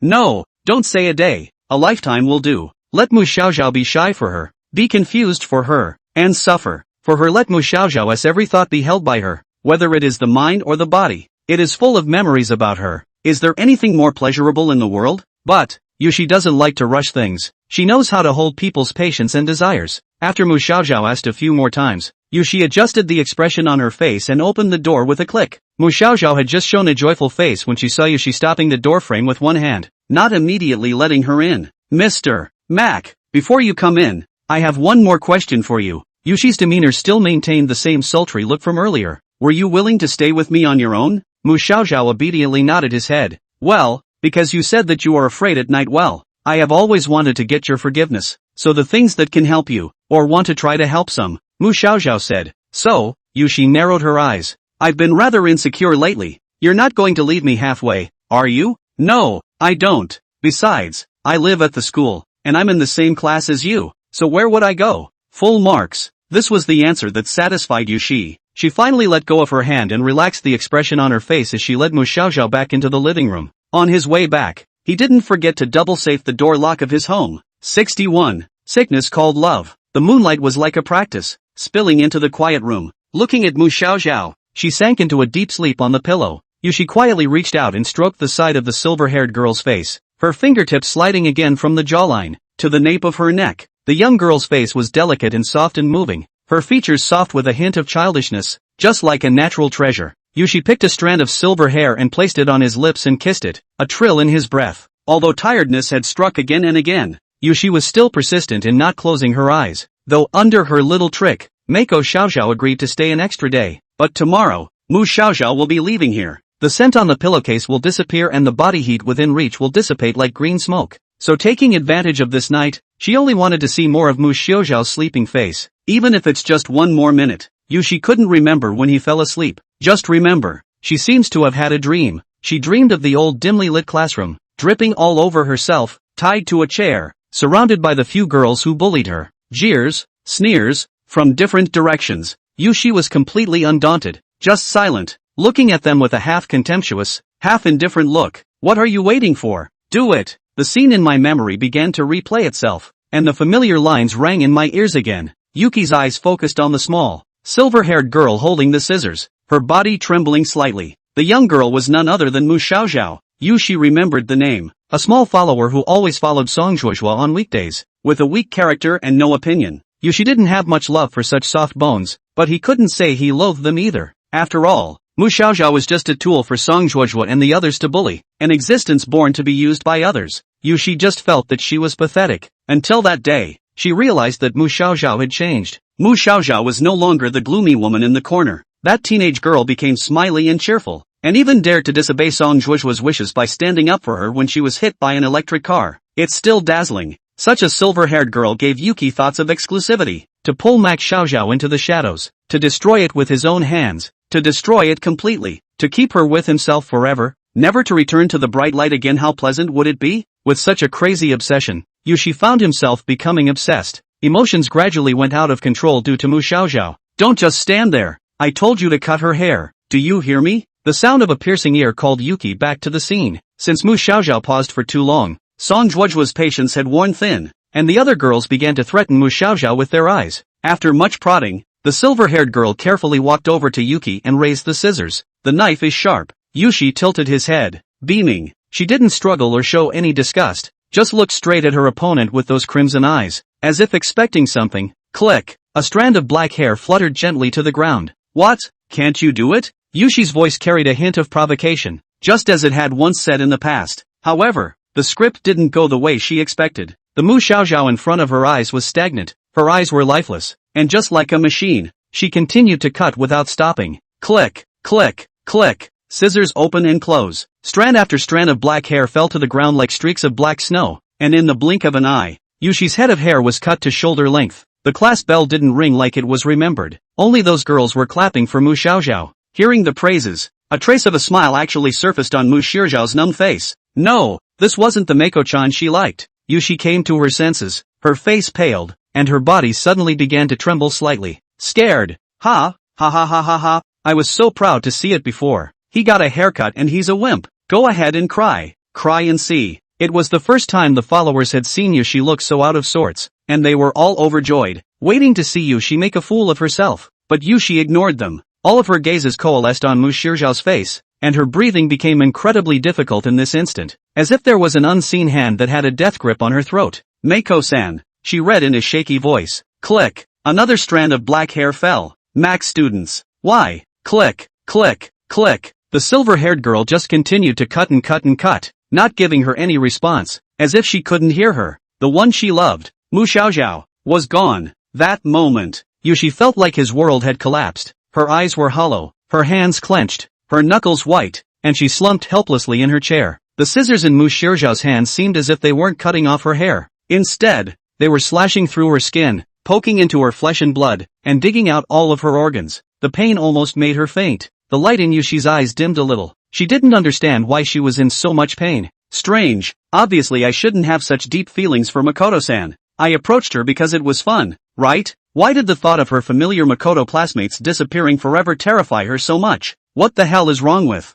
In the thick ink-colored night, Yushi suddenly opened her eyes and woke up from her nightmare. She was breathing heavily, and her forehead was already covered in a dense cold sweat. Xiaoxiao? Xiaoxiao. The moon is still quiet. In the familiar room, Mu Xiaoxiao was lying beside herself, sleeping quietly like a kitten, her breathing steady and long. Yushi looked at Mu Xiaoxiao's sleeping form and quietly sighed in relief, but the pain in his heart had not yet stopped. Xiaoxiao. Reaching out her hand, she hugged the sleeping Mu Xiaoxiao tightly into her arms, holding her a little too hard like she was afraid she might lose her. Feeling the warmth in her arms, the pain in Yushi's body slowly eased. Luckily it was all a dream. Luckily, you're still with me. She felt that she must have a disease, a very serious disease, a disease that no more brilliant doctor could cure. And the only antidote to this disease is Mu Xiaoxiao, to keep from getting sick and dying. Yushi, who was carrying Mu Xiaoxiao in his arms, secretly made a decision that night. It was morning and for some reason there wasn't a single light in the room. Seems like there's a major class today. Strange, how come my cell phone alarm didn't go off? Mu Xiaoxiao yawned in her sleepy haze, stretching languidly as she slowly rolled over, her hand groping under the pillow for a while. The cell phone is gone? Did you accidentally leave it in the living room yesterday? She rubbed her shoulders and sat up helplessly, her eyes falling to the spot beside her. The pillow next to her was already empty, and her nightgown was neatly folded on the chair, so it looked like Yushi had gotten up and gone out a long time ago. Ugh, this Yushi guy too. He didn't even call me when he woke up. Although her mouth complained like this, but the current Mu Xiaoxiao had changed her thoughts about Yushi a lot. We went to an amusement park together, cooked dinner, spent the night together, and shared things about each other's homes. It's come to this, even if Yushi doesn't admit it on her lips. They must have become good friends in the true sense of the word, right? With such a mood, Mu Xiaoxiao called out Yushi's name while putting on her slippers, intending to go out to find her. Her mood had been calm. until the moment you realize the door to your room is locked from the outside.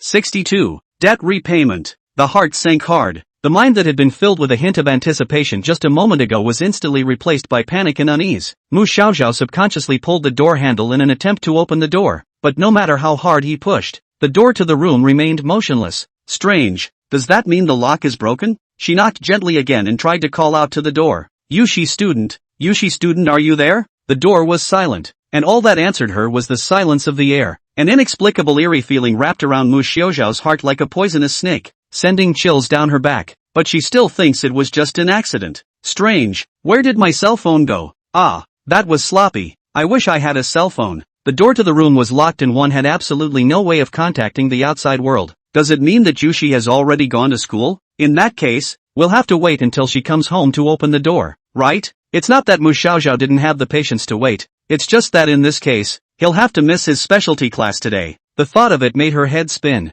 The final exams of the Heavenly Royal Academy were quite strict, and every year, there were not a few students who were forced to repeat a grade because they failed the test.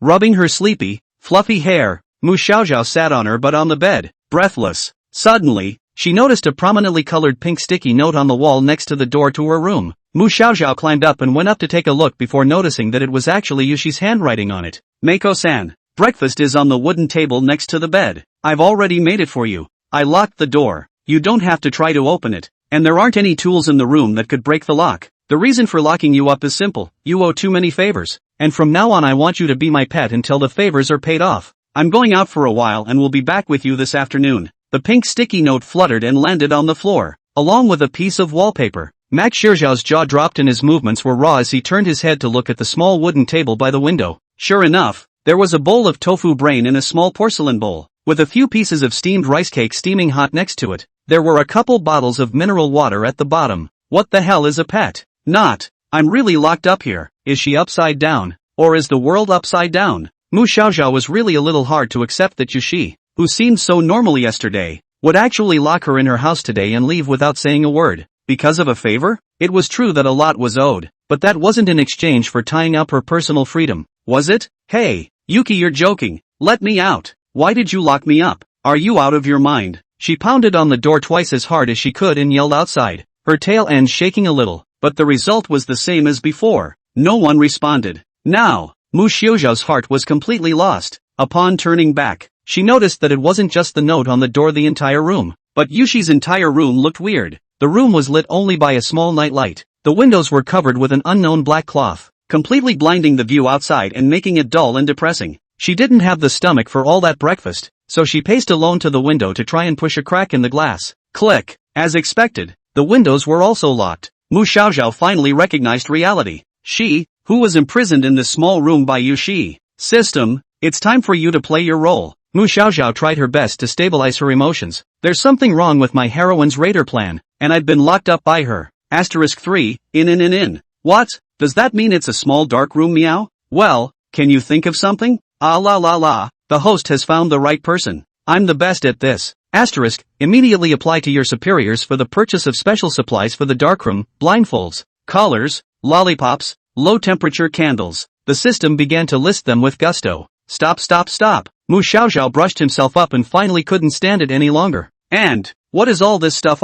System UTM, honestly give me an explanation. You are not Yushi sent over undercover. Omega, meow. Don't play dumb for me. Omega, the system is just a system. The system doesn't know. Mu Xiaoxiao only felt angry. Luckily, she had once found the system useful. As a result, this crumb system would even come up with some bad ideas and jump out of her face to tease her from time to time. If it wasn't for the fact that the system only existed in her mind and couldn't be encountered in reality, she really wanted to turn on normal fighting and have a one-on-one fight with the crumb system. That's just it. I'm better off relying on a barbecue pork than on you. She waved her hand as if to vent her anger. After looking around inside the room once again, he made sure that all the places where he could go out were locked by Yushi. Mu Xiaoxiao returned to the already cold breakfast. Originally, he wanted to hold back a little longer, but his stomach was really hungry, and Mu Xiaoxiao realized that he should eat something. She sat down at the small round wooden table and picked up her chopsticks. Looking down, he looked to the delicate little porcelain bowl filled with tofu brain. I don't think it's drugged in here. In fact, there was another person in the apartment besides Mu Xiaoxiao, and Glimmer was sitting in the living room, not daring to take a breath. This morning, She had just woken up from the affordable youth hostel when she received an expedited message from Yushi. It is urgent. Return quickly. So without saying a word, she slipped on her shoes and ran in the direction of the rental house. It was only when he opened the door that he realized that his own Missy, in fact, was planning to imprison the pretty girl he had brought home yesterday in the rental house. It's so blown up. What a pervert. If not for the seriousness of the situation. And Glimmer almost immediately took out her cell phone and updated her sweet potato roommate Crawl Faster account. But she restrained her impulses and displayed the rigor of a professional maid. And Glimmer looked at the door that had been locked, and then at Yushi. She stared at Yushi's face with a serious expression. Miss, you wake up a little. What you are doing is depriving that girl of her right to personal freedom and is against the law. Yushi, however, was unimpressed and even gave a somewhat contemptuous laugh. Deprivation of liberty? And Glimmer, what do you think I am?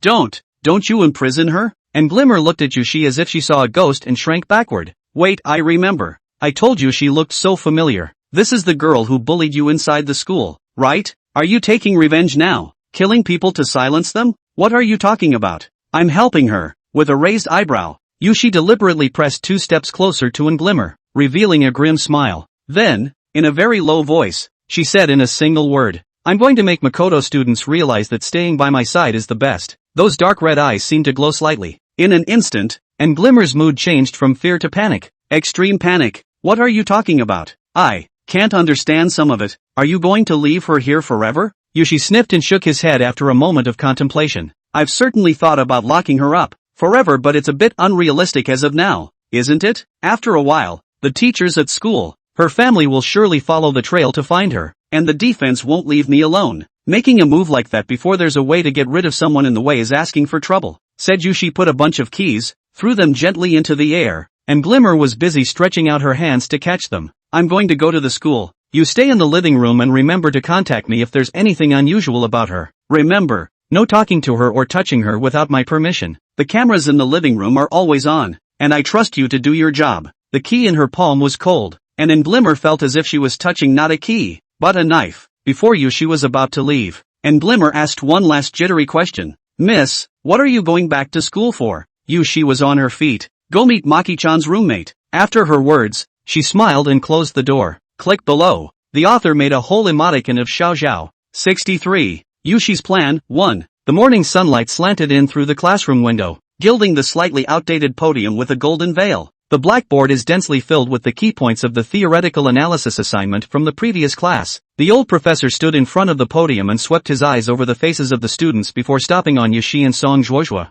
Everyone did a great job on the theory analysis assignment in the last class, especially Yushi and Song Zhuozhua. Each of your assignments has its own highlights that are worth learning from. There was approval in the professor's tone. Yushi's student chose to analyze the emerging answer technology company and analyze the impact of new technology applications on the traditional sectional management model. And Mr. Song Zhuozhua, ahem. I remember that StarHub Entertainment is your family, right? This part is also doing well. After showing the assignment, the professor looked at the two men. You two are ranked relatively high in your grade, so if you have any desire to keep your grades, you can come talk to me after class. Thank you, teacher. Song Zhuozhua responded while his displeased eyes fell on Yushi. Just thinking that this person would have to compete with her for a place in graduate school afterward made Song Zhuozhua feel bad luck and uncomfortable. But it was Yushi's grades that got better and better time and time again, from being second to her in the beginning to surpassing her later on. Coupled with the fact that she had gotten a lot of general test scores through competitions and essays, it wouldn't be long before Yushi would have left her behind by a large margin. It simply pissed off Song Zhuozhua enough. Next I'll take a roll call, and the students who are called on their skills shout present. Just then, Yushi raised his hand. Yuki-san? Is something wrong? The old professor who had just opened the roster looked up and held his glasses. Teacher. Yushi's voice was crisp and clear. Student Mu Xiaozhao is on leave today. Oh, is there a leave slip? No. Things are in a hurry. The leave slip will be filled in for you another time. Okay, then I'll keep track of the attendance side for now. The old professor nodded, made a mark on the roster, and proceeded to call the roll. The classroom echoed with the sound of two from the students. Yushi lowered his head and opened his notebook. His eyes fell on the dense notes, but his thoughts drifted a little far away. One of the reasons she went back to school. Now, the biggest threat to Mu Xiaozhao is the video as evidence of bullying. Once it became public, this school would no longer have a place for Mu Xiaozhao, and she would not be able to stay with him. Time was very short, and Yushi couldn't be sure if Max Xiaozhao's roommate, or the one who sent the video, would pass it on. Therefore, After waking up from her nightmare last night, she decisively decided to lock Mu Xiaozhou in her room and come to school alone to settle the matter of the video. Zhang Guo, Zhao Mengmeng, and Shen Wanjia, who have seen the video, are these three girls.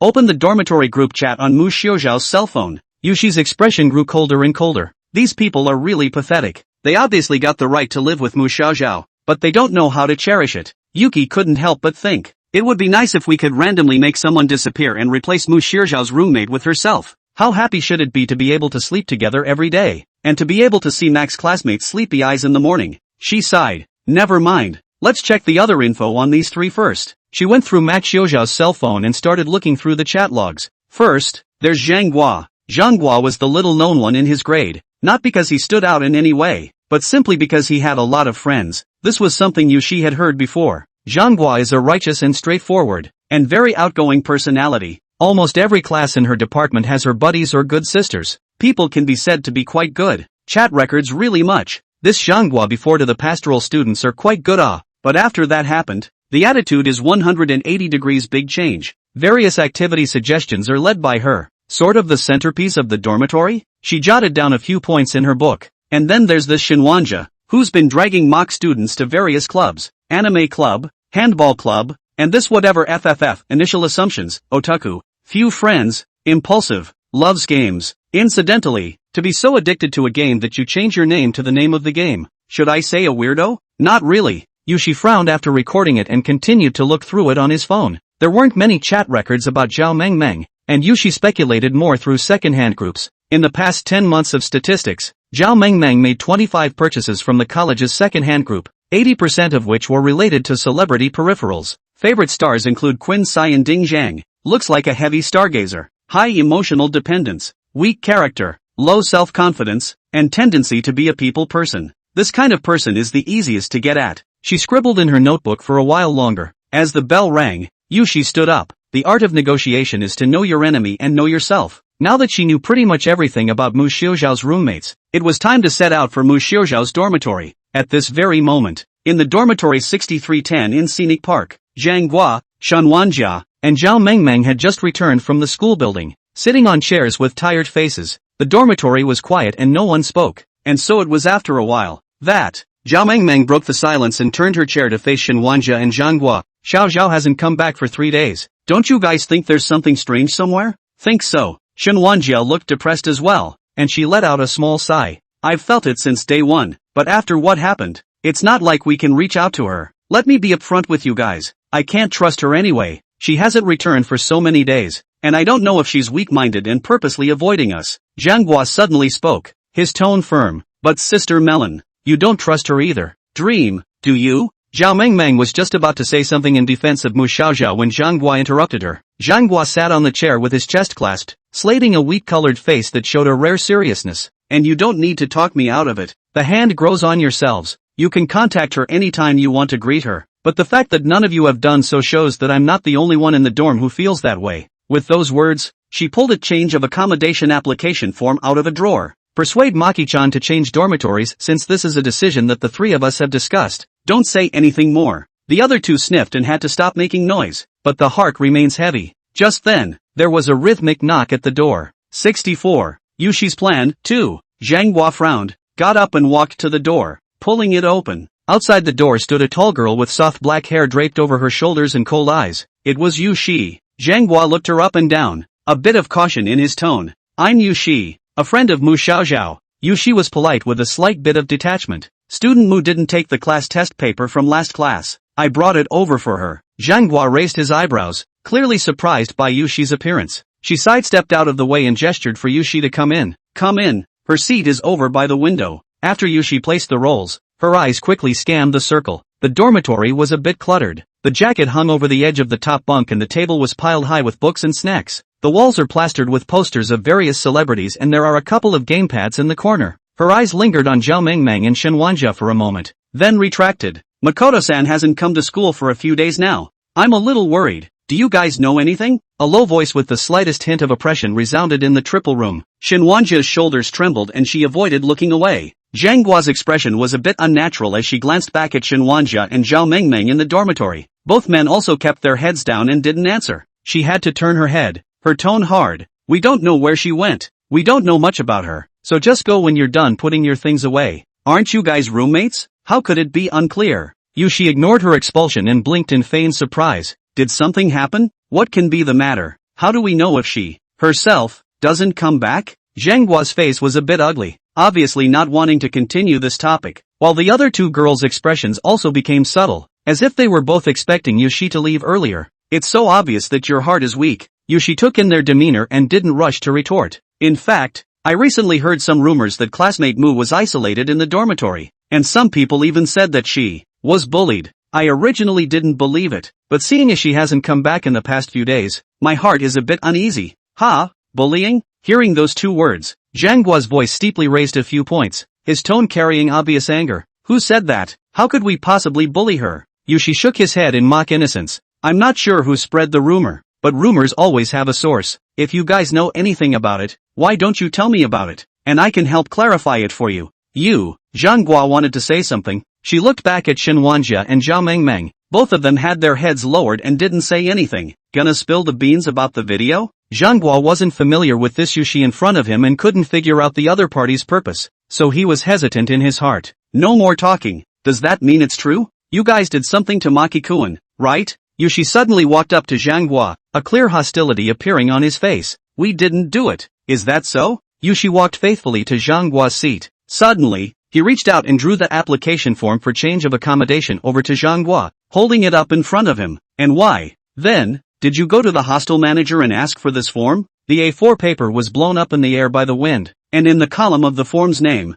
the name of Mu Xiaoxiao was clearly written. With the evidence in hand, it was no longer possible to pretend that nothing had happened. Zhanghua was finally cornered. She, who had always loved to do justice, could never tolerate herself being accused of being on the unjust side, and Yushi's hostile look was an insult to her. That's all her own fault. We didn't her do anything at all. Those videos were all because of those videos. Video? Her eyes widened in deliberate surprise. What video? Zhanghua froze, realizing that he had let his mouth slip, but the words had already come out, so he could only continue with a stiff upper lip. It's a few days ago. Someone sent us some videos of what Mu Xiaoxiao did in the past. In order to prove his innocence, Zhanghua told the whole story. Good. Goal achieved. That was the effect Yushi wanted. Instead of mentioning it themselves, they asked Mako Zhao's housemates to come forward and say something about the video. This hides her true purpose without raising suspicion. Zhanghua was already getting anxious, and the next step was to induce the other party step by step to follow the direction he wanted.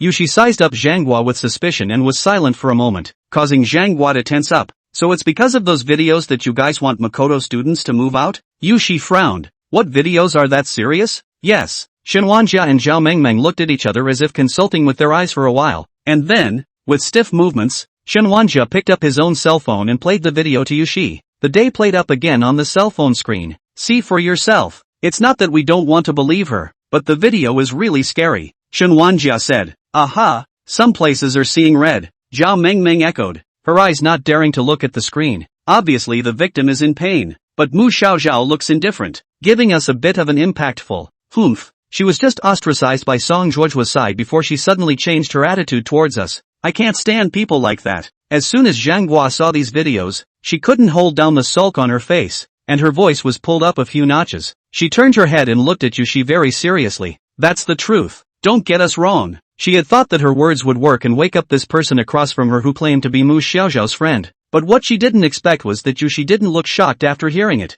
and even showed contempt for her. Is that all? She asked coldly. What? I say, with just these few videos, you guys are planning to kick Mako Xiaoxiao out? Nah, we're not trying to kick her out. We're just negotiating. What's the difference between talking about discussing it and actually cold-cocking her in her dorm room? And kicking her out? Yushi stared at Zhao Mengmeng without slanting her eyes, making her heart a little weak. A video is a video. A person is a person. Are you willing to believe your own eyes? Or are you willing to believe the truth that someone else shoved in your face? Zhao Mengmeng was immediately silenced by the question, wilting and shrinking in her seat. Yushi turned his eyes to Shenwanjia again. Shenwanjia-san, I've heard Max-san say that you have the best relationship with her in this dormitory. Has Max-san done anything to wrong you? No, but, Shenwanjia stammered. In fact, she hadn't thought about whether or not she really wanted to persuade Mu Xiaoxiao to leave the dormitory room. She just half-heartedly agreed at Zhanggua's suggestion.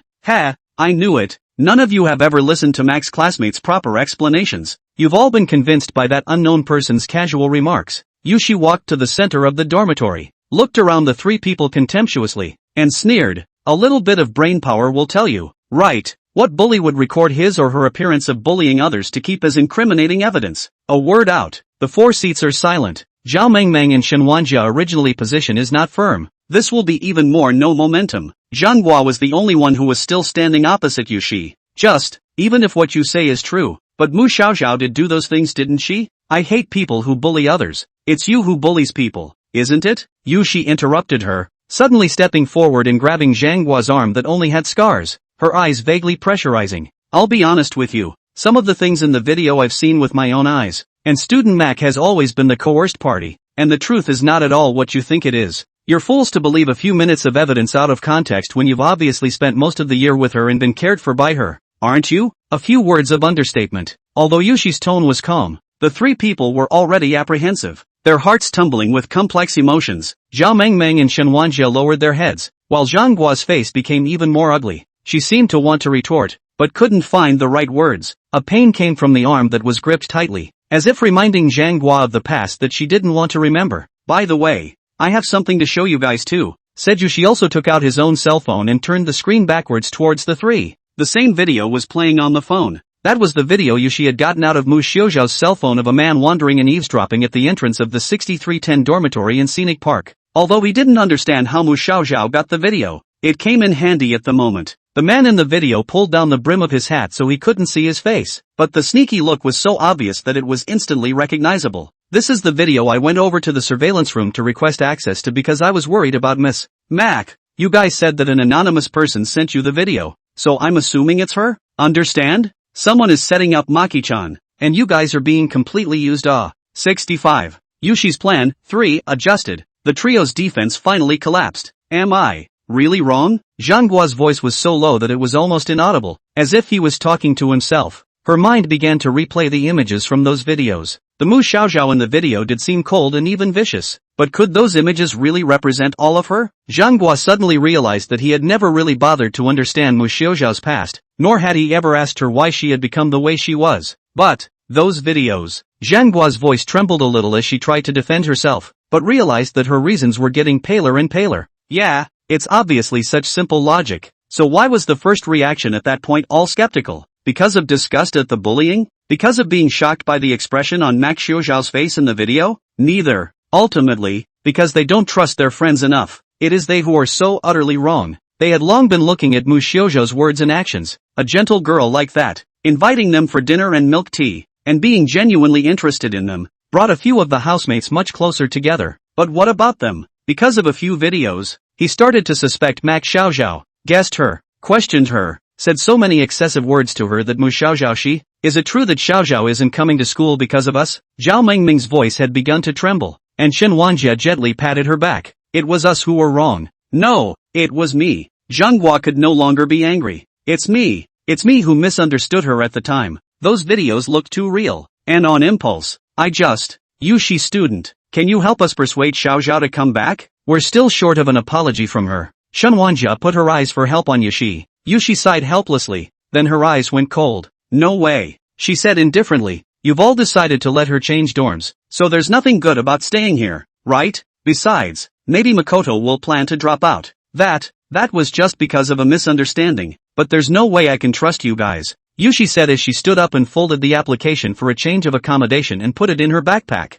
Don't you want her to go? The application form. I'll give it to her myself for you. Don't Yushi-san. Wait. Zhanghua took 2 steps back and stopped in front of the dormitory door with his hands open, his demeanor tense. It's my fault. I'm largely responsible for Xiaoxiao not returning to school. I don't want to be wrong like this. Yushi student, will you believe us? We didn't know we would be used either. You and Xiaoxiao are good friends, right? Yushi student, will you help us persuade Xiaoxiao? A few people were in low spirits. The timing is just right. Seeing that they've come to this point, Yushi feels that it's almost ready. Next, just go along and tell what you want to do, and these guys will behave. So she feigned hesitation and turned back to a few people with a scrutinizing gaze that lasted a few moments before she withdrew it. Let me start by asking, none of you have sent any of these videos to anyone else to see, have you? She asked in a hushed voice. All 3 shook their heads vigorously. their expressions firm. Okay, I'll grant your request that you can bring back Mr. Mac. Yushi continued, but I have two conditions. First, delete the video from your phone. Secondly,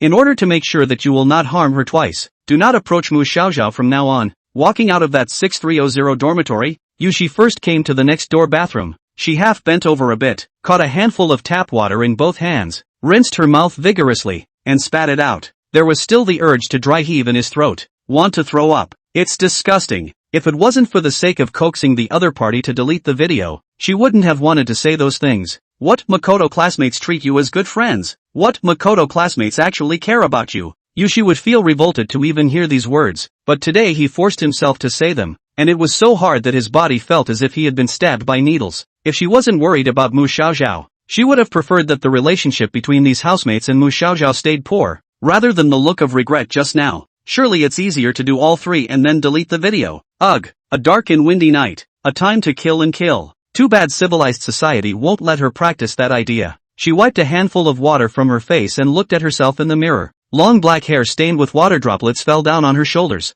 Her slender eyebrows were not traced. The ends of her eyes were slightly raised upwards, and her cheeks were as pure as the cold moon. Excellent looks, except for the haggardness hidden in her eyes. Doing what she did today is really discounting her life. Good thing her sacrifice paid off. The video had been deleted, and those three people had completely trusted Yushi, promising her that they would no longer have contact with Mu Xiaoxiao. It's almost time to go home and meet up with Xiaoxiao, the brunette in front of the mirror murmured, the corners of her mouth turning up. 66. Pet Lori. After the noon class, without waiting for the bell to ring, Yushi left the classroom in a hurry. The obnoxious day is finally over. Next, it was time to go home and enjoy her new pet. However, Yushi did not intend to tame Mu Xiaoxiao as a pure pet. She was still sober enough to know that people were not like animals. Animals are used to the world outside of their cages and need to be locked up more to behave. People, on the other hand, are different. They have thoughts and emotions. A mentally healthy person who is forcibly confined will suffer great damage to his self-esteem, and will develop strong rebellious feelings within himself, and may even engage in some extreme behaviors. That's why Yushi believes more in the power of habit. The first time it was temporarily off for a while, the second time a little longer. Gradually, the acclimatization improves and finally until the little pet is completely used to being in the cage. Maki-chan must have been waiting for me at home for quite some time.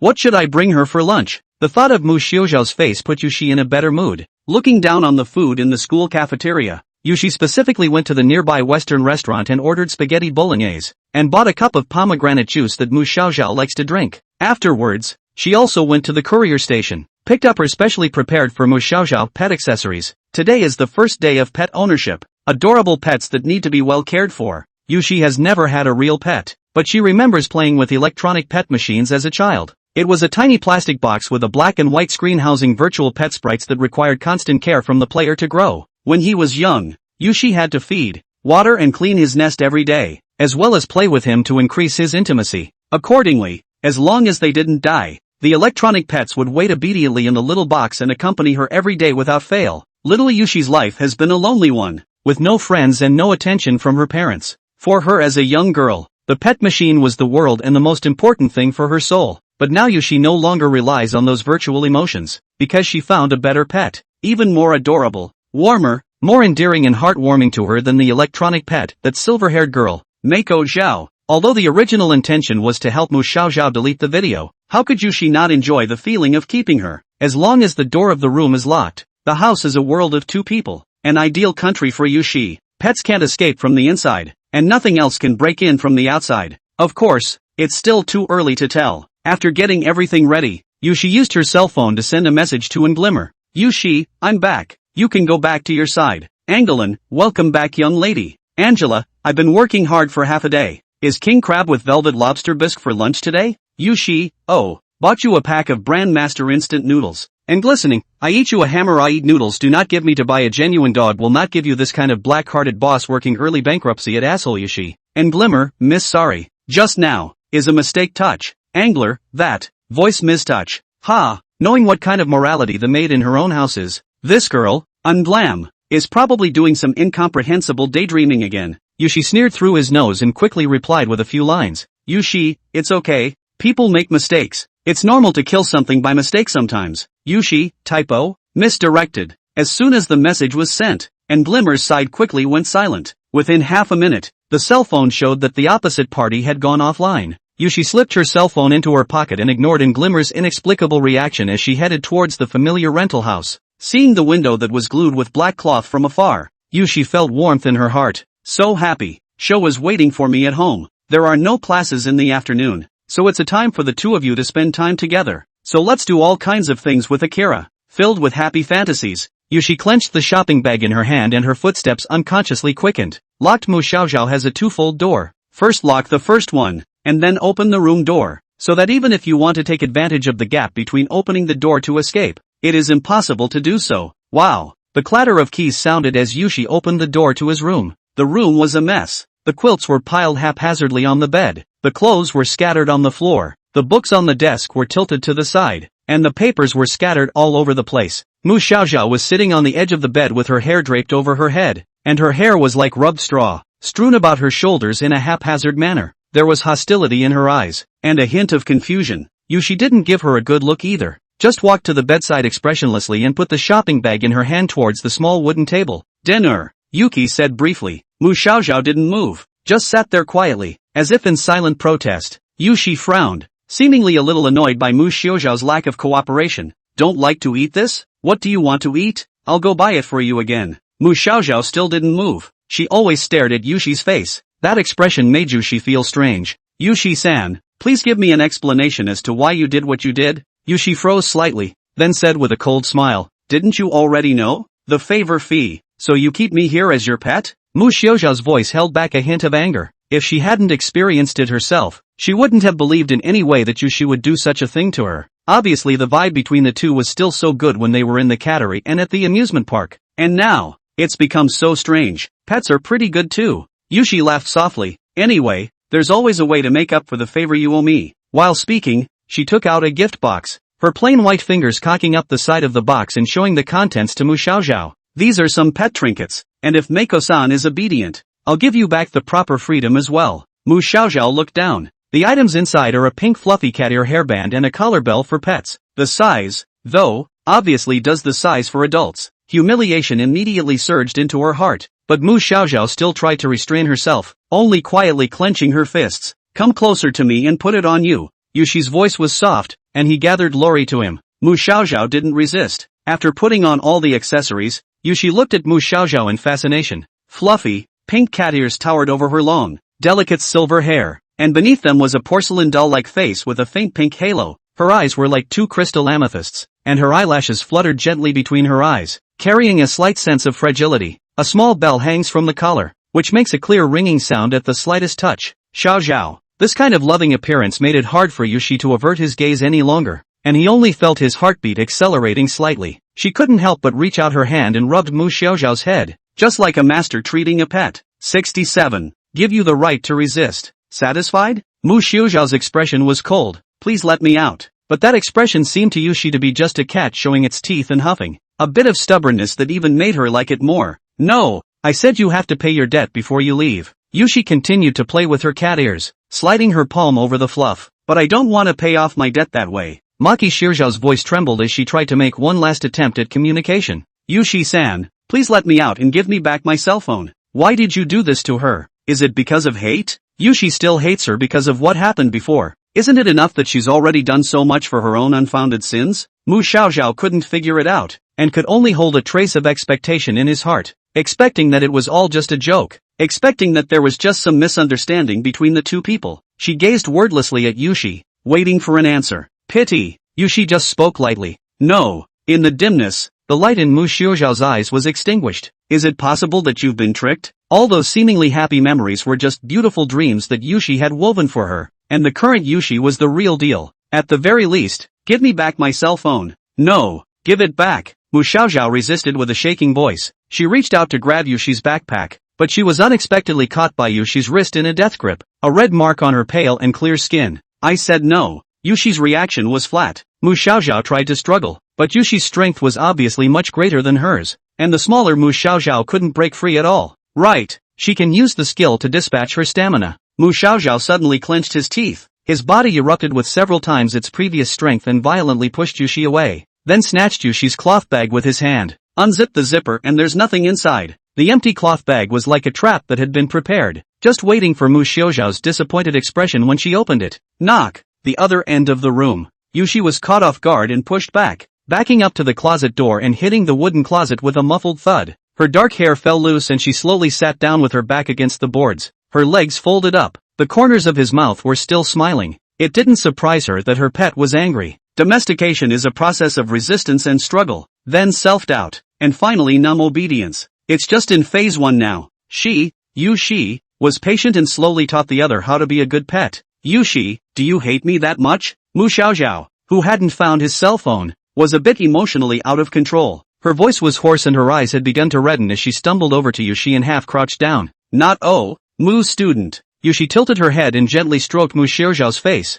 I don't hate you, I just want to stay with you. Mu Xiaoxiao froze slightly, and in this gap, Yushi suddenly grabbed her shoulders and pushed her whole body down, then pressed hard on the carpet. Well, Mu Xiaoxiao's pupils dilated. Oops, too much emotional excitement, accidentally overdrawing the amount of normal fighting stamina dispatch prematurely. The current her entered the state of weakness in advance. A feeling of weakness came from her limbs, and not only her body, but her spirit began to wither. Mu Xiaoxiao could only kick her legs in vain, and her foot kicked at Yushi's stomach, but it was soft and had little strength. You let go of me. What are you doing? She cried out with a sob. Although that was a strong explosive blow just now, right now, Mako-san looks like she's running out of energy. Yushi narrowed her eyes slightly, and pressed her hands downward a little harder again, and Mu Xiaoxiao's shoulders immediately burst into raw pain, and her petite body clenched. Then, Yushi pressed down and gradually approached Mu Xiaoxiao's face. Yushi, don't do this. Mu Xiaoxiao was already desperate and could only tremble and beg pitifully, but to her surprise, Yushi didn't do anything. She just lightly touched Mu Xiaoxiao's nose with her nose, just like a dragonfly touching water, her skin gently brushing against it before letting go. Max-san, do you hate being my pet that much? It's obviously a happy thing. Dang, of course, I don't want to be treated like that. Which treatment? I don't know if it's Mu Xiaoxiao's illusion. Yushi's voice became softer. It's not like I'm going to hurt you. I'll just give you pretty clothes to wear, and I'll make your favorite food every day to feed you. Isn't that very happy? Mu Xiaoxiao was silent for a moment, but still shook his head vigorously. No, I don't want to lose my dignity. Please treat me as an equal. Her tone was very firm and unshaken. Money, goods, emotions. The world is full of things that can fulfill one's desires, but no good thing can replace a person's dignity, and that's the bottom line. Mu Xiaoxiao has her own dignity. She always belongs to herself, not a plaything to please anyone. Like this? That's a shame. Yushi let go of his hand and got back to his feet. It seems like you don't want to pay back my favor debt and intend to resist to the end.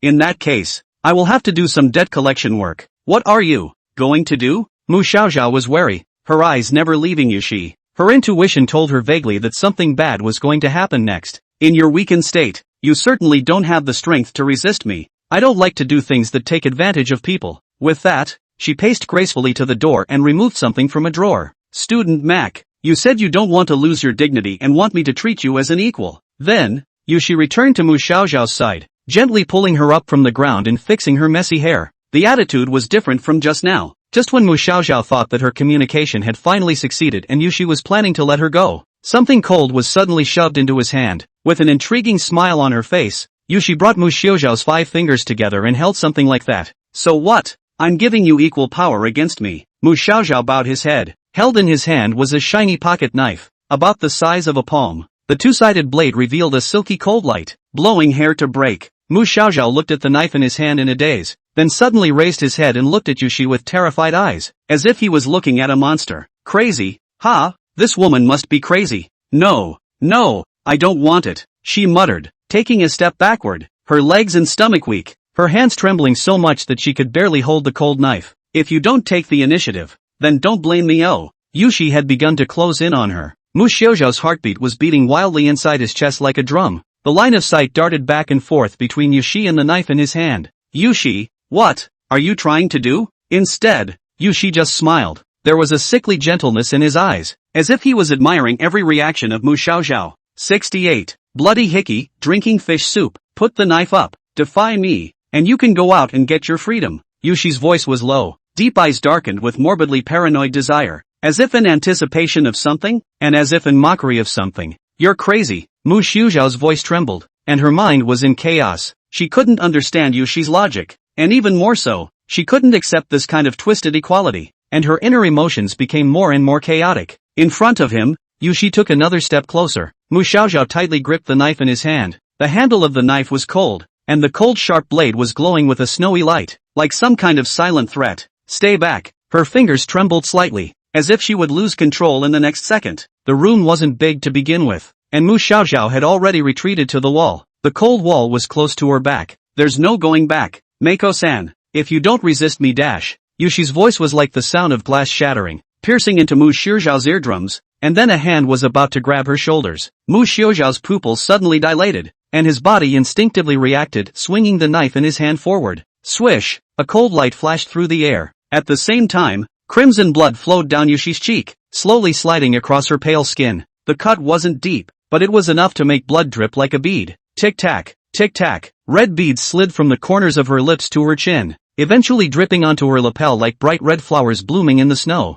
breathtakingly terrifying in their beauty. Yeah, sorry, Yushi. The knife fell to the ground with a crisp sound, and Mu Xiaoxiao sat down on her knees with a thud, her legs feeling like they had lost all their strength. Yushi's face is hurt. It was accidentally scratched by her. Her mind went blank, and the hatred, disgust, and fear that had just filled her chest suddenly went up in smoke at the moment, turning into an unknowing mess.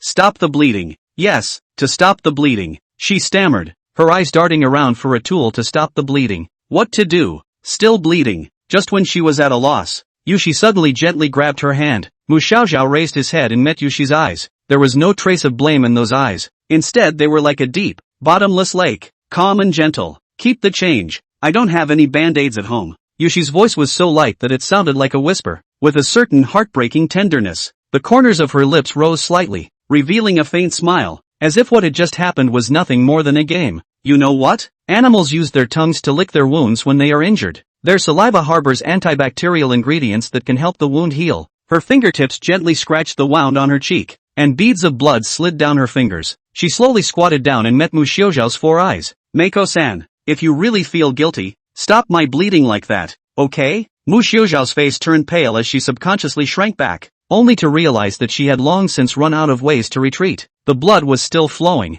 as if condemning her for her sins. Mu Xiaoxiao was already completely confused about the current situation. If Yushi's attitude had been a bit tougher, she might have been able to rebel against the other party with peace of mind. Or maybe if the other person was a little more reasonable, she might be able to find a way to convince them. Unfortunately, Yushi was neither, as if he had pinpointed a weakness in Mu Xiaoxiao's heart. Not too warm, not so over the top as to provoke her into outright defiance, nor so well-spoken as to make her flee. Warm water boils the frog. Mu Xiaoxiao could only think of this word. Under the gaze of Yushi's eyes that contained a smile, Mu Xiaoxiao only felt as if her body was being pulled by some invisible force, and she slowly approached Yushi uncontrollably. Her heart was beating so fast that it shook her, and she could hear the rush so clearly herself. Then, devilishly, he parted his lips, endured the uneasiness and resistance, and kissed the scar on Yushi's face. Moment. Strong flavors filled the mouth, sour and fishy tasting. At first it was a rusty scent so strong it made her want to gag, but for some reason,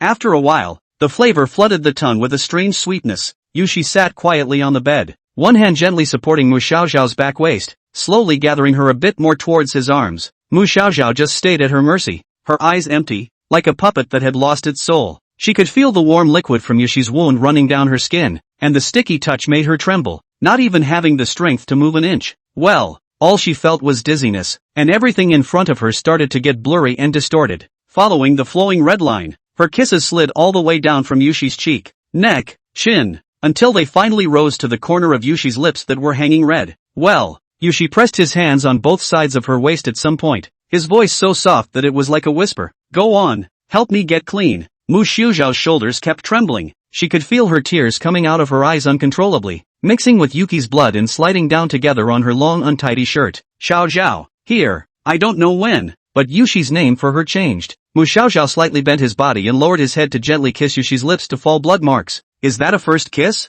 Having never experienced kissing in 2 lifetimes, Mu Xiaoxiao wasn't sure what kind of mindset she should have to face her first kiss.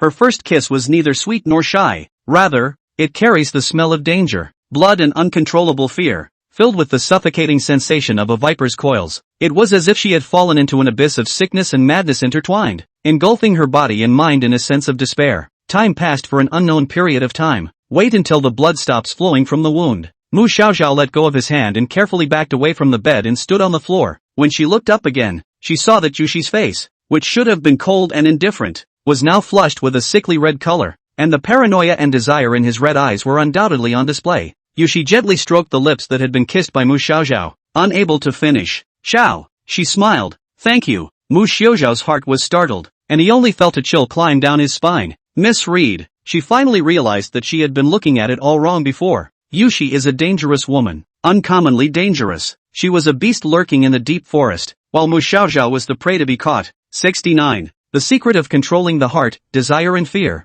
That nightmarish afternoon was extraordinarily difficult. Mu Xiaoxiao had been feeling sick to her stomach and hadn't even eaten dinner. It was only after Yushi's softening that she reluctantly drank a few mouthfuls of kanji. After Yushi went home, Mu Xiaoxiao's range of activities became slightly larger. Not only Yushi's boudoir, but the living room and kitchen could also go as they pleased. But trying to get out of the house is never an option. Yushi was very cautious in hiding the key. Mu Xiaoxiao had never even seen the key appear in her hand. It was obvious that Yushi had been on the defensive. In the living room, leaning against the armrest, Mu Xiaoxiao looked at Yushi, who was folding clothes next to him, with an indescribably complex mood. The cuts still linger on the face, like a blemish on a beautiful facade, and there is no telling when they will heal. In her heart, Mu Xiaoxiao actually felt a bit guilty. Are you okay with the cut on your face? She asked. Yushi frowned slightly. It still hurts. Sorry, I was really careless that time. In fact, Yushi didn't care about that wound, and even felt it had a different meaning. Just a single knife wound made Mu Xiaoxiao remove her defenses and offer a kiss of her own accord.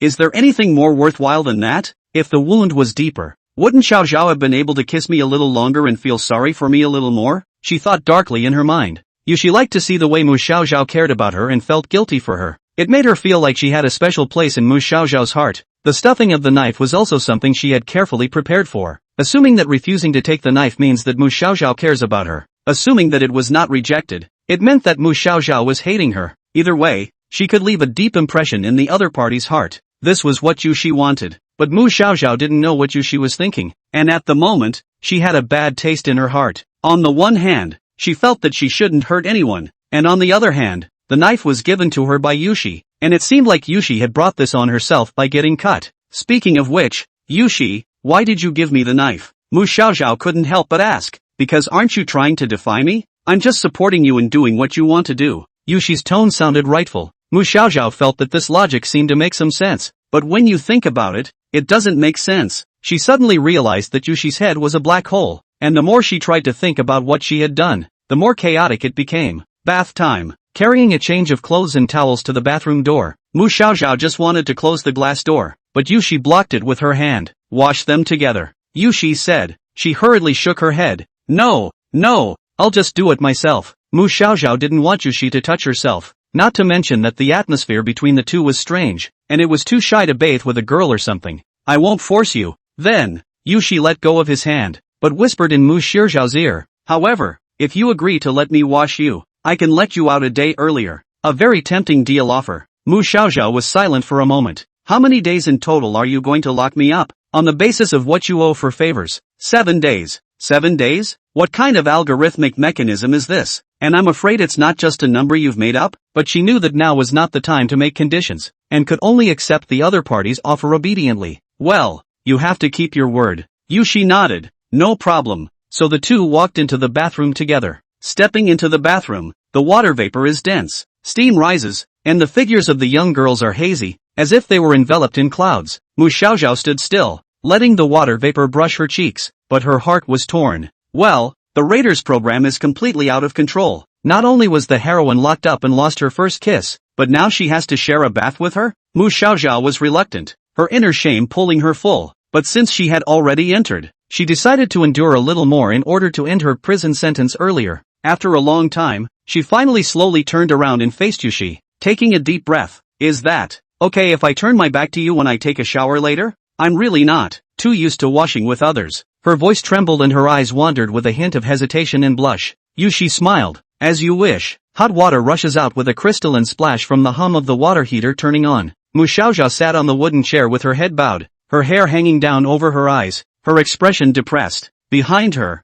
Yushi held the shower head and delicately rinsed the soapsuds from Mu Xiaoxiao's back. The water snaked down the skin, sending ripples through the layers. The soaked towel gently rubbed over Mako Xiaozhao's spine, waist, and neck. The atmosphere grew subtle. Mu Xiaozhao's heart thumped, her cheeks burned, and her breathing messed up her rhythm. She clenched her lower lip, trying to calm down, but the more she restrained herself, the more the feeling raged, almost suffocating her. Although he didn't see Yushi behind him, Mu Xiaozhao could imagine Yushi's current appearance, inside the bathroom with a pretty girl like this. Despite knowing Yushi's nature, Mu Xiaozhao's mind couldn't control it, and more restrictive images sprang up. Luckily, Yushi agreed to her turning her back, otherwise the current Mu Xiaozhao might have lost control, just as she was drowning in the sound of the water running and letting herself breathe a little calmer. Knock! Behind him, there was a sudden loud noise. Coming at any moment was Yushi's backward breath of cold air. What's wrong? Mu Xiaozhao subconsciously turned back to see the shower gel bottle fall to the ground and rolled out some distance with a grunt.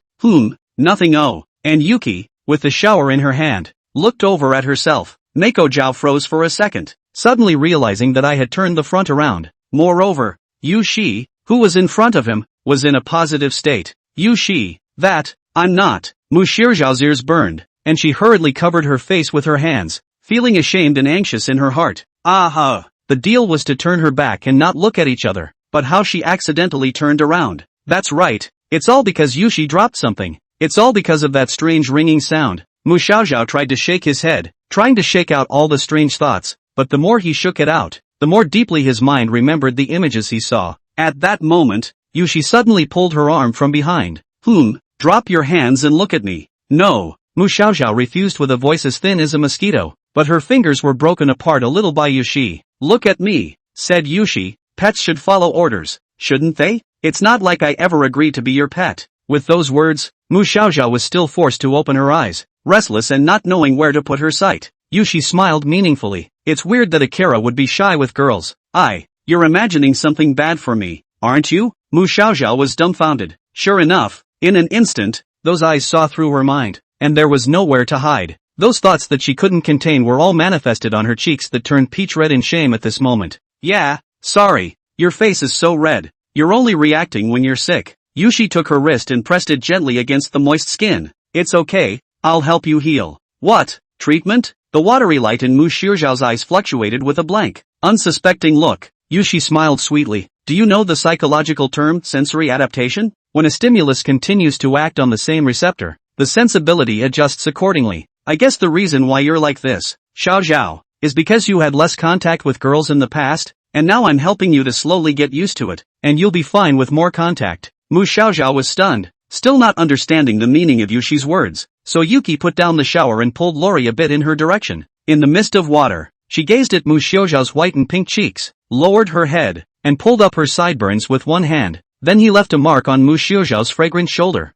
Well, Mu Xiaozhao trembled. No noise, hold it in, ordered Yushi, lowering his voice. It's only just begun. Mu Xiaozhao bit her lips and immediately shut her voice. What strange reasoning is all this? Knowing full well that Yushi is fooling around, knowing full well that Yushi is dangerous, but the moment it touched her lips, controlled by the physiological response, Mu Xiaozhao's heartbeat was in disarray. 70. Dark morning. Early in the morning, Mu Xiaozhao opened his eyes. It was dark all around, as if still in the dead of night. She felt some heaviness in her body, and realized that Yushi was hugging her tightly like an octopus, like a hugging pillow. When did this guy hug it? Strange thing, when they went to bed yesterday, the two were some distance apart. How come they are now pressed together? Mu Xiaozhao let out a long breath. The early summer weather made the room a little stuffy without air conditioning. Her forehead became sweaty and she tried to roll over and lift a corner of the covers to cool her body off. When she twisted her head, she caught a glimpse of another purple love note on the opposite wall. It's obviously Yushi's handwriting on it. There's no morning class today, so don't wake me up, or the confinement will add another day. What's that? That's just a bunch of bull ********. Mu Xiaozhao's heart burst with helplessness and rolled his eyes,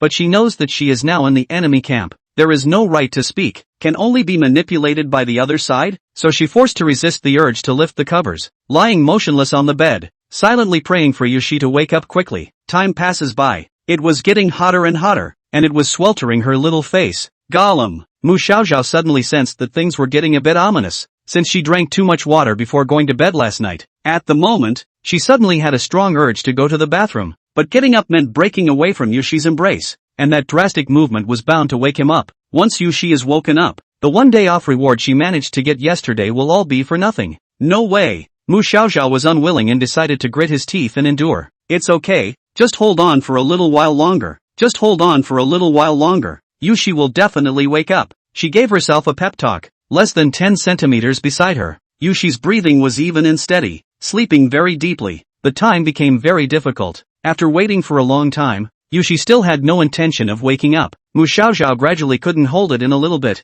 She tried to gently move her body, but she found that Yushi's arm was tightly bound around her like a chain, making it impossible for her to move. Hey, does this octopus come with suction cups? Mu Xiaoxiao had no choice but to hurry and escape from this dark room at this moment. System, it's your turn to come in handy. I really need you this time. She mentally called out to the system. Humph, she, Mu Xiaoxiao, is a Loli with a golden finger. As long as a little hang on. Rating 3.0 can also kill MVP. Can we get the heroine to wake up earlier? I can't hold it in any longer. Got it. Let this meow help you. The system's voice sounded confident, causing a glimmer of hope to flare up in Mu Xiaoxiao's heart. Do you have an idea? Of course there's a way. Watch this meow wake her up. Yushi, Yushi, Yushi, wake up. A budding voice raised its decibels and shouted from the room. Mu Xiaoxiao's face, which had just lit up with hope, darkened at once. Yushi suntan asla hee hee hee hee hee. Oh, yes. She seems to not be able to hear this meow's voice. FW.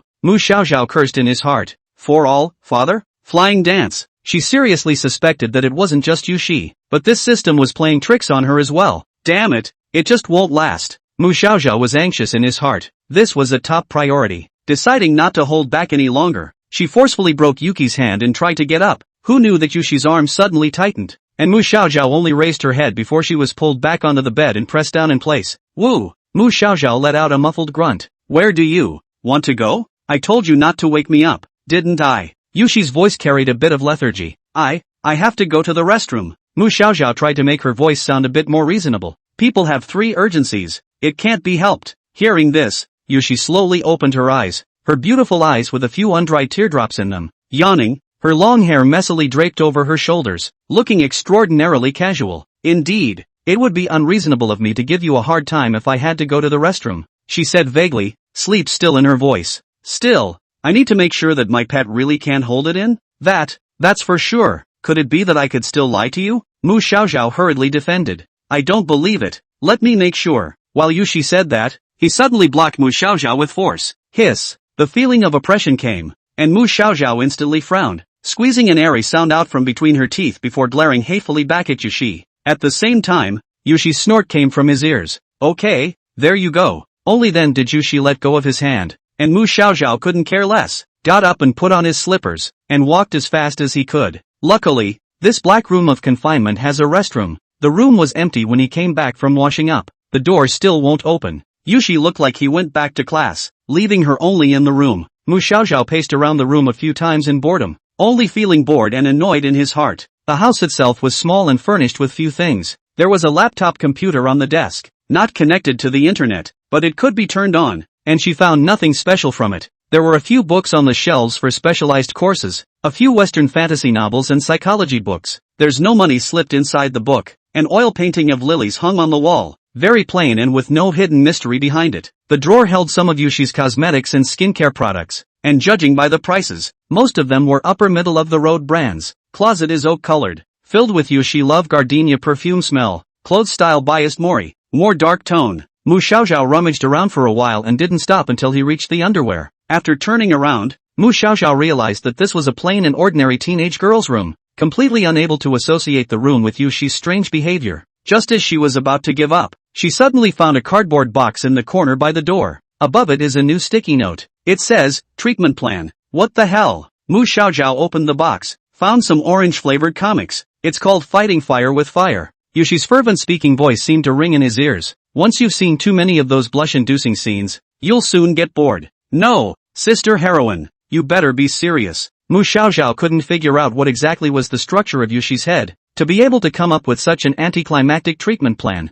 But, fortunately, the treatment plan was also deeply to her liking. So instead of protesting, she accepted it submissively. She casually flipped through them and realized that the comics were all still new. One of them was a set of Love With You to the End of Your Life, which had just recently come out with an animation notice, and the original manga that Meiko Zhao had always wanted to collect was surprisingly on the bookshelf. It was idle anyway, and she watched it with interest. Looking on, Mu Xiaoxiao suddenly heard some rattling coming from the direction of the doorway. Knock. Was it an illusion? She put down the book in her hands and listened carefully for a moment longer. Knock. That's so weird. Did Yushi come back early? But it's not so sneaky. With curiosity, Mu Xiaoxiao walked towards the door and suddenly realized that under the doorway, a small note was slowly shoved in. She froze for a moment, crouched down, and unfolded the note in the palm of her hand. Are you okay? 71. Stranger at the door. The white paper presented a few crooked black characters, and at a glance the handwriting was not Yushi. Mu Xiaoxiao was a bit surprised that there was someone she didn't recognize standing outside the door.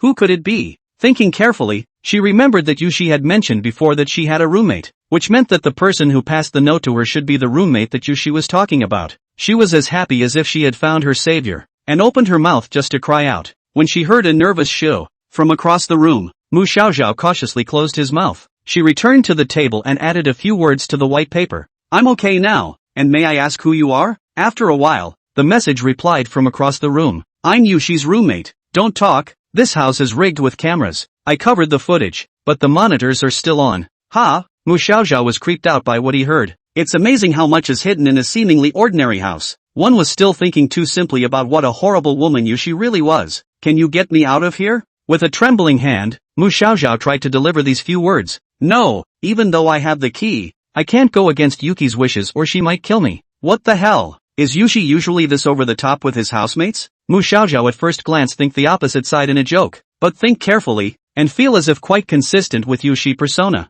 It didn't take long for a new note to be handed in, but if you need anything, you can let me know via a note. She couldn't help but be a little touched that the person across from her, who was a stranger to her, seemed to care so much about her that he should be a good person. Maybe she can be trusted. So the two went back and forth, talking through notes. Thank you. I don't need anything for now. May I ask if you can find my cell phone? Mu Xiaoxiao said. A cell phone? What's it like? Pink cell phone case with cat ears decorating it. Ah, it's that one. Your cell phone was taken to school by Yushi. She hardly ever leaves her hand. Okay, I know. Mu Xiaoxiao was a bit frustrated. I still have a question to ask you. Do you know why Yushi locked me up? After passing the note out, it was a long time before the opposite party returned the message. I don't know. That woman has always had strange hobbies. Not to mention you. I've never been able to figure her out in all the time I've been with her. Hey, has she ever related to anyone else being here before? No, you're the first. Rather, it's the first time I've seen her bring someone to the side of the house. Yushi doesn't have a lot of friends around, and there are very few people who come and go. Thanks. Mu Xiaoxiao's eyes darkened a little, as if sensing her unease. A minute later a new line was added to the note. It's okay, I'll call the police for you if Yushi really dares to do anything to you. On the other side of the door, and Glimmer looked at the lovely round font that came through the doorway, and her curiosity about the young girl grew stronger in her heart. Although he had a previous encounter with this young girl at school, he hadn't even looked at her at the time, until that day's glimpse in the hallway, and Glimmer's heart clenched in that moment. She felt it was an involuntary resonance of the soul when she saw something beautiful. Therefore, when she learned that Yushi was planning to lock up such a cute girl inside the house, and Glimmer was in denial, but there was no way around it. She was Yushi's maid and had to follow Yushi's arrangements. After a day or so of observation, and Glimmer was close to half certain that Yushi had an indefinable special emotion for the silver-haired girl in the room. Even if there didn't seem to be any change on the surface, she could notice that Yushi's gaze that fell on that girl had become much gentler. Also, while handing over to her, Yuki's attention was always on the locked house. Miss must have her eye on that poor girl. A sense of justice arose from Glimmer's heart. No, we can't let Miss do whatever she wants to her. She felt that it was her duty to protect that beautiful girl, so she took the risk of slipping a note to Mu Xiaoxiao, taking a gamble that Yushi wouldn't check the video. Although the current Glimmer was not capable of rescuing Mu Xiaoxiao, she had another purpose for stuffing the note. That hazy feeling at first sight made her heart itch more and more. The first time you feel your heart racing, the first time you have a heartbeat, how can you be satisfied with just a glance? Now Glimmer was impatient to admire the young girl's appearance again. Can I see you? I'll make a crack through the window there later and you can help me. When Mu Xiaoxiao got this inexplicable sentence, her brows couldn't help but furrow. Cold and clear on the pitch, the basketball arced through the air and banged into the rim. Ji Xiaoming is standing there. He steadily controlled the basketball with both hands, crouched his body down and kept his eyes on the basket, then quickly got up and put the ball into the basket with precision.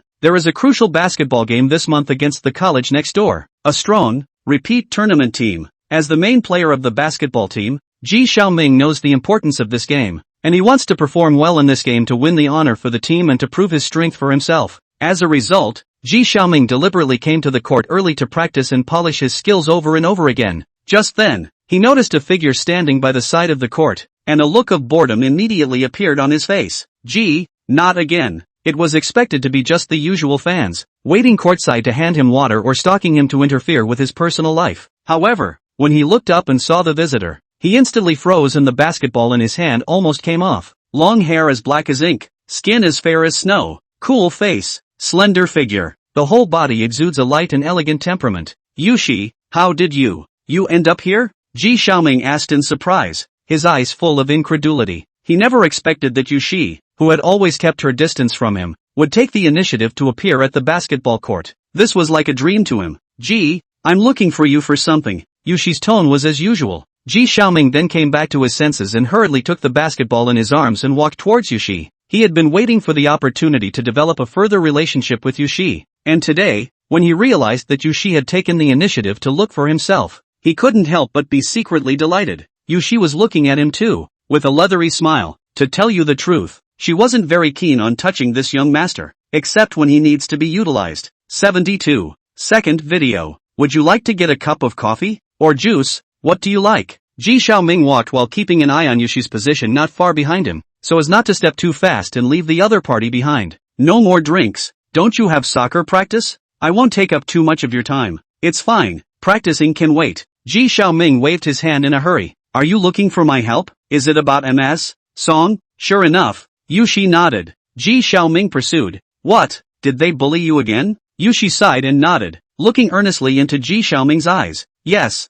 Ji-san, I can only ask you for help in this matter. A few words seemed to have touched a certain switch within Ji Xiaoming, and he instantly brightened up and perked up his ears. Actually, I came here this time because Tainseed asked me for something. Yushi said. Tianzi is a friend of MS Song's, and you know that they have never gotten along with me. Recently, Tianzi asked me to do something for her, saying that if I couldn't do it then I would get me into trouble. I was so scared inside that I had to come to you. Ji Xiaoming listened attentively, his brows furrowed. He looked at the girl in front of him, who had a thin figure and beautiful appearance but carried a bit of indifference, and then associated it with her experience of being bullied in school. He couldn't help but feel a strong desire for protection welling up in his heart. In fact, when he was at the side of the court just now, he had already noticed the not too deep but not too shallow bruise on Yushi's face. She must have been bullied again, right? Ji Xiaoming couldn't help but think about it, and his compassion for Yushi rose a few more points. He felt that Yushi needed him. It was just that she had been forcing herself to be strong,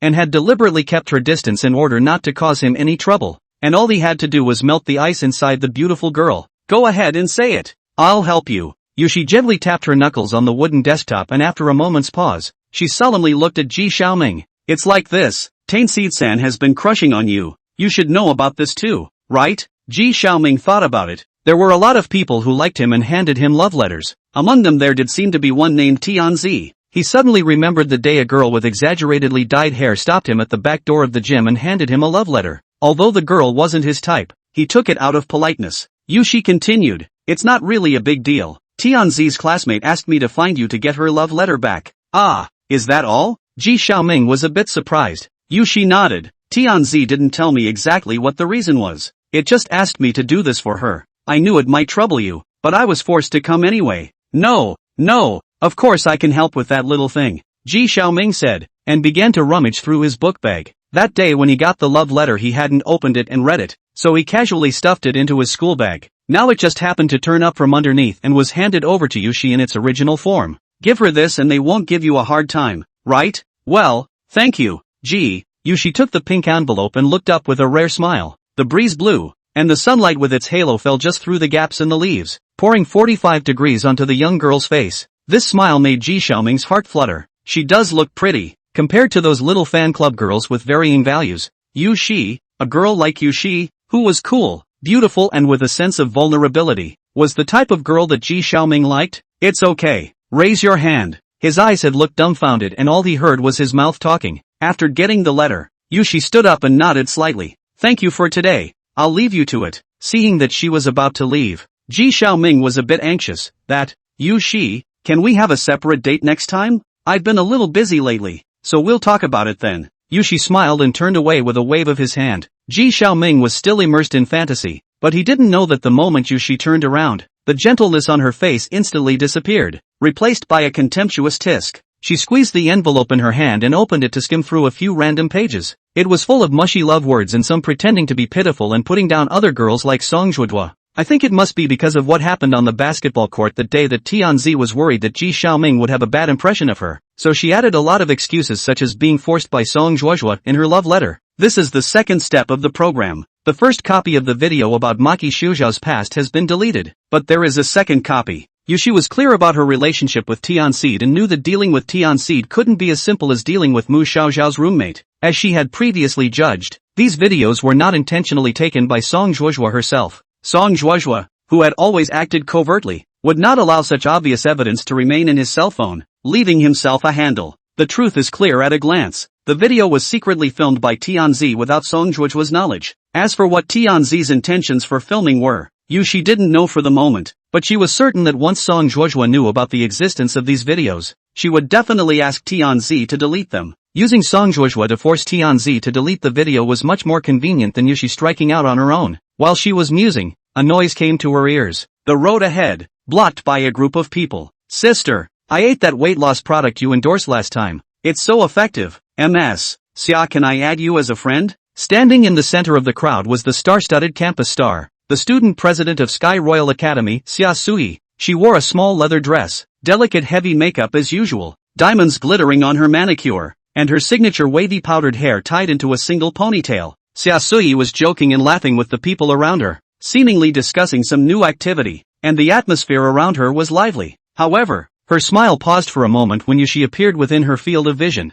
Thanks guys, I have a few things to do. Suddenly Xia Sui pushed through the crowd and walked in Yushi's direction, looking hurried. Hokage, where are you going? Are you coming to the sorority next week? A girl stood on her tiptoes and reached out to shout after her, but Xia Sui ignored her as if she couldn't hear her. She crossed the street with her high-heeled leather boots, reaching up to casually run her hand through her frizzy curls before stopping across the street from Yushi. Yushi, good morning. She smiled politely and faced Yushi's icy face. I just saw you talking to young Master Ji about something. Can I know? That doesn't seem to be any of your business. Yushi replied coldly. It's fine if you don't want to say. I'm just asking casually. Xia Sui's face smiled a little stiffly. I see that he seems to be interested in you, just a little concerned. In the way of MS. Summer? Yushi clasped her hands on her chest and looked at Xia Sui with contempt, while at the same time carrying a few points of boredom. Xia Sui, however, shook her head seriously. How come? I just think he would be a good opportunity for you. Yushi, you can't keep living like this. It wouldn't be a bad thing for you if you could depend on him, right? 73. Confession letters. Xia Sui has always been popular at school. There were many reasons for this, not only because she was the daughter of X City's premier, plutocratic family, the Xia family, but also because of her excellent grades, her position in the student council, and her super popularity on social media as an internet celebrity. All in all, if one were to say who the most glamorous and beautiful girl in the academy was, it was none other than Xia Sui. Despite having it all, Xia Sui is not like Song Juojua or other gold like the end of the rich man's frame. On the contrary, especially pro people, on the younger siblings are greeted with a smile, so the reputation in the school is particularly good. One person's attitude is an exception. That would be Yushi. Strangely enough, many of the school fans who had been following Xia Sui for a long time had noticed Yushi in one way or another. This girl was obviously from an ordinary family and wasn't very popular, but somehow she always managed to gain the favor of senior sister Xia Sui. It caused other people who looked up to Xia Sui to become jealous, but that insensitive Yushi never gave Xia Sui a good look. I'm genuinely saying this for your sake. I'll leave without anything else. Wait. Xia Sui took a step forward and pulled Yushi's hand with force. The pupils of Yushi's eyes shrunk and she turned back violently, shaking her hand away with force. As the cool wind blew by, Xia Sui's hand stopped in midair, her face green and white, rather embarrassed. I do have something else for you. She smiled sarcastically. It's my birthday party at the end of this month. Yushi, do you want to come? No go. Yushu rebuffed decisively. It's okay, you just have to come. You don't have to show up. Xia Sui was still trying to figure out how to negotiate the terms, looking at Yushi very persistently. That doesn't go either. Why don't you just go for a minute, okay? I can help you if you're having financial difficulties. Does it bother you? Yushi interrupted her, his voice a bone-deep cold. That attitude was so cold that Xia Sui, who had always been good at expression management, couldn't even laugh, leaving only the corners of her mouth twitching. Seeing that there was no way to pry Yushi, Xia Sui secretly pinched her fingers and took a small step backward. Well, I won't give you a hard time then. She squeezed out another smile. If you ever need anything, you can always come to me. Having said that, Xia Sui didn't want to make a fool of herself, buckled the shoulder strap of her satchel with one hand, and cleared her throat to leave. Yushi stayed where she was, looking at Xia Sui's distant back, and when she was about to turn into the school building, she suddenly remembered something as if, "Xia Sui," she called out. Xia Sui immediately turned back. "I've changed my mind." Yushi boarded his face and walked towards Xia Sui, who gradually regained her smile. "I'll go to your birthday banquet, and accordingly, you have to do me a favor." You're the student president. This shouldn't be too hard to do." Yushi stared at her pupil-wearing eyes. "Help me delete all of Mu Xiaoxiao's absences from classes this week." Xia Sui was delighted. Sure. That afternoon, the sun was blazing. After running 7 or 8 laps in gym class, Song Juozhua was already sweating profusely, wiping the sweat with one hand and blowing nonstop with a small electric fan in the other. A few of the young followers were clearly out of stamina and a little out of shape from exhaustion, especially Tianzi. She was already in average physical condition and felt overwhelmed every time she took a gym class. Sandraiser walked over to the shaded lounge, leaned her back into a chair, and waved at Tainseed. Tainseed understood and ran off to get a drink without saying a word. Ever since Mu Xiaoxiao broke away from this small group, Tianzi had unknowingly become the lowest status person in the group. After all, she used to be the second in command, but now because of the discovery of her feelings for Ji Xiaoming and the departure of Mu Xiaoxiao, Tianzi's status has fallen from best friend to errand boy. Tianzi's status has fallen drastically, and she has been reduced from a good girlfriend to an errand boy. Things to buy are Coca-Cola, Pepsi, coconut water, mineral water. To be cold, Tainseed chanted as he pressed buttons on the vending machine. Various drinks fell out of the pickup port with a thud, and she held them all in her arms, glancing up at Song Juozhua and a few other girls not far away. If it wasn't for Song Juozhua's family, she wouldn't want to be Song Juozhua's licking dog. Tainseed thought indignantly. Following Song Juozhua mixing does have a lot of benefits, such as absenteeism leave can be removed from the student union side, or you can find the Song family's company to cover the internship certificate and so on. Because she wasn't willing to give up these benefits, Tianzi still decided to hold back her displeasure in an attempt to regain Song Juozhua's favor. Well, the drinks are not even bought wrong. The money, if you side first advance. Sure enough, you do much better than Mu Xiaoxiao, that little dwarf. Returning to his original spot, Song Juozhua casually drew a bottle of drink, twisting off the cap as he did so. It's good that sis likes to drink. Tianzi had a fawning smile on his face, but in his heart, he couldn't help but curse Mu Xiaoxiao. That little runt hadn't been to school for a couple days. Tianzi guessed that his video had worked, and Mac Xiaoxiao was ostracized and became self-absorbed, hiding at home and not coming to school. This incident had made Tianzi secretly happy, but when she thought of all the chores that no one had done falling on her head, she wished again that Song Juozhua would get that little traitor back and resume her role as an errand boy. Ah, it's a damn hot day. Song Juozhua cursed and threw the finished drink can back into Tianzi's arms, while the others also handed their trash to Tianzi. Let's go to the locker room and change first. Tainseed, take out the trash yourself and come over later. Tianseed nodded and retreated with a smile. Sandraiser moved her shoulders and led a few people toward the locker room. Since class had just ended, the locker room was overcrowded with people changing their sweat-dampened clothes. Luckily, it was air-conditioned, so it wasn't too hot. As usual, Song Juozhua walked over to his locker and inserted the key into it. Opening the cupboard door, she realized that there was one more thing in there besides her own clothes. Letter? What the hell? Song Juozhua pinched the pink envelope and looked at both the front and back,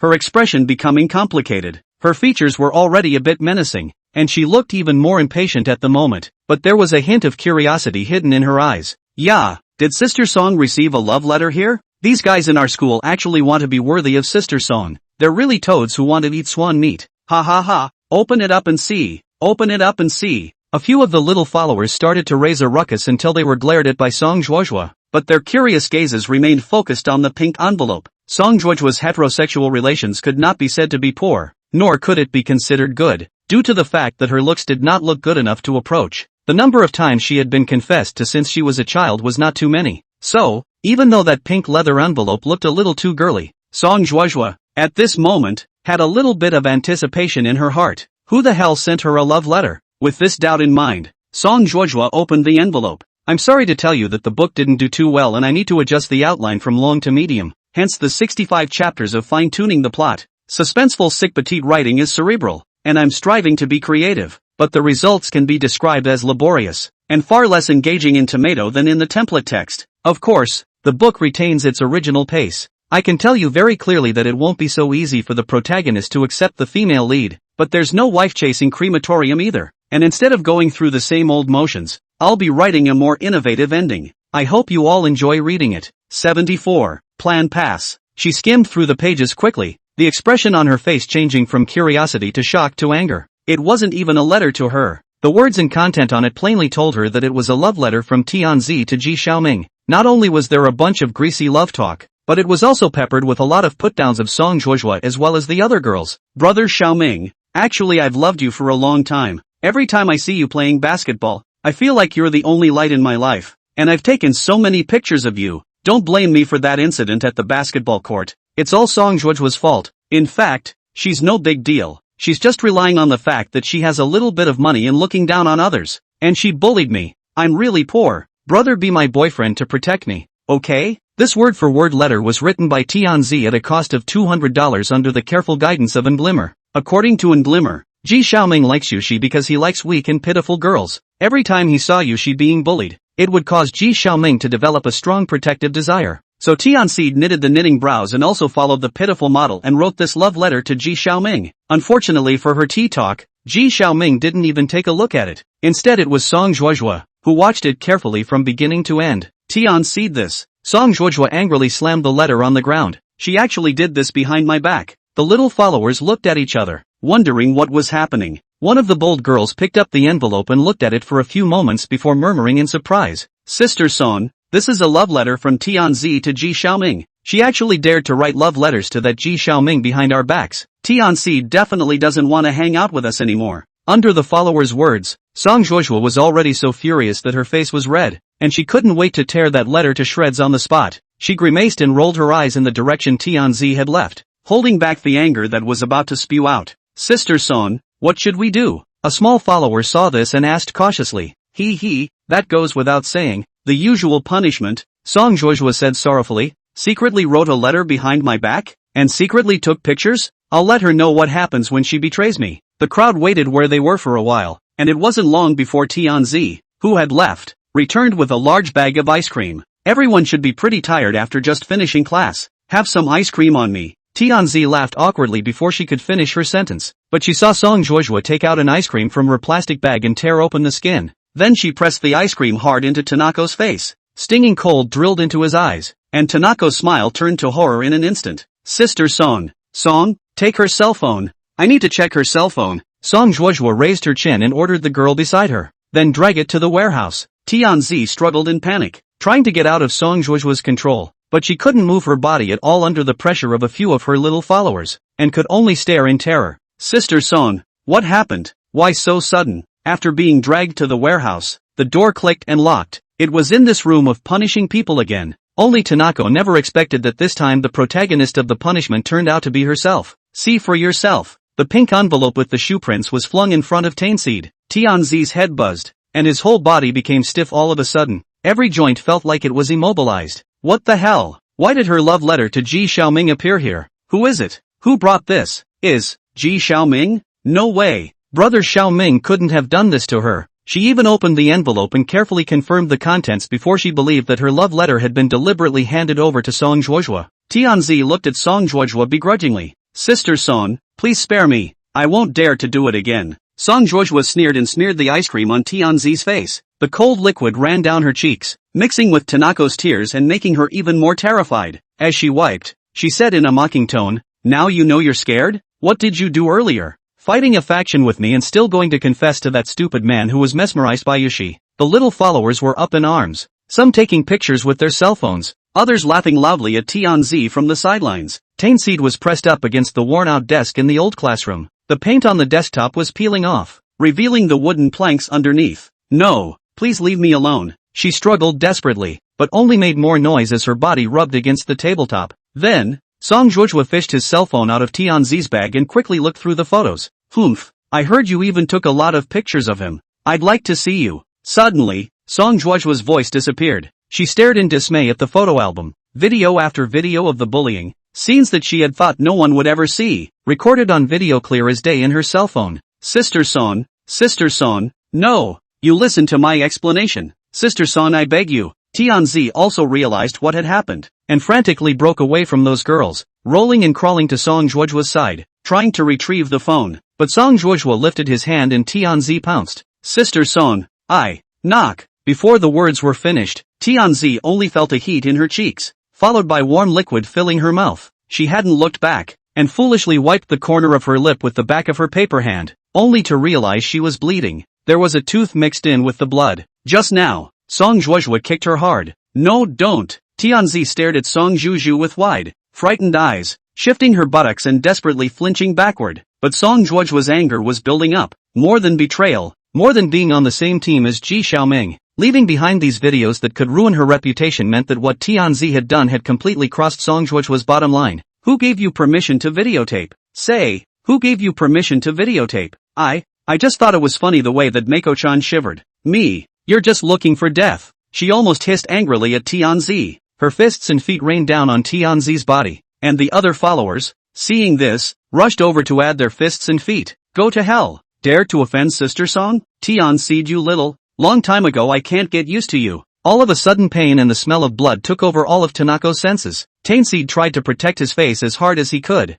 but he still couldn't resist the group attack, and it didn't take long for his nose to become bruised and swollen. In the last moments of her fainting spell, she looked at the torn pink envelope on the floor with a question still running through her mind. Why? She loved Ji Xiaoming so much and he betrayed her? After that, Tainseed took a long vacation. The students had a variety of opinions on this. Some say she was seriously injured physically, while others say she encountered mental trauma and is recuperating at home. 75. Errant maids. Push the window a little more to the side. Yes, that's it. And Glimmer half-kneeled on the edge of the window sill, half of his body elevated on the security netting in a somewhat comical position. Then, she uncovered a corner of the black cloth to only look inside. Her expression suddenly became agitated, and her lips began to change shape. Just wait, I'll find a way to get you out of here. Is that really okay? Thank you. The sound in the room was subtle. Really? By the way, my name is Glimmer. Can I call you Xiao Zhao from now on? Even though it wasn't loud, the whispers reached Yushi's ears through the monitor.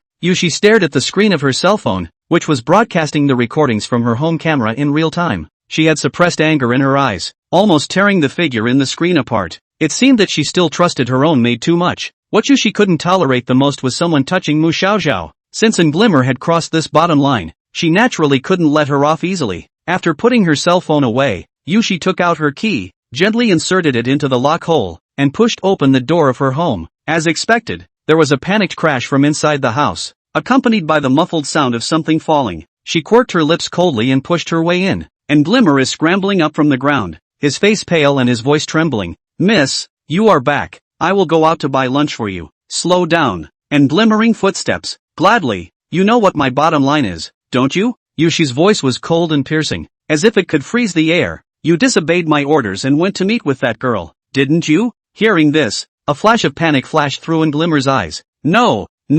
Before the words were finished, a cell phone screen was displayed in front of Glimmer, which contained the very same image from earlier. Don't be naive. You didn't think I only had one camera in the house, did you? This time Glimmer was completely dumbfounded, not expecting to be caught in the act. Her throat went dry, and the intense suffocation of being stared at by crimson eyes almost made her faint. Yushi is scary, and a furious Yushi is even scarier. Surely one shouldn't take a chance. The girl had just agreed to let him have a look, and it was with great difficulty that he was able to view the maiden's beauty once again through the gap in the window. Long hair the color of the first snow, a lovely soft face with a hint of purity and flawlessness, beautiful like a delicate canary in a cage. Just by looking at it, Glimmer felt as if his mind was healed. Of course she had nothing else in mind for the girl. After all, she wasn't an aluminum copper, just purely out of appreciation for beautiful things. But little did she realize that this greed was going to cost her in the end. Get out of this house. Yushi's eyes were cold. That was the first time Glimmer had seen Yushi look at her with such eyes. It was not like looking at the maid she grew up with, but more like looking at an enemy. Her voice was almost a sob. Miss, please don't do this. If I don't have this job, get out. Miss, listen to my explanation. Glimmer lowered her head, tears welling up in her eyes. I just see that girl is too pitiful. If you imprison her like this, sooner or later, it will lead to a big disaster. Is it your turn to lecture me? Yushi sneered and suddenly walked over to Glimmer, grabbing her wrist and yanking her over hard. The sharp nails sank deep into Glimmer's skin, and it didn't take long for bloodstains to appear, and Glimmer's entire body began to shake. shaking like a sieve. Before this, she had never experienced such profound fear. Only Yushi could be heard saying in a deep voice, "Get out and don't take my patience as bottomless." "Miss, and glistened and choked. Looking at the annoyed Yushi in front of her, she thought about a lot of things. Although she had been trolling Yushi on her social account and whining about wanting to quit every day, once Yushi really wanted her to leave, and Glimmer's mind was all messed up at once. Staying with Yushi is what Glimmer's mother told her to do. The family had been the servants of the Yushi family for generations, and Glimmer had become a maid, a woman who had taken up her mother's work. It's just a pity that when Yushi's mother died, Yushi insisted on leaving the family, and she obeyed her mother's arrangement and ran away after Yushi. And Glimmer had naively thought that they would be masters and servants for the rest of their lives, and that even if there were quarrels and conflicts, they would always make up. However, on Yushi's face at this moment was a determination she had never seen before. "Miss, please reconsider. I don't want to leave like this." And Glimmer's voice was almost pleading. "I'm done thinking about it, so go away." Yushi's tone didn't have a trace of warmth, and Glimmer's heart sank to the bottom. She knew that Yushi was serious this time, with no room for maneuver. She wiped away the tears at the corner of her eyes and silently went back to her room to pack her bags. Every step seemed to be stepping on the tip of a knife, and her feet were raw and painful. "I can move out, but at least, don't fire me, okay?" She was very puzzled. She just glanced at the young girl. She just didn't want Yushi to fall deeper and deeper into the abyss of her mistakes. Why was Yushi so angry? Once upon a time, when she accidentally broke Yushi's necklace, washed Yushi's dress, and even broke the photo frame that was Yushi's mother's legacy, Yushi had never once gotten angry at her. But this time was different. She knew that Yushi was really angry. Very angry. "At least let me continue to work for you. If and when you need me, feel free to call on me." Yushi didn't answer her question, just stood quietly, knowing she couldn't wait for an answer, and Glimmer silently lowered her head and walked out. Seeing Glimmer leave, Yushi's mood didn't lighten up. She walked to the door of the closed room and unlocked it, and Mu Xiaoxiao was sitting inside with a complicated expression. "You drove her away," Mu Xiaoxiao whispered. She had just heard the conversation between the two, and she knew exactly what had happened. "Aha," Yushi faintly answered. "That girl called you miss." "Yushi, who the hell are you? Is she really your roommate?" Mu Xiaoxiao raised her head, her eyes full of doubts. "Who knows?" Yushi shrugged nonchalantly. "That question doesn't matter to you. It's time for us to have lunch." She pushed the meal in front of Mu Xiaoxiao, her tone unquestionable. Knowing that she could not resist, Mu Xiaoxiao could only lower her head and mechanically chew her food. Even though the meal tasted like chewing wax to her, she unwrapped the boxed lunch and was eating it when, suddenly, a piece of braised potato was shoved against her lips. "Eat." Yushi was in a position to feed her, and Mu Xiaoxiao dodged it by craning her neck back.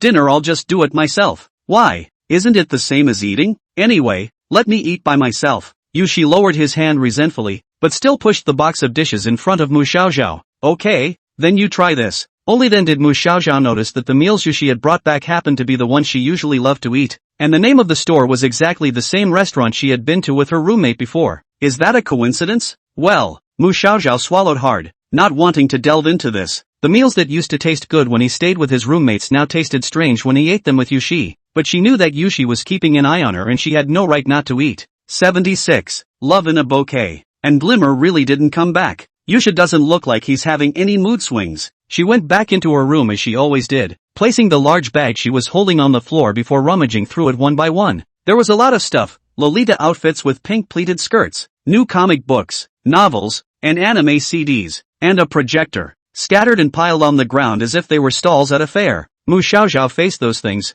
his face expressionless. "Is that anime that Xiaoxiao was following before, called Lonely Rock? I bought you the manga." Yushi was in the process of cleaning up when she flipped up a comic book from the floor, unwrapped the surface ceiling, and then handed it to Mu Xiaoxiao. But Mu Xiaoxiao didn't answer. "Don't want to see it? Well, let's talk then. There seems to be a lot of cute girls in the manga. By the way, which character do you like? It's all pretty much the same. The live music is pretty good, don't you think? Don't want to talk about it now." All in all, Yushi tried to talk with her about many things that interested her. Mu Xiaoxiao's response wasn't too cold, but it wasn't too enthusiastic either. After all, cooped up in this sunless house, she really wasn't in the mood to think about anything else, and watching anime and manga was just a simple way to relieve her boredom. So no matter how hard Yushi tried to talk to her, Mu Xiaoxiao's lack of interest and only barely managed to cope with a few sentences out of the helplessness of being a parasite. But Yushi seems to be obsessed with this matter. In order to create some conversation, she even dragged Mu Xiaoxiao to watch a movie.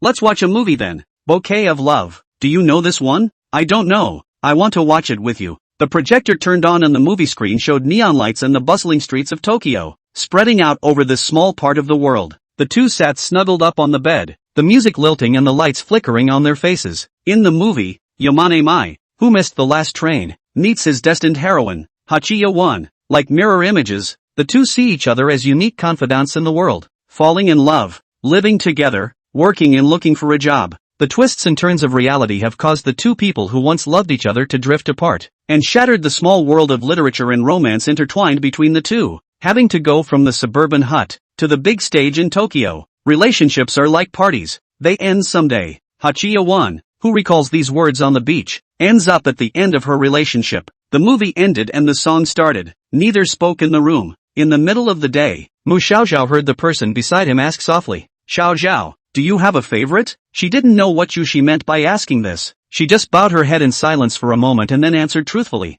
"No." Aha. For some reason, Yushi seemed satisfied with this answer. The air conditioner was still on, and in the soft blanket, Mu Xiaoxiao felt Yushi's hand reach over. Her 10 fingers clasped her palm, and the two of them held their hands together. Falling in love, like a flower, has an expiration date. That's how I felt the first time I saw this movie. Yushi's hand that was holding wasn't restless. His palm was pressed against Mu Xiaoxiao's palm, rubbing it delicately. Circumstances change, things around people change, and two people, no matter how well suited, can become diametrically opposed to what they were before. The divorce rate seems to be on the rise again lately, and something as seemingly eternal as marriage is becoming less and less reliable in everyone's eyes. So what's the point of pursuing a short-term relationship? Mu Xiaoxiao's face was expressionless. She could vaguely detect that Yushi seemed to be trying to express something to her, but she didn't want to understand. The content of the movie was pretty good, and the breakup of the two people was really regrettable. But once she thought that Yushi was letting her watch this movie with some kind of purpose, Mu Xiaoxiao felt that there was something wrong in her heart.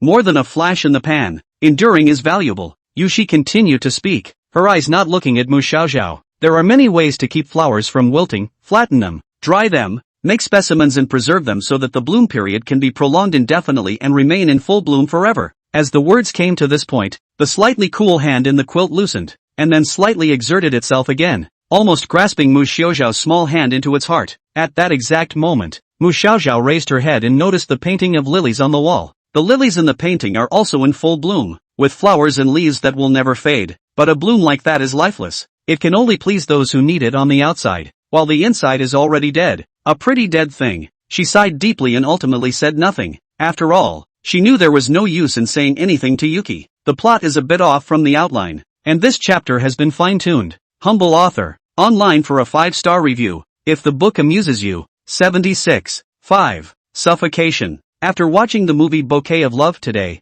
Yushi locked the door of her room and went out. Mu Xiaoxiao stayed alone in the room, sitting in his original position. What's the next best thing to do? Today we read the manga Happily Ever After of Sugar together, and Yushi went to school. Mu Xiaoxiao stayed alone in the room, still sitting in his original position. What's the next best thing to do? Today I listened to the song Imprisoned 12 by Yushi Favorites. Yushi said she had to pay the rent and left. Mu Xiaoxiao stayed alone in the room, still sitting in his original position. What's the next best thing to do? Nothing was done. Mu Xiaoxiao's eyes were dry and open, not moving at all, his body soft and without a trace of strength. Strange, why was I so weak when I hadn't gone anywhere? Is it because it's been too long since you've seen the sun? Mu Xiaoxiao closed her eyes tightly, her weak little hands grasping the bed sheets, her head drowsy. The room was awfully quiet, as if it was a frozen space. Out of the corner of her eye, she could catch a glimpse of a faint light filtering in through a crack in the curtains, but it made the darkness of the room seem even more somber, weighing her down to the point where she could barely breathe.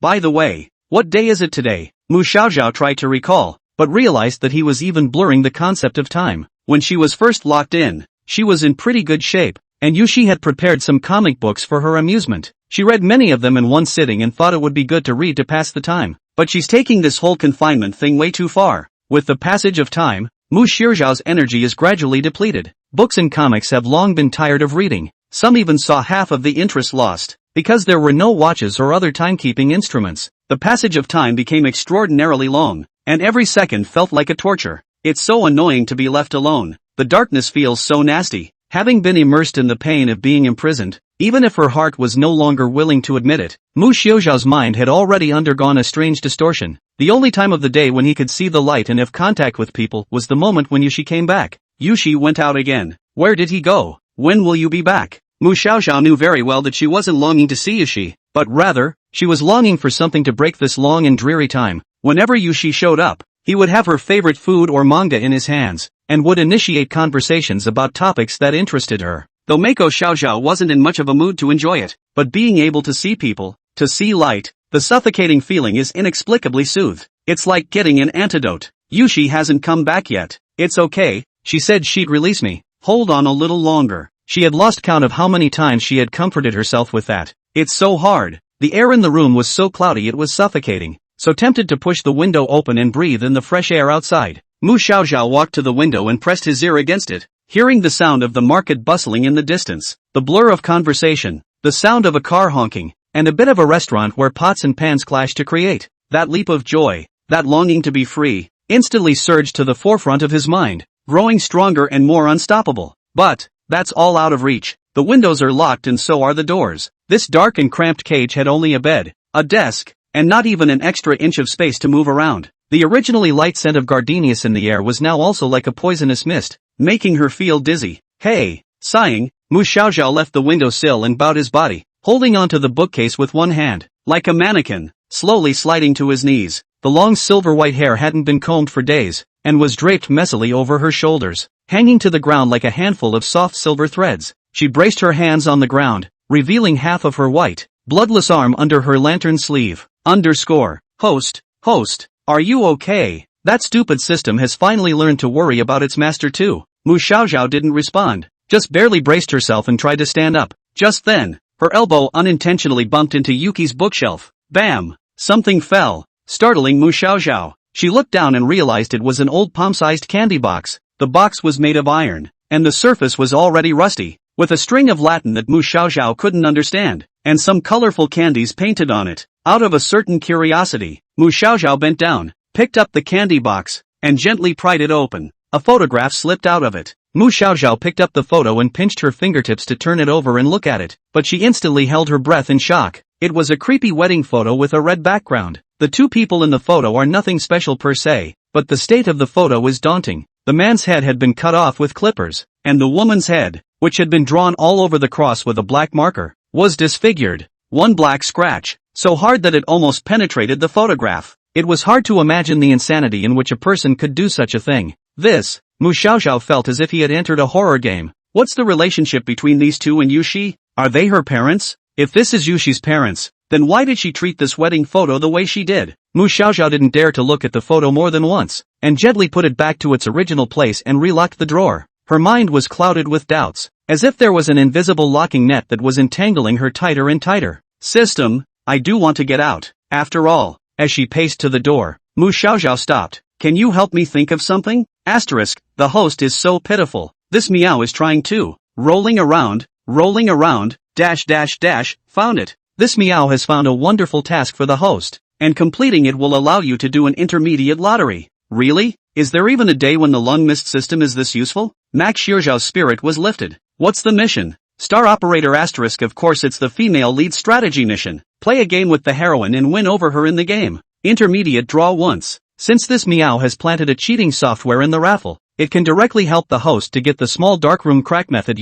Hearing the system say this, Mu Xiaoxiao came to life. Sure enough, you can't sit on your hands. She didn't know how many days were left of her imprisonment, and she wasn't sure if Yushi would actually keep his word and release her by then. The safest way is still to seize the initiative, rather than being at the mercy of that Yushi guy. 78. Cage games? Or time to escape? It was hard to wait until Yushi came back. Today she came back with a cellophane bag with 2 ice creams in a colorful package. Spreading out the small round table, the two sat facing each other in a serious manner. Taste it? Seasonal limited ice cream. Yushi pushed one of the cups of ice cream in front of Mu Xiaoxiao, with tantalizing pomegranate jam dripping from it. Mu Xiaoxiao remembered that this dessert sold like hotcakes in the chain stores, and it took a long time to line up to get it. She didn't say thank you and ate in silence. Perhaps it was because the taste was really good. The moment the cream melted in his mouth, Mu Xiaoxiao's mood got a little better. Opposite Yushi didn't rush to eat his share, but was admiring the way Mu Xiaoxiao was eating, his red eyes hiding indescribable emotions. Eat slowly, it's stained.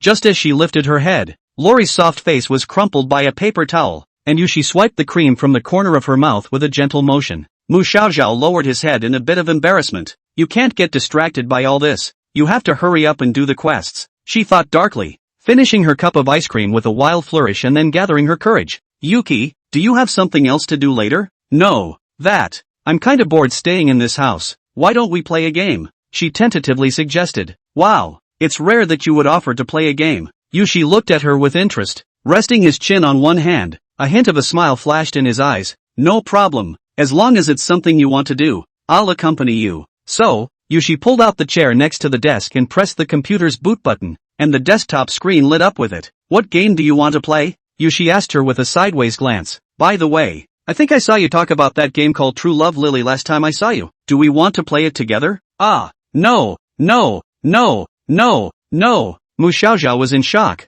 her head shaking like a rattle. Absolutely not. Why? Curiosity piqued by her reaction. Yushi turned to her with a bit of teasing in his eyes. In a word, no. Mu Xiaoxiao was in shock. Strange. How did Yushi know that she had played True Love Lily? Obviously she hadn't told about it either. This game is already restricted, and to play it in a dark room, isn't that a bit too scary? Okay, so tell me, what kind of games do you usually like to play? Yushi smiled gently and handed her the choice. Mu Xiaoxiao sat cross-legged on the bed, rubbing her silver-white ponytail with one hand as she fell into deep thought. In her previous life, she did play a lot of competitive multiplayer games with her friends, such as Elbow Party or Cow Horse Kill, but those were obviously not very suitable for the current mission. Since she wanted to win over Yushi, she had to pick a game she was good at to maximize her win rate. After a while, there it is. Mu Xiaoxiao gently hammered her palm and her eyes lit up. Let's play this. After hearing the name of the game reported by Mu Xiaoxiao, Yushi nodded slightly, opened the App Store, searched, and then downloaded. It didn't take long for the game to get down. It's ready. Can you see it's this one? She turned back to greet her, and Mako Zhao walked over to the computer desk, just holding the mouse. Mu Xiaoxiao suddenly felt her waist being wrapped around, and in the next second, her entire body was already sitting on Yushi's lap, with her two white silk calves dangling up and her feet stomping in the air. Woo! Mu Xiaoxiao stared blankly, the mouse falling onto the table. This is the only chair in the room, so you can sit here and play. Yushi spoke lightly, his eyes still on the screen, not paying any attention to the panicked Loli in his arms. Who's going to believe you? That's definitely an excuse, isn't it? Mu Xiaoxiao secretly hummed, but she knew it was useless to refuse, so she could only sit on Yushi's lap with fear and trepidation, her whole body tensed. Yushi, on the other hand, seemed to be enjoying this state of affairs, and his arm went through Mu Xiaoxiao's armpit and reached out to the mouse in front of him, and began to operate the game panel. The two were close. Mu Xiaoxiao could clearly feel the soft touch coming from her back. The summer clothes were light and breathable, and the loose loungewear made her heart beat more and more out of control. What's the matter? Don't you want to start the game yet? The speaking voice rang in her ears with a hint of floral scent if anything. This to start. Mac Xiaoxiao tried to calm down and clicked to start the game. Put your mind at ease. It's just being held on your lap. It's not like you're doing anything else. Humph. Mu Xiaoxiao is a sitting duck willow, right Yushi? Why don't we have a match? You play one game, I'll play one game and see who scores higher. After taking a deep breath, Mu Xiaoxiao proposed. Yes. Yushi's eyes flashed with cunning. What's the reward for winning? What's the punishment for losing? Hey, of course you have to set rewards and punishments to do that. Yushi continued. Otherwise why would I expend my energy playing this game with you? Okay, punishment, reward, why does it sound weird? Mu Xiaoxiao began to barbecue. No, think about it. Hey host, this meow has a great idea. Let's use the cat as a bet. If you win, you dress up as a cat, and if you lose, she dresses up as a cat for you. Shut up, and keep thinking about your cat. I'm seriously wondering which side of the system you're on right now. Why? It's obviously cute. She didn't bother to be poor with it and pressed her temples. 9 out of 10 of the suggestions made by this nerdy system are unreliable, and one is particularly unreliable. But she was now, it seemed, compelled to take that particularly unorthodox advice. So, how about this? If you win, I promise to wear cat ears again for you, if I win. Anyway, don't think I'm going to put you out. Oh? Yushi interrupted her. Mu Xiaoxiao wanted to roll his eyes. I know you won't agree to this, so my condition isn't to let me out. She gulped, gathered her courage to look up, and said seriously, if I win, you'll help me review my homework so I can take first place in the class for once. Yushi was slightly stunned after hearing this, but quickly agreed. Yeah, no problem. Let's get started then. The game is on. Yushi's skill was completely within Mu Xiaoxiao's expectations, and at first glance, he was a novice at the game. Not only do you not know how to skydive, you can't even pick up your gear. It went on for quite a while without a few headshots, and even accidentally injured himself with a grenade at one point. It didn't take long for the checkout page to come up. Why did you get the title of Master of Human Body Stroke? Xiao Zhao. Does it mean good or bad? Yu Shi asked. It's a compliment to your marksmanship. Really? Steamed. Mu Xiaozhao couldn't help but feel smug in his heart. Victory in this match was close at hand. It was her turn in the next round, and Mu Xiaozhao took a deep breath to calm herself down. Gripping the mouse tightly, Mu Xiaozhao's fingertips gently rested on the keyboard. Her eyes focused on the screen. Host, will you win? Packed to win. As soon as the game started, she quickly got into the swing of things. Max Xiaozhao skillfully maneuvered his character and quickly moved to the high point of the map, occupying a favorable terrain. Fingers flew across the keyboard, adjusting the viewpoint for signs of enemies. Everything is going well. Just when Mu Xiaozhao felt that she had a tenfold chance, Yu Shi, who was holding her behind her, began to make some small movements. Hey, wait a minute, don't. Before long, Mu Xiaozhao's little face was flushed and her fingers were soft. Woo, not. But Yuki had no intention of listening to her, and instead went further and further. Bullets ask you and dead once more. Max Xiaozhao's battle record went all the way down, and his teammates had already begun to greet their families in the channel. Yushi, what are you doing? She was so angry that her little face turned red and she turned back to him, crystallized teardrops hanging from the corners of her eyes. Can't I? It's not like I'm breaking the rules of the game. Yushi smiled lowly. Xiaozhao's body smells good. I want to smell it more. That's what I said. But the only thing in the air was the scent of Yushi's perfume. 79. The yoke of breeding. Don't mind it. It's just training to help you get used to being around girls. Yushi spoke as if nothing had happened. But Mu Xiaozhao was completely unable to calm down. The temperature of his cheeks burned, and the restlessness that spread throughout his body could not be calmed no matter how much he controlled it with his will. As if Yushi had figured out the pattern of her reaction, he kept teasing her to show her shyness. Heart is beating so fast that it's been completely impossible to play the game. Damn. Oh. No, it has to stop now. This soft body is also too easy to be bullied. If it goes on like this, all sorts of random thoughts piled up together, and the game screen in front of him had become blurry. Not long after entering a new city center, Mu Xiaozhao was defeated. Bang bang, 2 shots rang out, and Mako Zhao's villain was surrounded by enemies. GG. Mailed. All of the previously collected weapons were endboxed by someone else, and the final rating was even worse than Yushi's fight. Excessive. What kind of is like you? Turning off the screen, Mu Xiaozhao was so angry that the corners of her eyes were filled with tears, gasping slightly and glaring at Yushi with her small hand half clenched in a fist. It's still you who's overdoing it, isn't it? Yushi rested her head on Mu Xiaozhao's shoulder, seemingly smiling. I'm just hugging you and you're making me have to go and wash this dress later. You. As soon as these words were uttered, Mu Xiaozhao's face turned completely red. The sense of shame made her wish to hurry up and get off Yushi's body. But how could her petite body fight against Yushi? Without struggling twice, she was honestly subdued, making Lori puff up. Poof, relax, I'm not blaming you. Yushi rubbed her cheek. When it comes to stupid students like you, it's good to spend more patience to teach them.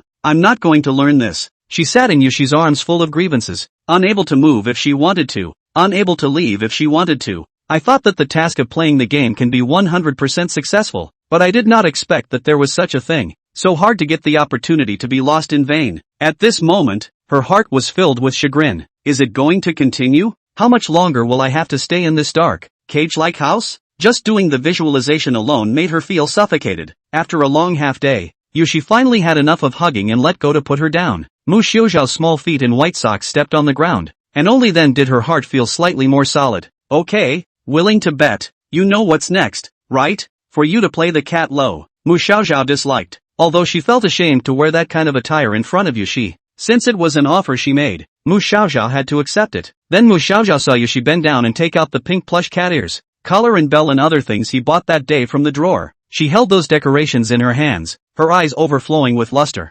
beckoning for Mu Xiaozhao to kneel and sit in front of the bed, and then dressed Mu Xiaozhao one by one like dressing up a doll. Ah, to be played with again. The white-haired Loli put on her cat ears and tied the ribbon, and the bells rang clear around her white neck. Mu Xiaozhao's thin legs were folded, staying on the bed in a duck-sitting position. Her eyes were lifeless, and she had a bad expression on her face. Now she just expected the punishment to pass quickly. She thought that Yushi would again touch her head like last time, or rattle the bells with her fingertips. But this time, Yushi seemed to have found other, more heartfelt ways to play. There are some other ornaments today. Instead of rushing up to touch her head, Yushi fumbled at the bottom of the bag for a while. Then, a rope was removed. In an instant, the pupils of Mu Xiaozhao's eyes suddenly shrunk. She immediately recognized that it wasn't just any rope. It was clearly a safety leash for pets. The rope was a lovely light purple, matching the color of Mako Zhao's eyes. Wait, what are you doing here? Don't come over. A strong sense of disgust rose instantly. Yushi smiled without saying anything, pulling Mu Xiaoxiao's collar with one hand and holding the end of the rope with the other hand, about to snap it to the ring around his neck. Stay back. The sound of metal clasps clashing came, and when it was too late, Mu Xiaoxiao violently pushed her away and shrank back a few steps, her lips twitching. Crazy, this woman is a lunatic. Of course she knew what Yushi was trying to do. It was never something a regular person would tolerate. An unnameable shame, uneasiness and fear surged in Mu Xiaoxiao's heart, as if her throat was clogged with acidic liquid. She wanted to vomit. She subconsciously covered her mouth and watched Yushi walk towards her. There's no going back. This house didn't give her any chance at all to escape, and even if she could mobilize her strength to fight back for a moment, she would only become more helpless after entering a weakened state. Is it okay if I only wear cat ears? She had to switch to a pleading attitude, hoping that Yushi would come around. However, Yushi's eyes were full of laughter, clearly not intending to let her back down. No, please. Why? I've been picking them out for you for a long time. They'll look so cute on you. Don't. Mu Xiaoxiao ducked backward, finally having no way to retreat, and dropped to sit down, her eyes reddening. I promised you to accept the punishment, but not like this. But you lost the game? Yushi said while taking the opportunity to grab her wrist. It's time to fulfill the promise. Being pressed on the bed, Mu Xiaoxiao also no longer endured. She struggled hard, screaming hoarsely, her teeth almost biting blood. But I made no such promise. You let go of me. Let go of me. How much do you hate me to keep me here, and take pleasure in torturing me? Can't you hear me? Let go of me. I don't want to wear this. As things stood, the idea of raiding the heroine was no longer in her head. What villainous plan. What good sense. It no longer mattered to Mu Xiaoxiao. Right now she only wanted to push this woman away. Ruthlessly. Just hate me, Yushi. All those things you said to me before were all lies, right? You just want to make me suffer, right? She continued to fight back. Her voice had begun to rasp. Despair spread from some shadowy corner, gradually enveloping the young girl's heart and almost devouring the last vestiges of her illusions about the woman before her. However, just then, Yushi slowly loosened her hand and lowered the tow rope in her hand. Thus, Mu Xiaoxiao also stopped struggling. In the room, the only sound left was the faint panting of the two as they looked at each other. And it went on like that for a while. I didn't lie to you, and I don't hate you, Yushi said softly. But Xiaoxiao, do you really hate this? That's for sure. Mu Xiaoxiao was still in shock, staring at her in a daze. I know. She casually straightened her messed up black hair and straightened herself up, sitting up from Mu Xiaoxiao. Xiao, you seem to have misunderstood me a bit. 80. Freedom is also the true beginning of captivity. In order to make Mu Xiaoxiao lower her guard, Yushi stepped back a little more until she was at the edge of the bed. Although the conditions were suggested by you, since you're so resistant, I won't force you. She gazed at Mu Xiaoxiao's face. Xiaoxiao, why are you so resistant to being my pet? Mu Xiaoxiao scrunched up her legs and wrapped her arms around her knees in a defensive stance. I told you, you have to treat me as an equal. Equal. Yushi repeated the two words, purposely biting the words hard. I understand what you mean, wanting me to treat you as an equal friend. Yes? She didn't respond, but just looked at the other carefully, trying to see the real intentions that Yuki was hiding under her words. What is this woman's purpose in saying all this out of the blue? Just now, he was emitting such a strong sense of oppression, but now he was acting like a gentle and harmless person. The black and white sides were constantly alternating, making Mu Xiaoxiao have to think twice about every word Yushi said before he could make a judgment. Looks like I got it right. Yushi felt more and more that Mu Xiaoxiao was cute, lightly squinting her eyes, her gaze containing teasing. But I'm sorry, Xiaoxiao, I never believed in such things as friends, so it's impossible for me to be friends with you either, because pets don't mean inequality either, do they? The hostility in Mu Xiaoxiao's eyes thickened by a point. Yushi, on the other hand, seemed as if he couldn't see it, and kept his words to himself. There isn't always just one kind of person in the world, and while some people abuse and bully their pets, there are others who see their pets as family, even more than family, and the internet is full of examples of this. While Mu Xiaoxiao listened in amazement, Yushi closed the distance a bit. Xiaoxiao, think about it. Friends will be together because of interests and will be separated because of interests. Lovers will be together because of desires and will betray each other because of desires. Most of the time people make connections with others. They do so with material cravings. However, pets and owners are different. Owners keep pets solely for spiritual attachment. Unconsciously it had returned to the distance it had been just a moment ago. Yushi tentatively touched the back of Mu Xiaoxiao's hand, seeing that Mu Xiaoxiao didn't resist, before he covered his own hand. Her drooping lashes fluttered slightly and her eyes were as clear as rubies. Isn't it a purer relationship than lovers and friends when the pet receives favor from the owner and the owner uses the pet as a source of love? So Xiao, it's not an unequal relationship. Oh, it's because you're important to me that I treat you like a pet. Fingertips wrapped around a strand of long silver hair. Yushi's face leaned in close, almost kissing Mu Xiaoxiao's lips. Mac Xiaoxiao reacted after a while and hastily dodged backwards. For the first time in her life, she had heard someone speak in a serious manner, and was dumbfounded by the twisted values. Yushi, don't you have any family or friends in your eyes? She asked in a small voice. Well, you're all I have. Yushi laughed, the smile extraordinarily charming on her pretty face. After pausing for a moment, Mu Xiaoxiao looked at the cool-faced brunette in front of her and removed the cat ear hair band from her head and put it on her own head. Xiu, I'll play cat for you. Don't be angry. Mu Xiaoxiao looked at her in surprise. Yushi shook her cat ears, clenched her hands into a half-fist shape, waved them in the air twice, and shouted softly, meow. She then leaned down and pounced on Mu Xiaoxiao, her bad smile forming a strange contrast with her movements. Meow. Will you forgive me? No, that's not what I meant. Mu Xiaoxiao was pressed down on the bed by Yushi. Her mind was confused and she no longer resisted as strongly. Good. The distance has been reduced to 0. Yushi's hands were propped up on the bed, his black hair hanging down as he looked down at Mu Xiaoxiao underneath him, his lips glistening with moisturized light as the smile on his face grew thicker. No more anger, okay? Not good. Mu Xiaoxiao twisted her head away, unwilling to meet her eyes. Don't fool me. If this is really an equal relationship, you should put me out of here. But I'm doing it all for you. Oh. Yushi's voice was soft, like a breeze whispering, Xiaoxiao, it's for your own good that I'm keeping you here. Do it for me? What do you mean? I don't understand. Finally, it was time for her to take the initiative and ask that question. In order to hunt the prey, like a spider, he weaves a web for a long time, and then patiently waits for the other to fall into the trap. Now, it's time to close the net. Yushi cleared his throat and poured out his thoughts. Xiaoxiao, do you remember the day it rained? That day in the cat house. You seem to be in a very wrong state, and I was worried that your mood would be even more depressing if you continued to stay in the dormitory. So that's why I brought you back home, wanting to create some more happy memories for you. Of course, that's not the only reason. The more important reason is that the video about your past is still at the school, and I think the school is dangerous for you. As long as those videos are around, they can keep threatening you with that, and I don't want to see you. Zhao Sha, showing the same face you did that day. So, is this the reason Yushi gave her a small dark room?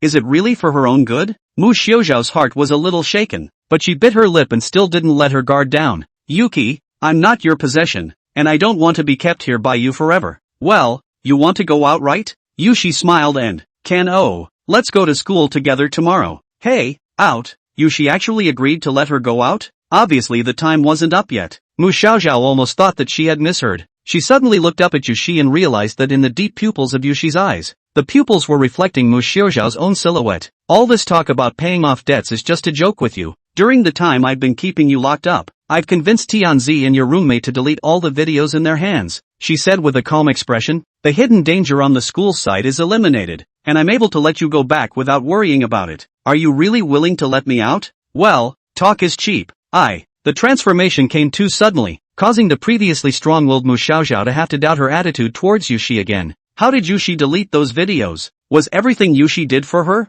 She knew of Yushi's danger, but there was nothing of lies in Yushi's words, and her voice was so gentle that it was hard to be suspicious. During the days of confinement, Yushi did do a lot of excessive things to her, but if it was all for her own good, then should she forgive Yushi? Is it really possible? Mu Xiaoxiao was torn in his heart, not knowing how to face Yushi. Just as she was lost in thought, Yushi gently took her into his arms again. Body heat and the scent of flowers mixed together, making it impossible to recognize the thoughts in one's mind. Xiao, come here, I want to hug you. A corner of the previously built defense had quietly collapsed at some point. That night, Mu Xiaoxiao slept a little more peacefully. The next morning, the door to the locked room was indeed opened. After washing up, Yushi was neatly dressed, her soft black hair draped over her shoulders, and carrying her canvas bag. She stood at the door waiting for Mu Xiaoxiao. Xiaoxiao, let's go back to class. Yushi's voice was soft. Mu Xiaoxiao tied his shoes and stood up, walking towards the door with an indescribable mood. The sunshine and birdsong coming from outside was so strange and new to her, even though it had only been a few days.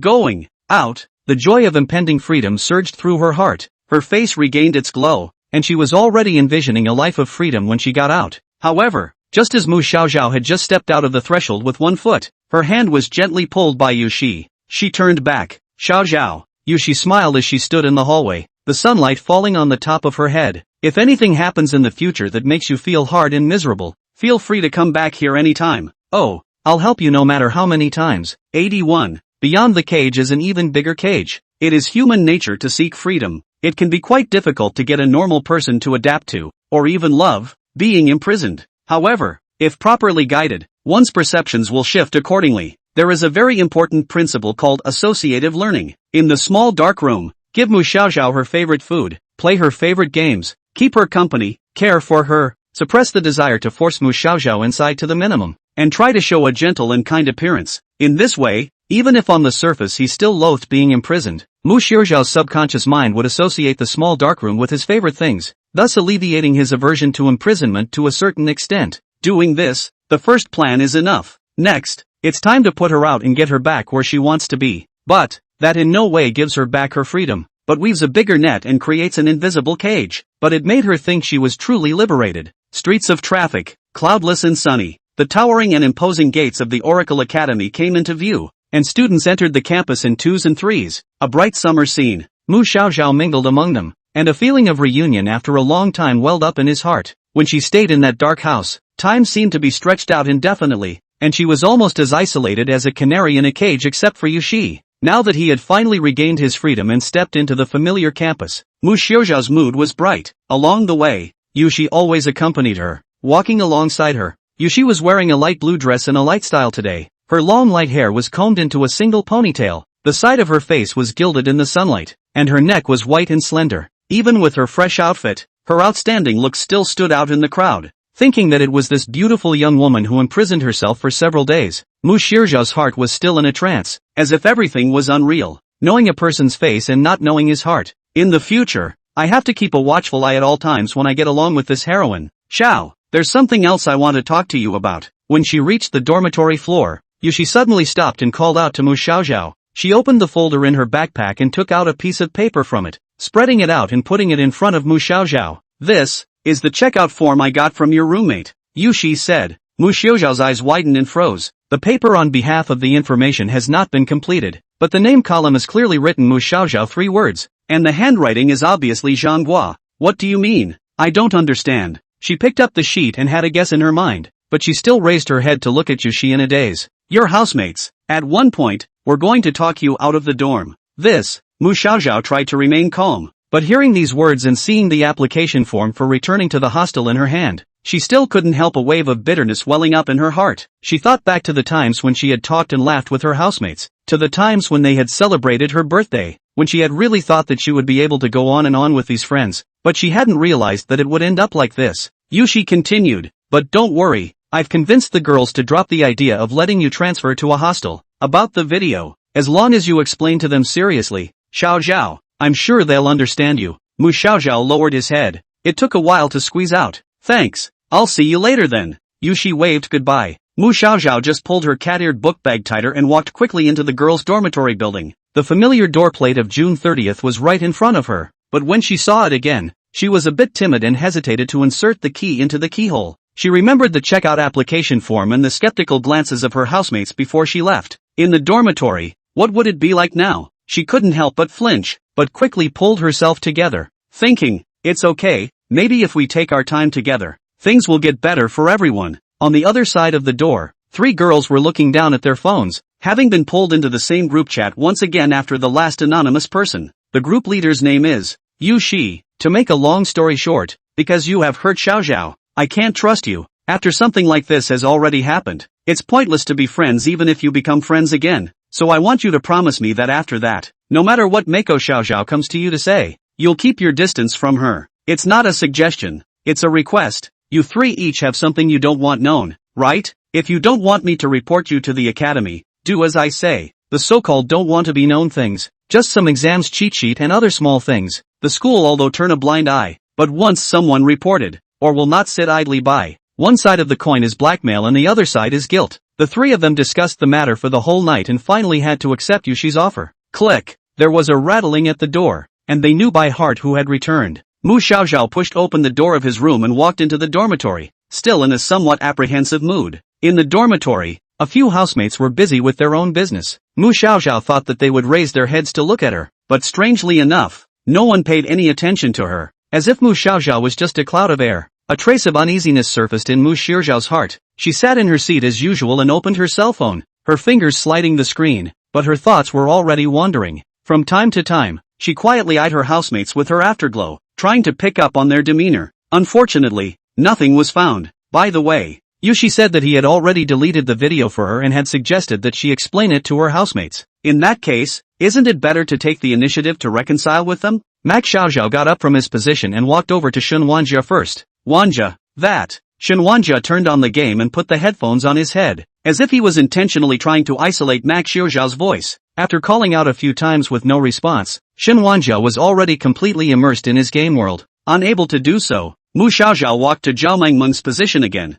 Dreamy, there's something I want to talk to you about. Zhao Mengmeng first jerked her head up, seeming to look at her with some horror, then quickly lowered her head again and moved her chair an inch to the other side. Apparently, Zhao Mengmeng was avoiding her. The helplessness in Mu Xiaoxiao's heart grew thicker and thicker, and he finally turned his gaze to Zhang Guo's position. Zhang Guo was applying skin lotion to the round mirror on the table, the lighting hitting her face, her skin reflecting the light. Sister Guo, about the video, it's been deleted, Zhang Guo said very coldly while spreading the eye cream away. Oh, well, I'm in the middle of something, go back to your own seat if it's okay. After saying that, Zhang Guo started pounding on her skincare products again, with the implication that she wanted Mu Xiaoxiao to stop bothering her. Mu Xiaoxiao knew in his heart that there was no chance of continuing the exchange. Three housemates with very different personalities seemed to agree on how to treat her. She couldn't help but feel a little lost. She thought that after Yushi helped her clarify the facts, the attitude of the housemates would be a little better, but she didn't expect that it was still very cold, as if she could never go back to the old happy atmosphere. Why? Why are the housemates unwilling to change their attitudes when they know she's being forced to? She sulked and went back to her seat, never figuring it out.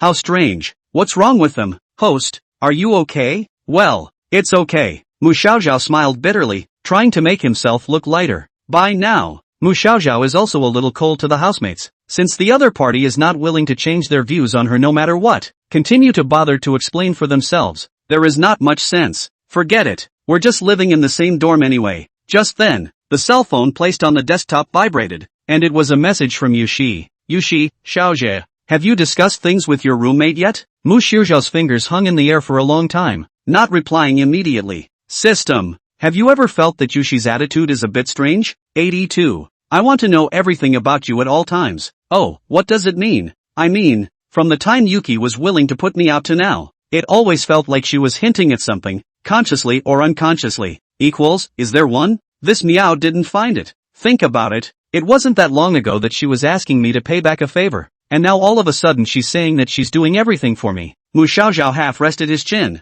pondering. There's a lot of logic that can't be picked up. In fact, Mu Xiaoxiao had vaguely felt that something was wrong from the start, but every time he tried to make sense of it, he couldn't find a break. Going to the cattery on a rainy day, playing haunted house at the amusement park, to being locked into a small black house, all the behaviors, Yushi gave a seemingly reasonable explanation, letting Mac Xiaoxiao not find an entry point for suspicion. What's the point of thinking so much? This is obviously a good thing, meow. It means that the host's strategy is very successful, meow.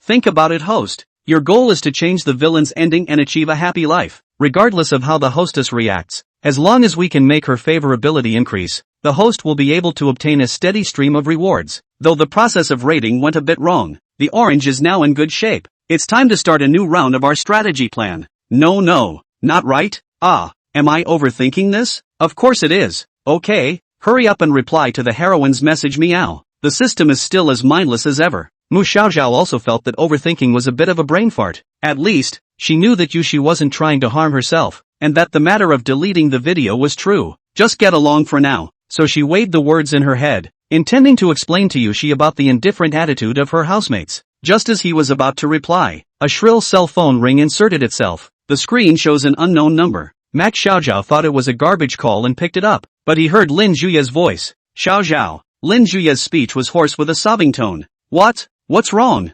Xiaoxiao, you're finally willing to answer my call. Lin Zhuye on the other end of the phone was very excited. Mu Xiaoxiao's impression of her almost never used such a big voice to speak. What? Takiba, what are you talking about? And ask me. Xiaoxiao, you don't pick up my calls and don't pass my friend verification. I almost thought you would never forgive me again. Woo. She was a little confused. The situation wasn't right. The person who had been reluctant to contact each other, wasn't it Lin Juyi? Not answering the phone? I'm not. And to say no, I've been sending you friend verification messages every single day, because I was worried that you'd pulled my number, and I've had different people borrow my cell phone to call you.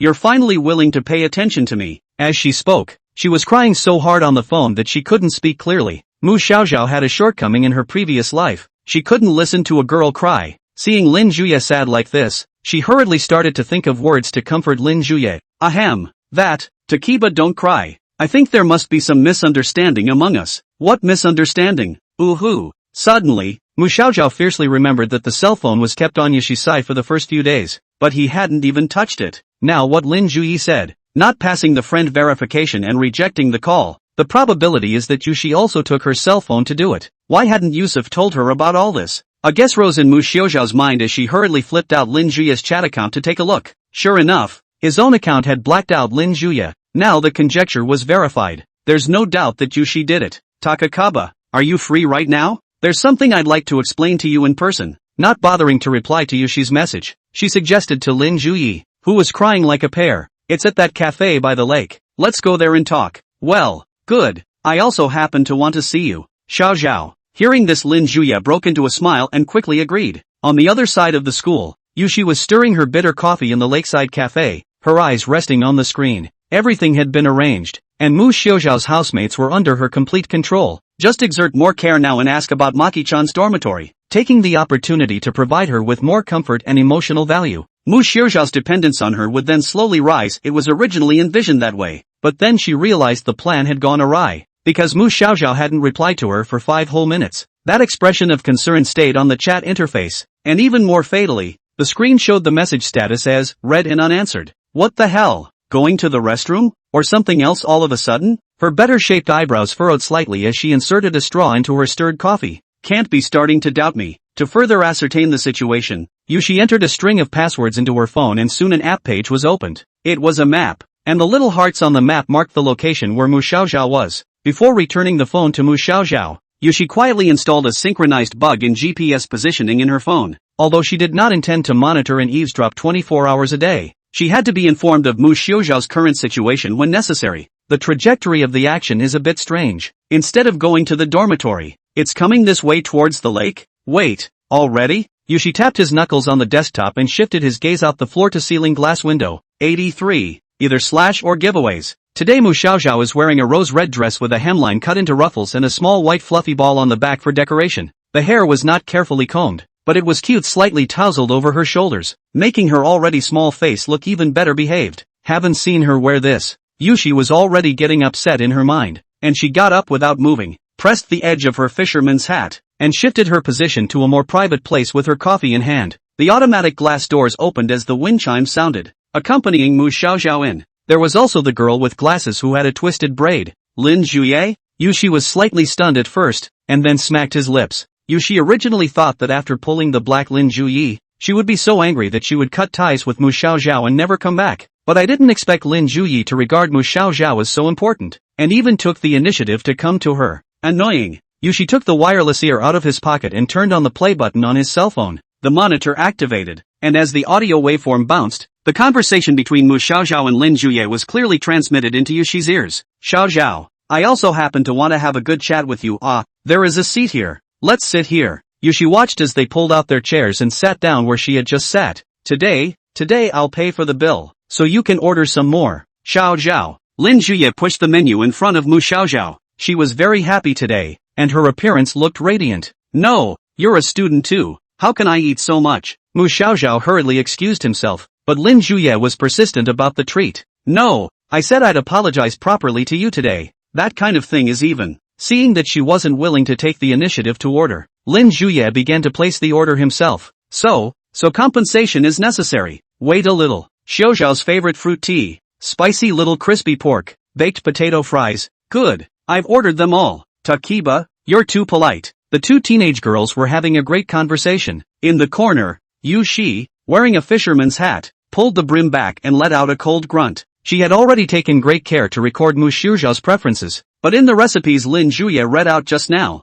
there were 2 more that she hadn't heard of at all. Why would that girl know more than me? Irritated, she flattened her mouth and quickly entered the names of the foods Lin Juya had pronounced into her cell phone memo, then continued to listen to the commotion in her headphones. Xiao Zhao, that's great. I thought you would never want to return to me again. I actually never wanted to cut you off. Lin Juya's hands crossed the desktop and held Mu Xiaoxiao's hand, his voice carrying some choking. I know it, La. Takiba, you're just doing this because you're not happy with something about me, right? That's because of the comic vote, but I've got it all figured out.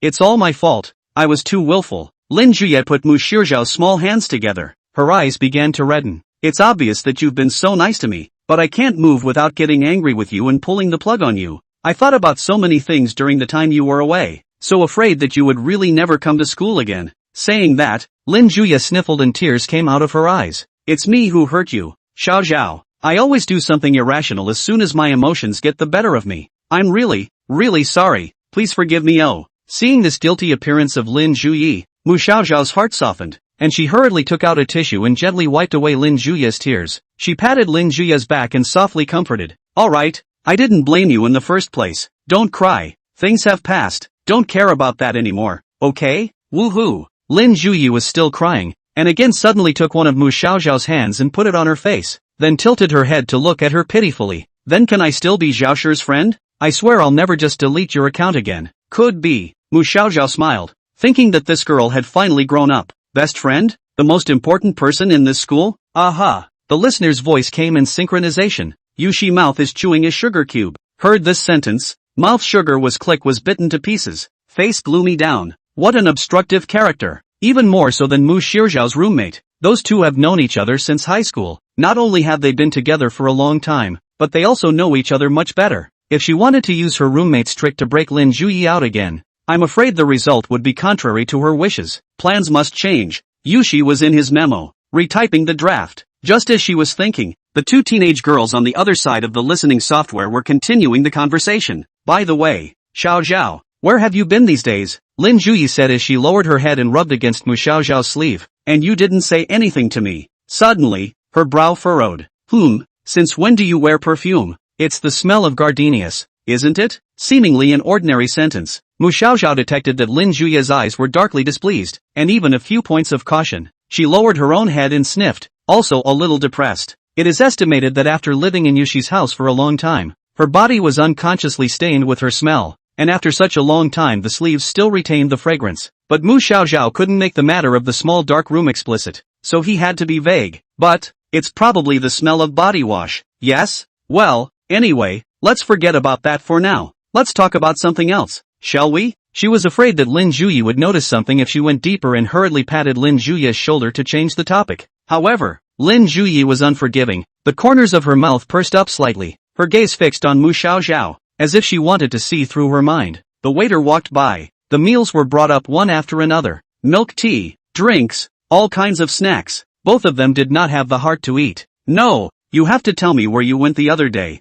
Just randomly went out to run some errands. What is it? With who? Where? Mu Xiaoxiao was forced to panic by her pursuing gaze. Jingle bells, jingle bells. Just then, the cell phone rang abruptly, interrupting Lin Juya's words. Mu Xiaoxiao hurriedly said sorry and picked up her cell phone in a frenzy. She was glad that this call came in time. Otherwise Lin Juya wouldn't have let her off so easily. Walking out onto the balcony, Mu Xiaoxiao picked up the phone. Hello, this is. Didn't you want to see me to practice your English conversation? Meet me at the back door of the botanical gardens in 10 minutes. Yushi's cool voice came out. It was only then that Mu Xiaoxiao remembered that she had an English class tomorrow, and the reason she had approached Yushi before she was locked in the small black room was precisely to team up with her for practice. But I'm kind of in the middle of something. Come here, I won't repeat myself twice. Her tone was flat, but her words carried an unquestionable command. Mu Xiaoxiao bit her lip and looked at Lin Juye, who was still waiting for her in the store, and fell into a dilemma. 84. Children make choices. Host, let this question be done for you by this meow. Friends are just friends. The object of our strategy is the heroine wow. So forget about that Lin Juyi. Let's go to the botanical garden. The system started to give her just the right advice again. However, this time around, Mu Xiaoxiao had a different idea. Admittedly, she knew that disobeying Yushi's orders would definitely upset the other party, but Lin Juyi obviously living expenses are tight. But in order to apologize for spending so much money to buy her dinner, Mu Xiaoxiao in love and reason cannot bear to leave her like this. One party had a prior appointment, the other was suddenly looking for herself, and without much thought she made a choice between the two. I'm sorry Yushi, I really have something important to do right now. If it's convenient for you, can we meet again in 2 hours? There was silence on the other side of the phone. Yushi? Mu Xiaoxiao called out a bit apprehensively. If it's really not possible, an hour will do. She was answered by the sound of a clicking phone hanging up. Good lord, that's a straight-up hang-up. Mu Xiaoxiao grinned, thinking that something bad was going to happen. Yushi was definitely going to hold a grudge against her. However, she didn't regret the choice she had made, and after putting her cell phone away, she returned to the table where she was eating with Lin Juye. The cup of bitter coffee had reached the bottom. Yushi kept biting the straw, her expression becoming more and more ugly. TSK. Just now watching the two chatting had been upsetting in her heart. She had wanted to use this excuse to detach Mu Xiaoxiao from Lin Juye and pull back to her side. However, she did not expect that Mu Xiaoxiao, who had just come out of the small dark room, would decisively reject her. Why? Did the plan not work? It shouldn't. It was clear that every step of Mu Xiaoxiao's reaction was expected, and there had been no abnormalities in his behavioral responses. The carefully woven spider's web was actually broken by the prey. This is something absolutely unforgivable. Yushi's crimson eyes revealed a cold light. The sound of the young girl's cheerful conversations, still coming from the monitoring software, stimulated Yushi's nerves one by one. She clenched her silver teeth on the straw, her fingertips bouncing on the screen. She wanted to call Mu Xiaoxiao one more time, but on second thought she still gave up. One of the most important things about trapping your prey is that you can't let them discover your true intentions. Being too hasty will only make the other person suspicious, which is counterproductive.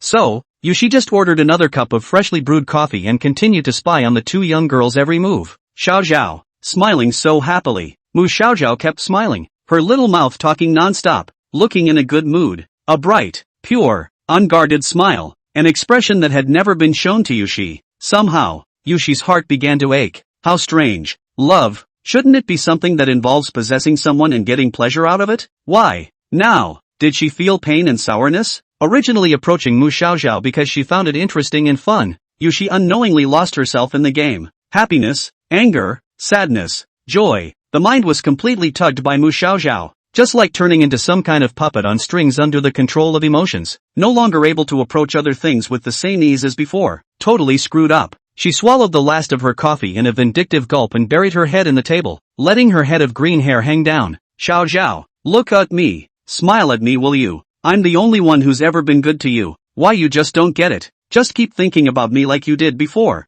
Just because Mu Xiaoxiao refused an English group, it made her become disoriented, and Yushi hated that feeling. By the way, it must be because I'm not trying hard enough. The plan is not yet complete. She could get rid of this nasty feeling as soon as she got those in her way out of the way. After the frustration and loss subsided, Yushi lifted her head back up, and when she looked at Lin Juyi again, her eyes had become different. Xiao, it's really good to talk to you. The snacks and drinks were pretty much eaten and drunk, and Lin Juyi smiled, her eyes narrowing behind the glass lenses. Hey, anyway, it's good that the misunderstanding is cleared up. I won't be so careless next time. Maki-chan was still chewing the last bite of her sandwich salad, her cheeks puffed out. Being able to get back together with Lin Juyi, for Mu Xiaoxiao, the mood was a bit lighter. At least you have one more friend at school who can help each other out, and you don't have to put up with the cold faces of your roommates. By the way, for tomorrow's English class, I don't have a conversational practice subject yet. Xiaoxiao, why don't you and I team up? Hearing Lin Juyi say that, Mu Xiaoxiao's eyes rolled.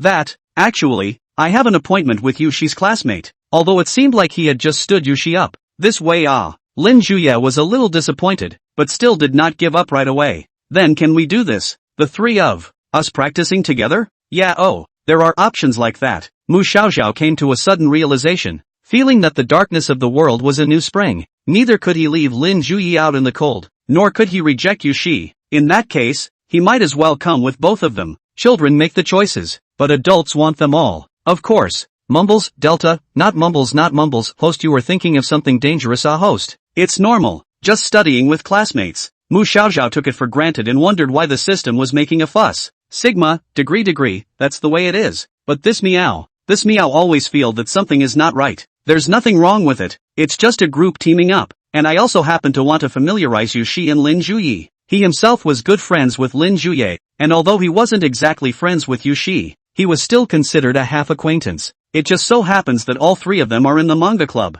so in that case, why don't we get acquainted, so that it's easier to discuss things with each other in the future? Thinking of this, Mu Xiaoxiao sent a message to Yushi. Mu Xiaoxiao, Yushi, I'm done with what I need to do. Is it convenient for you to go near the botanical garden now? By now Yushi had already left the cafe, because she was in a bad mood. She had turned off her listening software earlier and took a sullen walk around the lake by herself. Ahem. Information on Xiaoxiao? Receiving a particularly concerned ringtone from her cell phone, Yushi immediately unlocked the screen and then saw Mac Xiaoxiao's words of invitation. The jealousy that had been churning in his heart just now was washed away a lot and replaced with a hint of joy. Xiao Hua, you really chose my side, didn't you? You still care more about me than that Lin Zhuyi, don't you? The corner of Yushi's mouth had curled up, but she still maintained a cold tone in reply to the other party. Yushi, don't keep me waiting or the favor will be recalculated. Mu Xiaoxiao, I'll be right there. Yushi couldn't help but speed up her steps and jogged over in the direction of the botanical gardens, her dark hair swinging around her waist. The morning school path was so quiet that you couldn't hear anything other than footsteps. It didn't take long for the green arboretum to appear at the end of the road, with its lush foliage, like an emerald set in the middle of the school. The plan was back on track, so all he had to do next was walk over and wait for Xiaoxiao to meet him. The thought of Mu Xiaoxiao running out of breath, her little face red and looking at herself somewhat timidly made Yushi look forward to it. At that time, she hadn't expected it. A third person will appear in the midday duo time full of expectations. 85. 1 out of 3 is bound to lose. The sunlight filtered through the dense grapevines, dappling the turquoise foliage like a light lemon color. Yushi stood quietly under the grape arbor, her black hair like a waterfall, her eyes lowered. From afar, the young girl looked like a person in a painting, blending in with the vibrant scenery. Suddenly, a light footstep came from far and near. Yushi turned his head at the sound. That was slow. Let me wait here for you. Before the words fell, her gaze was fixed on Lin Zhuye behind Mu Xiaoxiao, and her beautiful eyes suddenly turned cold. TSK, the person who got in the way showed up. Why is she there? Did Xiaoxiao bring her here? Student Mu. She glanced coldly at Mu Xiaoxiao. You didn't tell me that there were 3 people who came to the session to practice. What's wrong? Mu Xiaoxiao stammered at her ferocity. I just think it's more lively with more people. Hilarious? Are you here to study or to have fun? Yushi questioned while suppressing the sullenness under her eyes as she stepped closer to Mu Xiaoxiao. You're the one who asked me to form a team, so please be more serious in your attitude. I don't have nothing? Yushi student. Seeing Yushi's attitude so bad, Lin Zhuyi finally couldn't help but interrupt her. Please don't talk to Xiaoxiao like that. I'm the one who suggested to come along. Well, 3 people can practice too. Seeing that Lin Zhuye had stood up for himself, Mu Xiaoxiao hurriedly nodded in agreement. For a moment, the temperature, as it were, dropped a degree. Yushi indifferently gazed at the 2 people, her red lips pursed together, her clenched knuckles whitening as if she was forcibly holding back her anger. The little pet got on the opposite side, something that should never be tolerated. It seemed that just one time in the small darkroom was not enough. Taming a person's heart was more difficult than the physical body, and the control over Mu Xiaoxiao needed to be further strengthened before it could be done. However, Yushi was not the type of person who would lose his mind because of his emotions, and knew very well that going too far right now would only push Mu Xiaoxiao towards Lin Zhuye's side. She took a deep breath and pushed her anger down. Lin Zhuye. Yushi made a mental note of the name. This nuisance bug must go away for good. Yushi, what's wrong with you? Noticing the change in Yushi's face, Mu Xiaoxiao panicked a little in her heart. Nothing, just practice if you want to. Yushi collected himself and turned back to his usual expressionless look. Mu Xiaoxiao, oblivious to the subtle change in Yushi's mood, nodded and turned around to rummage through her book bag for a text to practice with. The whole exercise had a very strange atmosphere. Despite Mu Xiaoxiao's intentional attempts to improve the relationship between the 2, the results were not ideal at all. Sometimes, Mu Xiaoxiao could even feel the inexplicable smell of gunpowder in the air. Lin Zhuyi student, the pronunciation of that word just now was wrong. Only halfway through reading the dialogue, Yushi paused with another roll of the text script in her hands. The first line, the third line, and the last line, all of them can't be read. Do you want to practice or not? She looked at Lin Zhuye with contempt. Lin Zhuyi was criticized bitterly and was aggrieved. Mu Xiaoxiao saw her like this and hurriedly tried to explain a few words for her. You she, Zhuyi she, and you, Makoto-san, can't even do Italian clusters or pauses. So what I just taught you was all for nothing? Before she could finish, Yushi's attack immediately shifted over. It's already been practiced 3 times, and there's no progress at all. Is that the attitude you 2 are taking to team up with me? Determined to hold me back in class? She put her arms in front of her chest, her eyes were sharp as knives, and her aura pressed the 2 of them so much that they didn't dare to come out of the air. Mu Xiaoxiao moved his lips and wilted. Indeed, according to Yushi's level, the 2 of them looking for Yushi was like trying to be taken flying to lie down and win. But Mu Xiaoxiao thought of the previous grouping Yushi had agreed to do so readily, and assumed that she hadn't minded this matter very much. Just as she was about to coax Yushi again, Lin Zhuyi, who was beside her, couldn't help herself. Yushi student, stop it. Lin Zhuyi walked up to Yushi and raised her head to confront her. I know you're great, but you can't keep accusing us. We're practicing seriously too. Is this your level of seriousness? Don't even talk about memorizing. You can't even pronounce the words. Yushi snorted coldly, a hint of mockery flashing in her eyes. We just need time. I have given you more than enough time. Don't you go too far. Yushi. Lin Zhuyi stared back at Yushi with indignation, already regretting the offer to team up with Yushi in his heart. If she had known that Yushi was this kind of bad temper, she would have dragged Xiao Zhao and the two of them to practice, so she wouldn't have suffered so much anger for nothing. Seeing that Lin Zhuyi was still going to argue, Yushi's face had grown colder and colder, and his eyes looked like they were going to kill. Mu Xiaozhao gulped and felt that he should come out as a peacemaker.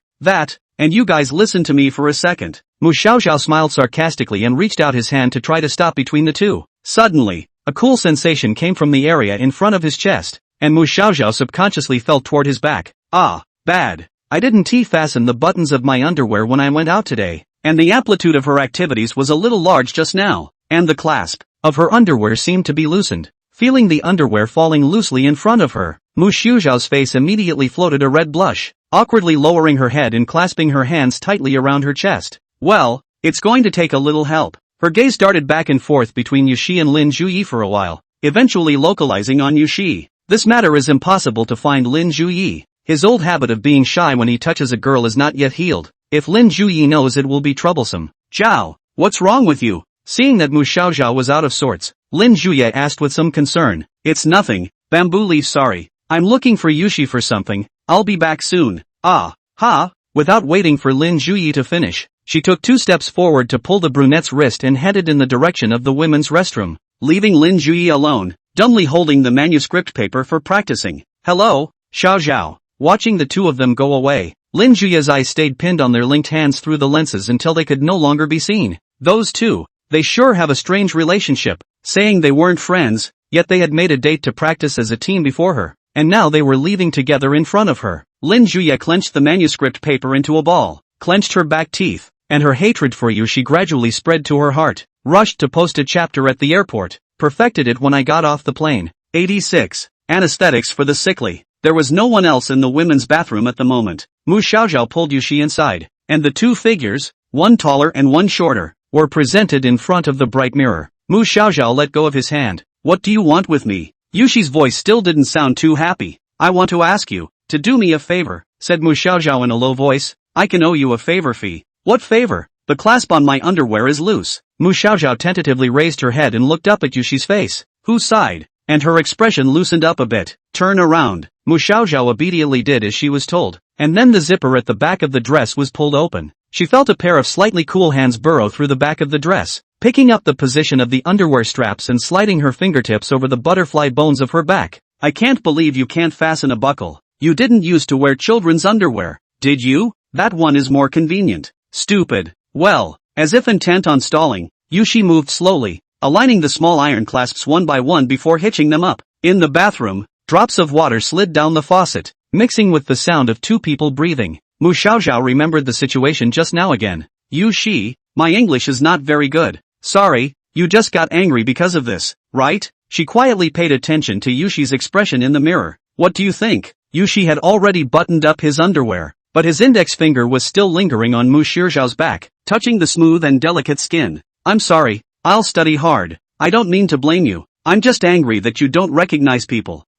What? You mean Bamboo Leaf? If you think about it, don't you? Yushi's fingers gradually crept forward from the luscious butterfly bone to the position of Mu Xiaozhao's armpit, then slid all the way down to the waistline, not moving to lose his temper to you when you call, to wave away. In the end, Lin Zhuyi, this person in the end, what is good? It's not like that. Takiba she even invited me to dinner in order to apologize to me. Mu Xiaozhao tried to explain something for Lin Zhuyi, but he couldn't think of words for a moment. Lin Zhuyi was indeed a capricious friend, but at the same time, a friend who treated the original owner sincerely. The friendship between the two from high school had never diminished until now, and Mu Xiaozhao knew that Lin Zhuyi's importance to her was never as casual as Yushi said. Xiaozhao, you're too simple. Yushi suddenly hugged her from behind, her red lips almost sticking to Mu Xiaozhao's earlobe, exhaling like orchids. Just treating you to a meal can get you good feelings. To be like this, I'll treat you to as many meals as I want. Mu Xiaoxiao trembled a little, her ears already red.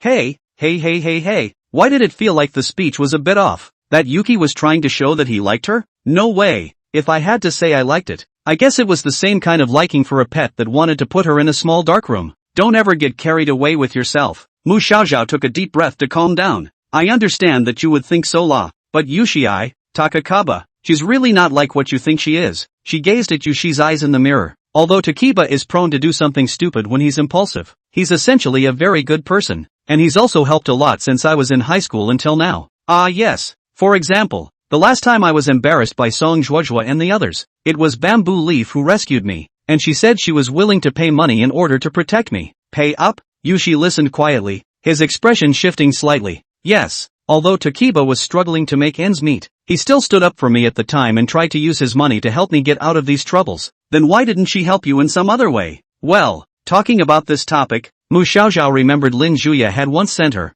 those strange messages. That was the point at which she had been confused. After hearing that she had managed to bring down Song Zhuozhua in one round, Lin Juye, who had always cared for her, did not show joy, but instead chided her a few times. When it comes to things like this, just bear with it. Why don't you still listen to me? Xiaoxiao, you really don't understand me at all. Those were the last words before being deleted from my friend's record. Although the two had re-added their contact details after the reconciliation at the cafe, Lin Juye had never offered any explanation for what he had said that day. What are you thinking? Mu Xiaoxiao was startled before realizing that at some point, Yushi's hands were already clasped on her stomach. Yusha doesn't seem to be angry anymore. Mu Xiaoxiao peeked at her, secretly thinking, from the moment he touched her body just now, Yushi's anger began to fade away, becoming gentle again like in the small dark room. She couldn't figure out the pattern of Yushi's changing attitude, but the experience of being imprisoned had taught her that once Yushi's behavior appeared abnormal, then she had to be vigilant. Speak it out for me. You'll feel better if someone listens. Xiao. It was that seductive voice mixed with tenderness again, as if it was intentionally enticing Mu Xiaoxiao to do what she wanted her to do.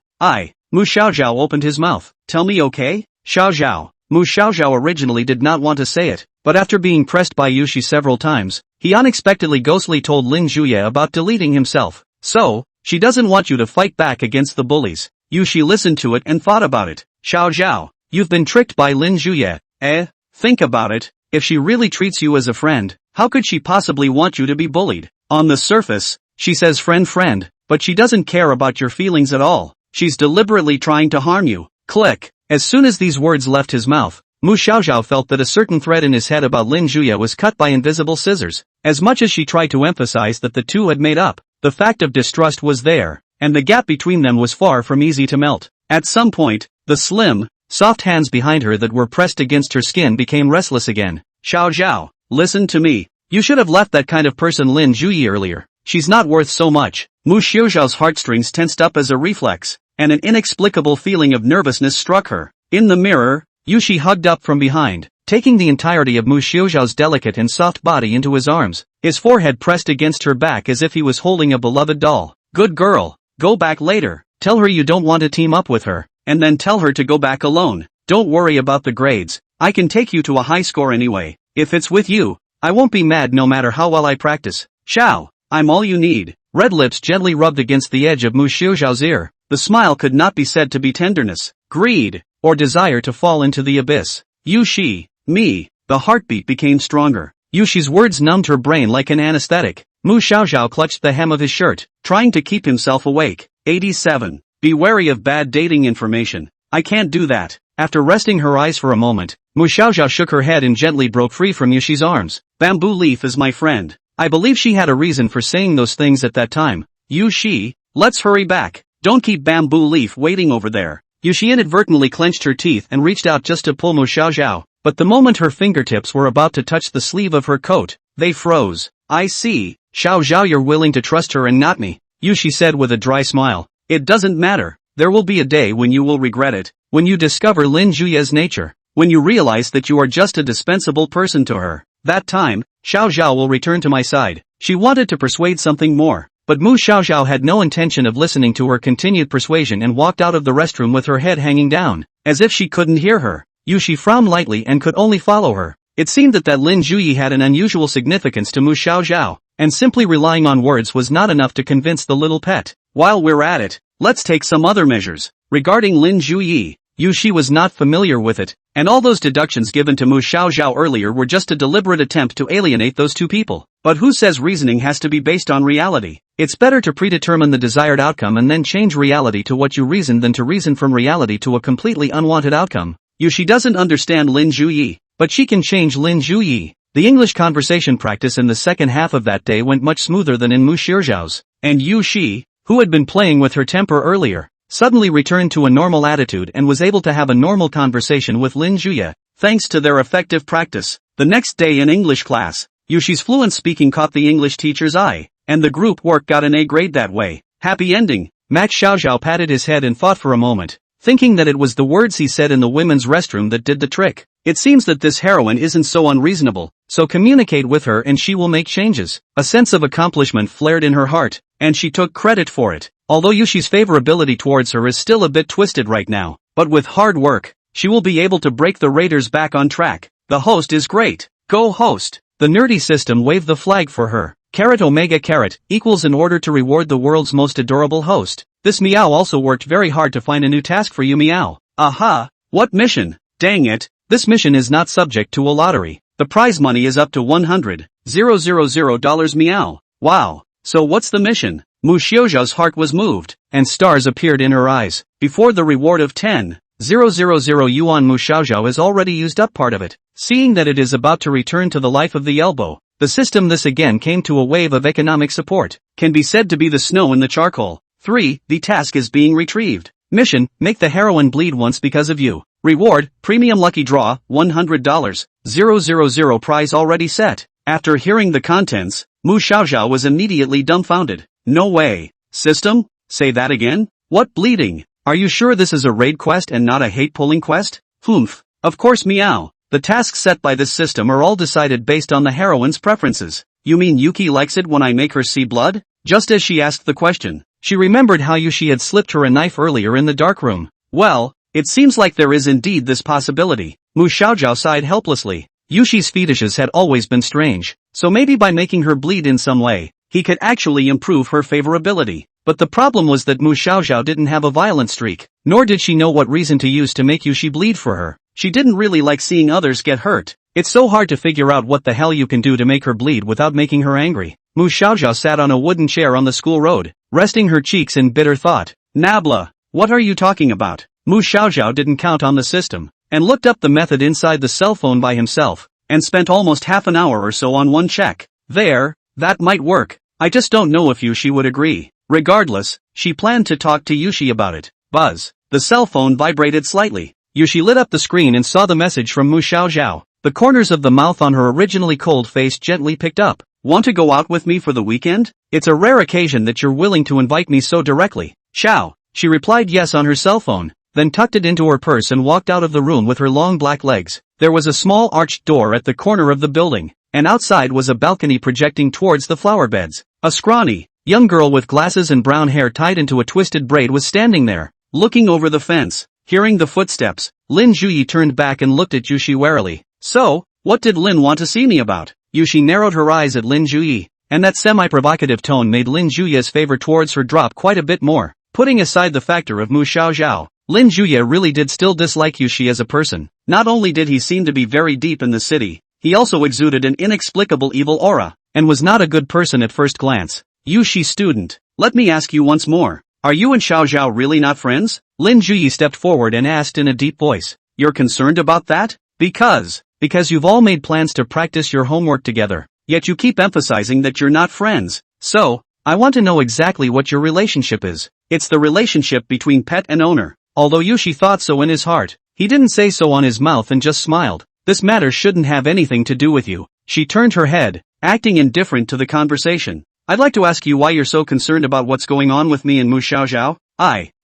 Lin Juyi is a bit flustered. Yushi student, let me be frank. Xiaoxiao is my most important friend. The way you treat her makes me wonder if she's under some kind of threat to stay by your side. Anyway, I hope you can give me an explanation. A string of silvery bells of laughter rang out. Yushi's eyelashes fluttered slightly, covering her lips, as if she had heard some funny joke, and laughed so hard that she couldn't straighten her back. Ha ha ha, so that's how you see me, Lin-san. After laughing for a while, she stopped, looked down at Lin Juye's nervous face, and cleared her throat. There's no such thing. It's all voluntary on the part of Mako's classmates. Voluntarily? Yes. Yushi's voice turned. There's no need to hide it in front of me, Lin student. I can see it all. You actually like Mu Xiaoxiao, right? Instantly, Lin Juye's entire body froze. Like, she had never thought about her feelings for Mu Xiaoxiao, and when Yushi said she liked it, she should have meant the friend kind, right? Alright, and XIN. I have no intention of becoming a love rival with you. After all, I'm not interested in Mu Xiaoxiao either. But then, if you want to know how to make Mu Xiaoxiao actively do this to you as well, it's not like I can't teach you.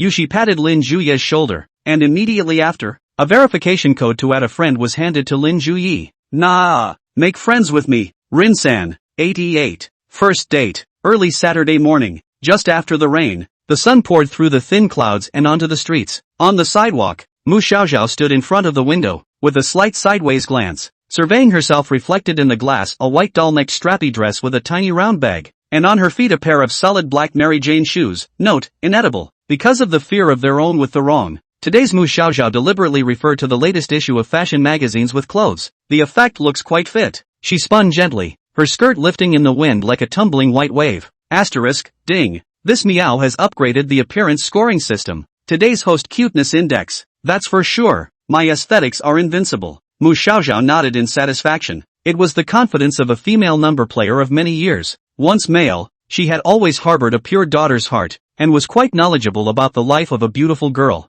For her outing with Yushi, she stayed up late last night to complete today's date strategy. From dress, diet to itinerary, every detail was impeccable, showing her years of research to the fullest. Finally, the walk led to the rendezvous. Cicadas chirp in the summer and the roads are tree-lined. Mu Xiaoxiao stood under the agreed sculpture and looked down at his cell phone. 10 minutes had passed, but Yushi had not yet appeared. She sighed softly, her fingers unconsciously fiddling with her skirt. A little apprehensive in her heart. Shouldn't have stood me up, right? No way, no way. If I let you go, the $100,000 mission will be gone. She looked around the room. People came and went in the park, and Mu Xiaoxiao's eyes swept through the crowd, but never saw that familiar figure. Did I remember the wrong time? Or is it the wrong place? She muttered in a low voice. Just then, a light footstep came from behind. Mu Xiaoxiao turned around violently, only to see Yushi walking towards her, her long black hair fluttering in the wind. Her body was a knit shirt with a light gray pleated skirt. Sorry to keep you waiting.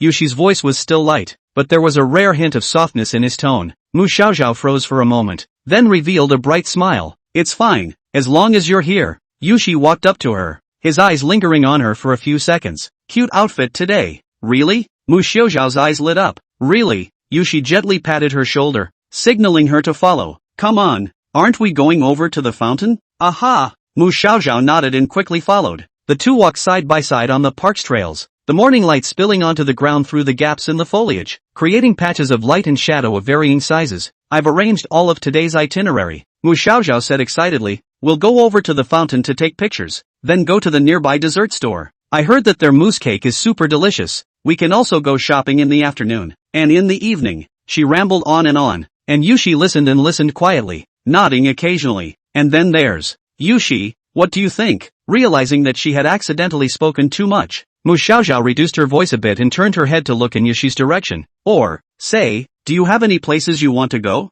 No, just do what you've arranged. Xiao Zhao. Yushi smiled. There's a hidden line in that expression. Just go anywhere with you. 89. For you, it's okay to hurt a little. A little change at the end of this and the last chapter. So minimal that it shouldn't be very distracting to watch. Seeing Yushi being so cooperative, Mu Xiaoxiao also finally let go of her heart. Along the street all the way forward, between the buildings of various advertising light signs. Because it is morning, pedestrians are not too many. The two people's footsteps are particularly obvious. Normally, when a few girlfriends get together, there's always a lot of chatter or gossip, but such a sight had not happened once between Mu Xiaoxiao and Yushi. Yushi didn't like small talk. Even if he chatted, he would only talk about things that Mu Xiaoxiao liked or things related to Mu Xiaoxiao. Other than that, about herself, about everyone else, she pretty much kept her words to herself and said as little as she could. Xiao Zhao. Halfway there, Yushi took the rare initiative to find a topic of conversation. Do you usually eat sweets often? Well, it should be fairly often.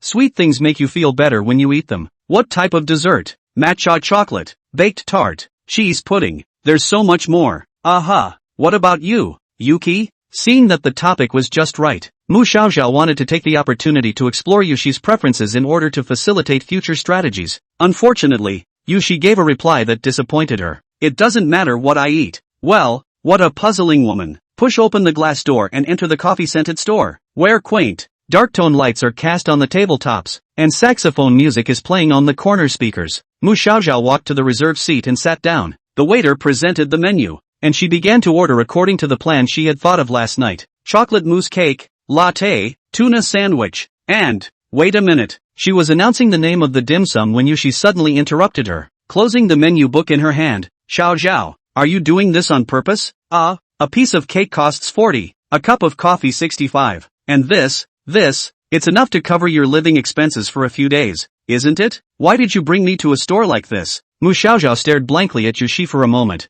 and a pair of small hands uneasily lowered. Because, I wanted your forgiveness, and it was so hard for you to agree to come out with me for once, so I wanted to pick the best restaurant possible, she explained brokenly, her eyes fluttering around, her heart weak. We can't say that the whole day today was set up for a $100,000 reward, can we? For the sake of the system's rewards, for the sake of the villain's fate, she had to think of ways to increase Yushi's favorability, even if she had to pay some small sacrifices sometimes. Ugh, Yushi shook his head. I'll pay for half of it, and next time you treat yourself to something within your means. You know, I don't have a soft spot for feisty idiots. Having been lectured, Mu Xiaoxiao could only squirm and nod. The fact that Yushi didn't question her motives in the slightest made her feel as if she had done something bad. But how long? All kinds of snacks and drinks spread over the table. The cakes on the carved silver-rimmed dinner plates were beautifully modeled, and at first glance, they were expensive. After dessert, the next stop, the largest shopping center in the city. I've said before that I want your forgiveness, so I even prepared a gift for you today. Mu Xiaoxiao walked in front on one side and said to Yushi on the other. Finally, the main topic. The so-called gift was a method to accomplish the task of making the heroine bleed, which she had thought about for a long time. She took Yushi and walked straight into the most lavishly decorated jewelry store in the shopping center. As soon as they stepped through the threshold, the store's waitress came over attentively to greet the duo. Yushi, I've always thought your ears were beautiful, so I customized a pair of gemstone earrings for you. Mu Xiaoxiao took the red velvet box that the clerk brought on the floor and opened it in front of Yushi with a smile. Inside the box, a pair of crystal-clear crescent-shaped earrings lay quietly. I can't afford solid gold for a while, and it's not anything very expensive, but it's a token of my appreciation. As she spoke, she kept an eye on Yuki's better contoured ears. When they first met, Mu Xiaoxiao noticed that Yushi's earlobes didn't have ear piercings and her skin was smooth and even. If Yushi accepted the earrings, then in order to wear them, she would get her ears pierced. This was a 2-for-1 deal for Mu Xiaoxiao, as she did not need to actively harm Yushi, but could still achieve the task of making her bleed. This is of course in an ideal situation.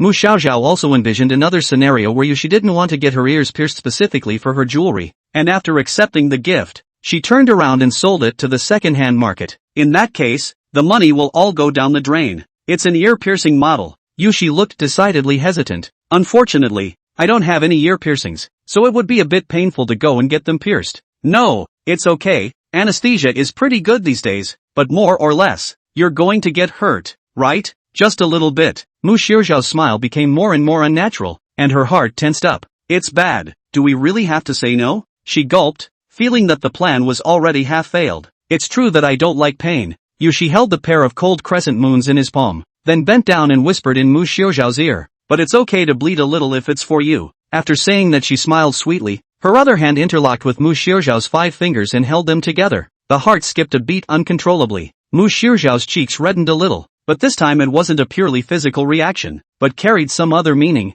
even though Mu Xiaoxiao wasn't sure what that meaning was. After coming out of the gold jewelry store, they went around to some other interesting stores. Candy stores, doll stores, watch stores, clothing stores, etc. Thinking that the $100,000 reward would soon arrive, Mu Xiaoxiao generously offered to buy Yushi some other gifts. Yushi didn't accept everything as it was, just some moderately priced ones, while the others advised Mu Xiaoxiao not to overspend, and didn't seem to want Mu Xiaoxiao to spend too much money for her. As night fell, the women went outdoors, illuminated by neon lights, and headed for Fountain Square, the city's most popular attraction. Today there is a light show in the Fountain Square. There are more people than usual. In the center of the square, a huge fountain is dancing to the rhythm of the melodious music. Colored lights illuminated the surface of the pool, the water columns sometimes towering into the clouds. sometimes low-hanging like a curtain. The water splash in a variety of colors under the irradiation of refractive broken light. Mu Xiaoxiao and Yushi were carrying large bags, walking through the crowd and looking around from time to time. Suddenly, there was an odd creaking sound from the side. The two turned their heads to see an automated robot selling flowers slowly approaching.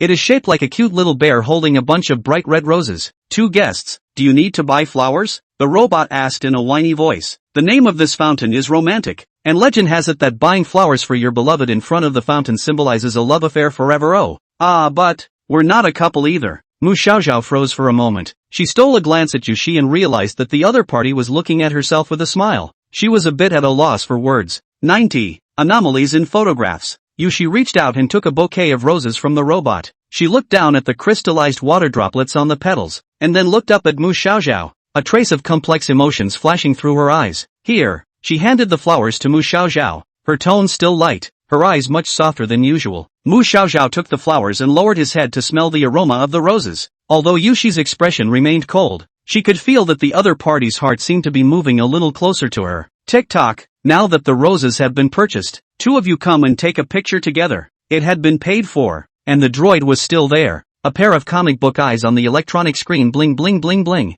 There's a 50% discount on photoshoot purchases. Oh, a gentleman can't refuse to spend one more for a lady. He. Moral abduction. This thing couldn't have been designed by that crooked businessman, right? How come it's even more of a dog than that system at home? Mu Xiaoxiao waved his hand and said no, but the robot still relentlessly blocked the center of the road. Are you sure you don't want to think about it? Not for your lovely lady? She'll want to have a picture to remember this day. About to refuse again. Her afterglow suddenly caught a glimpse of Yushi's fingers unconsciously rubbing the stalk of a rose, suddenly realizing that this guy might actually be expecting it. Well then, Mu Xiaoxiao sighed and scanned the code to pay. The two of them retreated to a wood hydrangea bush 5 meters away. The June evening breeze wrapped in willow flakes brushing their cheeks. Talon, please look at the camera. The robot turned on the flash. Mu Xiaoxiao straightened her back, but she choked and frowned at the drifting willow flakes. The moment the shutter was pressed, she noticed Yushi quietly tilting the bouquet toward her side. The photographic paper was slowly spat out, and Yushi stared intently at the gradually developing image. In the photo, the two young girls were standing side by side in a formal manner. Yushi pursed her lips and looked straight at the camera, and Mu Xiaoxiao craned her neck like a hostage. What a lousy shot. Yushi said so, but smiled and gently wiped the photo with his sleeve. She was going to dip into some of her savings and buy an expensive frame to properly frame this photo. A bell rings in the distance and the robot slips away. Mu Xiaoxiao was about to tell Yushi to leave when he realized that she was still looking at that photo, her expression becoming a bit off. What's wrong? Mu Xiaoxiao asked in disbelief. Yushi didn't make a sound, his gaze resting on a corner of the photo, his brows tensed. Something not quite right appeared in the rightfully unusual background. In the shadow of a wood hydrangea bush, a man in a black ducktail hat was holding up a camera, the lens pointing directly in their direction. Her fingers tightened unconsciously. The edges of the photo paper pinched and creased. These people weren't ordinary tourists, they were standing too deliberately, like they were in a deployment. Yushi's mind quickly flashed through all the details of the day, the feeling that someone was always hovering outside the window when he was at the flower store, the sound of footsteps behind him as he walked through the shopping street. Xiaoxiao, let's stop here today. It's time to go back. Yushi tried to keep his voice calm, but his fingertips were already cold. But the light show isn't over. Mu Xiaoxiao looked at her with some confusion. That one's not looking. Yushi's tone carried a trace of uncontrollable anxiety. She had to take Mu Xiaoxiao out of here as soon as possible, not staying a moment. Although Mu Xiaoxiao was puzzled, she still nodded. She could feel that something was wrong with Yushi, but she couldn't say exactly. The square was getting crowded and the music was deafening. In the midst of the crowds, moving forward became incredibly difficult. Notice, in order to maintain order, the road ahead is blocked, so visitors are asked to go around. The vicar began to use the radio to maintain order. Unable to pass through the original path, Mu Xiaoxiao and Yushi had to go around to the back trail. Colorful lights flashed overhead, various colors intertwined into a misty light, and the intoxicating night took on a dazzling luster. Without realizing it, the two holding hands were actually squeezed apart. By the time Yushi came back to her senses, Mu Xiaoxiao by her side had already disappeared.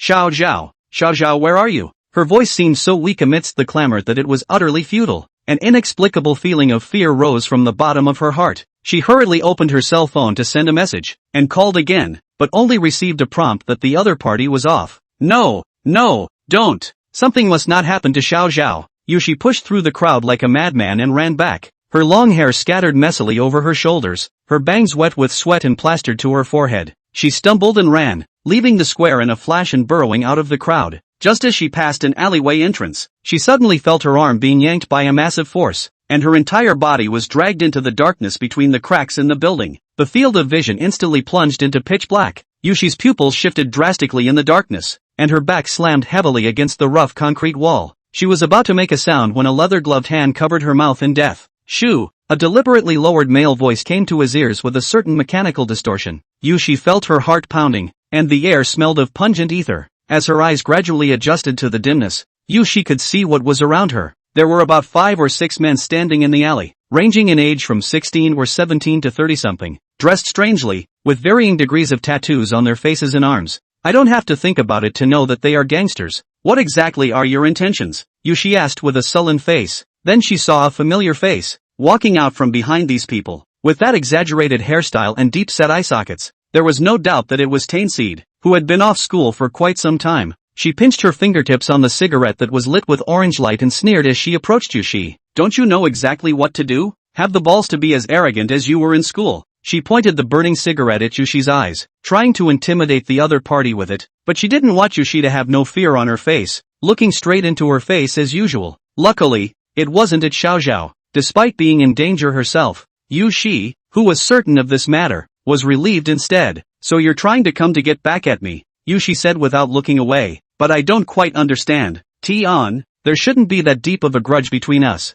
And what you're doing right now won't end in anything other than expulsion and jail time if the academy finds out. So what? You don't think you can save yourself by moving your lips, do you? I don't have that kind of ability. It's your freedom to do what you want to do, Tian. Yushi laughed. She tilted her head sideways, a strand of broken hair falling onto her cheek. I just don't understand. You fought so hard for MS Song to this point. What benefits can she really give you? Tianzi choked on her words for a moment. Yushi's titanic expression shook her already uneasy heart a few points more. Since being cleaned up by Song Zhuozhua at school, Tianzi had been hiding at home all day in fear. It wasn't until a few days ago when Song Zhuozhua said that she would be given a chance to change her ways that she responded as if she were grasping for a life-saving straw. In fear and trepidation. Click discuss this chapter below to get a puffy Xiaoxiao. 91. Crisis in the Dark Alley. Hoo. Mu Xiaoxiao pulled the strap of the crossbody bag with one hand and walked forward with the flow of people, walking for a long stretch before realizing that Yushi had disappeared. She hurriedly tried to call and contact Yushi, but when she pressed the number,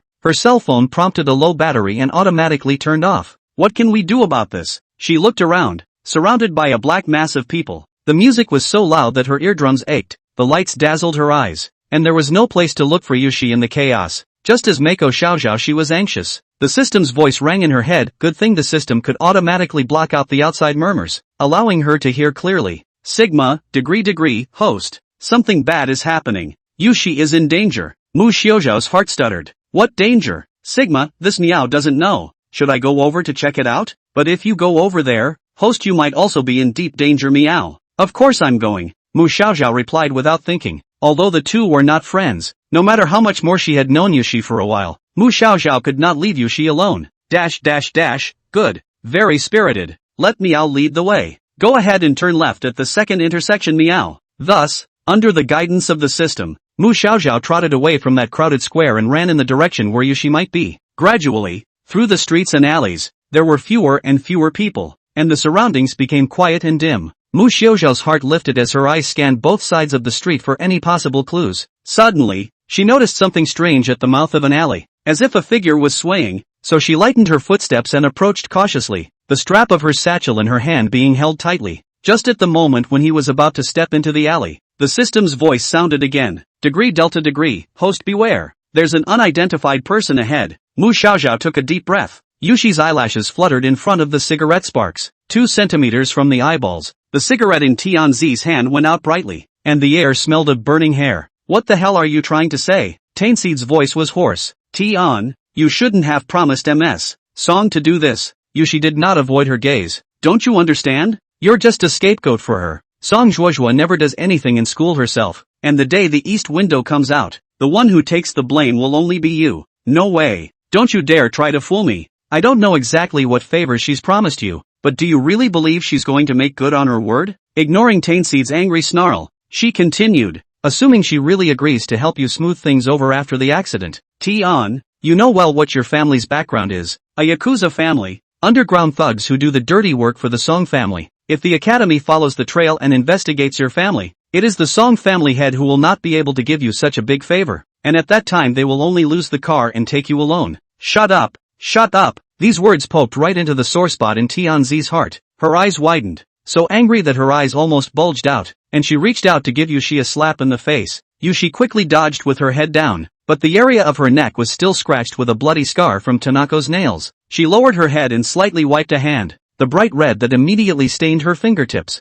and before she could catch her breath for a moment, Tianzi grabbed her hair again with force, and lifted her foot to crush the tip of Yushi's shoe with force. Asshole! Hit her! Hit her hard! Tainseed hoisted his voice and shouted at the top of his lungs. The group of flower-armed men behind him responded by copying their sticks and coming around. Yushi clenched his back teeth and shrunk his body towards the corner, his eyes searching around for a chance to escape. Hey, don't hide! Weren't you arrogant just now? The man at the head of the group smiled wickedly, his wooden stick slapping up and down in his palm. I was born to beat women, especially pretty ones. Ha ha ha, this chick looks weak. I'm afraid she won't be crippled with just a little bit of force. Another man chimed in loudly. Yushi ignored their provocative words. As she backed away, she tried to reach a discarded beer bottle in the corner, ready to fight back to defend herself at any moment, seeing that the other side's encirclement was about to be completed. Just then, a siren suddenly sounded from outside the alley, and red and blue lights flashed at the entrance of the alley. Tianzi's face instantly turned pale as she jerked around with a hint of panic in her voice. A vigilante? How can? The group of men in the back also panicked, all shaking their heads to express their ignorance. Tonight's location had clearly been chosen after stepping on the spot, but he didn't expect to be exposed anyway. The ear-piercing flute sound was getting closer and closer. Tianzi's expression became twisted as she glared fiercely at Yushi, then shouted to those people, "Retreat!" The men were amazed and turned to flee the alley. Tainseed stumbled back a few steps as well, eventually turning and disappearing into the darkness. Silence returned to the alley, leaving Yushi standing alone. She let go of the bottle and slowly slid her back against the wall as the sirens came closer and closer. Red and blue lights illuminated her face. Yushi, are you okay? From afar, he saw a tiny silver-haired figure rushing over. It was Mu Xiaozhou who was full of worry. She jumped to Yushi's side, her small hands cupping Yushi's face, her knees knocking on the gravel ground, the red and blue spots of the police lights running over the two of them. Yushi, do you want to go to the hospital? It's just a scratch. Yushi pressed the back of her hand and smiled wearily, and the cold touch made Mu Xiaozhou shiver.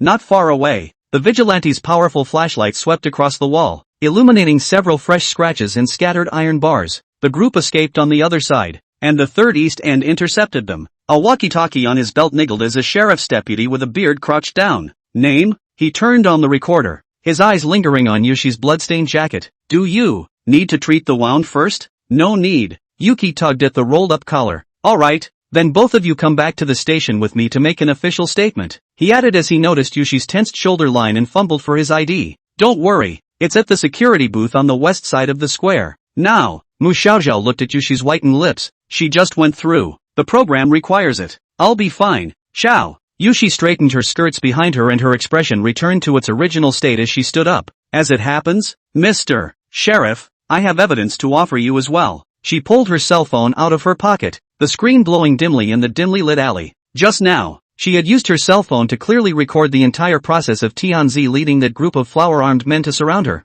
and even Tianzi's words of threatening her were recorded clearly. This evidence is enough to get Tainseed out of the academy for good. 92. Yushi, will you trust me? A long time had passed since the statement was made. The light show was over, and the two of them took a cab home, silent on the way. Mu Xiaozhou was worried about Yushi, her eyes glancing towards her from time to time, while Yushi kept her head down and didn't say anything, her long black hair covering the side of her face. Yushi's mind was still recalling the scene just now. The background about Tianseed was previously investigated by Nglimmer, and there shouldn't be any mistakes. There were some great deals between the Tainseed family and the Song family. Tianzi's youngest uncle is a well-known fighter on the road and has been working for the Song family for many years. Tianzi, on the other hand, has been working for the Song family for many years, and he is hooked up with the Song family through his uncle's connections. As she was once a black family, Tianzi's movements in Xiao City were subject to many restrictions, but with the help of the Song family, she not only gained admission to a top academy, but also managed to climb out of the underground world and gained a legal identity. It could be said that the Song family was extremely important to Tianseed, even to the point of having to flatter. However, what Yushi couldn't figure out was that no matter how much Tianzi was attached to Song Juju,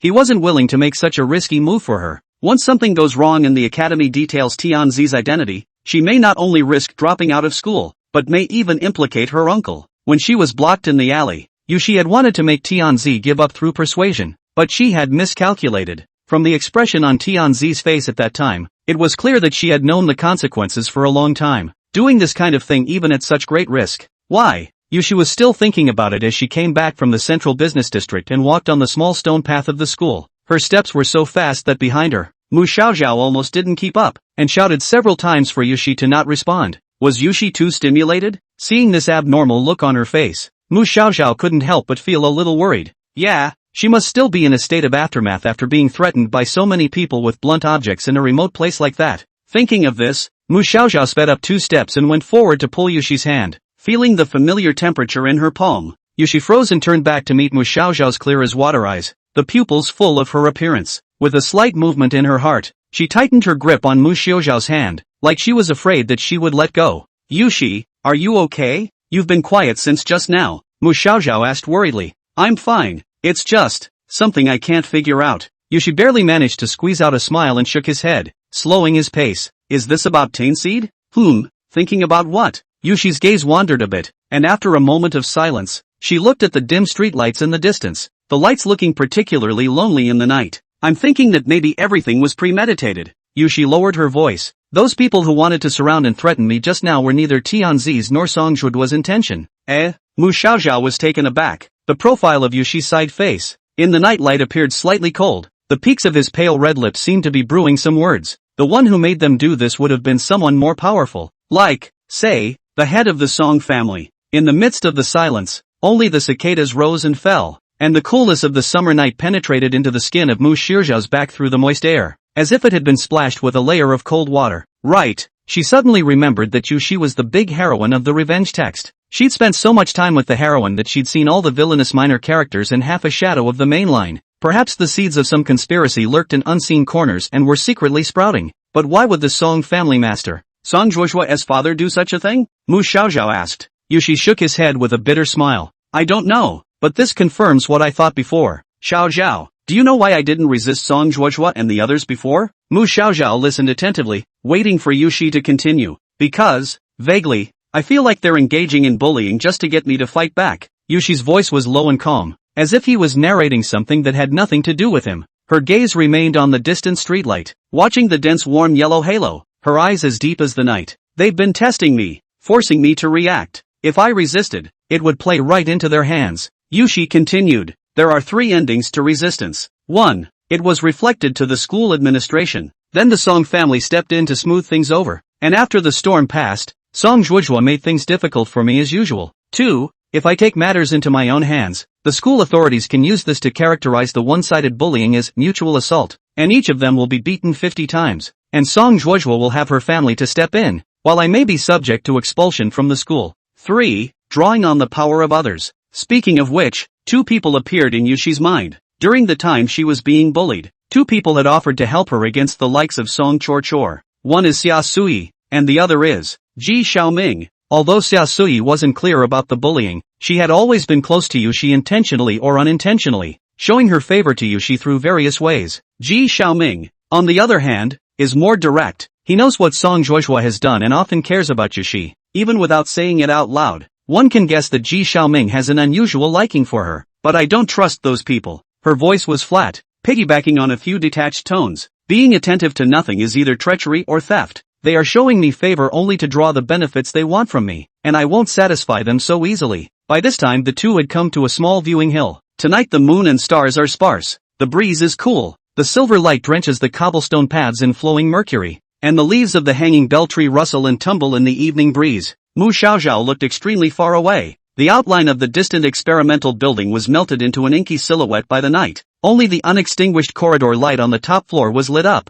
like a string of amber pendants. She curled her fingers around the fine hair at her temples, suddenly realizing that there seemed to be something different in Yushi's remark. Bad, wasn't she, Mu Xiaoxiao, one of the people who had inexplicably shown favor to Yushi? That's not supposed to be an insinuation. Then, she asked uneasily as she looked over to Yushi, who was holding her hand. Yushi, do you trust me? Mu Xiaoxiao's heartbeat thumped. How on earth would Yushi answer? After all, she had spent so much effort to whitewash herself, catering to Yushi's preferences, enduring all kinds of difficulties from Yushi, and accompanying her until now. Yushi's impression of her should have changed somewhat, right? Does that mean believe her? Or does it mean, don't believe it? Unsure in her mind which side Yushi would answer, she clutched the hem of her skirt with one hand like a frightened little animal. Yushi smiled as she gazed at Mu Xiaoxiao. The night wind ruffled her long black hair, and behind her was the vast starry sky. I'm willing to be lied to. After a long moment, she replied softly. The sound was so small and tiny that it dissipated into the wind in no time. 93. Outcast of the Song family. Fooled by me? Does that mean trust or distrust? Mu Xiaoxiao didn't understand the meaning, but there was no hostility in Yushi's smile,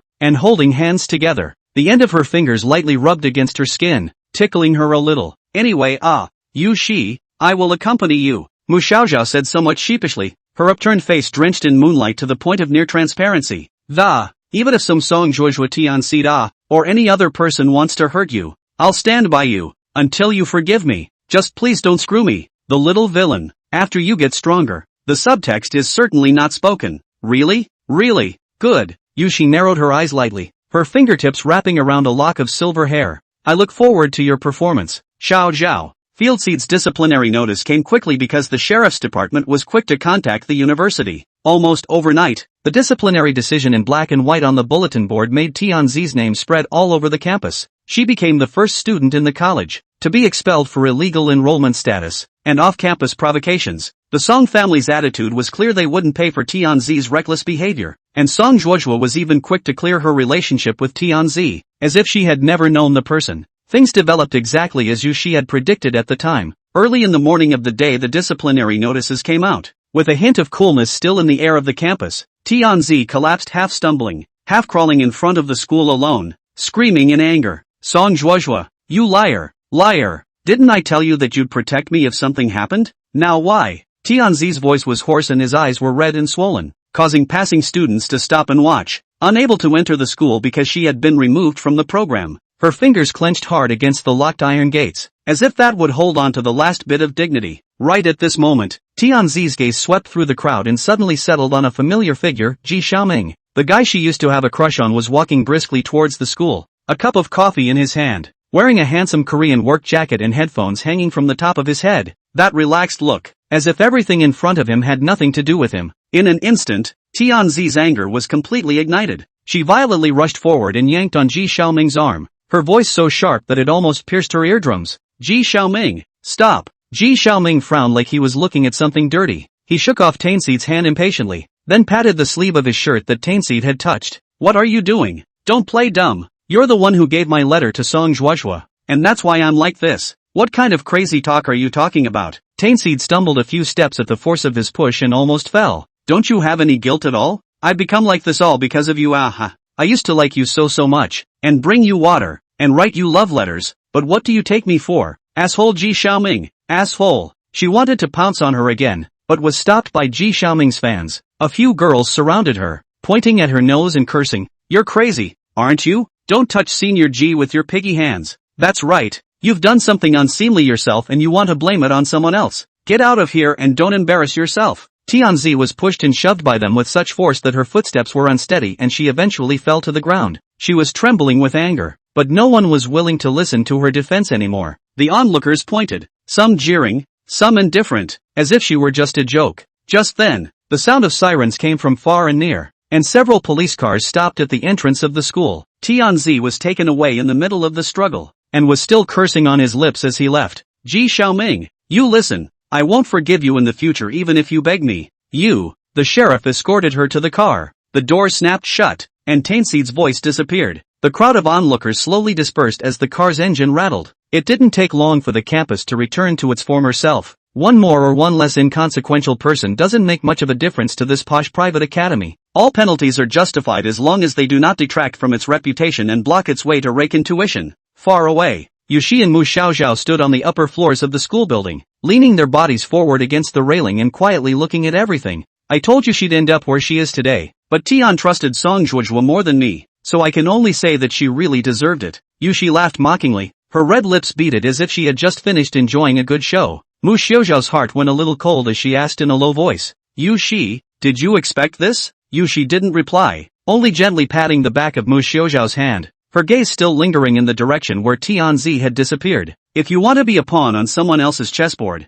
you have to be ready to be abandoned at any time, she said as if she were talking to herself. This time it's consumed Tainseed. Who do they want to use next time? Mu Xiaozhao's heart tightened as she listened to Yushi's words. She looked at the side of Yushi's face. That finely sculpted face was extraordinarily thin, and in a trance. It made people think that the young girl didn't even have the feelings that humans should have. Yushi, are you really not afraid at all? Mu Xiaozhao couldn't help but ask, a hint of trembling in his voice. Yushi turned her head, her gaze landing on Mu Xiaozhao's face. The corners of her lips slightly hooked up. Afraid? Afraid of what? I'm afraid of the Song family, Song Zhuozhua, and anyone else who wants to set you up. Mu Xiaozhao's voice became lower and lower, as if she was afraid of being heard. She finally perceived that the world was weaving a huge web, and Yushi, as the heroine, was standing at the center of this web. Every single person is trying to set her up. Every single person could be her enemy. After Tianzi there is Song Zhuozhua. After Song Zhuozhua there is the power of the Song family, and the Song family further back. Perhaps there is an even bigger power that is watching over all this. Who the hell is Yushi?